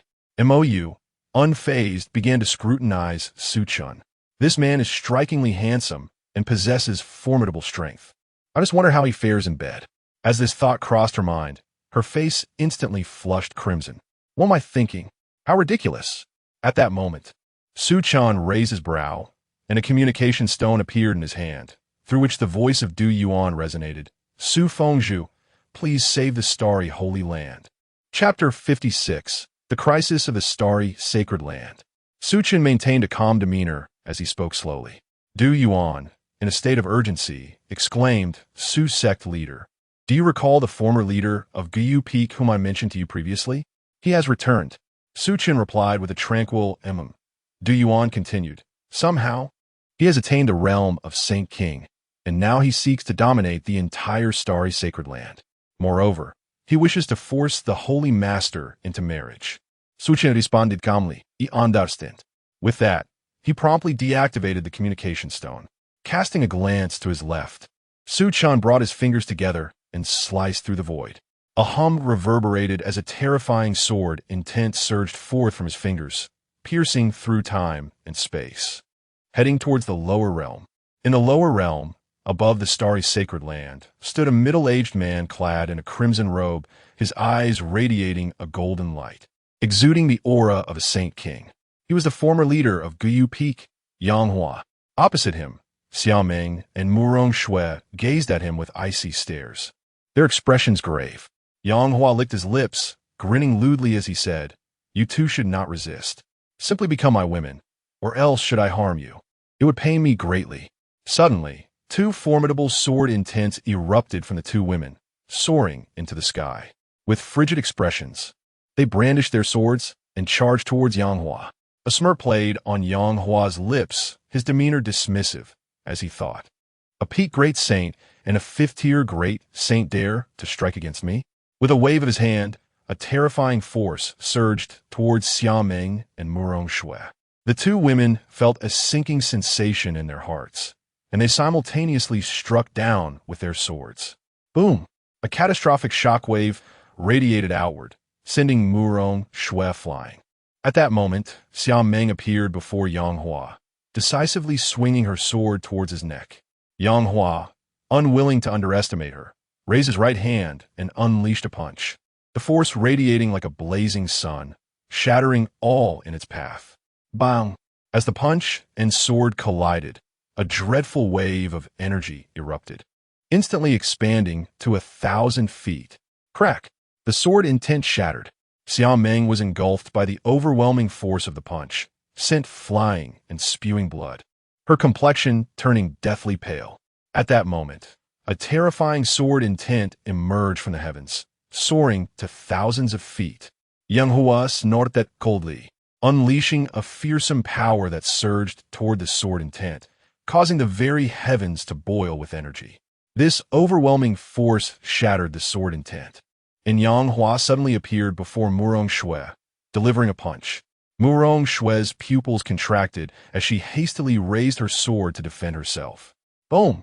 She was sent flying by the punch, her body fracturing like a spider's web, blood oozing forth in a horrifying display. She had sustained grave injuries. Wiping the blood from her lips, she charged at Yang Hua once more. Observing Murong Shui, Yang Hua furrowed his brow in concern. He had no desire to kill Murong Shui, for he intended to include her in his harem. However, he did not anticipate that Murong Shui would refuse to submit to him even in death. His countenance darkened, and with a swift flick of his sleeve, she was instantly hurled away by an overwhelming force, her body fracturing increasingly as she flew. At that moment, Xia Meng positioned her long sword before her, and in an instant, her aura surged violently, emanating a presence that shattered the surrounding space piece by piece. Boom! The aura of the sacred king surged skyward from her being. She forcibly broke through her limits. A resonant sword cry echoed as an overwhelming intent surged forth, sweeping directly towards Yang Hua. A flicker of gravity appeared in his eyes, albeit fleeting. His aura trembled violently, and a terrifying force erupted, akin to a tsunami breaking free from 100,000 miles away. Boom! The dreadful shockwave shattered 100,000 miles of space as Xia Meng and Yang Hua were both sent flying. Yang Hua landed 1,000 feet away, while Xia Meng soared 10,000 feet. Steadying herself, Xia Meng glared at Yang Hua, her murderous intent palpable, before charging at him once more. At that precise moment, Yang Hua vanished, transforming into a bolt of lightning that collided with Xia Meng, the immense force fracturing the very fabric of their surroundings. Boom! The air was filled with deafening explosions as they clashed thousands of times, gradually tipping the scales in Yang Hua's favor. In a fit of rage, Xia Meng let out a fierce shout, her aura surging once again. She forcefully breached yet another minor realm. Fixing her gaze on Yang Hua, she stepped forward and thrust her sword, instantly ensnaring him with a myriad of sword intents. Yang Hua furrowed his brow, astonished that Xia Meng had managed to withstand him thus far. Without hesitation, he unleashed a devastating punch, a fearsome intent radiating from his fist. Ultimately, Xia Meng, despite her forced elevation in realm, found herself unable to contend with Yang Hua, and she was sent crashing back thousands of feet by the sheer force of his blow. Yang Hua regarded her with a smirk, remarking, "I must admit, I'm truly surprised that you have managed to hold your ground against me to this extent. You are indeed a woman worthy of my attention." Xia Meng swallowed the blood that threatened to spill from her lips, casting a frosty gaze at Yang Hua. At that moment, her hair was disheveled, and she appeared somewhat disheveled. Yet, her overwhelming murderous intent remained unabated. Yang Hua chuckled coldly. "I know you refuse to yield, but once we are in bed, you will naturally submit." "Humph," Xia Meng scoffed, her eyes ablaze with fury, transforming into a beam of sword light as she charged at Yang Hua, her terrifying sword intent causing mountains and rivers to collapse. Yang Hua's expression turned icy, anger simmering within him. At that moment, a divine figure manifested around him, exuding an aura of profound terror. As Xiao Meng approached, the divine figure moved, striking down upon her with a single palm. Her sword intent shattered instantly, and she was sent flying backward, crashing heavily to the ground. Weakened, her complexion pale, despair and helplessness flickered in her eyes. She realized the bitter truth. She could not prevail. She was utterly outmatched. At this moment, the strength within her had been entirely depleted, rendering her incapable of continuing the fight. Suddenly, Murong Shui appeared behind Yang Hua, thrusting her sword forward, unleashing a brilliant sword aura. The statue behind Yang Hua abruptly turned, and in swift succession, it brought down its palm. Bang! Murong Shui was directly struck to the ground, creating a deep crater, and, as the dust settled, she had already lost consciousness. Yang Hua gazed at Murong Shui, a lewd glint flickering in his eyes, and then stepped into the void, advancing toward her. At that very instant, Xiao Meng unexpectedly positioned herself in front of Murong Shui. Yang Hua did not halt his advance. Instead, he continued forward, while Xiao Meng gritted her teeth and charged directly at him. Chapter 57. The Prodigy of Fate. Yet, this time, there was no trace of power emanating from her.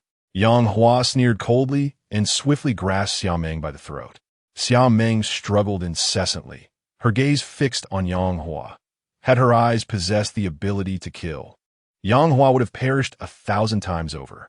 Yang Hua caressed Xiao Meng's face with a lewd smile, declaring her beauty. As he spoke, his hand began to descend slowly. Xiao Meng panicked, despair and helplessness filling her eyes, followed by a tragic smile as a vision of a figure clad in white flashed through her mind. If he were here, would everything be all right? Just as Yang Hua was about to succeed, the myriad spaces of the universe fell into an eerie silence, and an overwhelming sword intent descended from the heavens. Yang Hua's hair stood on end, a wave of deathly aura surged within him. He attempted to flee the area, but the sword intent pierced through his skull. Confusion and boundless terror flickered in his eyes. He could not comprehend the origin of this sword intent or its terrifying nature. He found himself utterly devoid of the ability to resist. His life force dissipated entirely, his body collapsing backward. Xiao Meng stood frozen in shock, an expression of disbelief on her face. After a long while, she looked up towards the sky and murmured, "Is it him? In the celestial realm? In the forbidden land of the underworld?" And Mo Yu gazed at Su Chen, her heart filled with astonishment.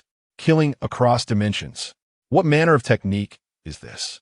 At this moment, Mo Yu felt an even deeper sense of dread towards Su Chen. She had never witnessed such a phenomenon, even in the celestial realm.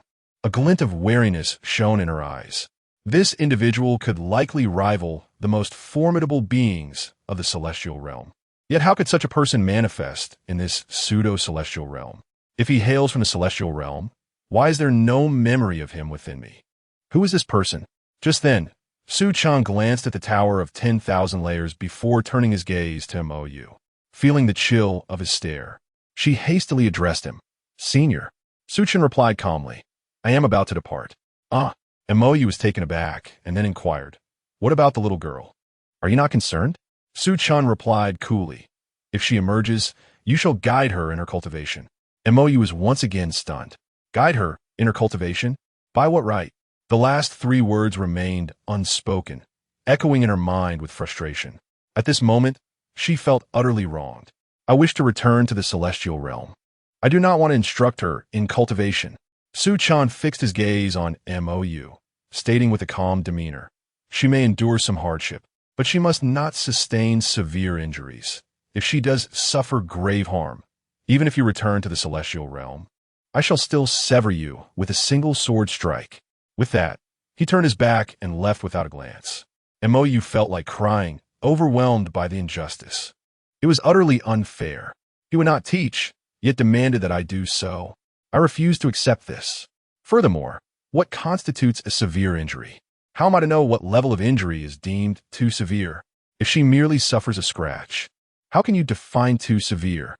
And where do I seek redress for this? Woe is me. Time passed swiftly, and a year had flown by in the blink of an eye. In the celestial realm, at Seven-Star City, in a tavern, Su Chen sat on the second floor, a wine cup in hand, his gaze directed outside. Below, a group of young individuals surrounded a boy, their faces adorned with mockery, their tongues lashing with derision. Name, Lin Fan. Identity, child of fortune. Age, 17. Talent, imperial grade. Physique, ancient divine body. Su Chen was momentarily taken aback, a flicker of surprise crossing his eyes. After a brief pause, he inquired, System, why do you not allow me to take on a disciple? After a lengthy silence, the system remained unresponsive. Su Chen raised an eyebrow, but chose not to pursue the matter further, turning his attention back to the boy below. It seemed that this boy was indeed the one that Duoer sought. How intriguing. He was a child of fortune. Time is indeed running short. Suddenly, the system's voice echoed softly, though it was too faint for Su Chen to hear. Downstairs, a young man launched a kick towards Lin Fan, who sidestepped just in time. The young man, enraged, shouted, How dare you evade me? With that, he slapped Lin Fan across the face, leaving a vivid red mark. Lin Fan remained silent, his head bowed, hands clenched in quiet fury. At that moment, the young man aimed another kick at Lin Fan, who, slightly slower this time, failed to dodge. The youth's foot landed squarely on Lin Fan's face as he sneered, You worthless fool. Do you still think yourself a genius? Onlookers displayed expressions of pity upon witnessing the scene. Some questioned, Why do they torment this boy?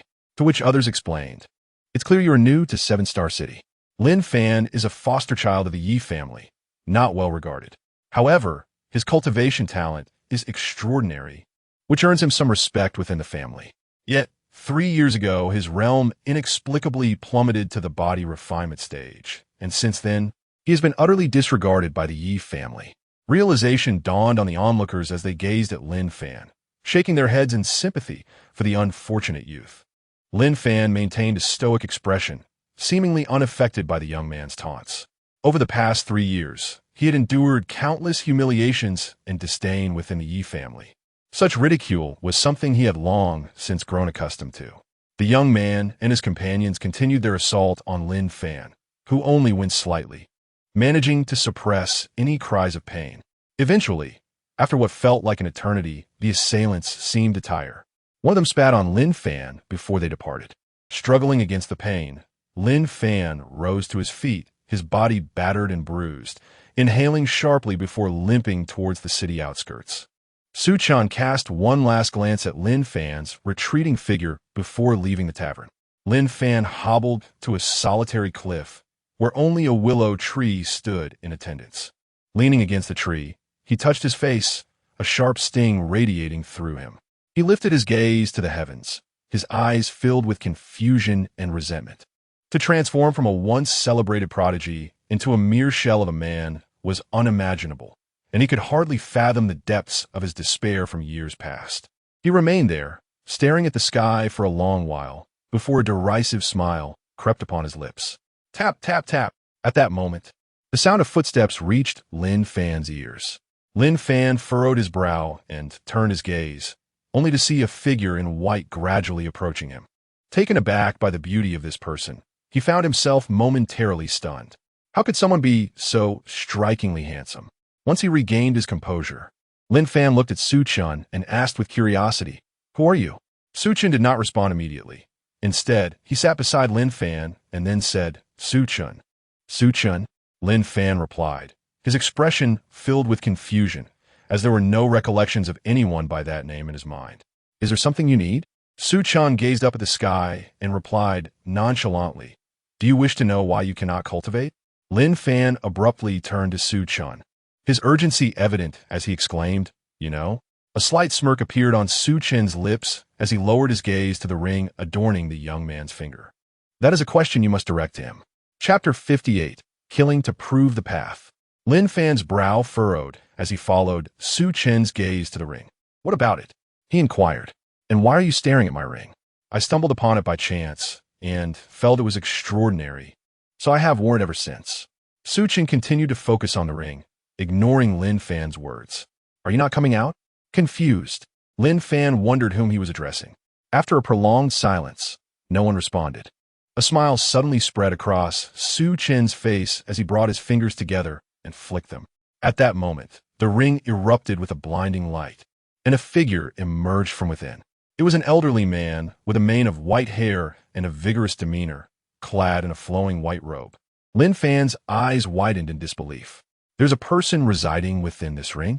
The old man fixed his gaze on Su Chen, a hint of trepidation in his eyes. Who are you, esteemed sir?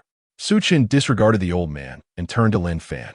The reason you cannot cultivate is that he has been siphoning your celestial energy. What? Lin Fan was momentarily taken aback. Then his fury ignited. He glared at the old man, his eyes ablaze with murderous intent. No wonder my celestial energy has inexplicably dwindled every time I absorb it.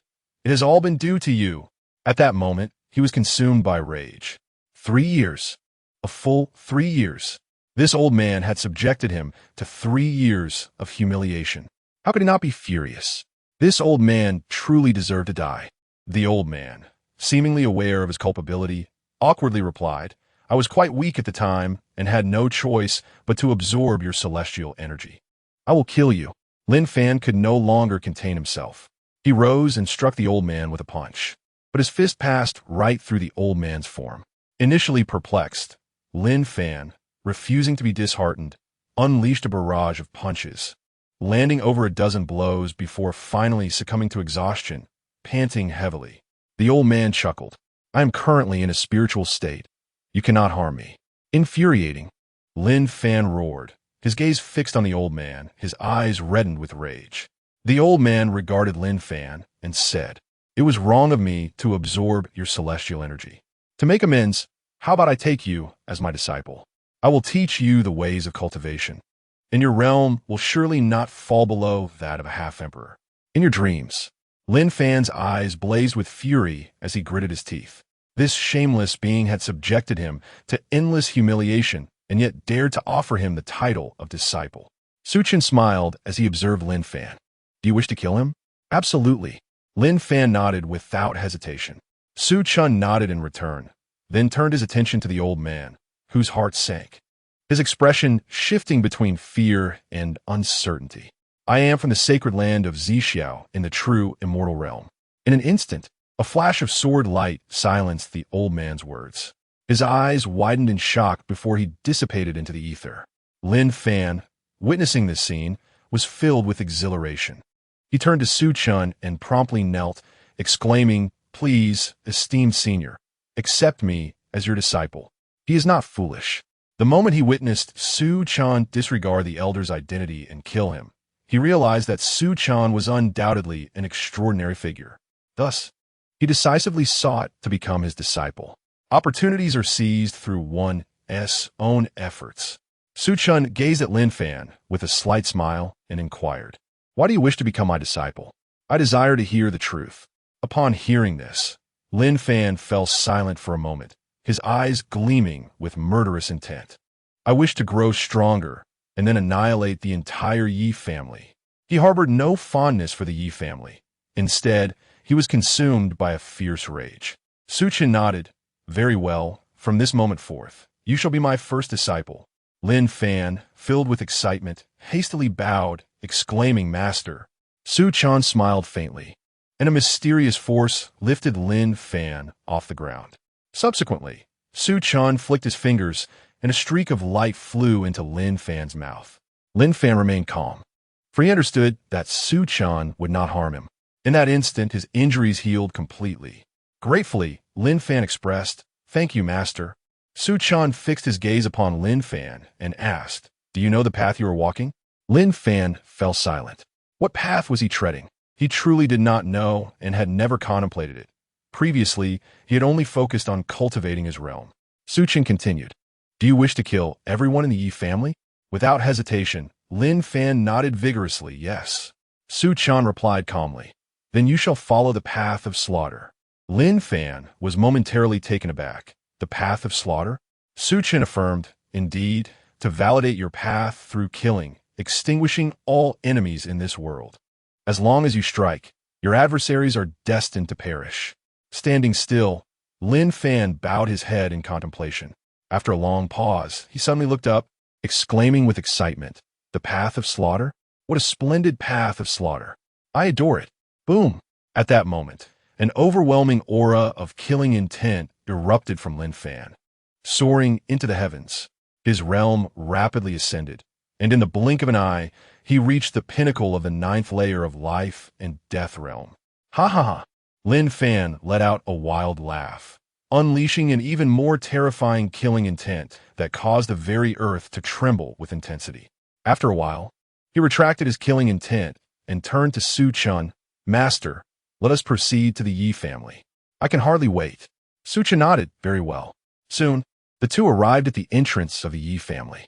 Coincidentally, the young man who had previously bullied Lin Fan, along with his companions, stood at the gate. The young man looked at Lin Fan and grinned. "You dare to return." Before he could finish his sentence, Lin Fan suddenly appeared before him, thrusting his hand straight through the young man's heart.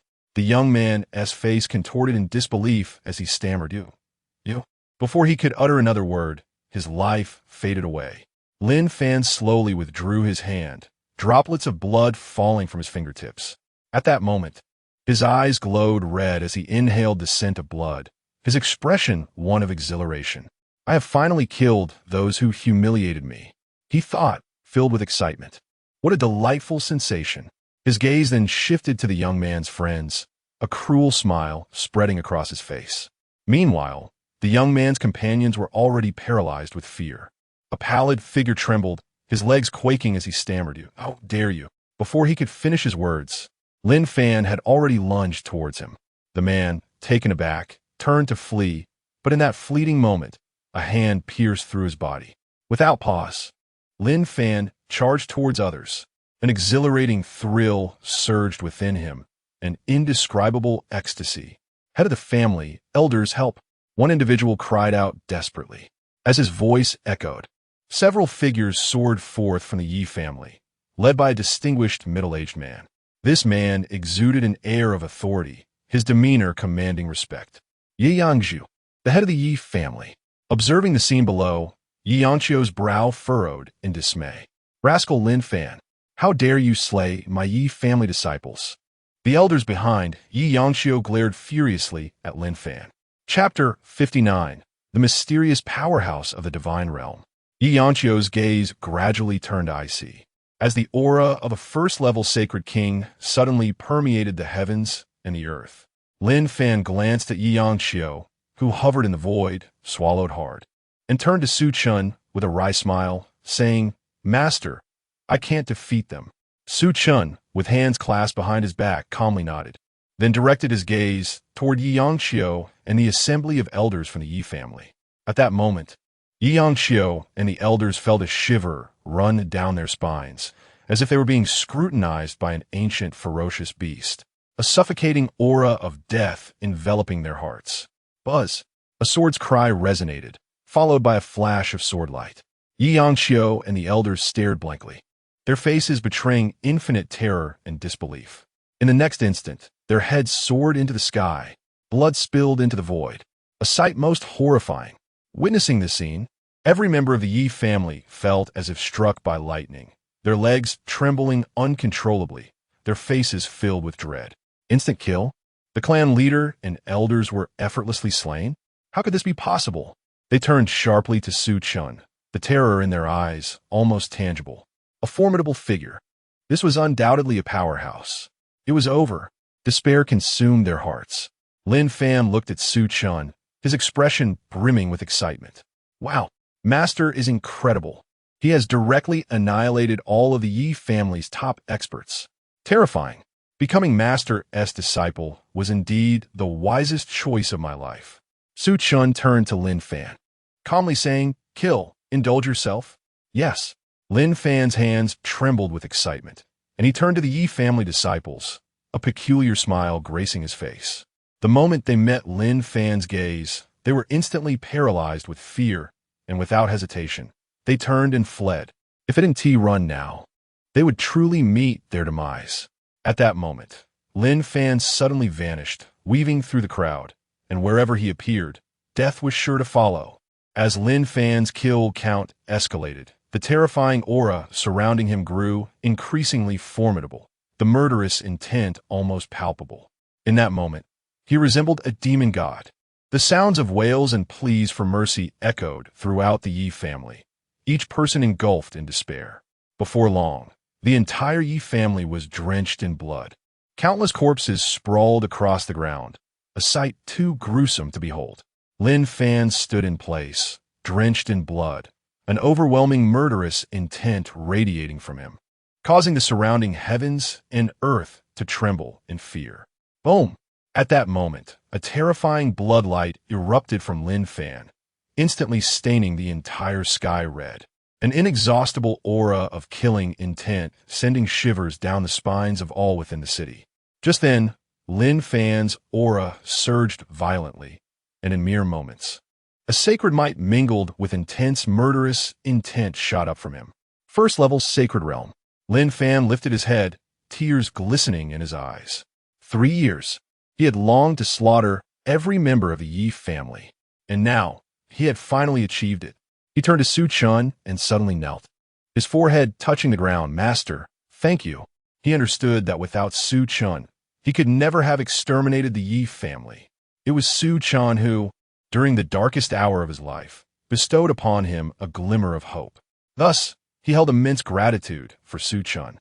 Even if, at this moment, Su Chen were to demand his demise, he would not hesitate to take his own life. At that moment, a mysterious force lifted Lin Fan. Su Chen gazed at Lin Fan and smiled gently, saying, "There is no need for thanks. You are my disciple, and it is only natural that I assist you." He then looked up at the sky, adding, "I cannot accompany you forever." Lin Fan hurriedly inquired, "Master, are you leaving?" His voice was laden with reluctance. Su Chen met his gaze and nodded. "Yes, you must walk your own path. There is little I can do for you."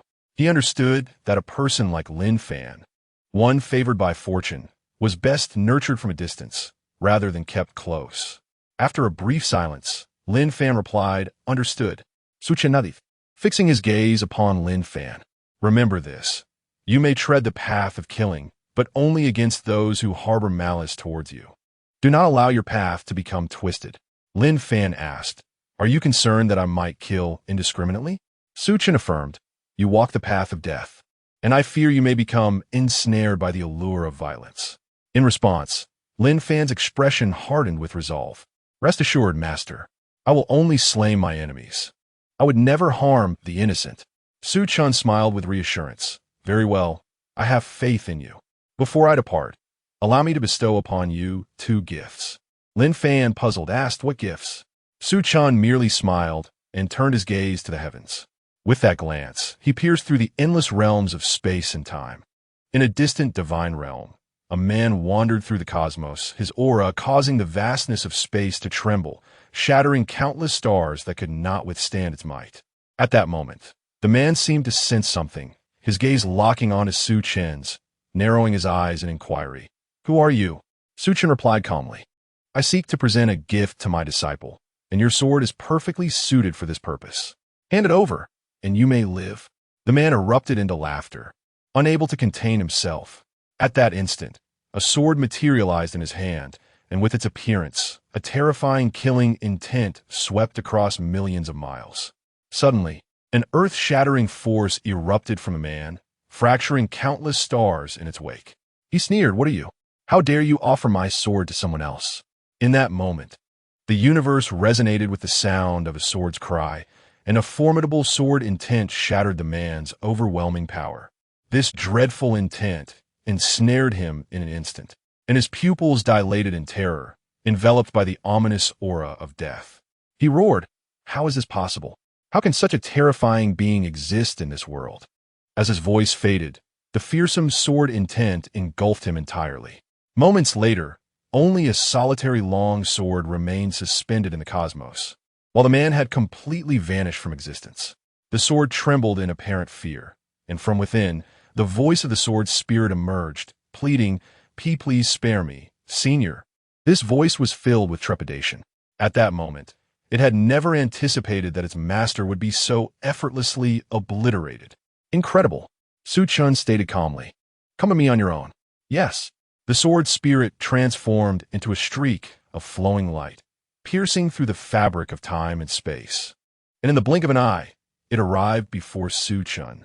At that very moment, the entire realm of immortals was enveloped by a terrifying aura of murderous intent. All the inhabitants of the immortal world were left utterly stunned. Good heavens! Whose murderous intent is this, so overwhelmingly fearsome? Could it be any more exaggerated?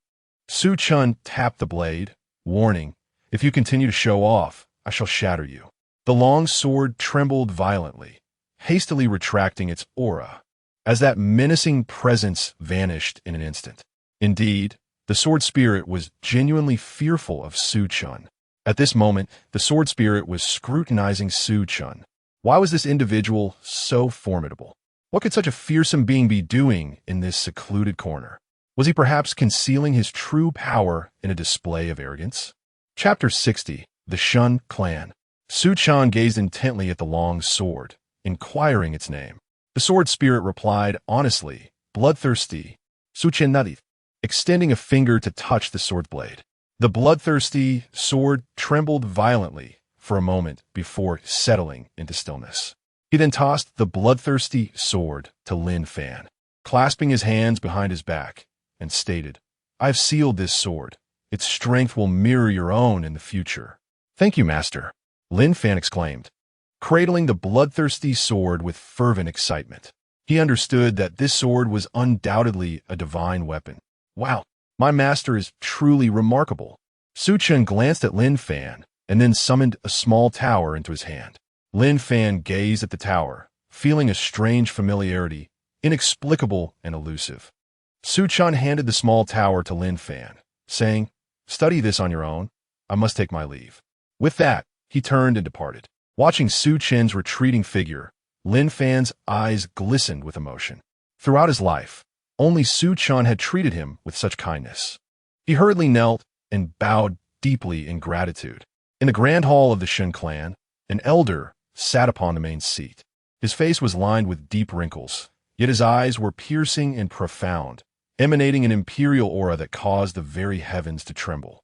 "Ancestor Shenli," one elder addressed him solemnly. "Ancestor, we have lost face in the immortal realm. For an entire year, our clan has been the subject of ridicule." The other elders displayed equally grim expressions. Shenli's countenance darkened significantly as he surveyed the elders below. "I have already contacted the great emperor of the Shun clan in the true immortal realm. The reason why forbidden forces are deemed as such is that they have produced emperors. Only those who have birthed emperors can truly be called great. However, nearly all emperors in the pseudo-immortal realm have migrated to the true immortal realm." Upon hearing Shun Li's words, the elders' expressions brightened. If there was an emperor present, they would not fear the Su clan. One elder furrowed his brow, stating, "But the Su clan also possesses an emperor." At this, all the elders fell into silence. Indeed, the Su clan had an emperor as well. Even if they had an emperor to defend them, did the Su clan not possess one too? They were utterly unfazed. Shunli smirked slightly. "Of course, I know the Su clan has an emperor. But what if they are unable to contact their emperor in time?" One elder seemed to comprehend something, his pupils narrowing in realization. "You mean we shall conduct a surprise attack?" The other elders also understood, their spirits invigorated. "A surprise attack? What a splendid idea." Shunli nodded. "I will have that emperor of the Shun clan return quietly. We shall launch a surprise assault on the Su clan, preventing them from alerting their emperor." At that moment, Shun Li's brow furrowed, and he vanished from sight. The elders, initially puzzled, soon followed suit, disappearing from the grand hall. Shun Li appeared in the void above, with the elders materializing behind him, their expressions now grave as they regarded a figure before them. Not far from their position, a figure clad in white strode through the air. The figure clad in white possessed a visage so striking it could halt one's breath. His eyes sparkled like stars, and his nose was elegantly aquiline, exuding an aura of serene composure. An elder fixed his gaze upon Su Chen and inquired solemnly, "What brings you, divine son Su?" "To our Shun clan?"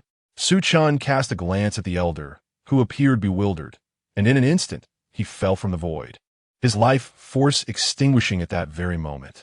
Witnessing this, the assembly of elders stood frozen, taken aback by Su Chen's unexpected assault. As realization dawned upon them, their fury ignited, and they were about to voice their indignation when a flash of sword light surged through the air.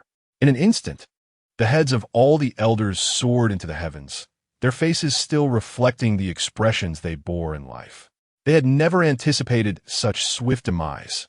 Below, the young disciples of the Shen clan were struck with profound terror at the sight. Unbelievable! Shen Li's countenance darkened as shock coursed through him. He had not fathomed Su Chen's formidable strength. It was well known that the elders of the Shen clan were all semi-emperors. Yet they had been annihilated by Su Chen in an instant. What did this signify? It implied that Su Chen's prowess surpassed that of a semi-emperor. He was an emperor. But how could he be an emperor when the path to emperorship had yet to be unveiled? As this realization sank in, a wave of dread engulfed Shen Li. He gazed at Su Chen, his eyes wide with disbelief. Forcing himself to suppress his inner terror, he inquired gravely, "May I ask why this is so?"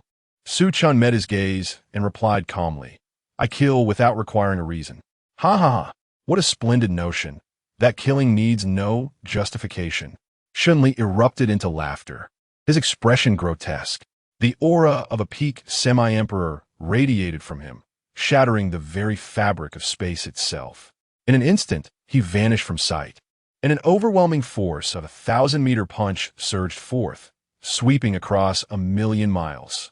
Su Chen stood with his hands clasped behind his back, his demeanor unruffled, untouched by the tumult of the world around him.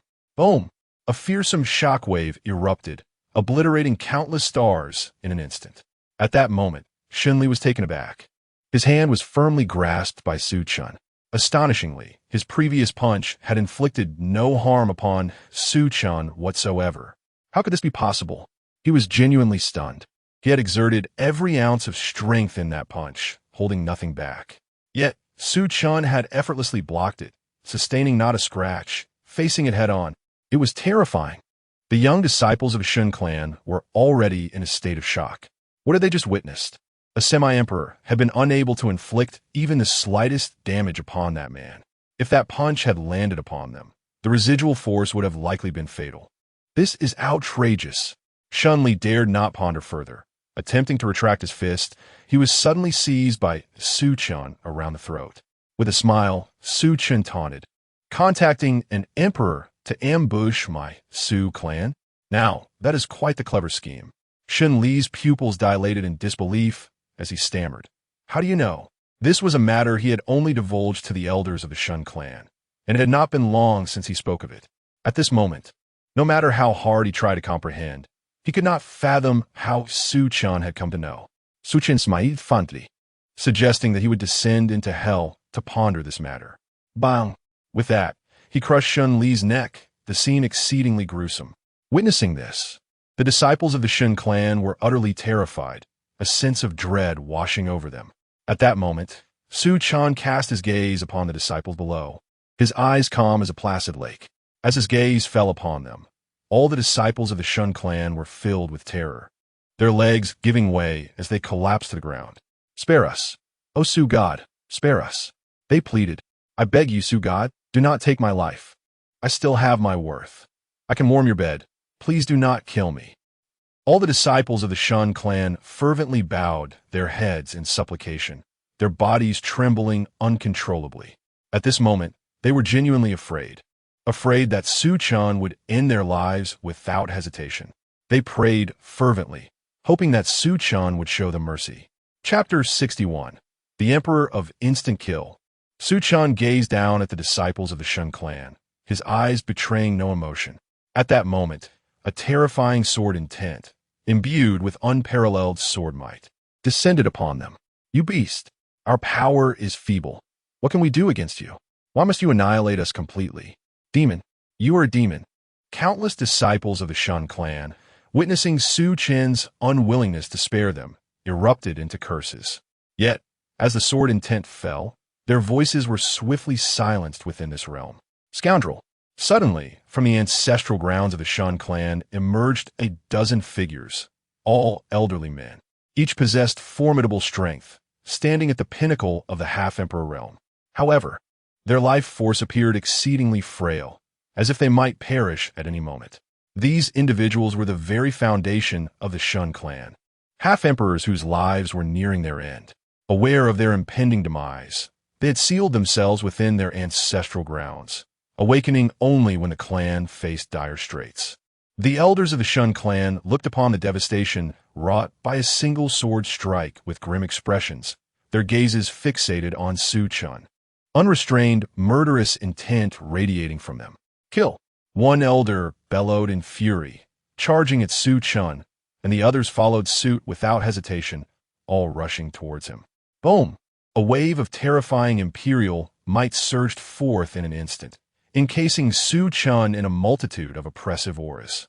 Su Chen stood with his hands clasped behind his back, suspended in the void, his silver hair swirling wildly around him, his calm gaze exuding an aura of dread. Kneel! With a single word, the world fell into silence. Those formidable auras shattered instantaneously, and all the elders of the Shun clan found themselves kneeling in midair. What the hell? The elders were utterly bewildered, having no inkling of what had transpired. As they knelt, realization struck, and they shot terrified glances at Su Chen, their hearts filled with rage. Who is this wretched figure that has drawn the ire of such a formidable being? If you must provoke someone, at least choose a lesser foe. Why would you incite the wrath of a true powerhouse? No wonder the Shun clan faced annihilation. How could they not be destroyed when they attracted such a figure? Su Chen cast a glance at the assembled elders, and with that single look, they vanished from this world entirely, until their final moments. They cursed the one who had brought Su Chen upon them. Su Chen slowly closed his eyes, remaining suspended in the void, as if awaiting someone. A day passed. At last, Su Chen opened his eyes and looked into the distance. There stood a middle-aged man, dignified in appearance, adorned in golden robes. Yet, he emitted no aura, appearing as an ordinary person. The middle-aged man glanced at the fallen Shun clan below, then turned his gaze to Su Chen and calmly inquired, "Did you annihilate the Shun clan?" Su Chen remained expressionless, offering no reply. Just then, a long spear sliced through the air, like thunder, hurtling towards Su Chen. The spear erupted with a blinding brilliance, enveloping him in a terrifying force of spear intent. As Su Chen stepped forward, he unleashed a powerful blow that shattered the spear. At that moment, a middle-aged man suddenly appeared, his formidable imperial might reverberating across the expanse. Grasping a spear, he thrust it forward, channeling the terrifying power that only an emperor could wield. Su Chen slowly extended a finger and then gently tapped. Bang! The spear instantly vanished from the horizon beneath that single point. The middle-aged man was engulfed by tumultuous waves of shock, daring not to hesitate as he swiftly retreated for 100,000 zhong, his gaze fixed on Su Chen, filled with grave apprehension. He could only describe Su Chen with two words: terrifying. Truly terrifying. Even among those of imperial rank, none would dare to confront that spear head-on. Yet, Su Chen merely pointed, effortlessly blocking it. Apart from terror, he could find no other words to articulate his feelings. Taking a deep breath to steady his astonishment, the middle-aged man stepped forward, the might of the imperial realm emanating from him. In an instant, he transformed into a spear, hurtling towards Su Chen. With a mere wave of his hand, Su Chen unleashed an enigmatic, supreme force that sent the middle-aged man flying. Regaining his balance, the man was once again struck by disbelief. He could no longer afford to be careless. With a furious roar, he launched his attack. As his voice echoed, an elder suddenly appeared behind Su Chen. The elder formed seals with his hands, and a colossal deity statue materialized behind him, radiating overwhelming imperial might. The statue then struck down towards Su Chen with a palm that could obscure the heavens, a truly fearsome sight. Just then, Su Chen's figure vanished, causing the statue's blow to strike nothing but air. At that moment, the elder felt a chilling sense of danger wash over him, causing his hairs to stand on end. He bellowed, unleashing a torrent of power from within, yet the feeling of peril did not dissipate. In that instant, Su Chen materialized before the elder, seizing his head with a firm grip. Bang! The elder's skull was obliterated in an instant. Su Chen shook his hand and turned his gaze toward the middle-aged man, who now stood frozen in place, his eyes wide with terror. An emperor had been dispatched in a heartbeat? The middle-aged man dared not hesitate, turning to flee. What is happening? Killing an emperor is as easy as slaying a chicken. How am I supposed to survive this? Yet, just as he turned, a mysterious force enveloped him, rendering him immobile. His face turned ashen, regret surged within him. It was over, completely over. Had he known, he would never have come. Now it was too late. Su Chen approached the middle-aged man, who trembled uncontrollably, his fear palpable. This man was far too terrifying. Someone save me. I truly do not wish to die. Su Chen fixed his gaze upon the middle-aged man. I can spare you. The man was taken aback. Then a wave of relief washed over him. Senior, what is your command? At this moment, he felt an overwhelming excitement. He never expected that Su Chen would actually spare his life. Simultaneously, he was relieved that he would not meet his demise. However, he also understood that Su Chen's decision to let him go must have been driven by some ulterior motive. Otherwise, how could he possibly have been spared? Su Chen remained silent, his palm outstretched as a mysterious force coalesced into the likeness of Lin Fan. Su Chen instructed, remember this person's visage. Should he venture into the true immortal realm in the future, pursue him relentlessly. After all, Lin Fan was the child of destiny. And as his master, Su Chen deemed it necessary to instill some pressure upon him. Lin Fan, if he were aware of Su Chen's intentions, he would undoubtedly express his heartfelt gratitude, saying, "Thank you so much, master." The middle-aged man glanced at Lin Fan, then turned to Su Chen, promptly nodding, "Understood, understood. No problem." Just then, a sword chi swiftly pierced between the middle-aged man's eyebrows. He smiled wryly, realizing that his life was no longer his own. Su Chen remarked, "You will explain what transpires here upon your return." With that, he turned and departed. Watching Su Chen's retreating figure, the middle-aged man sighed deeply. Alas, why is my fate so arduous? Yet, at least I have preserved my life. Chapter 62. Lin Fan in Peril. The news of the annihilation of the Shun clan spread rapidly, reaching the entire celestial realm in less than a day. Upon learning of this shocking event, the inhabitants of the celestial realm erupted in fervor, speculating who could have obliterated the Shun clan. Some conjectured it was the Su clan, given that the Shun clan had only harbored grievances with them, and only they possessed the power to eradicate the Shun clan. Consequently, the perception of the Su clan underwent a significant transformation among all factions, who cautioned their disciples to avoid provoking anyone from the Su clan, lest they face immediate execution. This news stirred the realm for a full 2 years, gradually subsiding only after that duration. On a particular day, amidst a mountain range, Lin Fan was seen darting through the terrain, closely pursued by over 100 formidable warriors. These pursuers fixated on Lin Fan with unbridled fury, their eyes ablaze with wrath. It must be said, Lin Fan truly embodied the essence of the Fated One. In merely 2 years, he had managed to incite the ire of so many powerful beings, prompting an exclamation of admiration. At that moment, an elder gritted his teeth and declared, "That scoundrel Lin Fan dares to slay my sect's disciples. I shall demand his life in retribution." The expressions of the others were equally menacing, their collective desire to rend Lin Fan limb from limb palpable.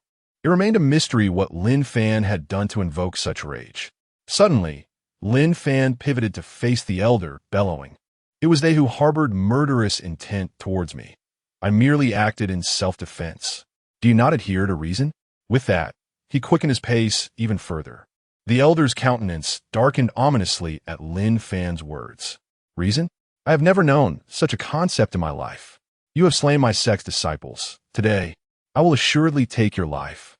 In the ruthless realm of cultivation, only those of equal strength and standing were deemed worthy of discourse."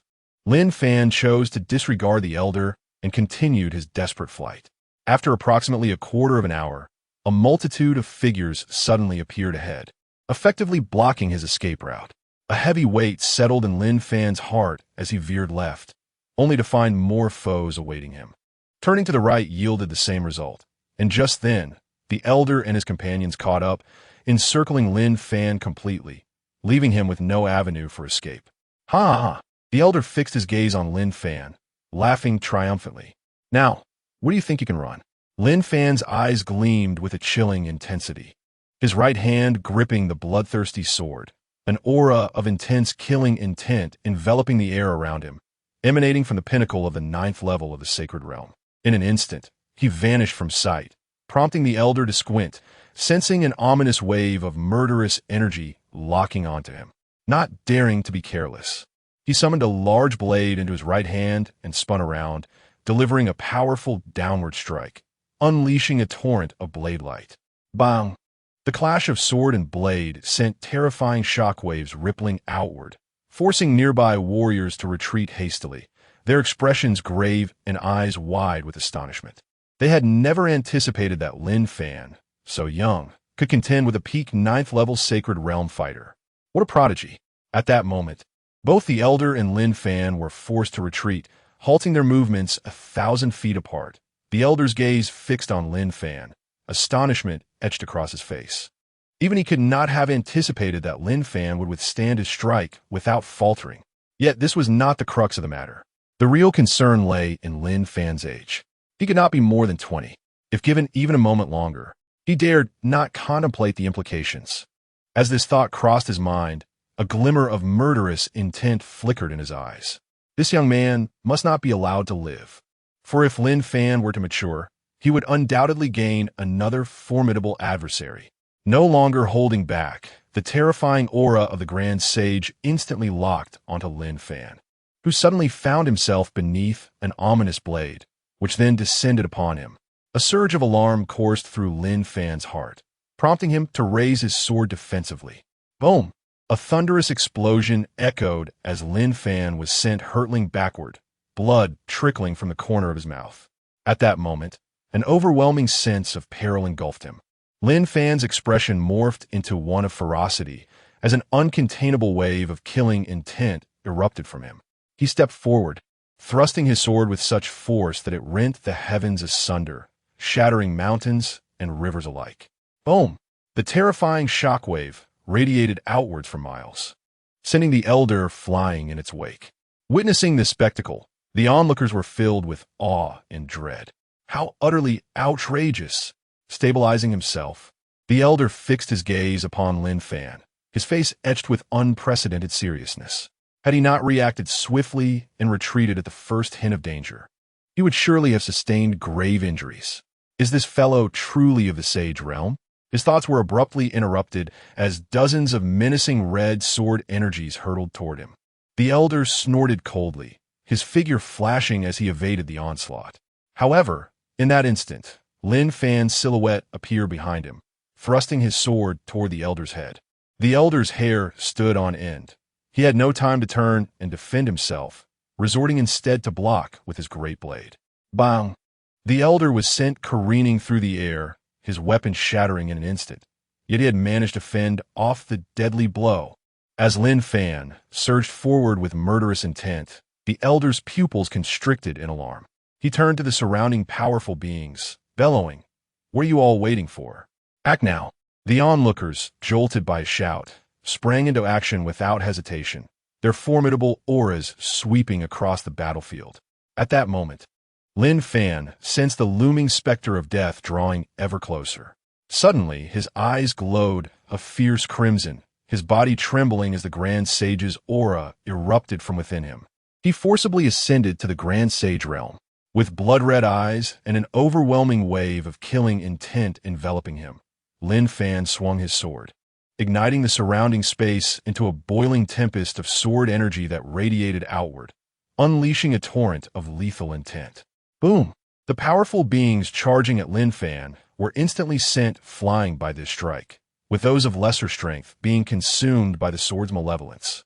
All the formidable figures retreated a great distance, their gazes fixed upon Lin Fan, disbelief etched across their faces. How could a single sword strike be so terrifying? Unbelievable. Only when they truly clashed with Lin Fan did they comprehend the depth of his terror, and some gazed at him with unbridled killing intent. This young man must perish today. The talent and prowess exhibited by Lin Fan instilled a profound sense of dread within them. Should Lin Fan survive this day, they would be condemned to an eternity of unrelenting fear. All the formidable beings ceased to hold back, unleashing a barrage of hundreds of attacks directed at Lin Fan.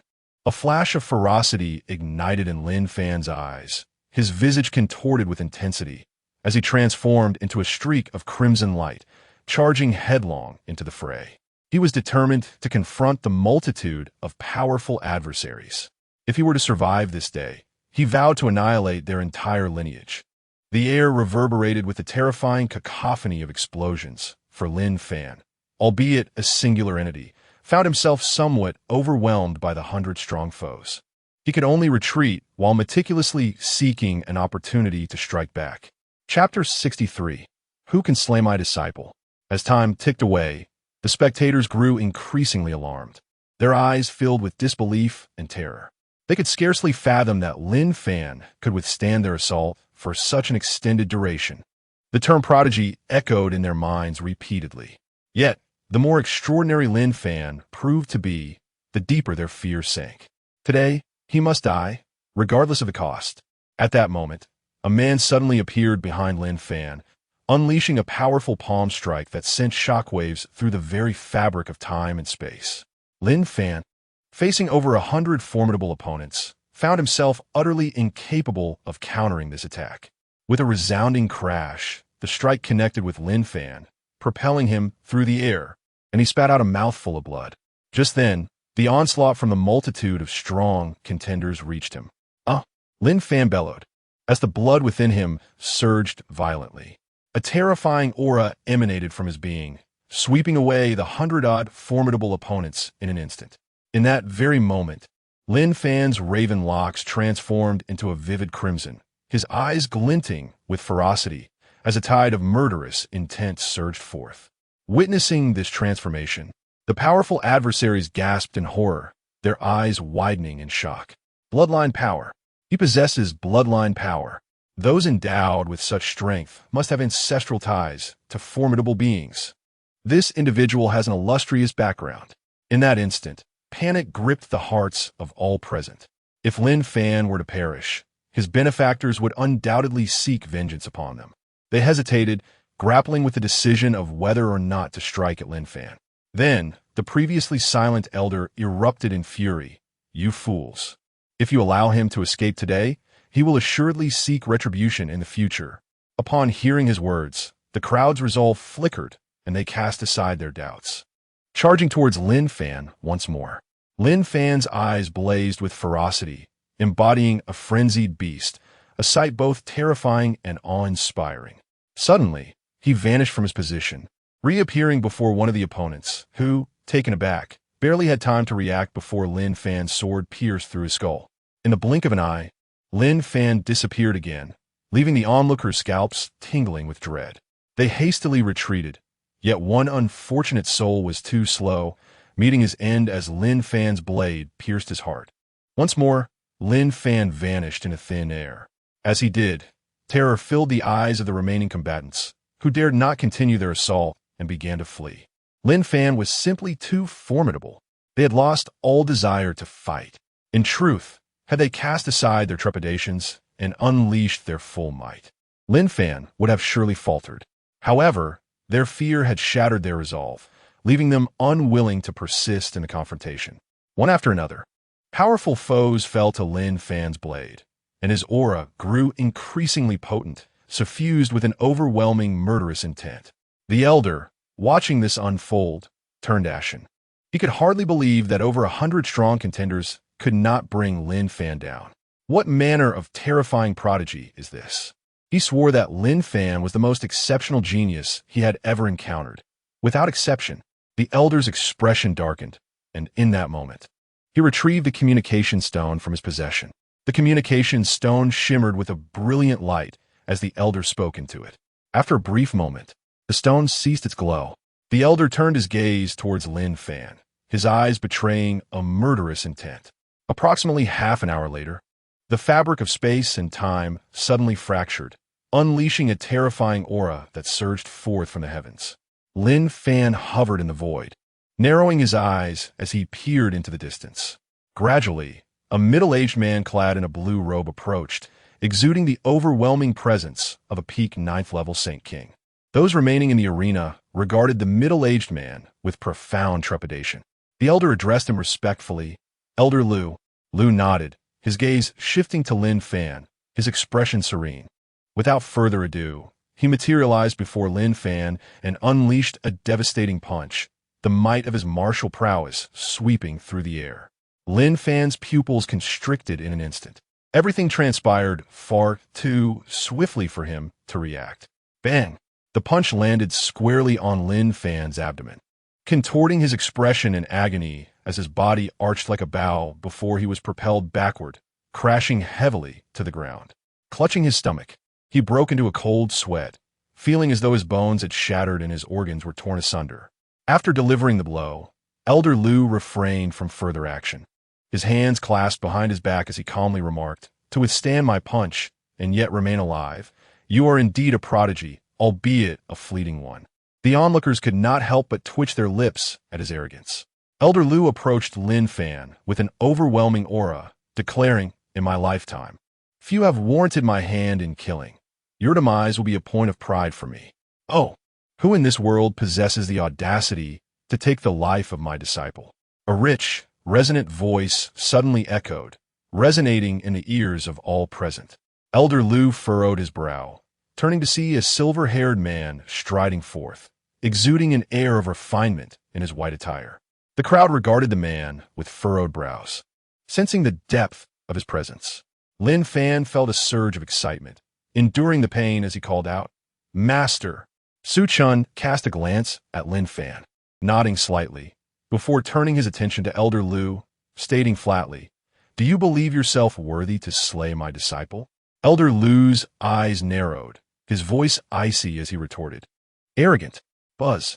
At that moment, a blade of light flickered through the arena, rendering Elder Lu motionless as fear flickered in his eyes.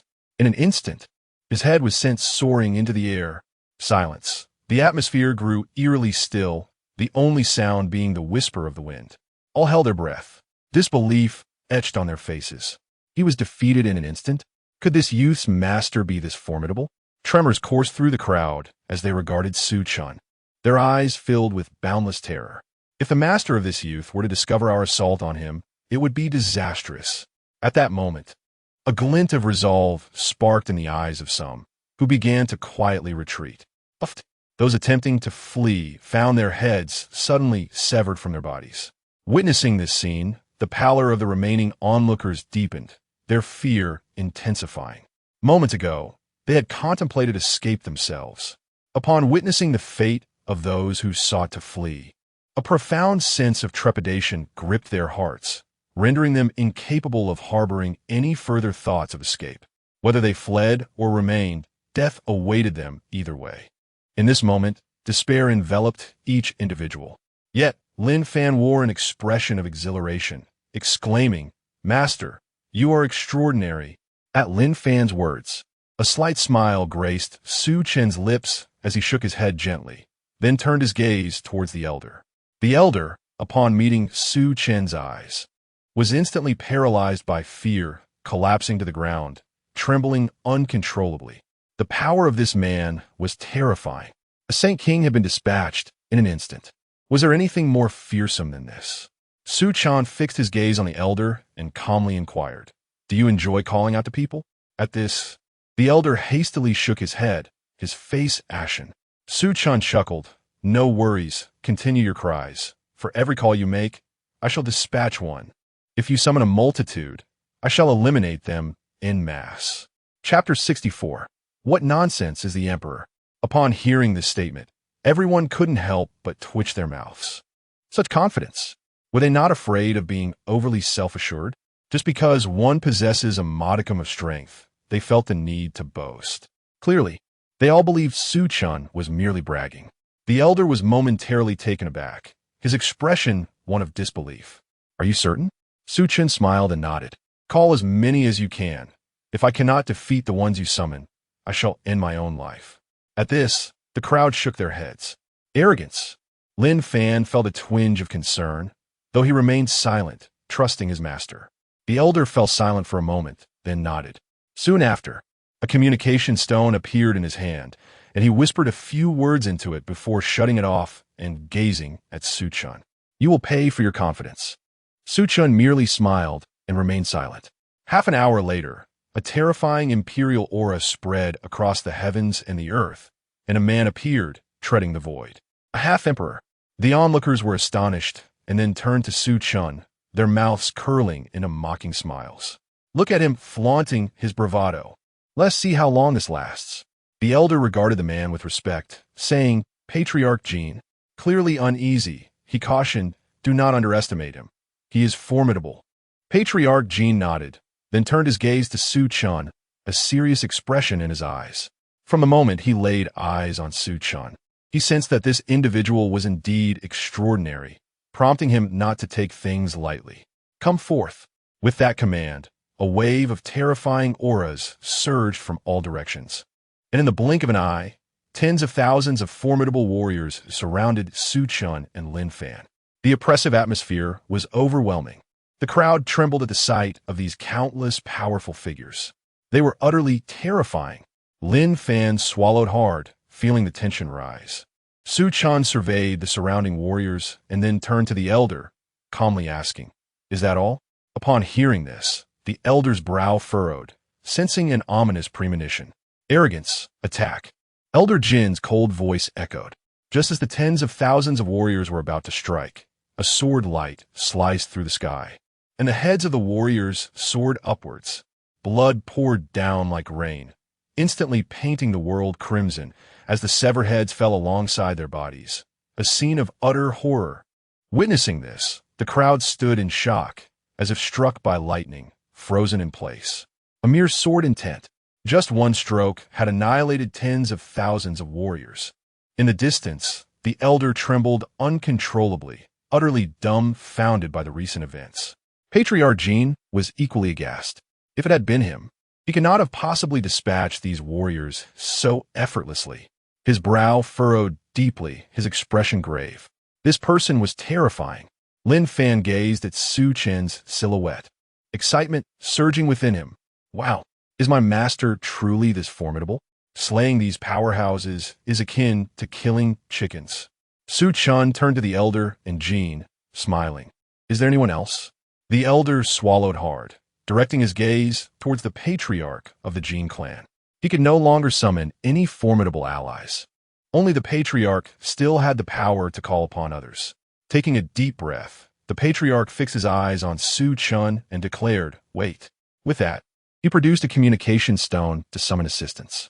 A quarter of an hour later, a number of terrifying imperial forces manifested in the realm, followed closely by several figures who exuded an overwhelming majesty. They were all half-emperors. The onlookers surveyed these half-emperors, then turned their attention back to Su Chen. Could this individual possibly eliminate even half-emperors with ease? Impossible. Absolument impossible. Yet, there lingered a faint possibility. At that moment, their previous certainty began to waver. Death.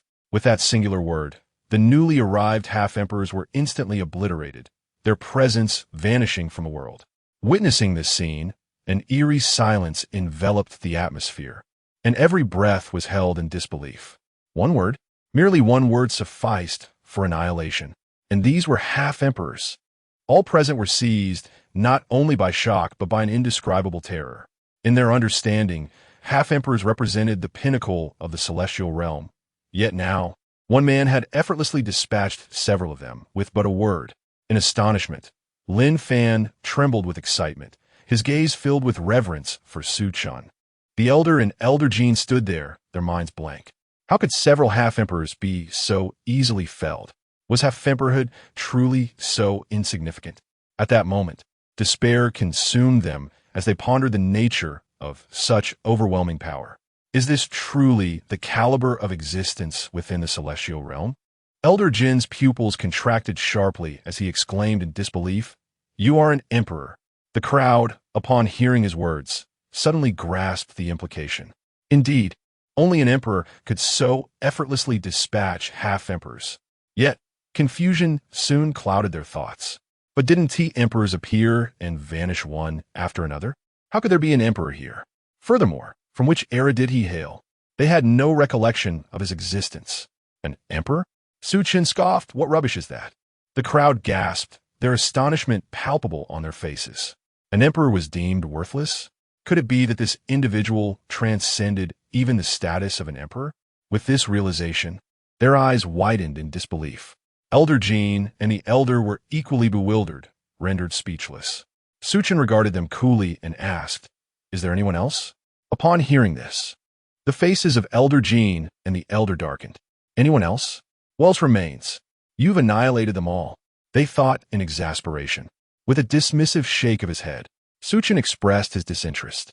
At that moment, all but Lin Fan vanished from the scene. Turning to Lin Fan, he smiled gently. Lin Fan gazed at Su Chen, brimming with excitement. "Master, you are truly incredible." In that instant, he genuinely felt Su Chen's might, as half-emperors fell like mere flies at his command. "Who dares to speak of the emperor in such a derogatory manner?" exclaimed Lin Fan, his excitement palpable. "Besides being formidable, can one use any other terms to describe him?" Su Chen chuckled lightly, adopting a modest demeanor. Lin Fan, brimming with enthusiasm, remarked, "If I possessed even a fraction of my master's strength, there would be no way I could remain humble." Su Chen let out a hearty laugh, shaking his head as he teased, "You rascal."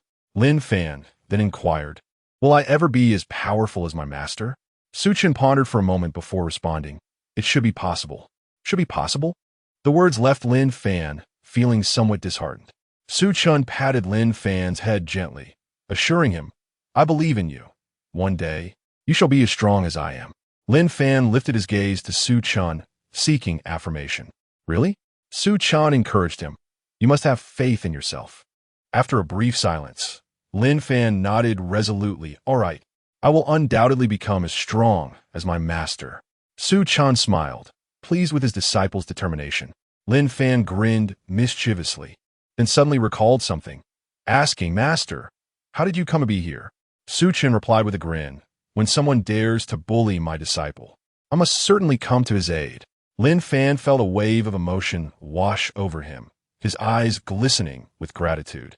"My master is truly wonderful." Chapter 65. Would you kneel before me?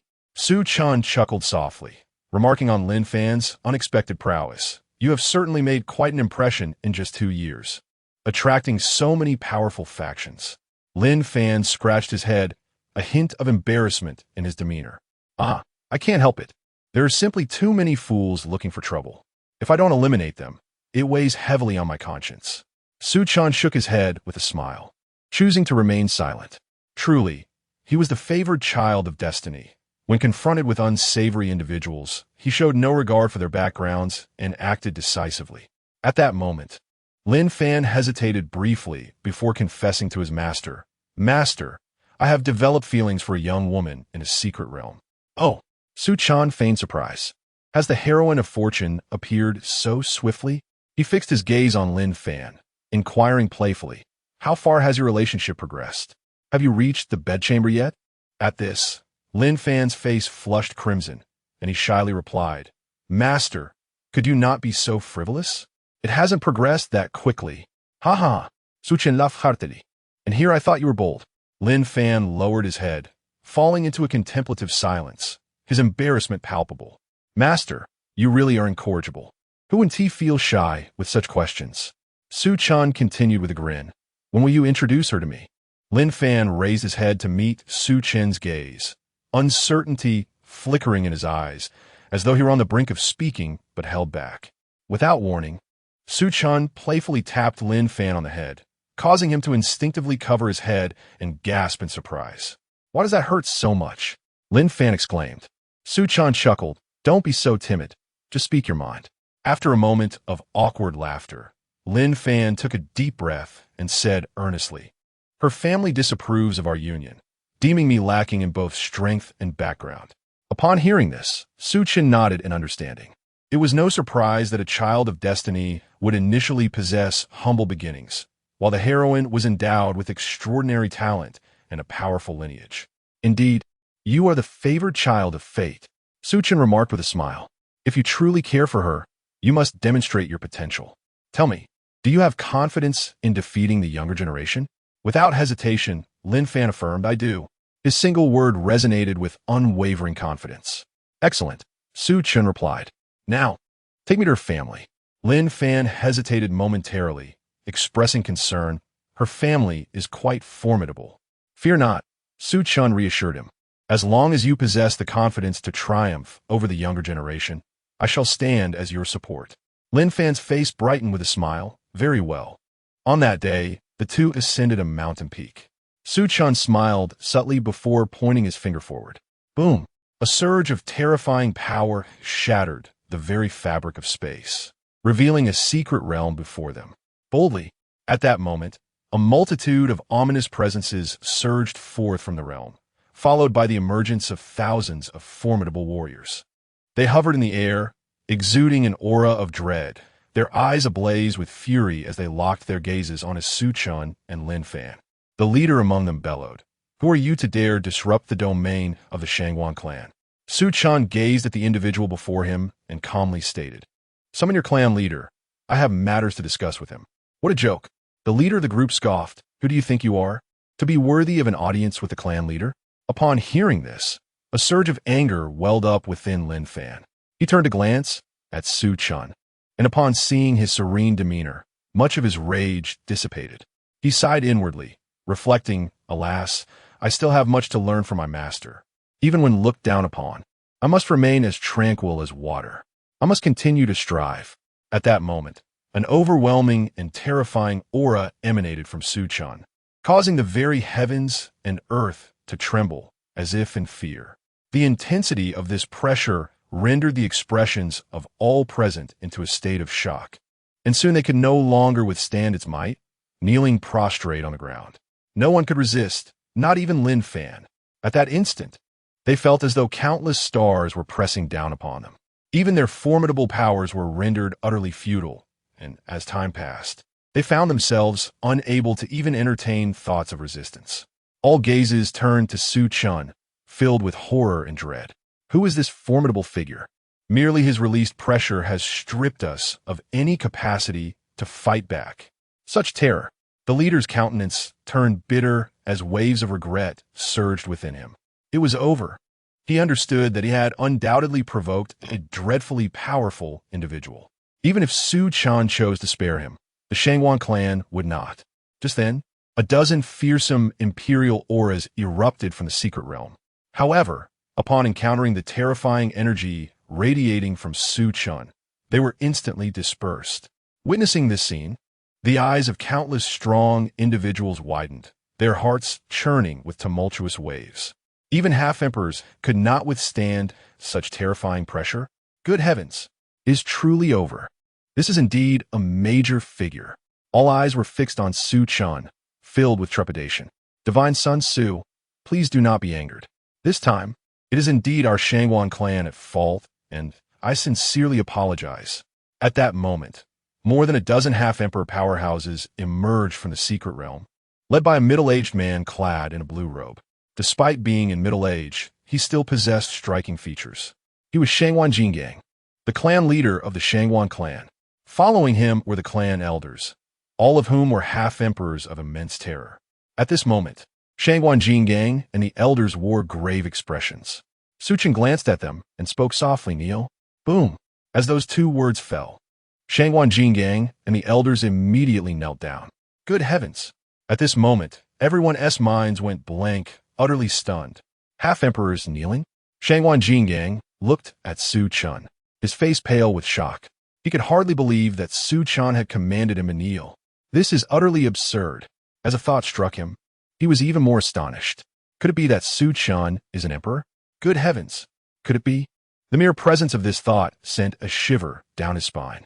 Su Chen as an emperor? How could that be possible? How old is he? Furthermore, the path to imperial ascension has yet to be unveiled. How could he possibly become an emperor? At this moment, Shangwan Jingang was consumed by thoughts of whether Su Chen was indeed a great emperor. If so, that would be truly astonishing. Su Chen gazed impassively at the formidable figures of the Shangwan clan. At this juncture, Lin Fan tugged at Su Chen's sleeve, awkwardly saying, "Master, I am still kneeling." Su Chen paused, then glanced at Lin Fan and chuckled. "My apologies, I momentarily forgot about your presence." Lin Fan responded, "Master, am I still your true disciple or not? Do I not deserve some dignity?" After a moment's hesitation, Lin Fan continued, "Could you perhaps alleviate the oppressive aura weighing down upon me?" Su Chen regarded Lin Fan and replied, "What is this? As my disciple, is it too much to ask you to kneel before me? Are you so eager to rise that you no longer consider me your master?" Chapter 66. You of the Shangwan clan have quite the temper. Alas, master, I am wronged. Upon hearing Su Chen's words, Lin Fan shouted his grievances, feeling utterly aggrieved. Su Chen nodded and remarked, "Indeed, your expression suggests you have been unjustly accused. Thus, you may kneel before me a while longer." Lin Fan. Su Chen turned his gaze toward Shangwan Jingang and said, "Your Shangwan clan seems to possess quite the temperament." Upon hearing this, over 10,000 powerful individuals lowered their heads in embarrassment, particularly the one at the helm, whose heart was filled with trepidation. Initially, he had looked down upon Su Chen and his companion, leading him to act with undue arrogance. He never anticipated that Su Chen would be so formidable. Shangwan Jingang cast a cold glance at the multitude, and then turned to Su Chen, offering a slight smile. "It is indeed our Shangwan clan that has erred. I apologize on behalf of all the powerful members of my clan." As he spoke, he slightly bowed his body. The assembly of powerful figures felt an even greater sense of shame upon witnessing this gesture. Su Chen smiled gently, acknowledging the shift in attitude. As he spoke, he dissipated his terrifying aura, bringing joy to everyone's hearts, though none dared to rise, instead looking towards Shangwan Jingang. Taking a deep breath, Shangwan Jingang slowly rose and clasped his fists towards Su Chen, stating, "I beg your pardon." Su Chen shook his head, saying, "It is of no consequence. I merely hope that your Shangwan clan will refrain from such behavior in the future." Shangwan Jingang glanced at the assembly of powerful beings before retracting his gaze and nodded, assuring, "It shall not happen again." Su Chen nodded in approval. At this moment, Shangwan Jingang, curious, inquired, "Might I ask what brings the esteemed Su godson to our Shangwan clan?" Su Chen glanced at Lin Fan, then pulled him to stand before him, addressing Shangwan Jingang. "My disciple harbors feelings for a young lady of your clan. However, you deemed his strength and background insufficient, forcibly separating them and prohibiting their meetings. I have come to seek justice for my disciple." Upon hearing this, Shangwan Jingang furrowed his brow and turned his gaze towards Lin Fan, his mind racing to recall. After a moment, astonishment washed over his face. "It is you. Not long ago, my daughter confessed to having feelings for a young man. After conducting an investigation, I discovered that the boy possessed an ordinary background and mediocre strength, prompting me to separate them. Never did I imagine that this young man would be a disciple of Su Chen." Looking at Lin Fan, he sighed, saying, "Had you mentioned earlier that you were the disciple of Su godson?" Lin Fan, hearing Shangwan Jingang's words, appeared resigned. "I never anticipated that my master would be so extraordinary." Shangwan Jingang turned to Su Chen. "Su godson, you are aware of the rules among our great powers. You need not elaborate. Simply state whether you consent to this union." Su Chen interjected before he could finish. Shangwan Jingang hurriedly nodded, "Of course, of course." "Disagree?" "What ist? If my daughter were to wed Lin Fan, it would be a tremendous gain for our Shangwan clan." Shangwan Jingang then turned to an elder, instructing, "Go summon Wanya." The elder nodded and promptly returned to the secret realm. After a while, the old man emerged from the secret realm, accompanied by a woman. She had an oval face, skin as smooth as jade, and a graceful figure that exuded an air of elegance. Upon seeing Lin Fan, her eyes instantly reddened. Xiao Fan, Lin Fan, equally exhilarated, rushed to the woman and embraced her, softly calling, "Wanya." Shangwan Wanya quietly nestled in Lin Fan's embrace, saying nothing but quietly sobbing. Observing this scene, Shangwan Jing Ang's expression darkened, veins bulging on his forehead. He swore that had it not been for Su Chen's presence, he would have kicked Lin Fan away without hesitation. With a resigned sigh, he lamented, "Ah, indeed, a daughter cannot be kept at home." As if recalling something, Shangwan Wunya lifted her gaze to Lin Fan, puzzled. What happened? Lin Fan gently stroked her hair and recounted the events that had just transpired. Upon hearing his words, Shangwan Wenya's eyes widened in disbelief. She turned to Su Chen, contemplated for a moment, then stepped out of Lin Fan's embrace and bowed respectfully, saying, "Thank you, Su Chen-zi." Su Chen smiled slightly. "From now on, you and Lin Fan may call me master." At this, everyone present was momentarily taken aback, followed by immense joy. If Shangwan Wenya were to become Su Chen's disciple, the relationship between the Shangwan clan and the Su clan would deepen significantly. Lin Fan tugged at the still-dazed Shangwan Wenya, whispering quickly address him. Regaining her composure, Shangwan Wenya bowed once more, "Master." Su Chen smiled gently good. As he spoke, he opened his palm, and a long spear materialized in his hand. The spear was blue, radiating with an aura of spear mastery, unmistakably extraordinary. Su Chen looked at Shangwan Wenya and said, "This spear is named Han Bing, a fine weapon indeed. As a token of our meeting, I present it to you." With that, he tossed the Han Bing to her. Shangwan Wenya caught the Han Bing, her face alight with joy. It was evident she cherished the weapon. Immediately, she knelt before Su Chen, expressing her gratitude. "Thank you, master." A mysterious force lifted her back to her feet. Su Chen smiled slightly. "You are the wife of my disciple, and also my disciple. It is only fitting." Hearing this, Shangwan Wenya beamed with delight. At this moment, Su Chen turned his gaze toward Lin Fan. Lin Fan nodded and then looked at Shangwan Wenya, softly saying, "In order to dispel any rumors that I rely on my master to unite with you, I must prove myself." Before Shangwan Wenya could respond, Lin Fan stepped into the void and addressed Shangwan Jing on below with authority. "Today, my master and I have another purpose for being here, to challenge the younger generation of the Shangwan clan." At this proclamation, all the young warriors of the Shangwan clan furrowed their brows in confusion. What was this young man up to? Shangwan Jing Ong remained silent for a moment before murmuring, "You wish to prove yourself?" He then turned to Su Chen, who nodded in affirmation. Jing Ong directed his gaze to an elder standing nearby, instructing, "Summon all the young members of the Shangwan clan." The elder nodded and promptly entered the secret realm. Before long, all the young members of the Shangwan clan emerged from the secret realm. Upon witnessing the scene outside, they were taken aback. What is happening? So many formidable warriors? Is someone intending to wage war against the Shangwan clan?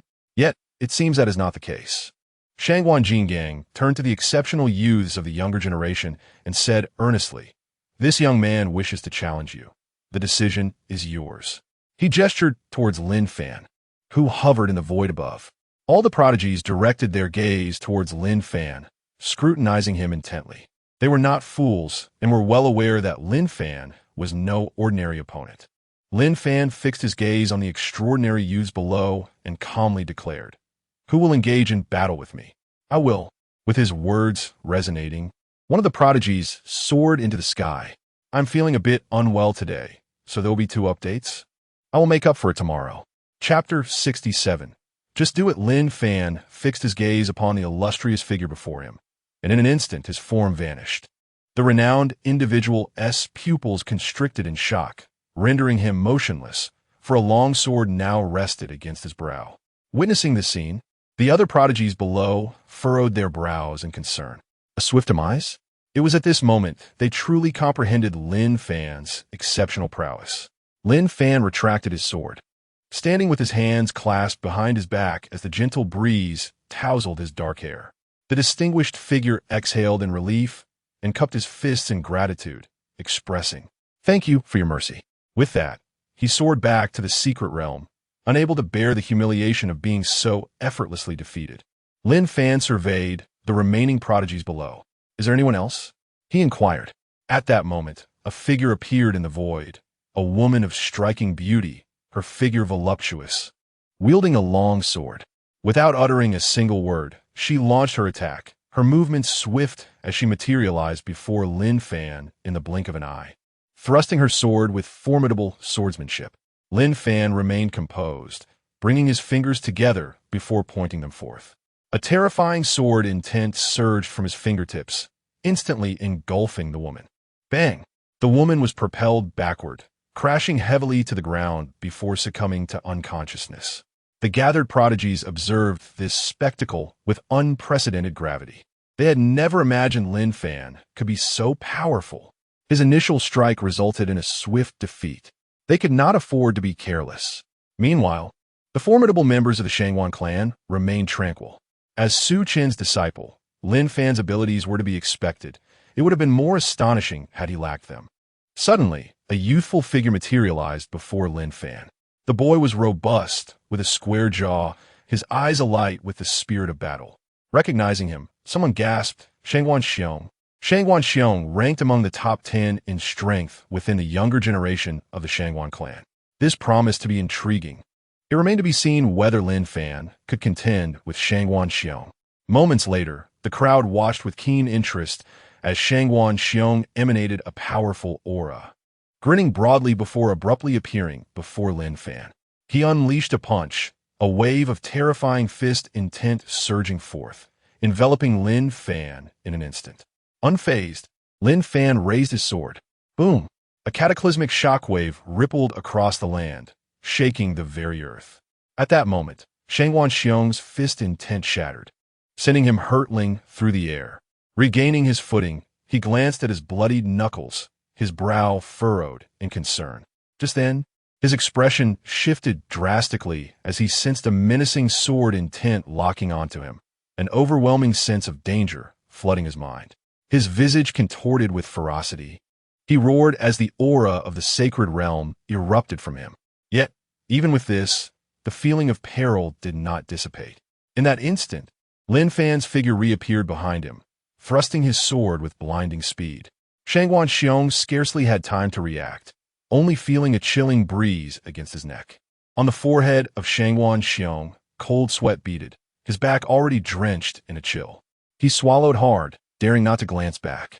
A flicker of despondency crossing his eyes as he sighed. "I am defeated." Witnessing this scene, the prodigies of the Shangwan clan appeared taken aback and somber. Shangwan Xiong has fallen too? Lin Fan withdrew the sword pressed against Shangwan Xiong's nape, his demeanor serene. Taking a deep breath, Shangwan Xiong turned and expressed his gratitude. "Thank you." With that, he returned directly to the secret realm. Lin Fan, somewhat displeased, fixed his gaze upon the assembly of prodigies below, calmly stating, "If it comes to it, you may all come at me together." Arrogance. At these words, anger flared in the eyes of the prodigies. As esteemed talents, when had they ever endured such humiliation? Lin Fan's proclamation ignited their fury completely. At that moment, a young man stepped forward, positioning himself opposite Lin Fan. It was Shangwan Yunqing. The crowd stared at Shangwan Yunqing in astonishment. Shangwan Yunqing was the foremost prodigy of the Shangwan clan, an ancient genius, whose realm had reached the terrifying 8th stage of the Great Sage, his power exceedingly formidable. Some looked at Lin Fan coldly, asserting, "I refuse to believe this brat can defeat Shangwan Yunqing." Another exclaimed, "Damn it, if he manages to win against Shangwan Yunqing, I'll eat dung." The crowd gasped in shock, incredulity etched upon their faces. This person plays so recklessly? What a fierce individual. Even the strong from the Shangwan clan cast him peculiar glances, their lips twitching slightly. Whose subordinate is this? A true talent. Lin Fan regarded Shangwan Yunqing, his expression growing solemn. Shangwan Yunqing exuded an aura of oppression. This individual is no simple foe. It is time to take this seriously. Shangwan Yunqing regarded Lin Fan with a slight smile, and then a long spear materialized before him. Upon grasping the spear, a formidable force of spear intent surged forth, rippling through the surroundings, causing the very space to begin to crack. He gripped the spear tightly, then vanished from sight, the terrifying intent of the spear locking onto Lin Fan in an instant, a dazzling spear radiance illuminating the world. Lin Fan furrowed his brow, tightening his grip on his sword, and immediately thrust it forward, an explosion of sword intent surging toward the spear intent. Boom! A thunderous sound resonated through the void as both combatants were violently thrust back, skidding to a halt only after retreating a great distance. Shangwan Yunqing's eyes reflected seriousness, a sense of dread filling him. Lin Fan's strength surpassed his expectations. Not daring to underestimate, he suddenly reappeared before Lin Fan, and the terrifying spear intent enveloped the realm. Then he thrust forward, the power of the spear shattering the space for miles around. Lin Fan felt a prickling sense of danger, his instincts sharpening. He could no longer hesitate. Raising his sword, countless killing intents erupted forth from it. One spear, one sword. Under the watchful eyes of all, they collided. Boom! A force capable of annihilating the heavens and earth instantaneously expanded outward for 100,000 miles.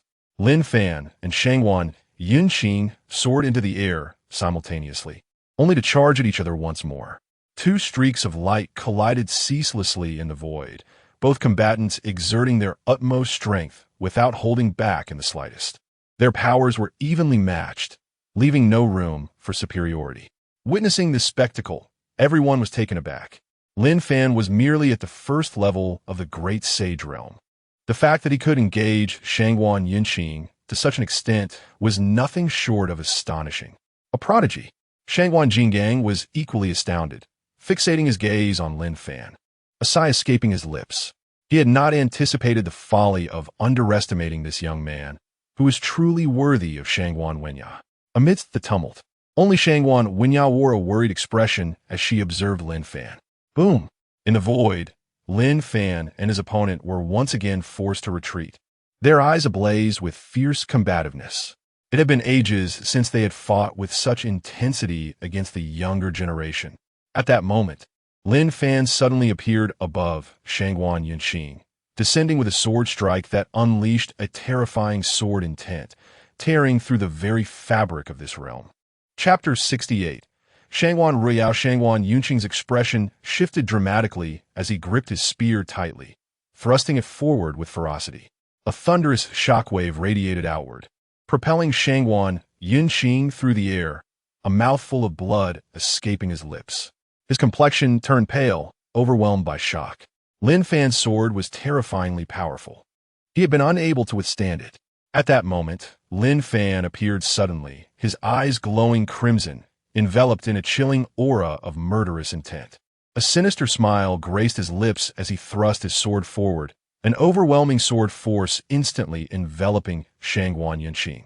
Shangwan Yunqing's expression contorted into a snarl, unleashing a formidable aura that swept through the air, shattering mountains and rivers alike.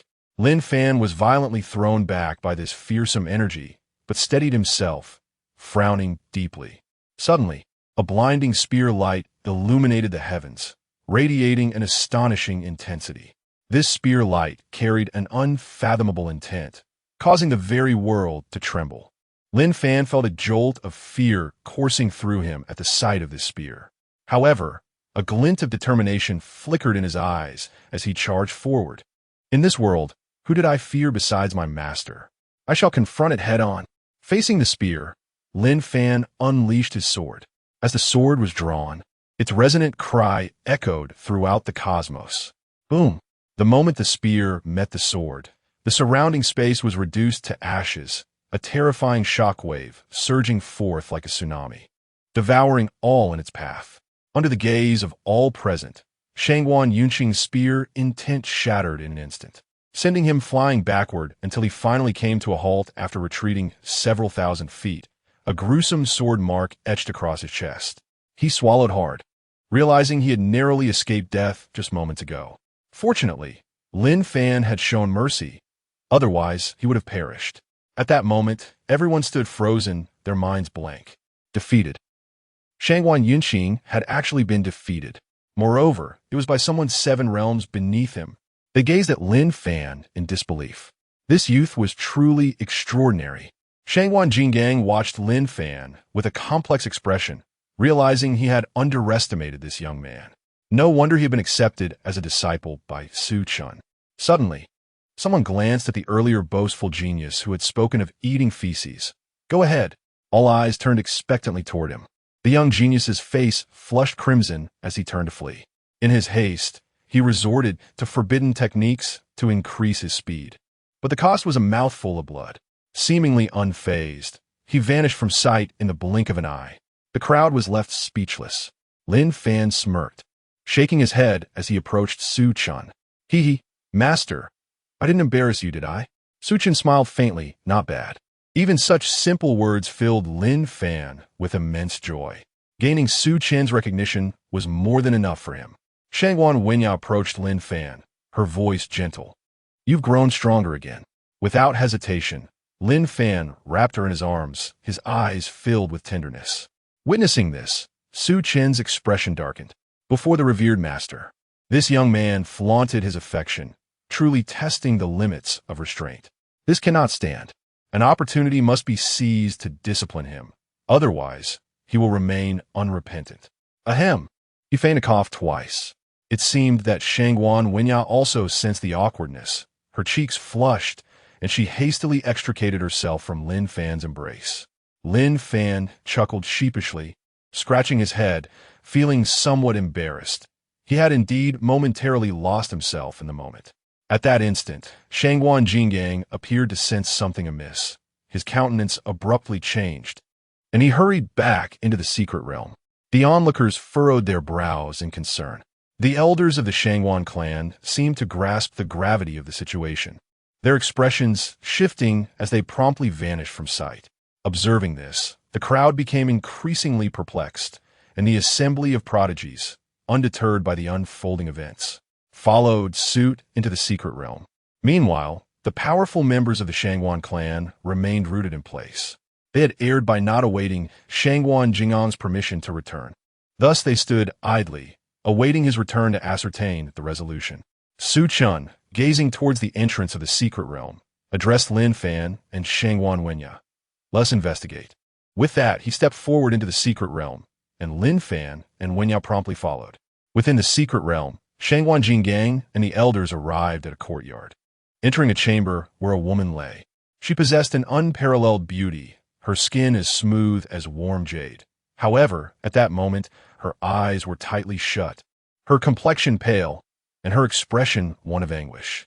Shangwan Jingang looked upon her with deep concern. It seemed that Royale's condition had worsened. The elders sighed in unison, remaining silent. Just then, Su Chen and the others entered. Shangwan Wenyao rushed to Royale's side, grasping her hand tightly, her expression filled with worry. Lin Fan stared at Royale, puzzled. Who is she? Shangwan Jingang glanced at Lin Fan and replied, She is my youngest daughter. Lin Fan raised an eyebrow, inquiring, What has happened to her? In response, Shangwan Jingang sighed deeply. A year ago, for reasons unknown, Royale suddenly fainted, seemingly afflicted by a mysterious ailment. Despite my efforts to consult countless healers, none could discern the nature of her illness. Upon hearing this, Lin Fan furrowed his brow, remaining silent for a moment before turning to Su Chen. Master, do you possess the means to uncover her malady? The others in the room turned their gaze towards Su Chen in unison. Su Chen shot a sidelong glance at Lin Fan, remarking, You certainly know how to burden your master. Lin Fan chuckled awkwardly. With a resigned shake of his head, Su Chen declared, Not only do I know what ails her, but I also possess the knowledge to restore her health. At this revelation, everyone was momentarily taken aback. Could Su Chen truly have a solution? Shangwan Wenyao trembled with hope and swiftly approached Su Chen, kneeling before him in supplication. Master, please save my sister. In the midst of this, Shangwan Jingang and the others regained their composure. He bowed deeply, clasping his hands in reverence. Please, Master Su, save my daughter. The elders followed suit, bending at the waist in earnest plea. With a heavy heart, Su Chen sighed, regretting his arrival. Had he known the extent of the complications that awaited, he might have chosen otherwise. Nevertheless, she is the sister of his own disciple. Thus, he decided to extend his hand in rescue. He turned to the crowd and spoke in a calm tone, All of you, please step outside. Upon hearing this, the crowd felt a surge of joy. Su Chen was willing to help. Without hesitation, they promptly exited the room. Outside, anxiety and concern washed over the gathered individuals. Shangwan Wenyao hesitated for a moment before turning to Lin Fan and asking, Master, is there truly a way to save Royale? Lin Fan gently held Shangwan Wanya's hand and smiled reassuringly, urging her to trust in him. After a brief silence, she nodded affirmatively, yes. Lin Fan embraced Shangwan Wenyao tenderly. and she offered no resistance, resting quietly in his arms. Meanwhile, Shangguan Jingang observed this scene, his body trembling uncontrollably, a surge of anger rising within him. After a long pause, he sighed, "Forget it, it doesn't matter." He glanced back into the room, filled with worry. Inside, Su Chen gazed at Shangguan Royale, slowly closing his eyes. Then, he pressed a finger to her forehead, and at the moment he opened his eyes again, he found himself in a boundless expanse of darkness. A starry void. Su Chen remained composed as he began to walk forward.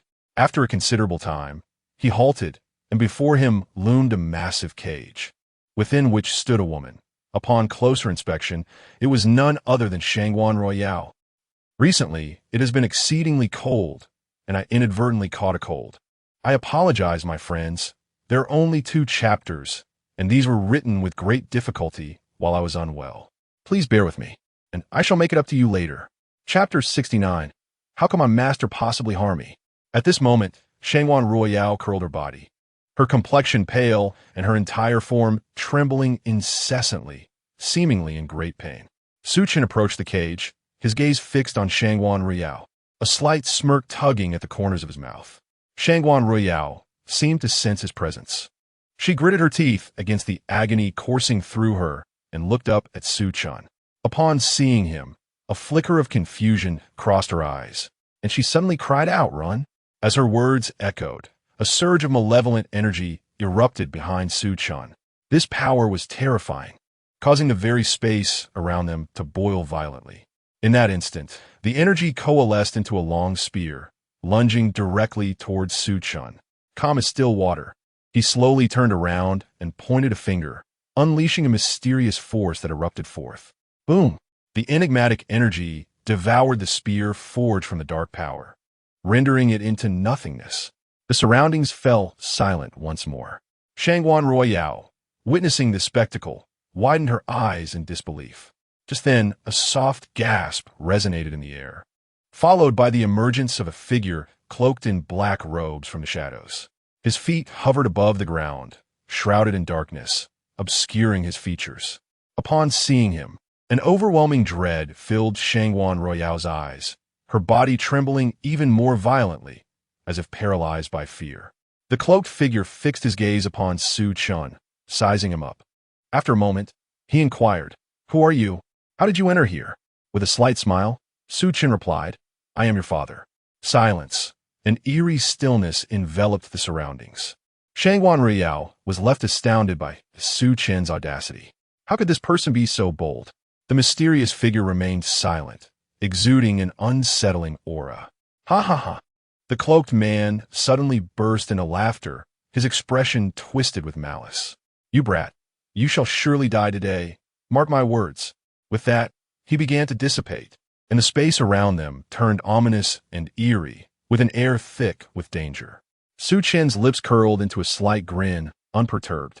He raised his right hand slowly and then clenched it abruptly. Ah! A scream pierced the air, and in the next moment, the cloaked figure reappeared, now firmly grasped by a delicate jade hand around his throat. Su Chen brought the cloaked man before him, his expression tranquil. The cloaked figure, now thoroughly terrified, looked at Su Chen with eyes wide open, revealing his fear.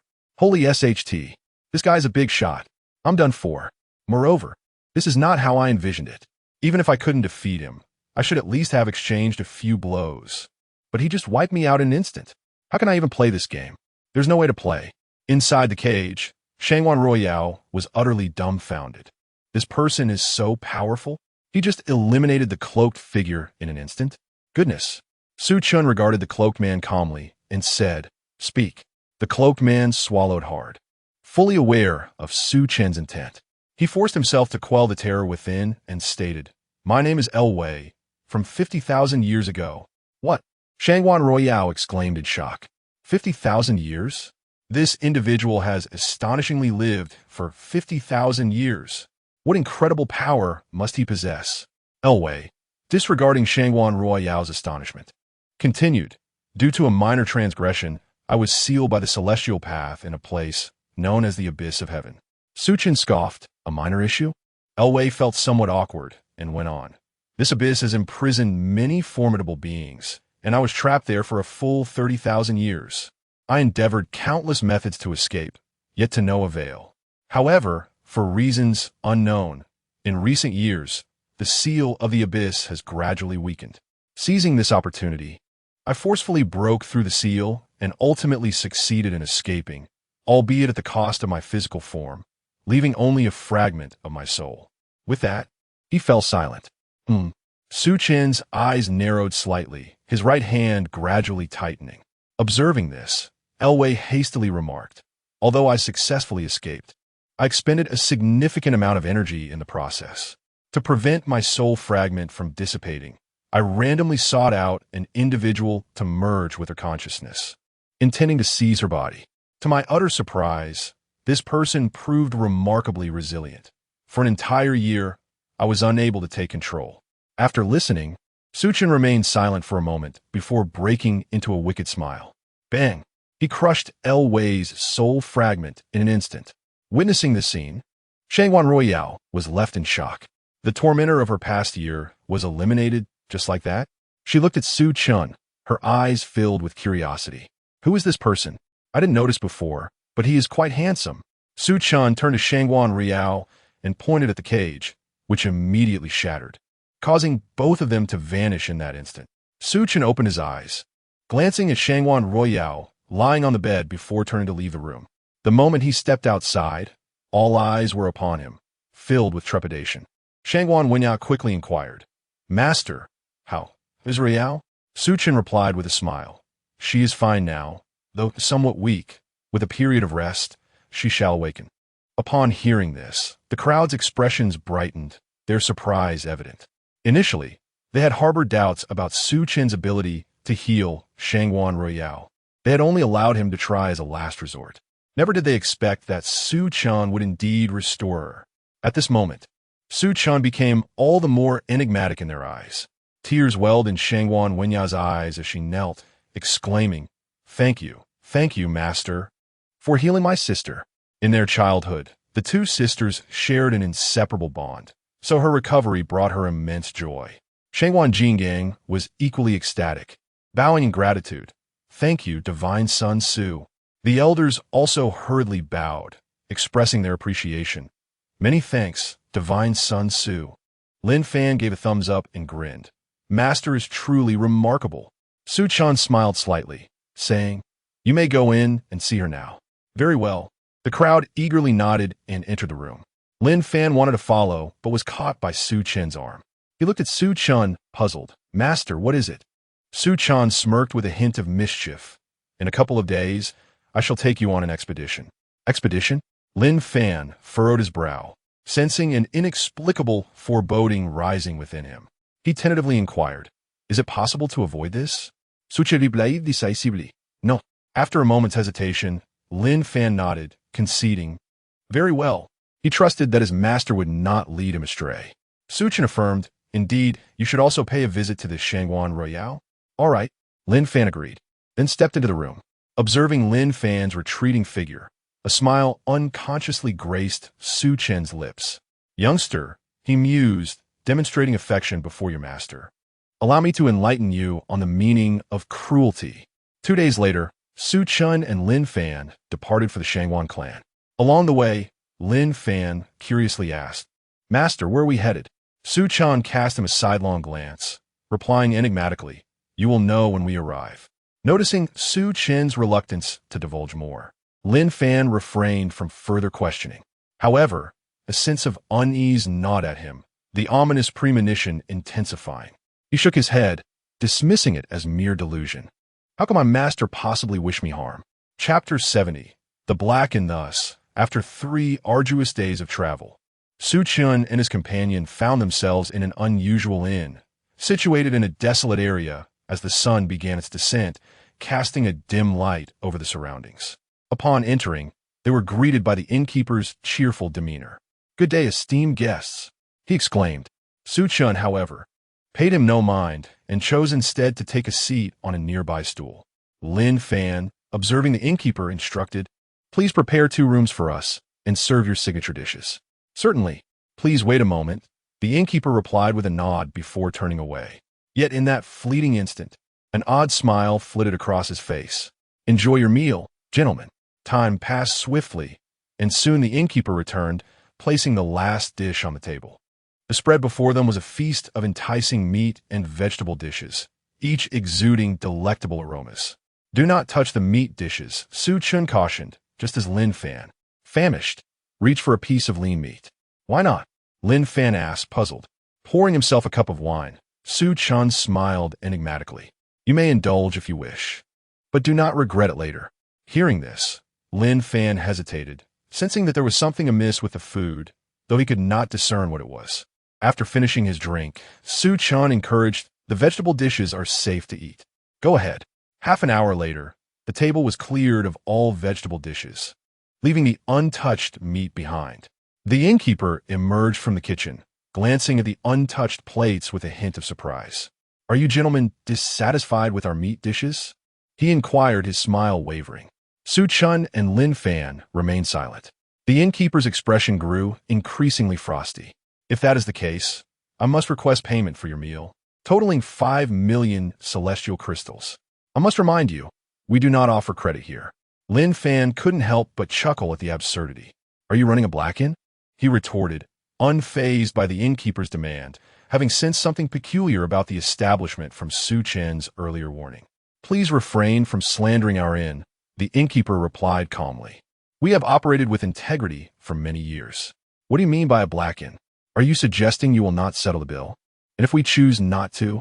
Lin Fan countered with a smirk. The innkeeper's brow furrowed as he scrutinized the two men, a profound sense of danger creeping into his consciousness. They exuded an unmistakable threat. "No." His gaze shifted to Su Chen, who radiated an especially formidable aura. It seemed he had encountered something formidable indeed. With that thought, the innkeeper's expression swiftly morphed back into a smile.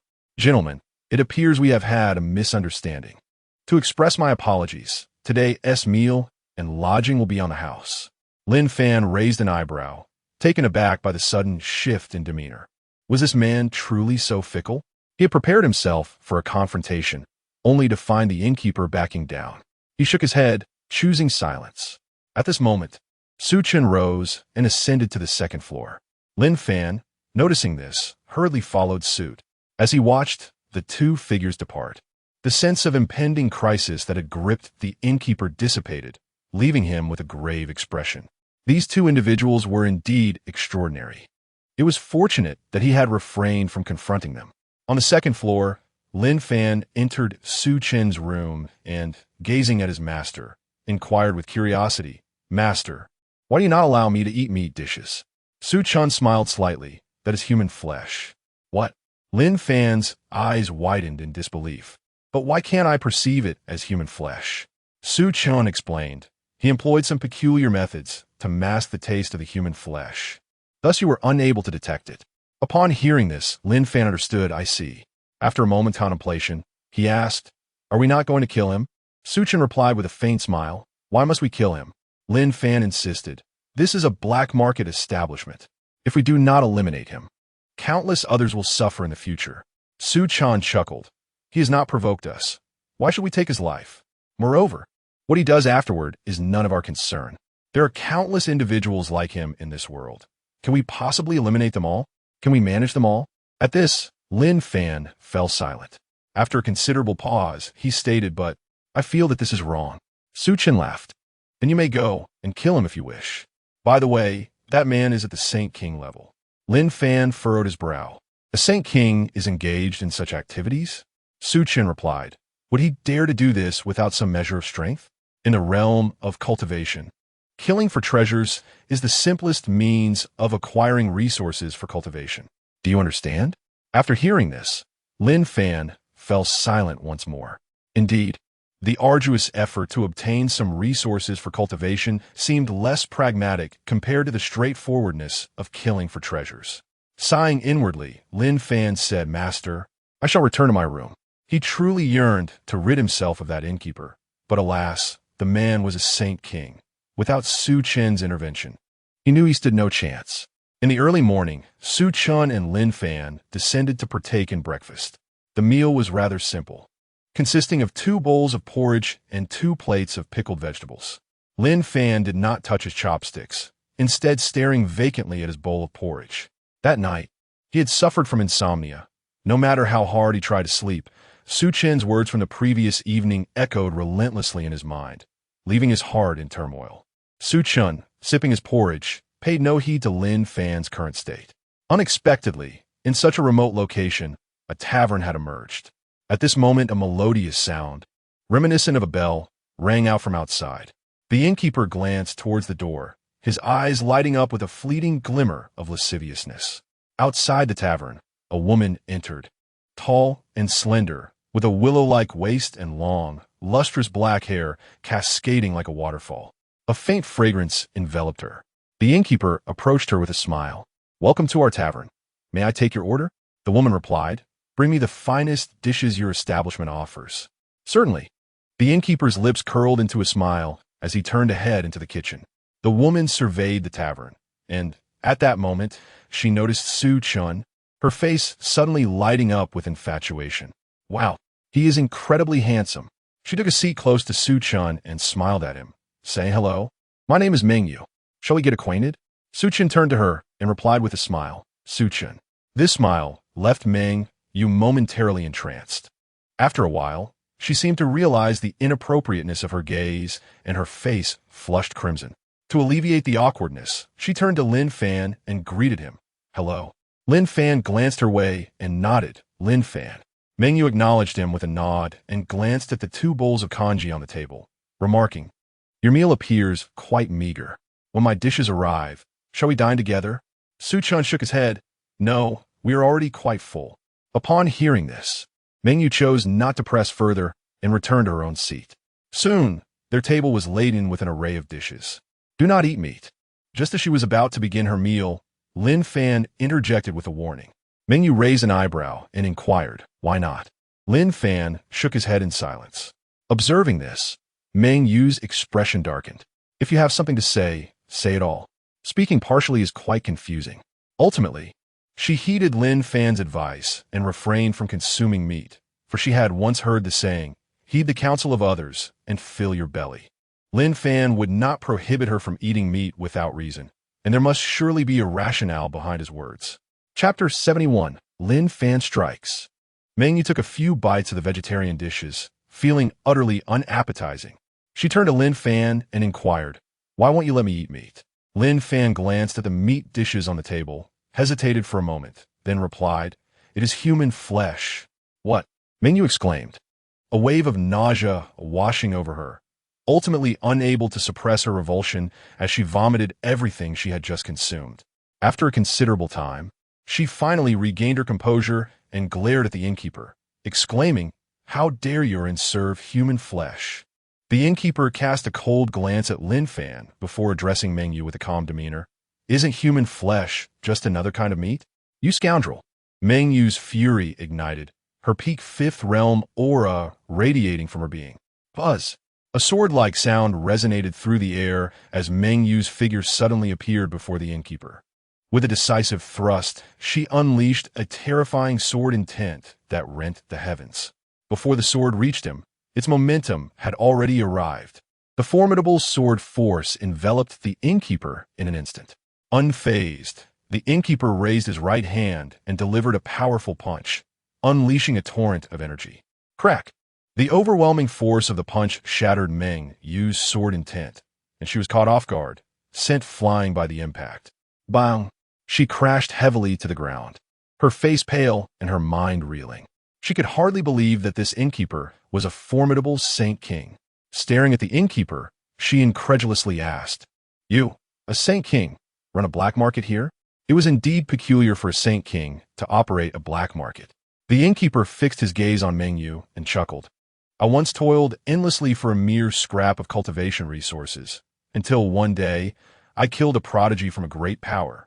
When I glanced at his spatial ring, do you know what I discovered? It contained an endless supply of cultivation resources.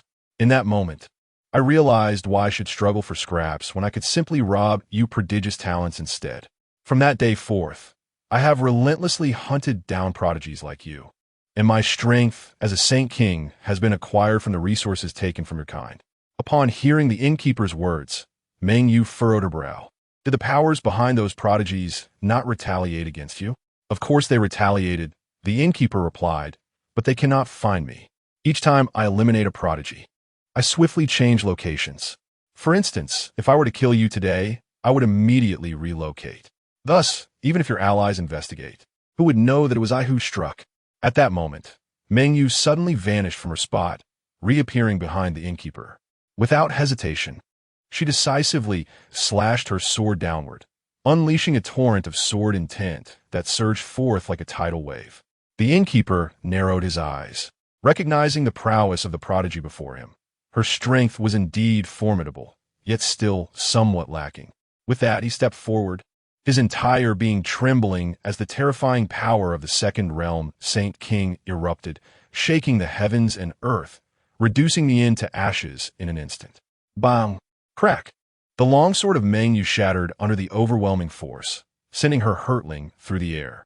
As she flew, a mouthful of blood escaped her lips, leaving her breath weak and her spirit diminished. Gritting her teeth against the pain, she cast a heavy glance at the innkeeper, her heart weighed down with bitterness. Just as I managed to slip away, I encounter such a formidable adversary. Truly, I am convinced. No wonder my mother warned me of the dangers outside. I had been skeptical before, but now I am a believer. The innkeeper approached Meng Yu with a sinister grin. "Beautiful one, do not resist. You stand no chance against me." Fear gripped Meng Yu, and she instinctively turned to flee. However, in that fleeting moment, an overwhelming pressure enveloped her, rendering her immobile. It was over. She understood that if she fell into the innkeeper's clutches, the consequences would be dire. Despair filled her eyes as tears streamed down her cheeks. "Father, mother, I was wrong. I should not have run away. Please come save me." The innkeeper soon stood before her, a wicked smile on his face. "Cry for help all you like. No one will come to rescue you." With that, he reached for her waist. Meng Yu's complexion turned as pale as a ghost. Her eyes filled with helplessness and despair. In that moment, she longed for salvation. Suddenly, a sword intent imbued with murderous intent surged skyward. Lin Fan appeared beside the innkeeper, his eyes glowing red. Without hesitation, he thrust his sword forward, and the atmosphere erupted in tumult before falling into silence. The terrifying strike caused the innkeeper to raise an eyebrow. Without a moment's pause, he vanished from sight, reappearing 1,000 feet away. His expression was cold as he glared at Lin Fan, darkly asking, "What is your intention, boy?" At that moment, the oppressive aura surrounding Meng Yu dissipated, and she felt herself weaken, collapsing toward the ground. Just then, Lin Fan caught her, preventing her fall. Meng Yu looked up at him, gratitude shining in her eyes. Thank you." She had not anticipated that he would come to her aid at such a critical moment when she had felt utterly hopeless. Overwhelmed with emotion, her heart swelled with appreciation. Lin Fan shook his head, offering no words. He gently released Meng Yu and turned his attention to the innkeeper, engaging him without further ado. The long sword in his grasp radiated with terrifying swordsmanship, and in the blink of an eye, he was before the innkeeper, thrusting his weapon forward. As the sword was unleashed, the world around them shifted ominously, a palpable wave of murderous intent engulfing the atmosphere. "Oomph!" The innkeeper scoffed, raising his right hand. In an instant, a terrifying force converged upon his fist like a tidal wave. He stepped forward and unleashed a powerful punch. Boom! In an instant, the surrounding space crumbled to ashes, the very heavens quaking violently, and Lin Fan was sent sprawling back thousands of feet. Witnessing this, Meng Yu's heart raced with worry, praying fervently that Lin Fan would be unharmed. Just as Lin Fan regained his footing, the innkeeper appeared once more, delivering another devastating punch. In numerous fantasy novels, it is often observed that formidable beings seldom resort to weaponry. This may be attributed to the limitations of the author's craft, rendering them incapable of depicting anything beyond that. Lin Fan was taken aback, hastily raising his sword to parry. Boom! Lin Fan was once again sent flying thousands of feet away, spitting out a mouthful of blood. He realized that his internal organs had sustained grievous injuries. Yet, within his eyes, There was no trace of fear, only an unwavering spirit of combat. What of the Holy King realm? I shall persevere regardless. Buzz. An overwhelming surge of sword intent, intermingled with an utterly terrifying killing intent, erupted from Lin Fan, instantly suffusing the entire world with a crimson hue. Chapter 72. Master, I have tried my best. Fight! Lin Fan bellowed, and with a swift motion, he unleashed a powerful sword strike, tearing the very fabric of the heavens and the earth apart in an instant. The innkeeper squinted, his right hand tightening into a fist, imbued with terrifying power, before launching a barrage of punches. Bang! A deafening explosion reverberated through the air as both Lin Fan and the innkeeper were sent reeling backward. Lin Fan staggered back for 100,000 feet before halting, while the innkeeper managed to stop after retreating a mere 1,000 feet. His gaze fixed intently on Lin Fan. The innkeeper was filled with astonishment. He had actually been pushed back. After all, he was a Saint King, while Lin Fan was merely at the Great Sage level. It was outrageous. At that moment, he was genuinely astounded. In the distance, Meng Yu watched the unfolding spectacle, her expression one of disbelief.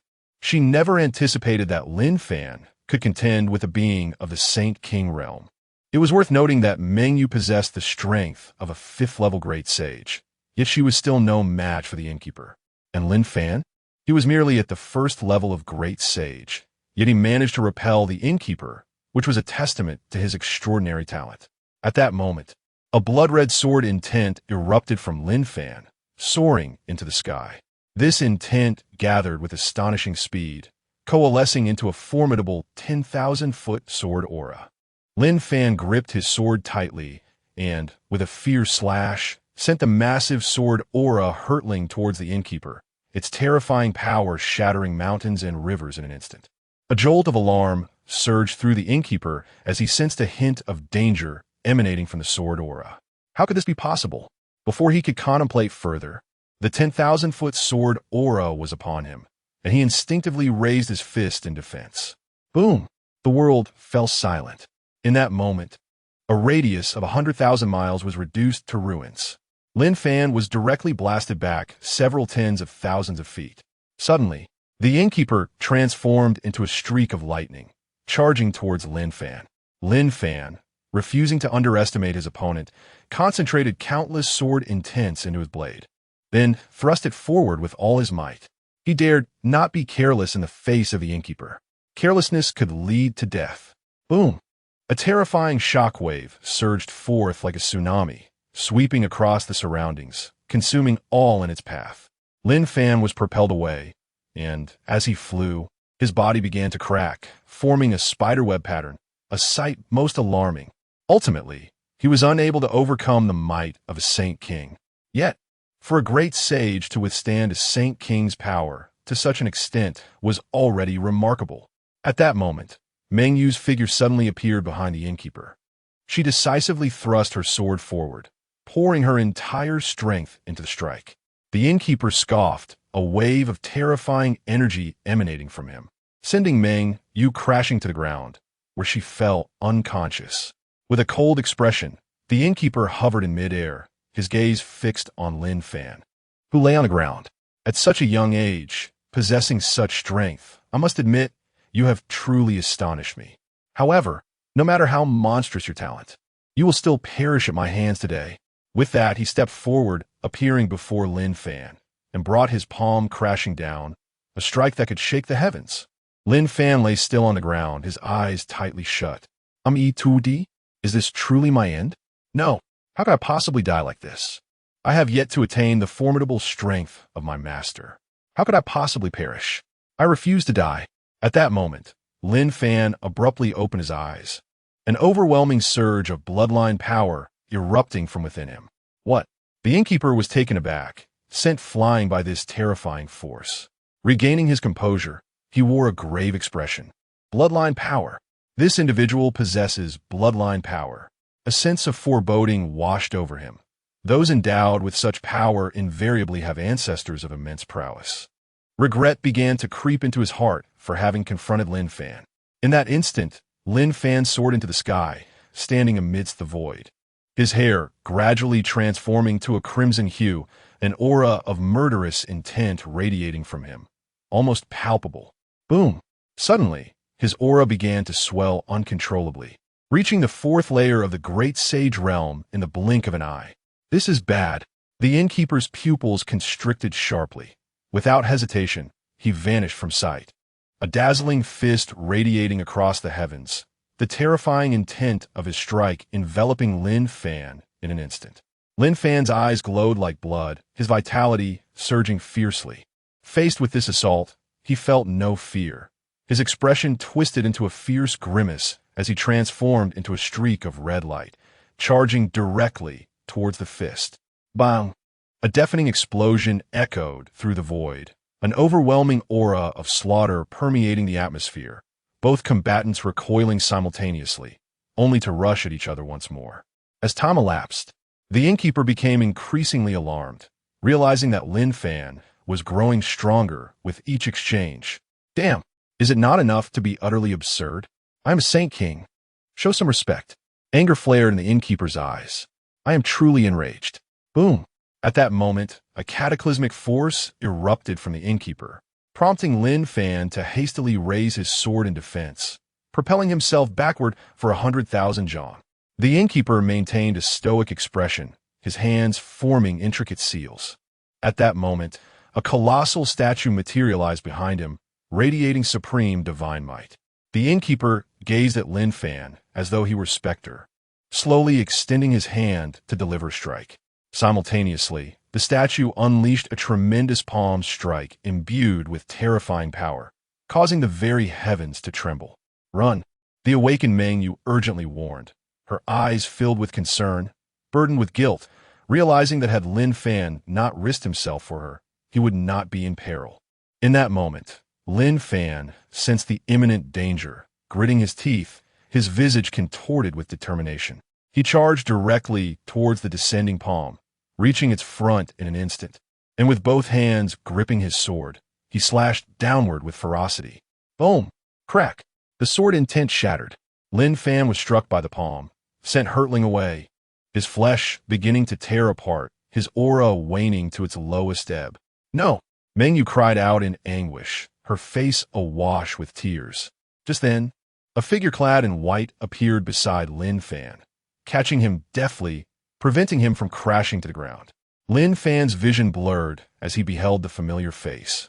Forcing a smile through his pain, he stammered, Master, I have done my utmost. Su Chen smiled faintly and gently remarked, I have seen it. Lin Fan replied, That's good.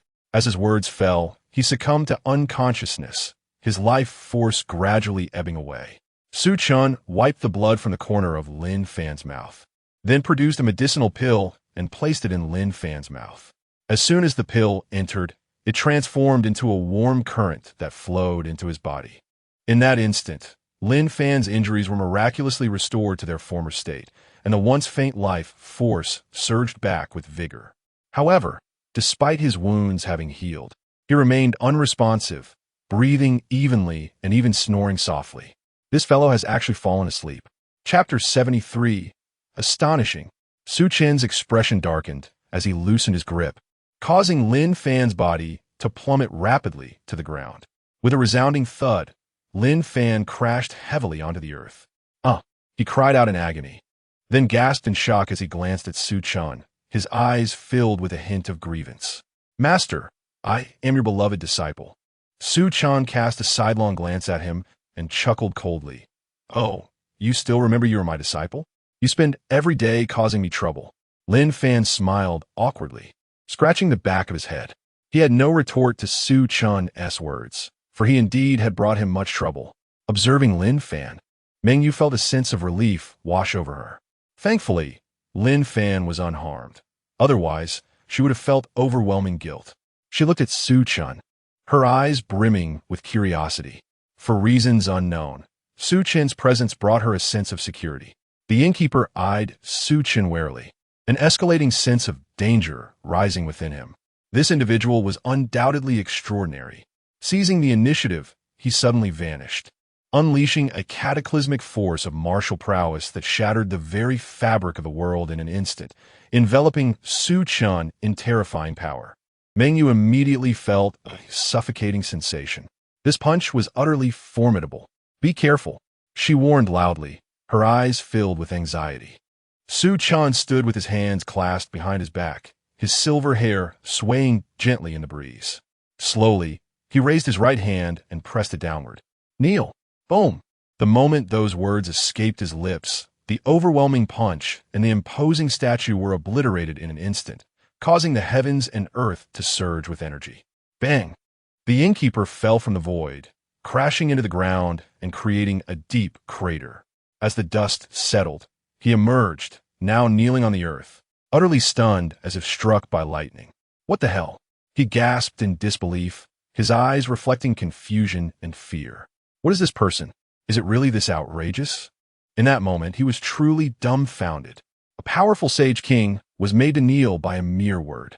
Meng Yu's mind went blank, her gaze vacant.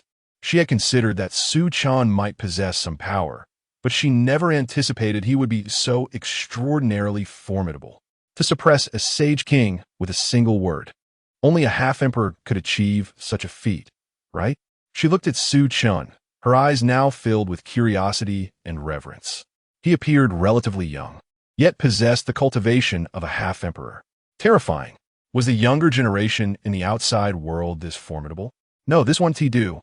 I must return and inform my mother. It's best to remain hidden and not venture into this frightening world. Meng Yu nodded, her mind already made up. Lin Fan gazed at Su Chen, his eyes brimming with admiration. When will I be as impressive as master? A single word that brings one to their knees. How astonishing. The innkeeper's expression was more pitiful than that of one mourning a deceased mother. Tears welled in his eyes as he looked at Su Chen, desperately pleading for mercy. "Senior, please spare me, spare me." Buzz. A flash of sword light cut through the air, abruptly silencing the innkeeper's cries for mercy, his face reflecting unwillingness. His head shot up to the heavens, blood gushing forth like a fountain. Su Chen cast a fleeting glance at the corpse of the innkeeper before turning to Lin Fan, exclaiming with exasperation, "Could you not attempt to be a hero until you possess the requisite strength?" Lin Fan lowered his head, refraining from uttering a word. Su Chen continued, "While saving others is commendable, it is imperative that you have sufficient power. With your current prowess at the great sage level, engaging a Saint King level adversary is tantamount to courting death. I am here this time, but what if I'm not around next time? Have you considered the consequences? In the future, think before you act." Lin Fan remained silent, acknowledging his impulsiveness. Had Su Chen not been present today, he would surely have perished. Su Chen sighed in resignation, shaking his head as he remarked, "You possess a heart of gold, which pleases me as your mentor. However, I implore you to assess your abilities before intervening in such matters. If you're capable, then act. If not, retreat as far as possible." Lin Fan looked up at Su Chen and nodded, understanding the lesson. At that moment, Meng Yu approached them, limping slightly. She first cupped her fists towards Su Chen, respectfully addressing him as senior. Su Chen cast her a glance, but remained silent. Unfazed, Meng Yu turned to Lin Fan, apologizing, "I am truly sorry. It is my fault that you almost lost your life." Lin Fan shook his head. "It was my choice to save you. It is not your burden." "That cannot be," Meng Yu replied, shaking her head. She then produced a spatial ring, offering it to Lin Fan. "You nearly perished to save me. This is a token of my gratitude. Please do not refuse it." Lin Fan raised an eyebrow, glancing at the treasures within the ring, his heart jolting. Wow, so many valuables. He regarded Meng Yu with newfound respect. It seemed she was quite affluent. He accepted the spatial ring without hesitation, saying, "Thank you." Seeing Lin Fan accept the ring, Meng Yu felt a wave of relief wash over her. Had he declined, she would have felt guilt for a lifetime. She shook her head, adding, "I should be the one thanking you. Had you not intervened, I would likely have met a grim fate." The recollection of the earlier events filled her with dread. Lin Fan nodded, choosing to remain silent. At that moment, Su Chen turned to Lin Fan and said, "Let us depart."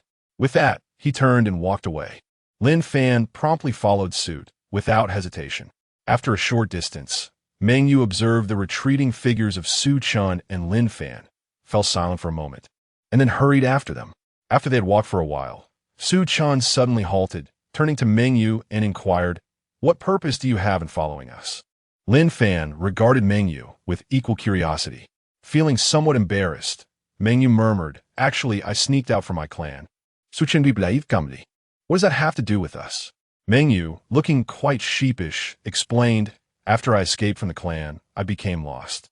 At this moment, I have no idea where to go, so I can only follow you." Upon hearing this, Lin Fan's lips twitched in disbelief. A great sage-level expert becoming lost? Truly, she was a remarkable character. Su Chen glanced at Meng Yu before turning away to continue on his journey. Lin Fan hesitated for a moment and then said, "The place we are heading to may be fraught with danger." Meng Yu shook her head confidently. "It's all right, I'm not afraid." She possessed an instinctive certainty that following Su Chen would lead them safely, devoid of peril. Lin Fan nodded, "Then let us go together." Meng Yu beamed sweetly, "All right." The abyss of heaven. The abyss was, in fact, a profound chasm.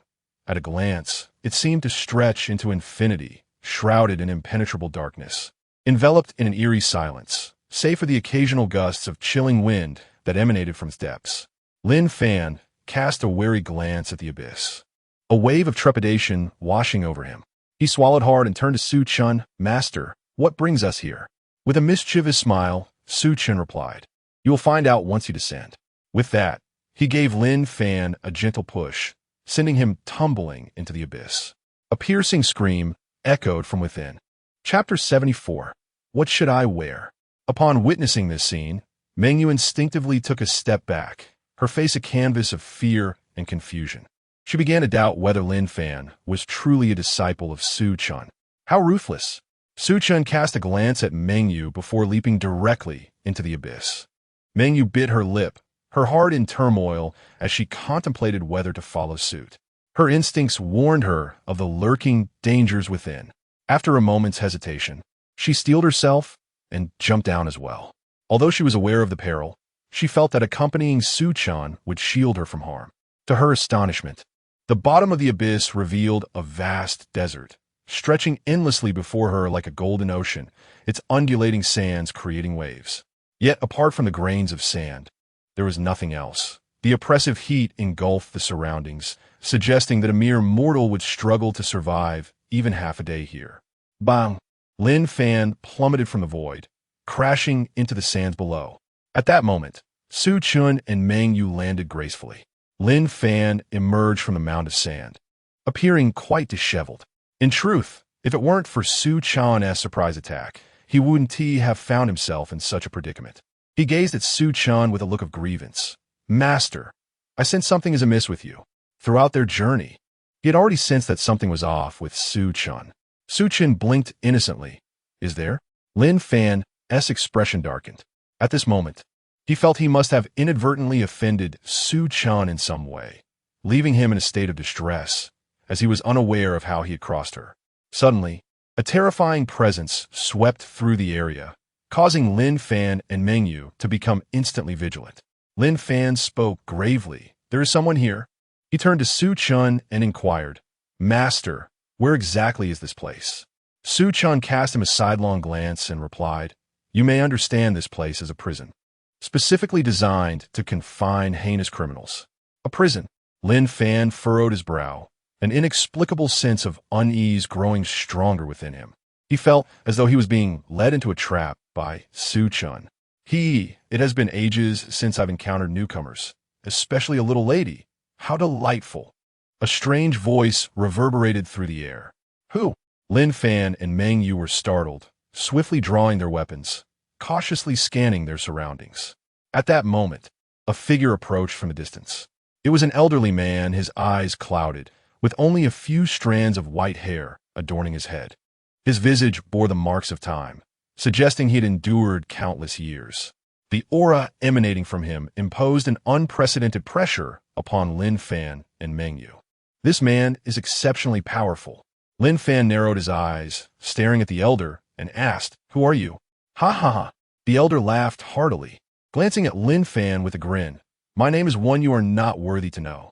"Ha ha ha." With that, he erupted into another fit of laughter, the aura of a half-emperor radiating from him, a terrifying imperial might sweeping towards Su Chen and the others. A half-emperor. Meng Yu's face turned pale, despair flooding her heart. This elder is a half-emperor. How can we fight? It's over. What are you pretending for? At that moment, Su Chen suddenly vanished, reappearing before the elder in an instant. The old man's pupils abruptly contracted. He had just intended to distance himself from Su Chen, but Su Chen had already extended a hand, firmly gripping his throat.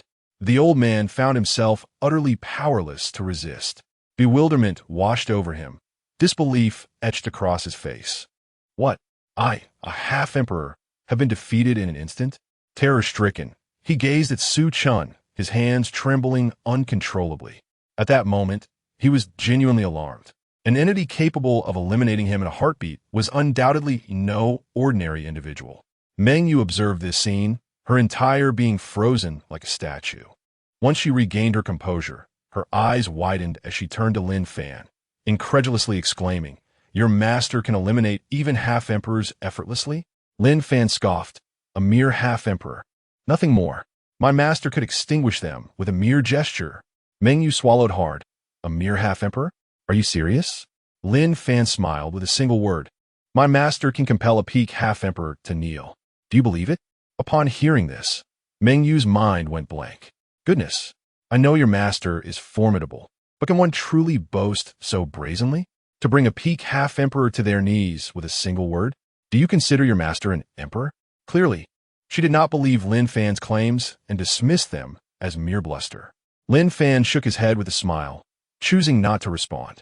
In truth, had he not witnessed it with his own eyes, he too would find it hard to believe that anyone could compel the pinnacle of the celestial realm to kneel with just a word. The old man looked at Su Chen in sheer terror, pleading, "Senior, I am blind to your greatness and have offended you. Please spare my life." Su Chen remained as calm as still water, one hand resting behind him while the other gripped the old man's neck. He spoke with a detached demeanor. "Tell me, who is the strongest here?" The old man, without a moment's hesitation, replied, "There are 3 individuals who are the strongest here: Nan Yun, Jin Wuhen, and Luo Lan. They are extraordinarily fearsome, and no one dares to provoke them within this abyss." Bang! Just as the old man finished speaking, Su Chen crushed his neck with a simple, direct motion. Boom! At that very moment, a wave of terrifying imperial might surged forth, and suddenly, hundreds of figures materialized from the void. These individuals were all half-emperors without exception. Leading them was a woman of striking stature, her beauty enchanting, surrounded by an alluring fragrance. She exuded no aura, appearing as an ordinary person. As Meng Yu beheld the hundreds of half-emperors, her complexion turned pale as paper. This was truly the end. At that moment, she regretted jumping into the abyss with Su Chen, as she had not anticipated that it would be teeming with half-emperors, none of whom were below that rank. Lin Fan, however, remained composed, his eyes betraying no sign of alarm. A group of insignificant beings daring to provoke his master would not even comprehend their impending doom. He was brimming with confidence in Su Chen. At that juncture, a half-emperor turned his gaze towards Su Chen, coldly stating, "You boy." Buzz! A sound of a sword resonated through the air. Before the half-emperor could finish his sentence, his head was severed from his body, leaving behind a look of bewilderment even in death. Did I just die like this? Witnessing this scene, all the half-emperors were taken aback, their expressions a tumultuous blend of rage and shock. In a fit of anger, Su Chen dared to take a life, leaving them all in shock, as they had no inkling of how that semi-emperor had met his demise. "Let us strike together." A semi-emperor warrior charged towards Su Chen, but was halted by a commanding woman among them. A glimmer of confusion flickered in their eyes, yet none voiced their thoughts. The rushing semi-emperor warrior abruptly turned back, bewildered to find his comrades frozen in place, devoid of any intent to engage.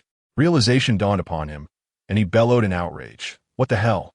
You lack chivalry and betray your own."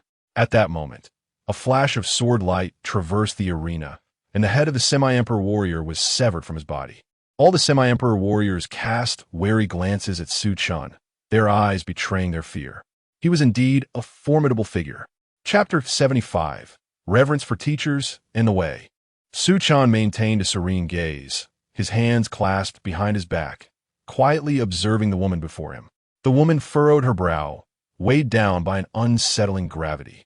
Su Chen emanated an aura of danger, which astonished her.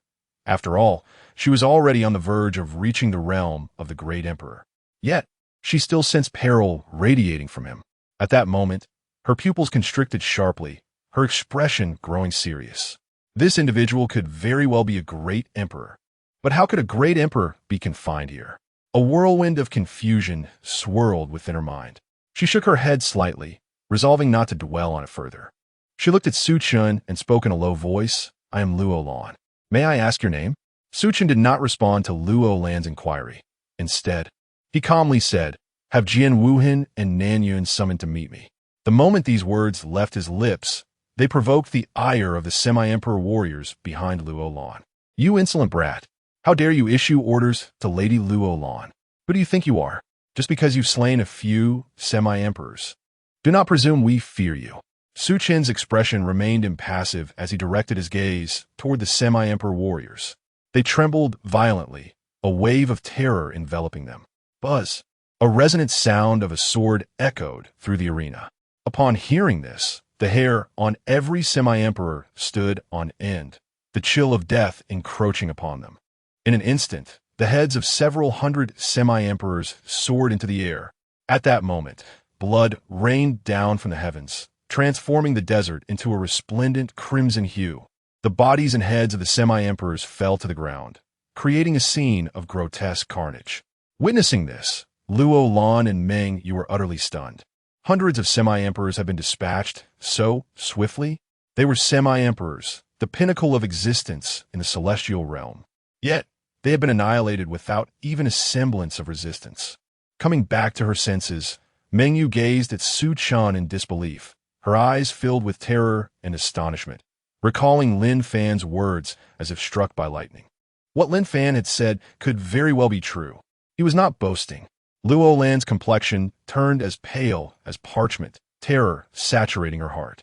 When Su Chen had commanded her, she felt disgruntled, and thus refrained from silencing the semi-emperor warriors. However, she had never anticipated that Su Chen would be so formidable, executing those semi-emperors with such ease, instantaneously. Even she could not achieve such a feat. At this moment, she truly comprehended Su Chen's terrifying prowess. Trembling, she knelt before him, respectfully bowing, and stammered, "Fo, forbear." Fear gripped her. She was terrified that Su Chen might turn his wrath upon her as well, which prompted her to concede without hesitation. She had no desire to meet her demise. Su Chen, with his hands clasped behind his back, observed Luo Lan with calmness. "I do not wish to repeat myself." Luo Lan quivered. "I shall summon them at once." With that, she vanished from the spot. Once Luo Lan departed, Lin Fan approached Su Chen's side, his eyes brimming with admiration, exclaiming, "Master, that was truly magnificent." At this moment, Meng Yu had yet to recover from the recent events, standing silently to the side, hesitant to speak. Su Chen gazed at Lin Fan, a faint smile gracing his lips. This lad probably remains oblivious to the trials he is about to face. "Ah, little Fan, all of this is for your own good. Do not hold it against your master later. Should you choose to blame me, I shall be left with no choice but to impart a lesson, so you may understand the essence of respecting one's teacher and the path of learning." Luo Lan arrived at the entrance of a stone dwelling constructed entirely of rock. "What brings you here?" A deep voice resonated from within, followed by the emergence of a robust man, his towering physique exuding an overwhelming presence. Luo Lan fixed her gaze upon him and stated gravely, "Nanyun, there is a senior who wishes to see you." Upon hearing this, Nanyun squinted. "A senior? In this realm? Only you, I, and Jian Wuhan are the strongest. Who else could be considered senior?" Luo Lan replied, "This senior has just arrived." Nanyun raised an eyebrow. "Newcomer? Is he powerful?" Luo Lan nodded, affirming, "Indeed, very powerful. I cannot contend with him." Nanyun fell silent for a moment before inquiring, "What does he want with me?" Luo Lan shook her head. "I am not certain, but he also requested that I summon Jian Wuhan." Nanyun's brow furrowed, but then relaxed. Very well, I shall meet him. I am curious to see just how formidable he is to instill such fear in you. Luo Lan cautioned, I advise against any reckless actions. That senior is not someone you should provoke. A flicker of displeasure crossed Nanyun's eyes. I fear no one in my life. Unless he is an emperor, Luo Lan challenged. What if he truly is an emperor? Impossible. Nanyun resolutely shook his head, asserting, in this false, immortal realm, unless he is a newly ascended emperor, there cannot be one present. If you suggest he is a newly ascended emperor, that too is implausible, as the path to becoming an emperor has not yet been opened. Luo Lan regarded Nanyun intently before stating, let us go find Jian Wuhan. Having offered her warning, she felt no guilt should Nanyun continue to recklessly confront Su Chen. Nanyun frowned. With Jian Wuhan's foul temperament, do you think he would meet your so-called senior? Luo Lan replied, he may choose to attend or not. We have already invited him. Nanyun shook his head. Do not include that we. The senior you speak of is your senior, not mine. He has yet to earn the right to command me. Where is he? I shall seek him out. Without further protest, Luo Lan informed Nanyun of Su Chen's location. Nanyun nodded and then vanished from sight. Watching him disappear, Luo Lan shook her head, deeming him reckless. With that, she turned and departed. Before long, Luo Lan arrived at the mouth of the cave. Leave? She began to speak, but a cold, indifferent voice echoed from within, imbued with a terrifying sword intent. Luo Lan cast a frosty glance at the cave before disappearing from the spot. Meanwhile, Nanyun had found Su Chen. After glancing at the corpses surrounding them, a flicker of solemnity crossed his eyes, albeit it was but a fleeting moment, for he believed he could vanquish these semi-empowered adversaries with ease. He fixed his gaze upon Su Chen, a smirk playing at the corners of his mouth. So you are the elder mentioned by Luo Lan? You seem rather unremarkable. Mengyu, upon hearing this, wore an expression of disbelief. Did these individuals truly have a penchant for courting death? Had Luo Lan failed to convey the true strength of this elder? Su Chen regarded Nanyun in silence. At that moment, Nanyun abruptly vanished from sight, eager to witness the extent of Su Chen's prowess. A terrifying imperial might swept across the realm, and the explosive force of his fist radiated an ominous power. Su Chen stood with his hands clasped behind his back, and then waved his sleeve, unleashing a mysterious force that surged forward like a colossal wave. Crack! The surrounding space, unable to withstand this enigmatic power, shattered in an instant. Chapter 76. Why do I have a bad feeling? Boom! The moment the force of the punch collided with the mysterious power, it was instantly dispersed. Yet, the enigmatic force did not dissipate. Instead, it swiftly engulfed Nanyun. In the next moment, Nanyun was hurled through the air, his body cracking like a spider's web, blood seeping from countless fissures, rendering him a ghastly figure. He gazed at Su Chen, his expression a mix of bewilderment and shock. What the hell? A single casual strike left me gravely injured? At that moment, he recalled Luo Lan's words and completely lost his mind. Good heavens! This is truly an emperor. He hastily knelt on the ground, repeatedly bowing his head and pleading, Senior, I was wrong. I should not have offended you. Please do not be angry. To him, life was of utmost importance, and he recognized when to concede. Just as Luo Lan returned, she happened to witness this scene, a cold smile curling upon her lips. So you didn't heed my advice, and now you're scared? Huh? Fool! Su Chen, however, disregarded Nanyun and turned his attention to Luo Lan. Upon meeting Su Chen's gaze, Luo Lan quickly bowed respectfully. Senior, the one called Jian Wuhan is ungrateful and refuses to meet you. Su Chen replied calmly, Take me to him. Luo Lan nodded, Please follow me. With that, she turned and walked in a specific direction. Su Chen glanced back at Nanyun before following her. All right. Nanyun hastily nodded, rising from the ground and silently trailing behind Su Chen. As he watched Su Chen's retreating figure, confusion clouded his mind.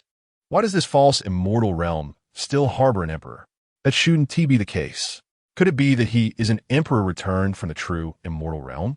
But what could his purpose be? Never mind. Such matters of the powerful are beyond my comprehension. Nanyun shook his head, dismissing further thoughts. Soon, Luo Lan led Su Chen and the others back to the entrance of the cave they had previously visited. Do you dare to return? Are you seeking death? At that moment, a man emerged slowly from within the stone cave. His hair was streaked with gray, yet his countenance remained handsome, standing there like a sharp sword. Luolan addressed Jian Wuhan. It is not I who seeks you. It is this senior who wishes to see you. With that, she quietly positioned herself behind Su Chen. Yin Wuhan regarded Suchen, eschewing unnecessary words. A long sword materialized in his hand, and in an instant, a terrifying sword intent surged from him, tearing apart the very fabric of this realm. Luolan and Nanyun exchanged grave looks as they realized that Jian Wuhan was even stronger than the two of them combined. Buzz! A piercing sound of a sword echoed through the air, and at that moment, Jian Wuhan suddenly appeared before Su Chen, bringing his sword down with ferocious might. The overwhelming sword force locked onto Su Chen in an instant. Boom! A deafening explosion reverberated throughout the land, and a terrifying shockwave surged outward, spreading for miles. Everyone hurriedly retreated, distancing themselves from the area, their brows furrowed in deep concern. That sword strike was utterly terrifying. Had they been a moment slower, they would surely have faced dire consequences. As the dust settled, everyone remained frozen in place, their minds blank.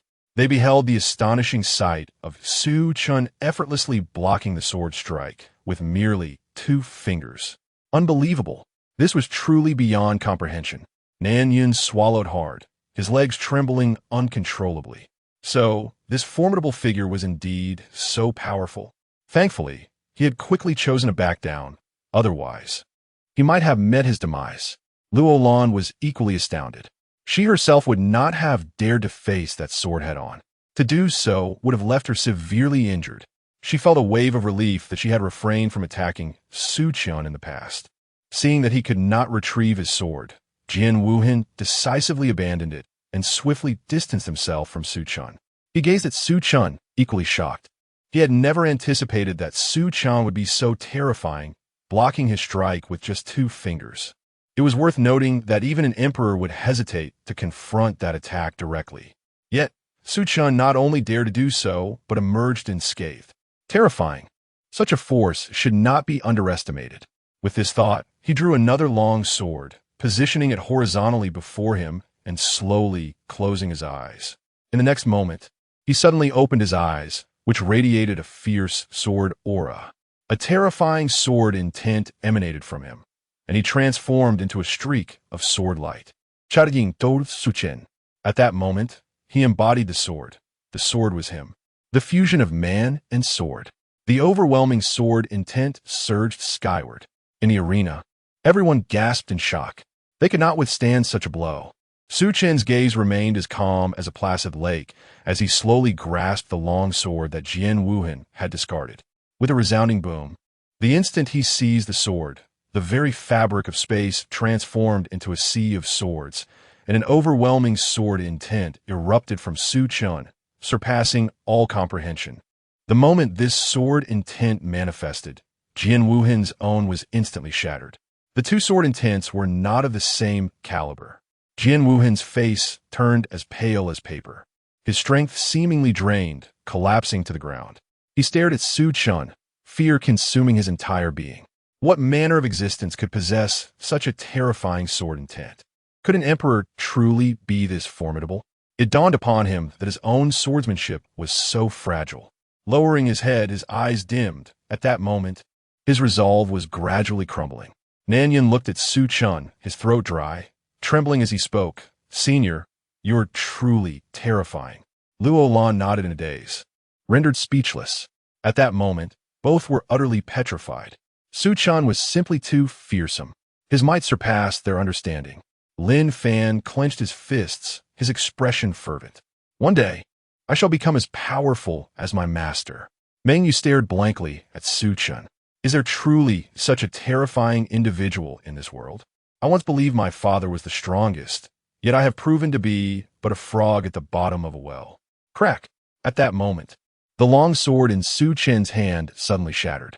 He gazed at the broken sword, shaking his head slightly. Such a sword could hardly withstand his sword intent. Its destruction was to be expected. At that moment, Su Chen consciously dissipated his sword intent, and the world around them instantly returned to tranquility. With his hands clasped behind his back, Su Chen gazed into the distance at Jian Wuhan.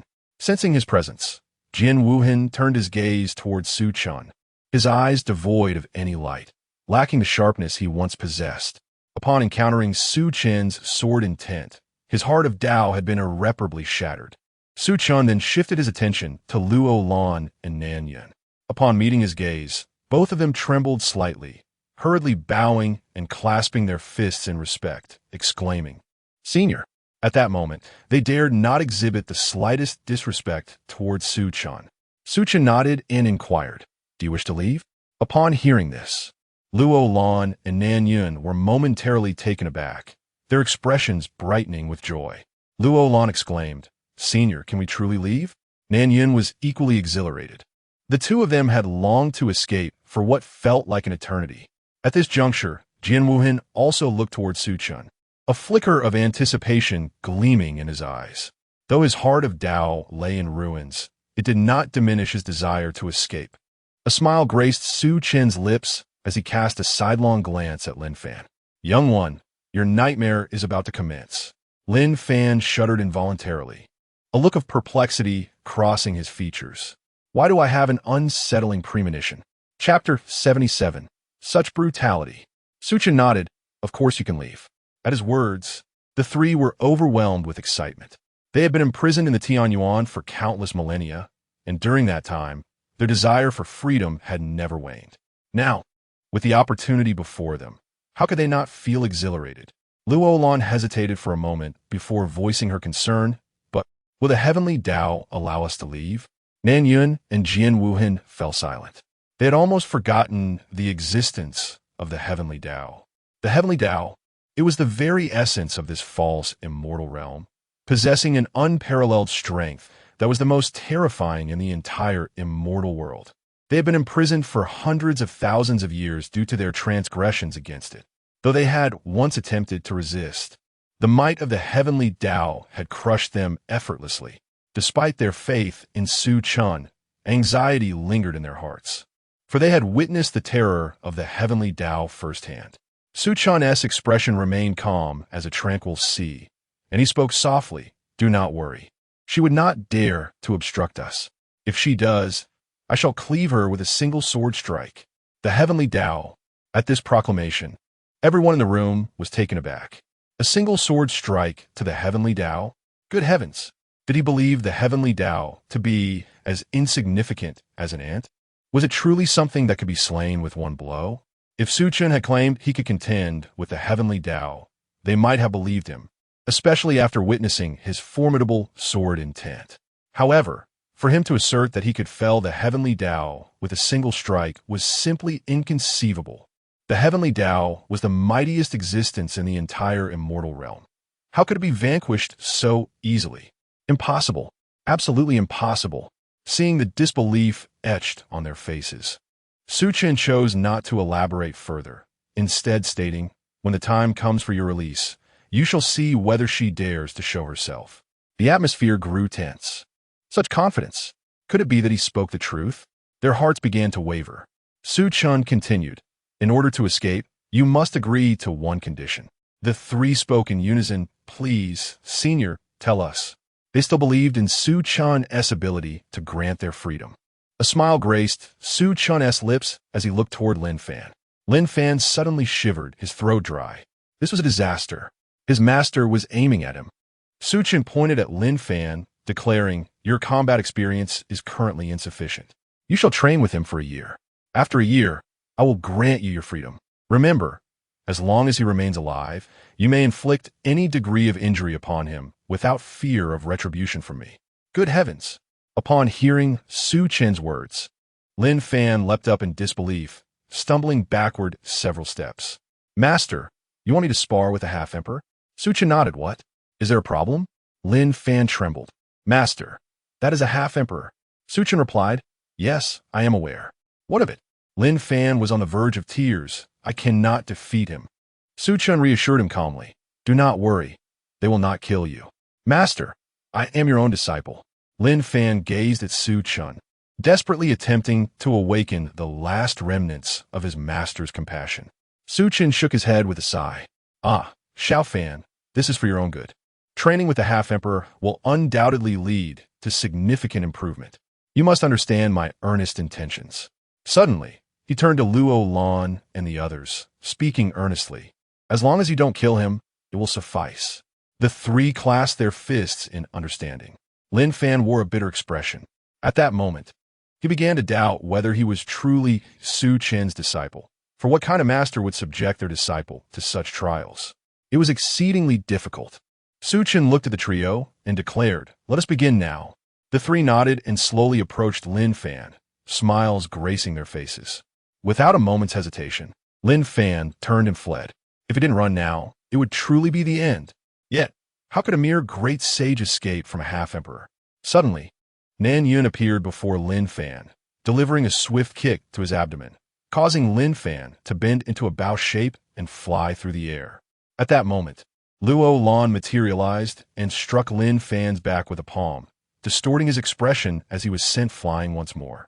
Pain coursed through him, as if his bones were disassembling. A humming sound pierced the air, and a streak of sword energy surged towards Lin Fan. His pupils constricted in alarm, a sense of peril flooding his heart. With a fierce grimace, a terrifying sword intent radiated from his being. Grasping the bloodthirsty sword, he aimed at the incoming sword energy and swung down with great force. As the sword was unleashed, myriad sword intents interwove and instantly tore through the heavens and the earth. Yet, despite this, Lin Fan could not withstand the onslaught of the sword energy. It shattered his strike and continued to hurtle towards him. In a moment of panic, Lin Fan raised the bloodthirsty sword to shield himself. The bloodthirsty sword. With a deafening explosion, Lin Fan was sent hurtling through the air, a mouthful of blood erupting from him mid-flight. He steadied himself, gasping in shock. What terrifying sword energy! He glanced at the bloodthirsty sword in his grasp, relieved to see it unscathed. Just then, another wave of danger surged within him, causing his expression to shift dramatically. "Master, you truly are my beloved master." Thus, the cries of Lin Fan echoed through the realm, resembling a ball being kicked back and forth, occasionally ambushed by a streak of sword energy. Witnessing this scene, Meng Yu covered her face, exclaiming, "How brutal! It is simply unbearable to watch." Su Chen observed for a while before diverting his gaze elsewhere. At that moment, he pondered whether he had been too harsh. After a brief contemplation, he shook his head. The youth must endure some hardships. Although he may resent me now, I believe he will ultimately be grateful. At that moment, Luo Lan and the others reappeared. In Nan Yun's grasp lay the unconscious Lin Fan, his face battered and bruised, his body marred with injuries, blood continuously seeping from his mouth, and his breath faint. It was indeed a sight most pitiful. Luo Lan felt a twinge of guilt. Did we perhaps go too far? Su Chen shook his head and said, "What do you mean by heavy? If he does not endure this suffering now, far greater hardships await him in the future. Therefore, do not hold back. Give it your all." Upon hearing this, several individuals in the vicinity exchanged perplexed glances at Su Chen. Could it be that Lin Fan is truly his disciple? How unfortunate! At this moment, they all felt a pang of sorrow for Lin Fan. Suddenly, Jin Wuhan interjected, "Should we continue once he has recovered?" Su Chen replied, "Wait for what? There is no time to allow him to recuperate." As he spoke, he produced a pill and placed it into Lin Fan's mouth. The instant the pill entered, Lin Fan's injuries were miraculously restored. Su Chen calmly declared, "Proceed." The onlookers were left in stunned silence. How utterly bizarre. Meanwhile, Lin Fan, who had been feigning unconsciousness, couldn't help but twitch at the corner of his mouth, inwardly lamenting, "How did I end up with such an absurdly formidable master?" Chapter 78. Departure. Lin Fan ceased to feign unconsciousness. He gazed at Su Chen with a look of utter grievance. "Master, please spare me. I truly cannot endure such torment." Su Chen cast a sidelong glance at Lin Fan, a wicked smile playing on his lips. "Xiao Fan, I assure you, this is all for your own good." Hearing those words again, Lin Fan's face reflected a deep despair. It was over, completely finished. Disregarding Lin Fan further, Su Chen turned his attention to Luo Lan and the other two. He then produced a spatial ring, presenting it to Luo Lan. Within this ring are numerous healing elixirs. Should my disciple faint during the sparring, you are to administer one of these elixirs to him. At this pronouncement, a profound silence enveloped the assembly. They regarded Su Chen as if he were a demon. Could a human truly commit such an act? It was beyond the pale at the very least. It should not be done. After a brief moment of contemplation, Luo Lan accepted the ring, then seized the ashen-faced Lin Fan, vanishing from sight. Jian Wuhan and Nan Yin simultaneously shook their heads before disappearing as well. How ruthless! Just then, Lin Fan's anguished cries echoed once more. Su Chen smiled fondly. My dear disciple, do not harbor any resentment toward your master. Meng Yu interjected. Not resent you? I suspect she is already contemplating your burial. At this moment, Su Chen turned to Meng Yu and declared, let us depart. With that, he began to ascend into the void. Seeing this, Meng Yu hastily followed suit. The two soared through the air for a while, when suddenly, darkness enveloped them, a peculiar barrier flickering around them, along with a colossal imperial formation. Yet, neither the barrier nor the formation launched an assault on Su Chen and Meng Yu. Before long, they emerged from the abyss of heaven, gazing at the surrounding scenery. Meng Yu inhaled deeply, her previously taut nerves finally easing. Su Chen paid her no mind, instead moving purposefully towards a certain direction. Watching Su Chen's retreating figure, Meng Yu's expression was complex. Throughout the journey, she had been left in a state of continual astonishment. Su Chen was shrouded in mystery, repeatedly shattering her perceptions. It was truly absurd. Boom! At that moment, a multitude of terrifying presences pervaded the sky, including the aura of Imperial Realm experts. Soon, over 1,000 formidable figures appeared in the void. At the forefront stood a young man with golden hair, strikingly handsome and possessing a commanding presence that radiated an aura of supremacy. Upon seeing the young man, Meng Yu's expression darkened. Wei Zhen, you truly are relentless. You can find me even here. Wei Zhen smiled. You are my fiancé, after all. I must keep a watchful eye on you. He then turned his gaze towards the departing Su Chen, commanding, halt. As his words fell, countless terrifying auras simultaneously locked onto Su Chen. Should he dare to take another step, they would strike without hesitation. Su Chen paused, his gaze fixed on Wei Zhen, his eyes as tranquil as still waters. Seeing this, Meng Yu felt a surge of alarm and urgently implored, Wei Zhen, let him go. Upon hearing these words, Wei Zhen could not help but feel a surge of anger within. He gazed at Meng Yu and coldly inquired, what do you mean by being with another man? Fully aware that you are my fiancé, Meng Yu hastily replied, there is nothing between us, truly. You must not provoke him. I will return with you. Enough. Before she could finish, Wei Zhen could no longer contain his fury. Any man who has come into contact with you must die. With that, he suddenly turned his icy gaze towards Su Chen and commanded, eliminate him. As his words fell, a terrifying imperial might enveloped Su Chen, followed by a colossal hand descending from the void. It's over. Meng Yu's face turned pale, and she exclaimed in anger, Wei Zhen, you will pay for this. Not only you, but the entire Wei family will face ruin. Upon hearing this, Wei Zhen sneered. Are you implying he has a powerful background? So what if he does? The Wei family fears no one. Fool! Meng Yu could no longer restrain herself and angrily rebuked him. She had never encountered someone so foolish. Wei Zhen remained expressionless, ignoring Meng Yu as he focused on Su Chen. Blame yourself for associating with my woman. As Su Chen faced the descending giant hand, he sighed in resignation. I suspect I possess a streak of misfortune. Trouble seems unending. He gently shook his head and slowly extended a finger, pointing towards the void. Boom! At that moment, the colossal hand abruptly dissipated as if it had never existed. The atmosphere fell into silence. Wei Zhen furrowed his brow, his expression darkening as shock coursed through him. What is this? A mere finger managed to deflect the attack of a half-emperor? His eyes were filled with gravity and confusion.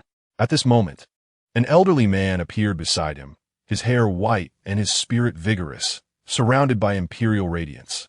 The elder spoke gravely, young master. This individual is extraordinary. Wei Zhen nodded, remaining silent as he fixed his gaze on Su Chen, stating solemnly, Who are you? A hint of panic crept into his heart. If Su Chen possessed such strength, his background must be formidable. If his father learned that he had provoked a powerful adversary, he would undoubtedly face severe repercussions.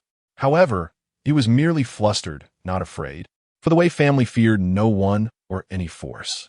Su Chen stood with his hands behind his back, quietly observing Wei Zhen without uttering a word. Wei Zhen's gaze grew increasingly frigid. Kill him. The elder nodded, stepping forward as a terrifying aura erupted from him. He then unleashed a powerful punch toward Su Chen, causing the heavens and earth to tremble. The intent of the punch was overwhelming. In this strike, he held nothing back, channeling all his strength, for he felt an inexplicable sense of danger facing Su Chen. Thus, he dared not be careless and attacked with all his might. Wei Zhen's expression remained cold. I care not who you are. Today, you shall perish. Su Chen's demeanor was tranquil, his robes billowing as his silver hair danced. He raised his right hand and unleashed a punch, an immense force of fist intent sweeping forth, shattering the space within 1,000,000 miles in an instant. Su Chen's strike was infinitely more terrifying than that of the elder. What? The elder was taken aback, but there was no time for him to react, as the terrifying force of the punch instantly engulfed him. Boom! The deafening sound reverberated, shattering the heavens above. And in that realm, the elder's presence vanished completely. Silence, an eerie stillness enveloped the surroundings. Everyone stood frozen in place, their gazes vacant, their minds blank. A semi-emperor had just been annihilated with a single blow, struck down. The crowd felt as though they had been struck by lightning, their thoughts paralyzed. Wei Zhen stared at Su Chen in disbelief, his eyes wide open, stammering, I can't believe it. He never imagined that Su Chen could be so formidable, obliterating a semi-emperor with one punch. At that moment, he finally realized that he had provoked a truly fearsome powerhouse. It was over. His complexion turned as pale as a sheet. He understood that even if his father spared him, the elders of the Wei clan would not let him off lightly. He had landed himself in grave trouble, and it was indeed monumental trouble. Chapter 79. Do you dare let me call for help? Wei Zhen swallowed hard, striving to calm the turmoil within. At that moment, his expression suddenly twisted in rage as he pointed a finger at Su Chen, commanding the thousands of powerful warriors behind him to act. However, before he could finish his command, a resounding clang of a sword echoed in the air. And in an instant, over 1,000 heads soared into the sky. Wei Zhen's face froze, his complexion pale, trembling uncontrollably as terror filled his heart. Thousands of formidable warriors had perished in a heartbeat. His intention had merely been to have these warriors delay Su Chen for a moment, providing him an opportunity to escape. Yet, he could never have anticipated that they would be annihilated so swiftly, without even a second to spare. Dream Yu sighed inwardly as she witnessed the unfolding chaos. From the moment Wei Zhen had made his move against Su Chen, she had foreseen this outcome. What a fool! She shook her head slightly, regarding Wei Zhen as though he were a simpleton. She knew that the Wei clan was doomed. Should Su Chen truly become enraged, the only fate awaiting the Wei clan would be annihilation. There was but one scenario in which the Wei clan might remain unscathed, if today's events were rendered non-existent. Yet, she felt that such a possibility was slim, for those with substantial power are particularly concerned with their reputation. Today's events had tarnished their honor. How could they simply let it go? Surely, they would seek revenge against Su Chen, and that would only lead to their destruction. Wei Zhen's heart raced, his back drenched in cold sweat, as waves of regret surged within him. He deeply lamented not heeding Dream Yu's advice to let Su Chen depart. Had he done so, none of this would have transpired. Yet, regret is a luxury this world does not afford. He took a deep breath, fixating on Su Chen, and asked, Do you dare to let me call for help? Upon uttering these words, his body tensed, beads of sweat trickling down his forehead. If Su Chen acquiesced, he would feel a semblance of relief. But if he declined, Wei Zhen knew he would meet his demise today. Even if the Wei family sought revenge against Su Chen afterward, it would be meaningless, for he would no longer be alive to witness it. Su Chen chuckled at Wei Zhen's plea, looking at him with a smile. Very well, I shall grant you a moment more. Call Wei. Hearing this, Wei Zhan was elated. He had already envisioned a scenario where Su Chen would refuse and swiftly end his life, yet he had not anticipated that Su Chen would actually agree. Without hesitation, he produced a transmission stone. Dream Yu interjected, "You should advise your father not to provoke Su Chen, rather than calling for him to rescue you." Wei Zhan halted, casting a frigid glare at Dream Yu. "Are you suggesting that if someone seeks to kill me, I should not retaliate?" Dream Yu replied, "Do you truly wish for the Wei clan to be annihilated?" "Enough!" Wei Zhan suddenly roared, his visage contorted with rage. "You are not the one facing death, so you can speak so lightly." With that, he disregarded Dream Yu, activating the transmission stone to send his message. Merely a quarter of an hour had passed when a cataclysmic aura swept through the fabric of existence, causing the very heavens and earth to tremble violently. Suddenly, space itself fractured, and a middle-aged man emerged. This man bore a striking resemblance to Wei Zhan, possessing golden hair and a visage that mirrored his with a resemblance of 7 parts. A resplendent imperial light radiated behind him. He was Wei Tianyuan, the head of the Wei family. Wei Zhan gazed at his father, his expression brimming with excitement. "Father." Wei Tianyuan glanced at his son, nodding slowly before turning his gaze towards Su Chen. Upon their first encounter, an unsettling sensation surged within him, his brow furrowed with grave concern. "Might I inquire who you are?" Su Chen interjected, "Make your move." Boom! At that moment, Wei Tianyuan stamped his right foot, transforming into a streak of golden light that surged towards Su Chen. He had initially hoped to resolve the matter amicably, but Su Chen's words had made everything clear, leaving no room for further discourse as he decisively launched his attack. In that instant, Wei Tianyuan clenched his fist tightly and unleashed a powerful blow directed at Su Chen. The force of his punch radiated like a tidal wave, shattering the surrounding space within a million units. The might of a single strike was truly terrifying. Su Chen stood with his left hand resting behind him, slowly raising his right hand to extend 2 fingers. Boom! A fearsome shockwave erupted, expanding outward to a staggering distance of 1,000,000 zhong. At this moment, Wei Tianyuan's pupils constricted in disbelief, for Su Chen had effortlessly blocked his full-force punch with just 2 fingers. Suddenly, Su Chen formed a fist with his right hand and struck Wei Tianyuan squarely in the abdomen, causing his expression to contort in agony. In the next instant, Wei Tianyuan was propelled backward, stabilizing himself only after retreating 1,000,000 zhong. Yet at that moment, his physical form could no longer endure the strain beginning to crack. Wei Tianyuan's eyes widened in horror, grappling with the incredulity of being severely injured by a single blow. At that moment, he was utterly bewildered. From a distance, Wei Zhan stood frozen in shock, unable to fathom that Su Chen possessed such overwhelming prowess. Fear and trepidation surged within him. Meanwhile, Mengyu maintained an air of calm. Having witnessed Su Chen's formidable strength before, that sword intent was an indelible memory etched in her mind. Wei Tianyuan's expression grew increasingly solemn as he fixated on Su Chen, a sense of dread creeping into his heart. Abruptly, he issued a command, "Eliminate him." With his words, the surrounding space shattered, and countless formidable warriors surged forth, including dozens of semi-emperors. Their terrifying presence soared to the heavens, and their target was none other than Su Chen. Numerous menacing auras converged, instantly locking onto Su Chen. Unperturbed as a tranquil pond, Su Chen extended 2 fingers and lightly flicked them.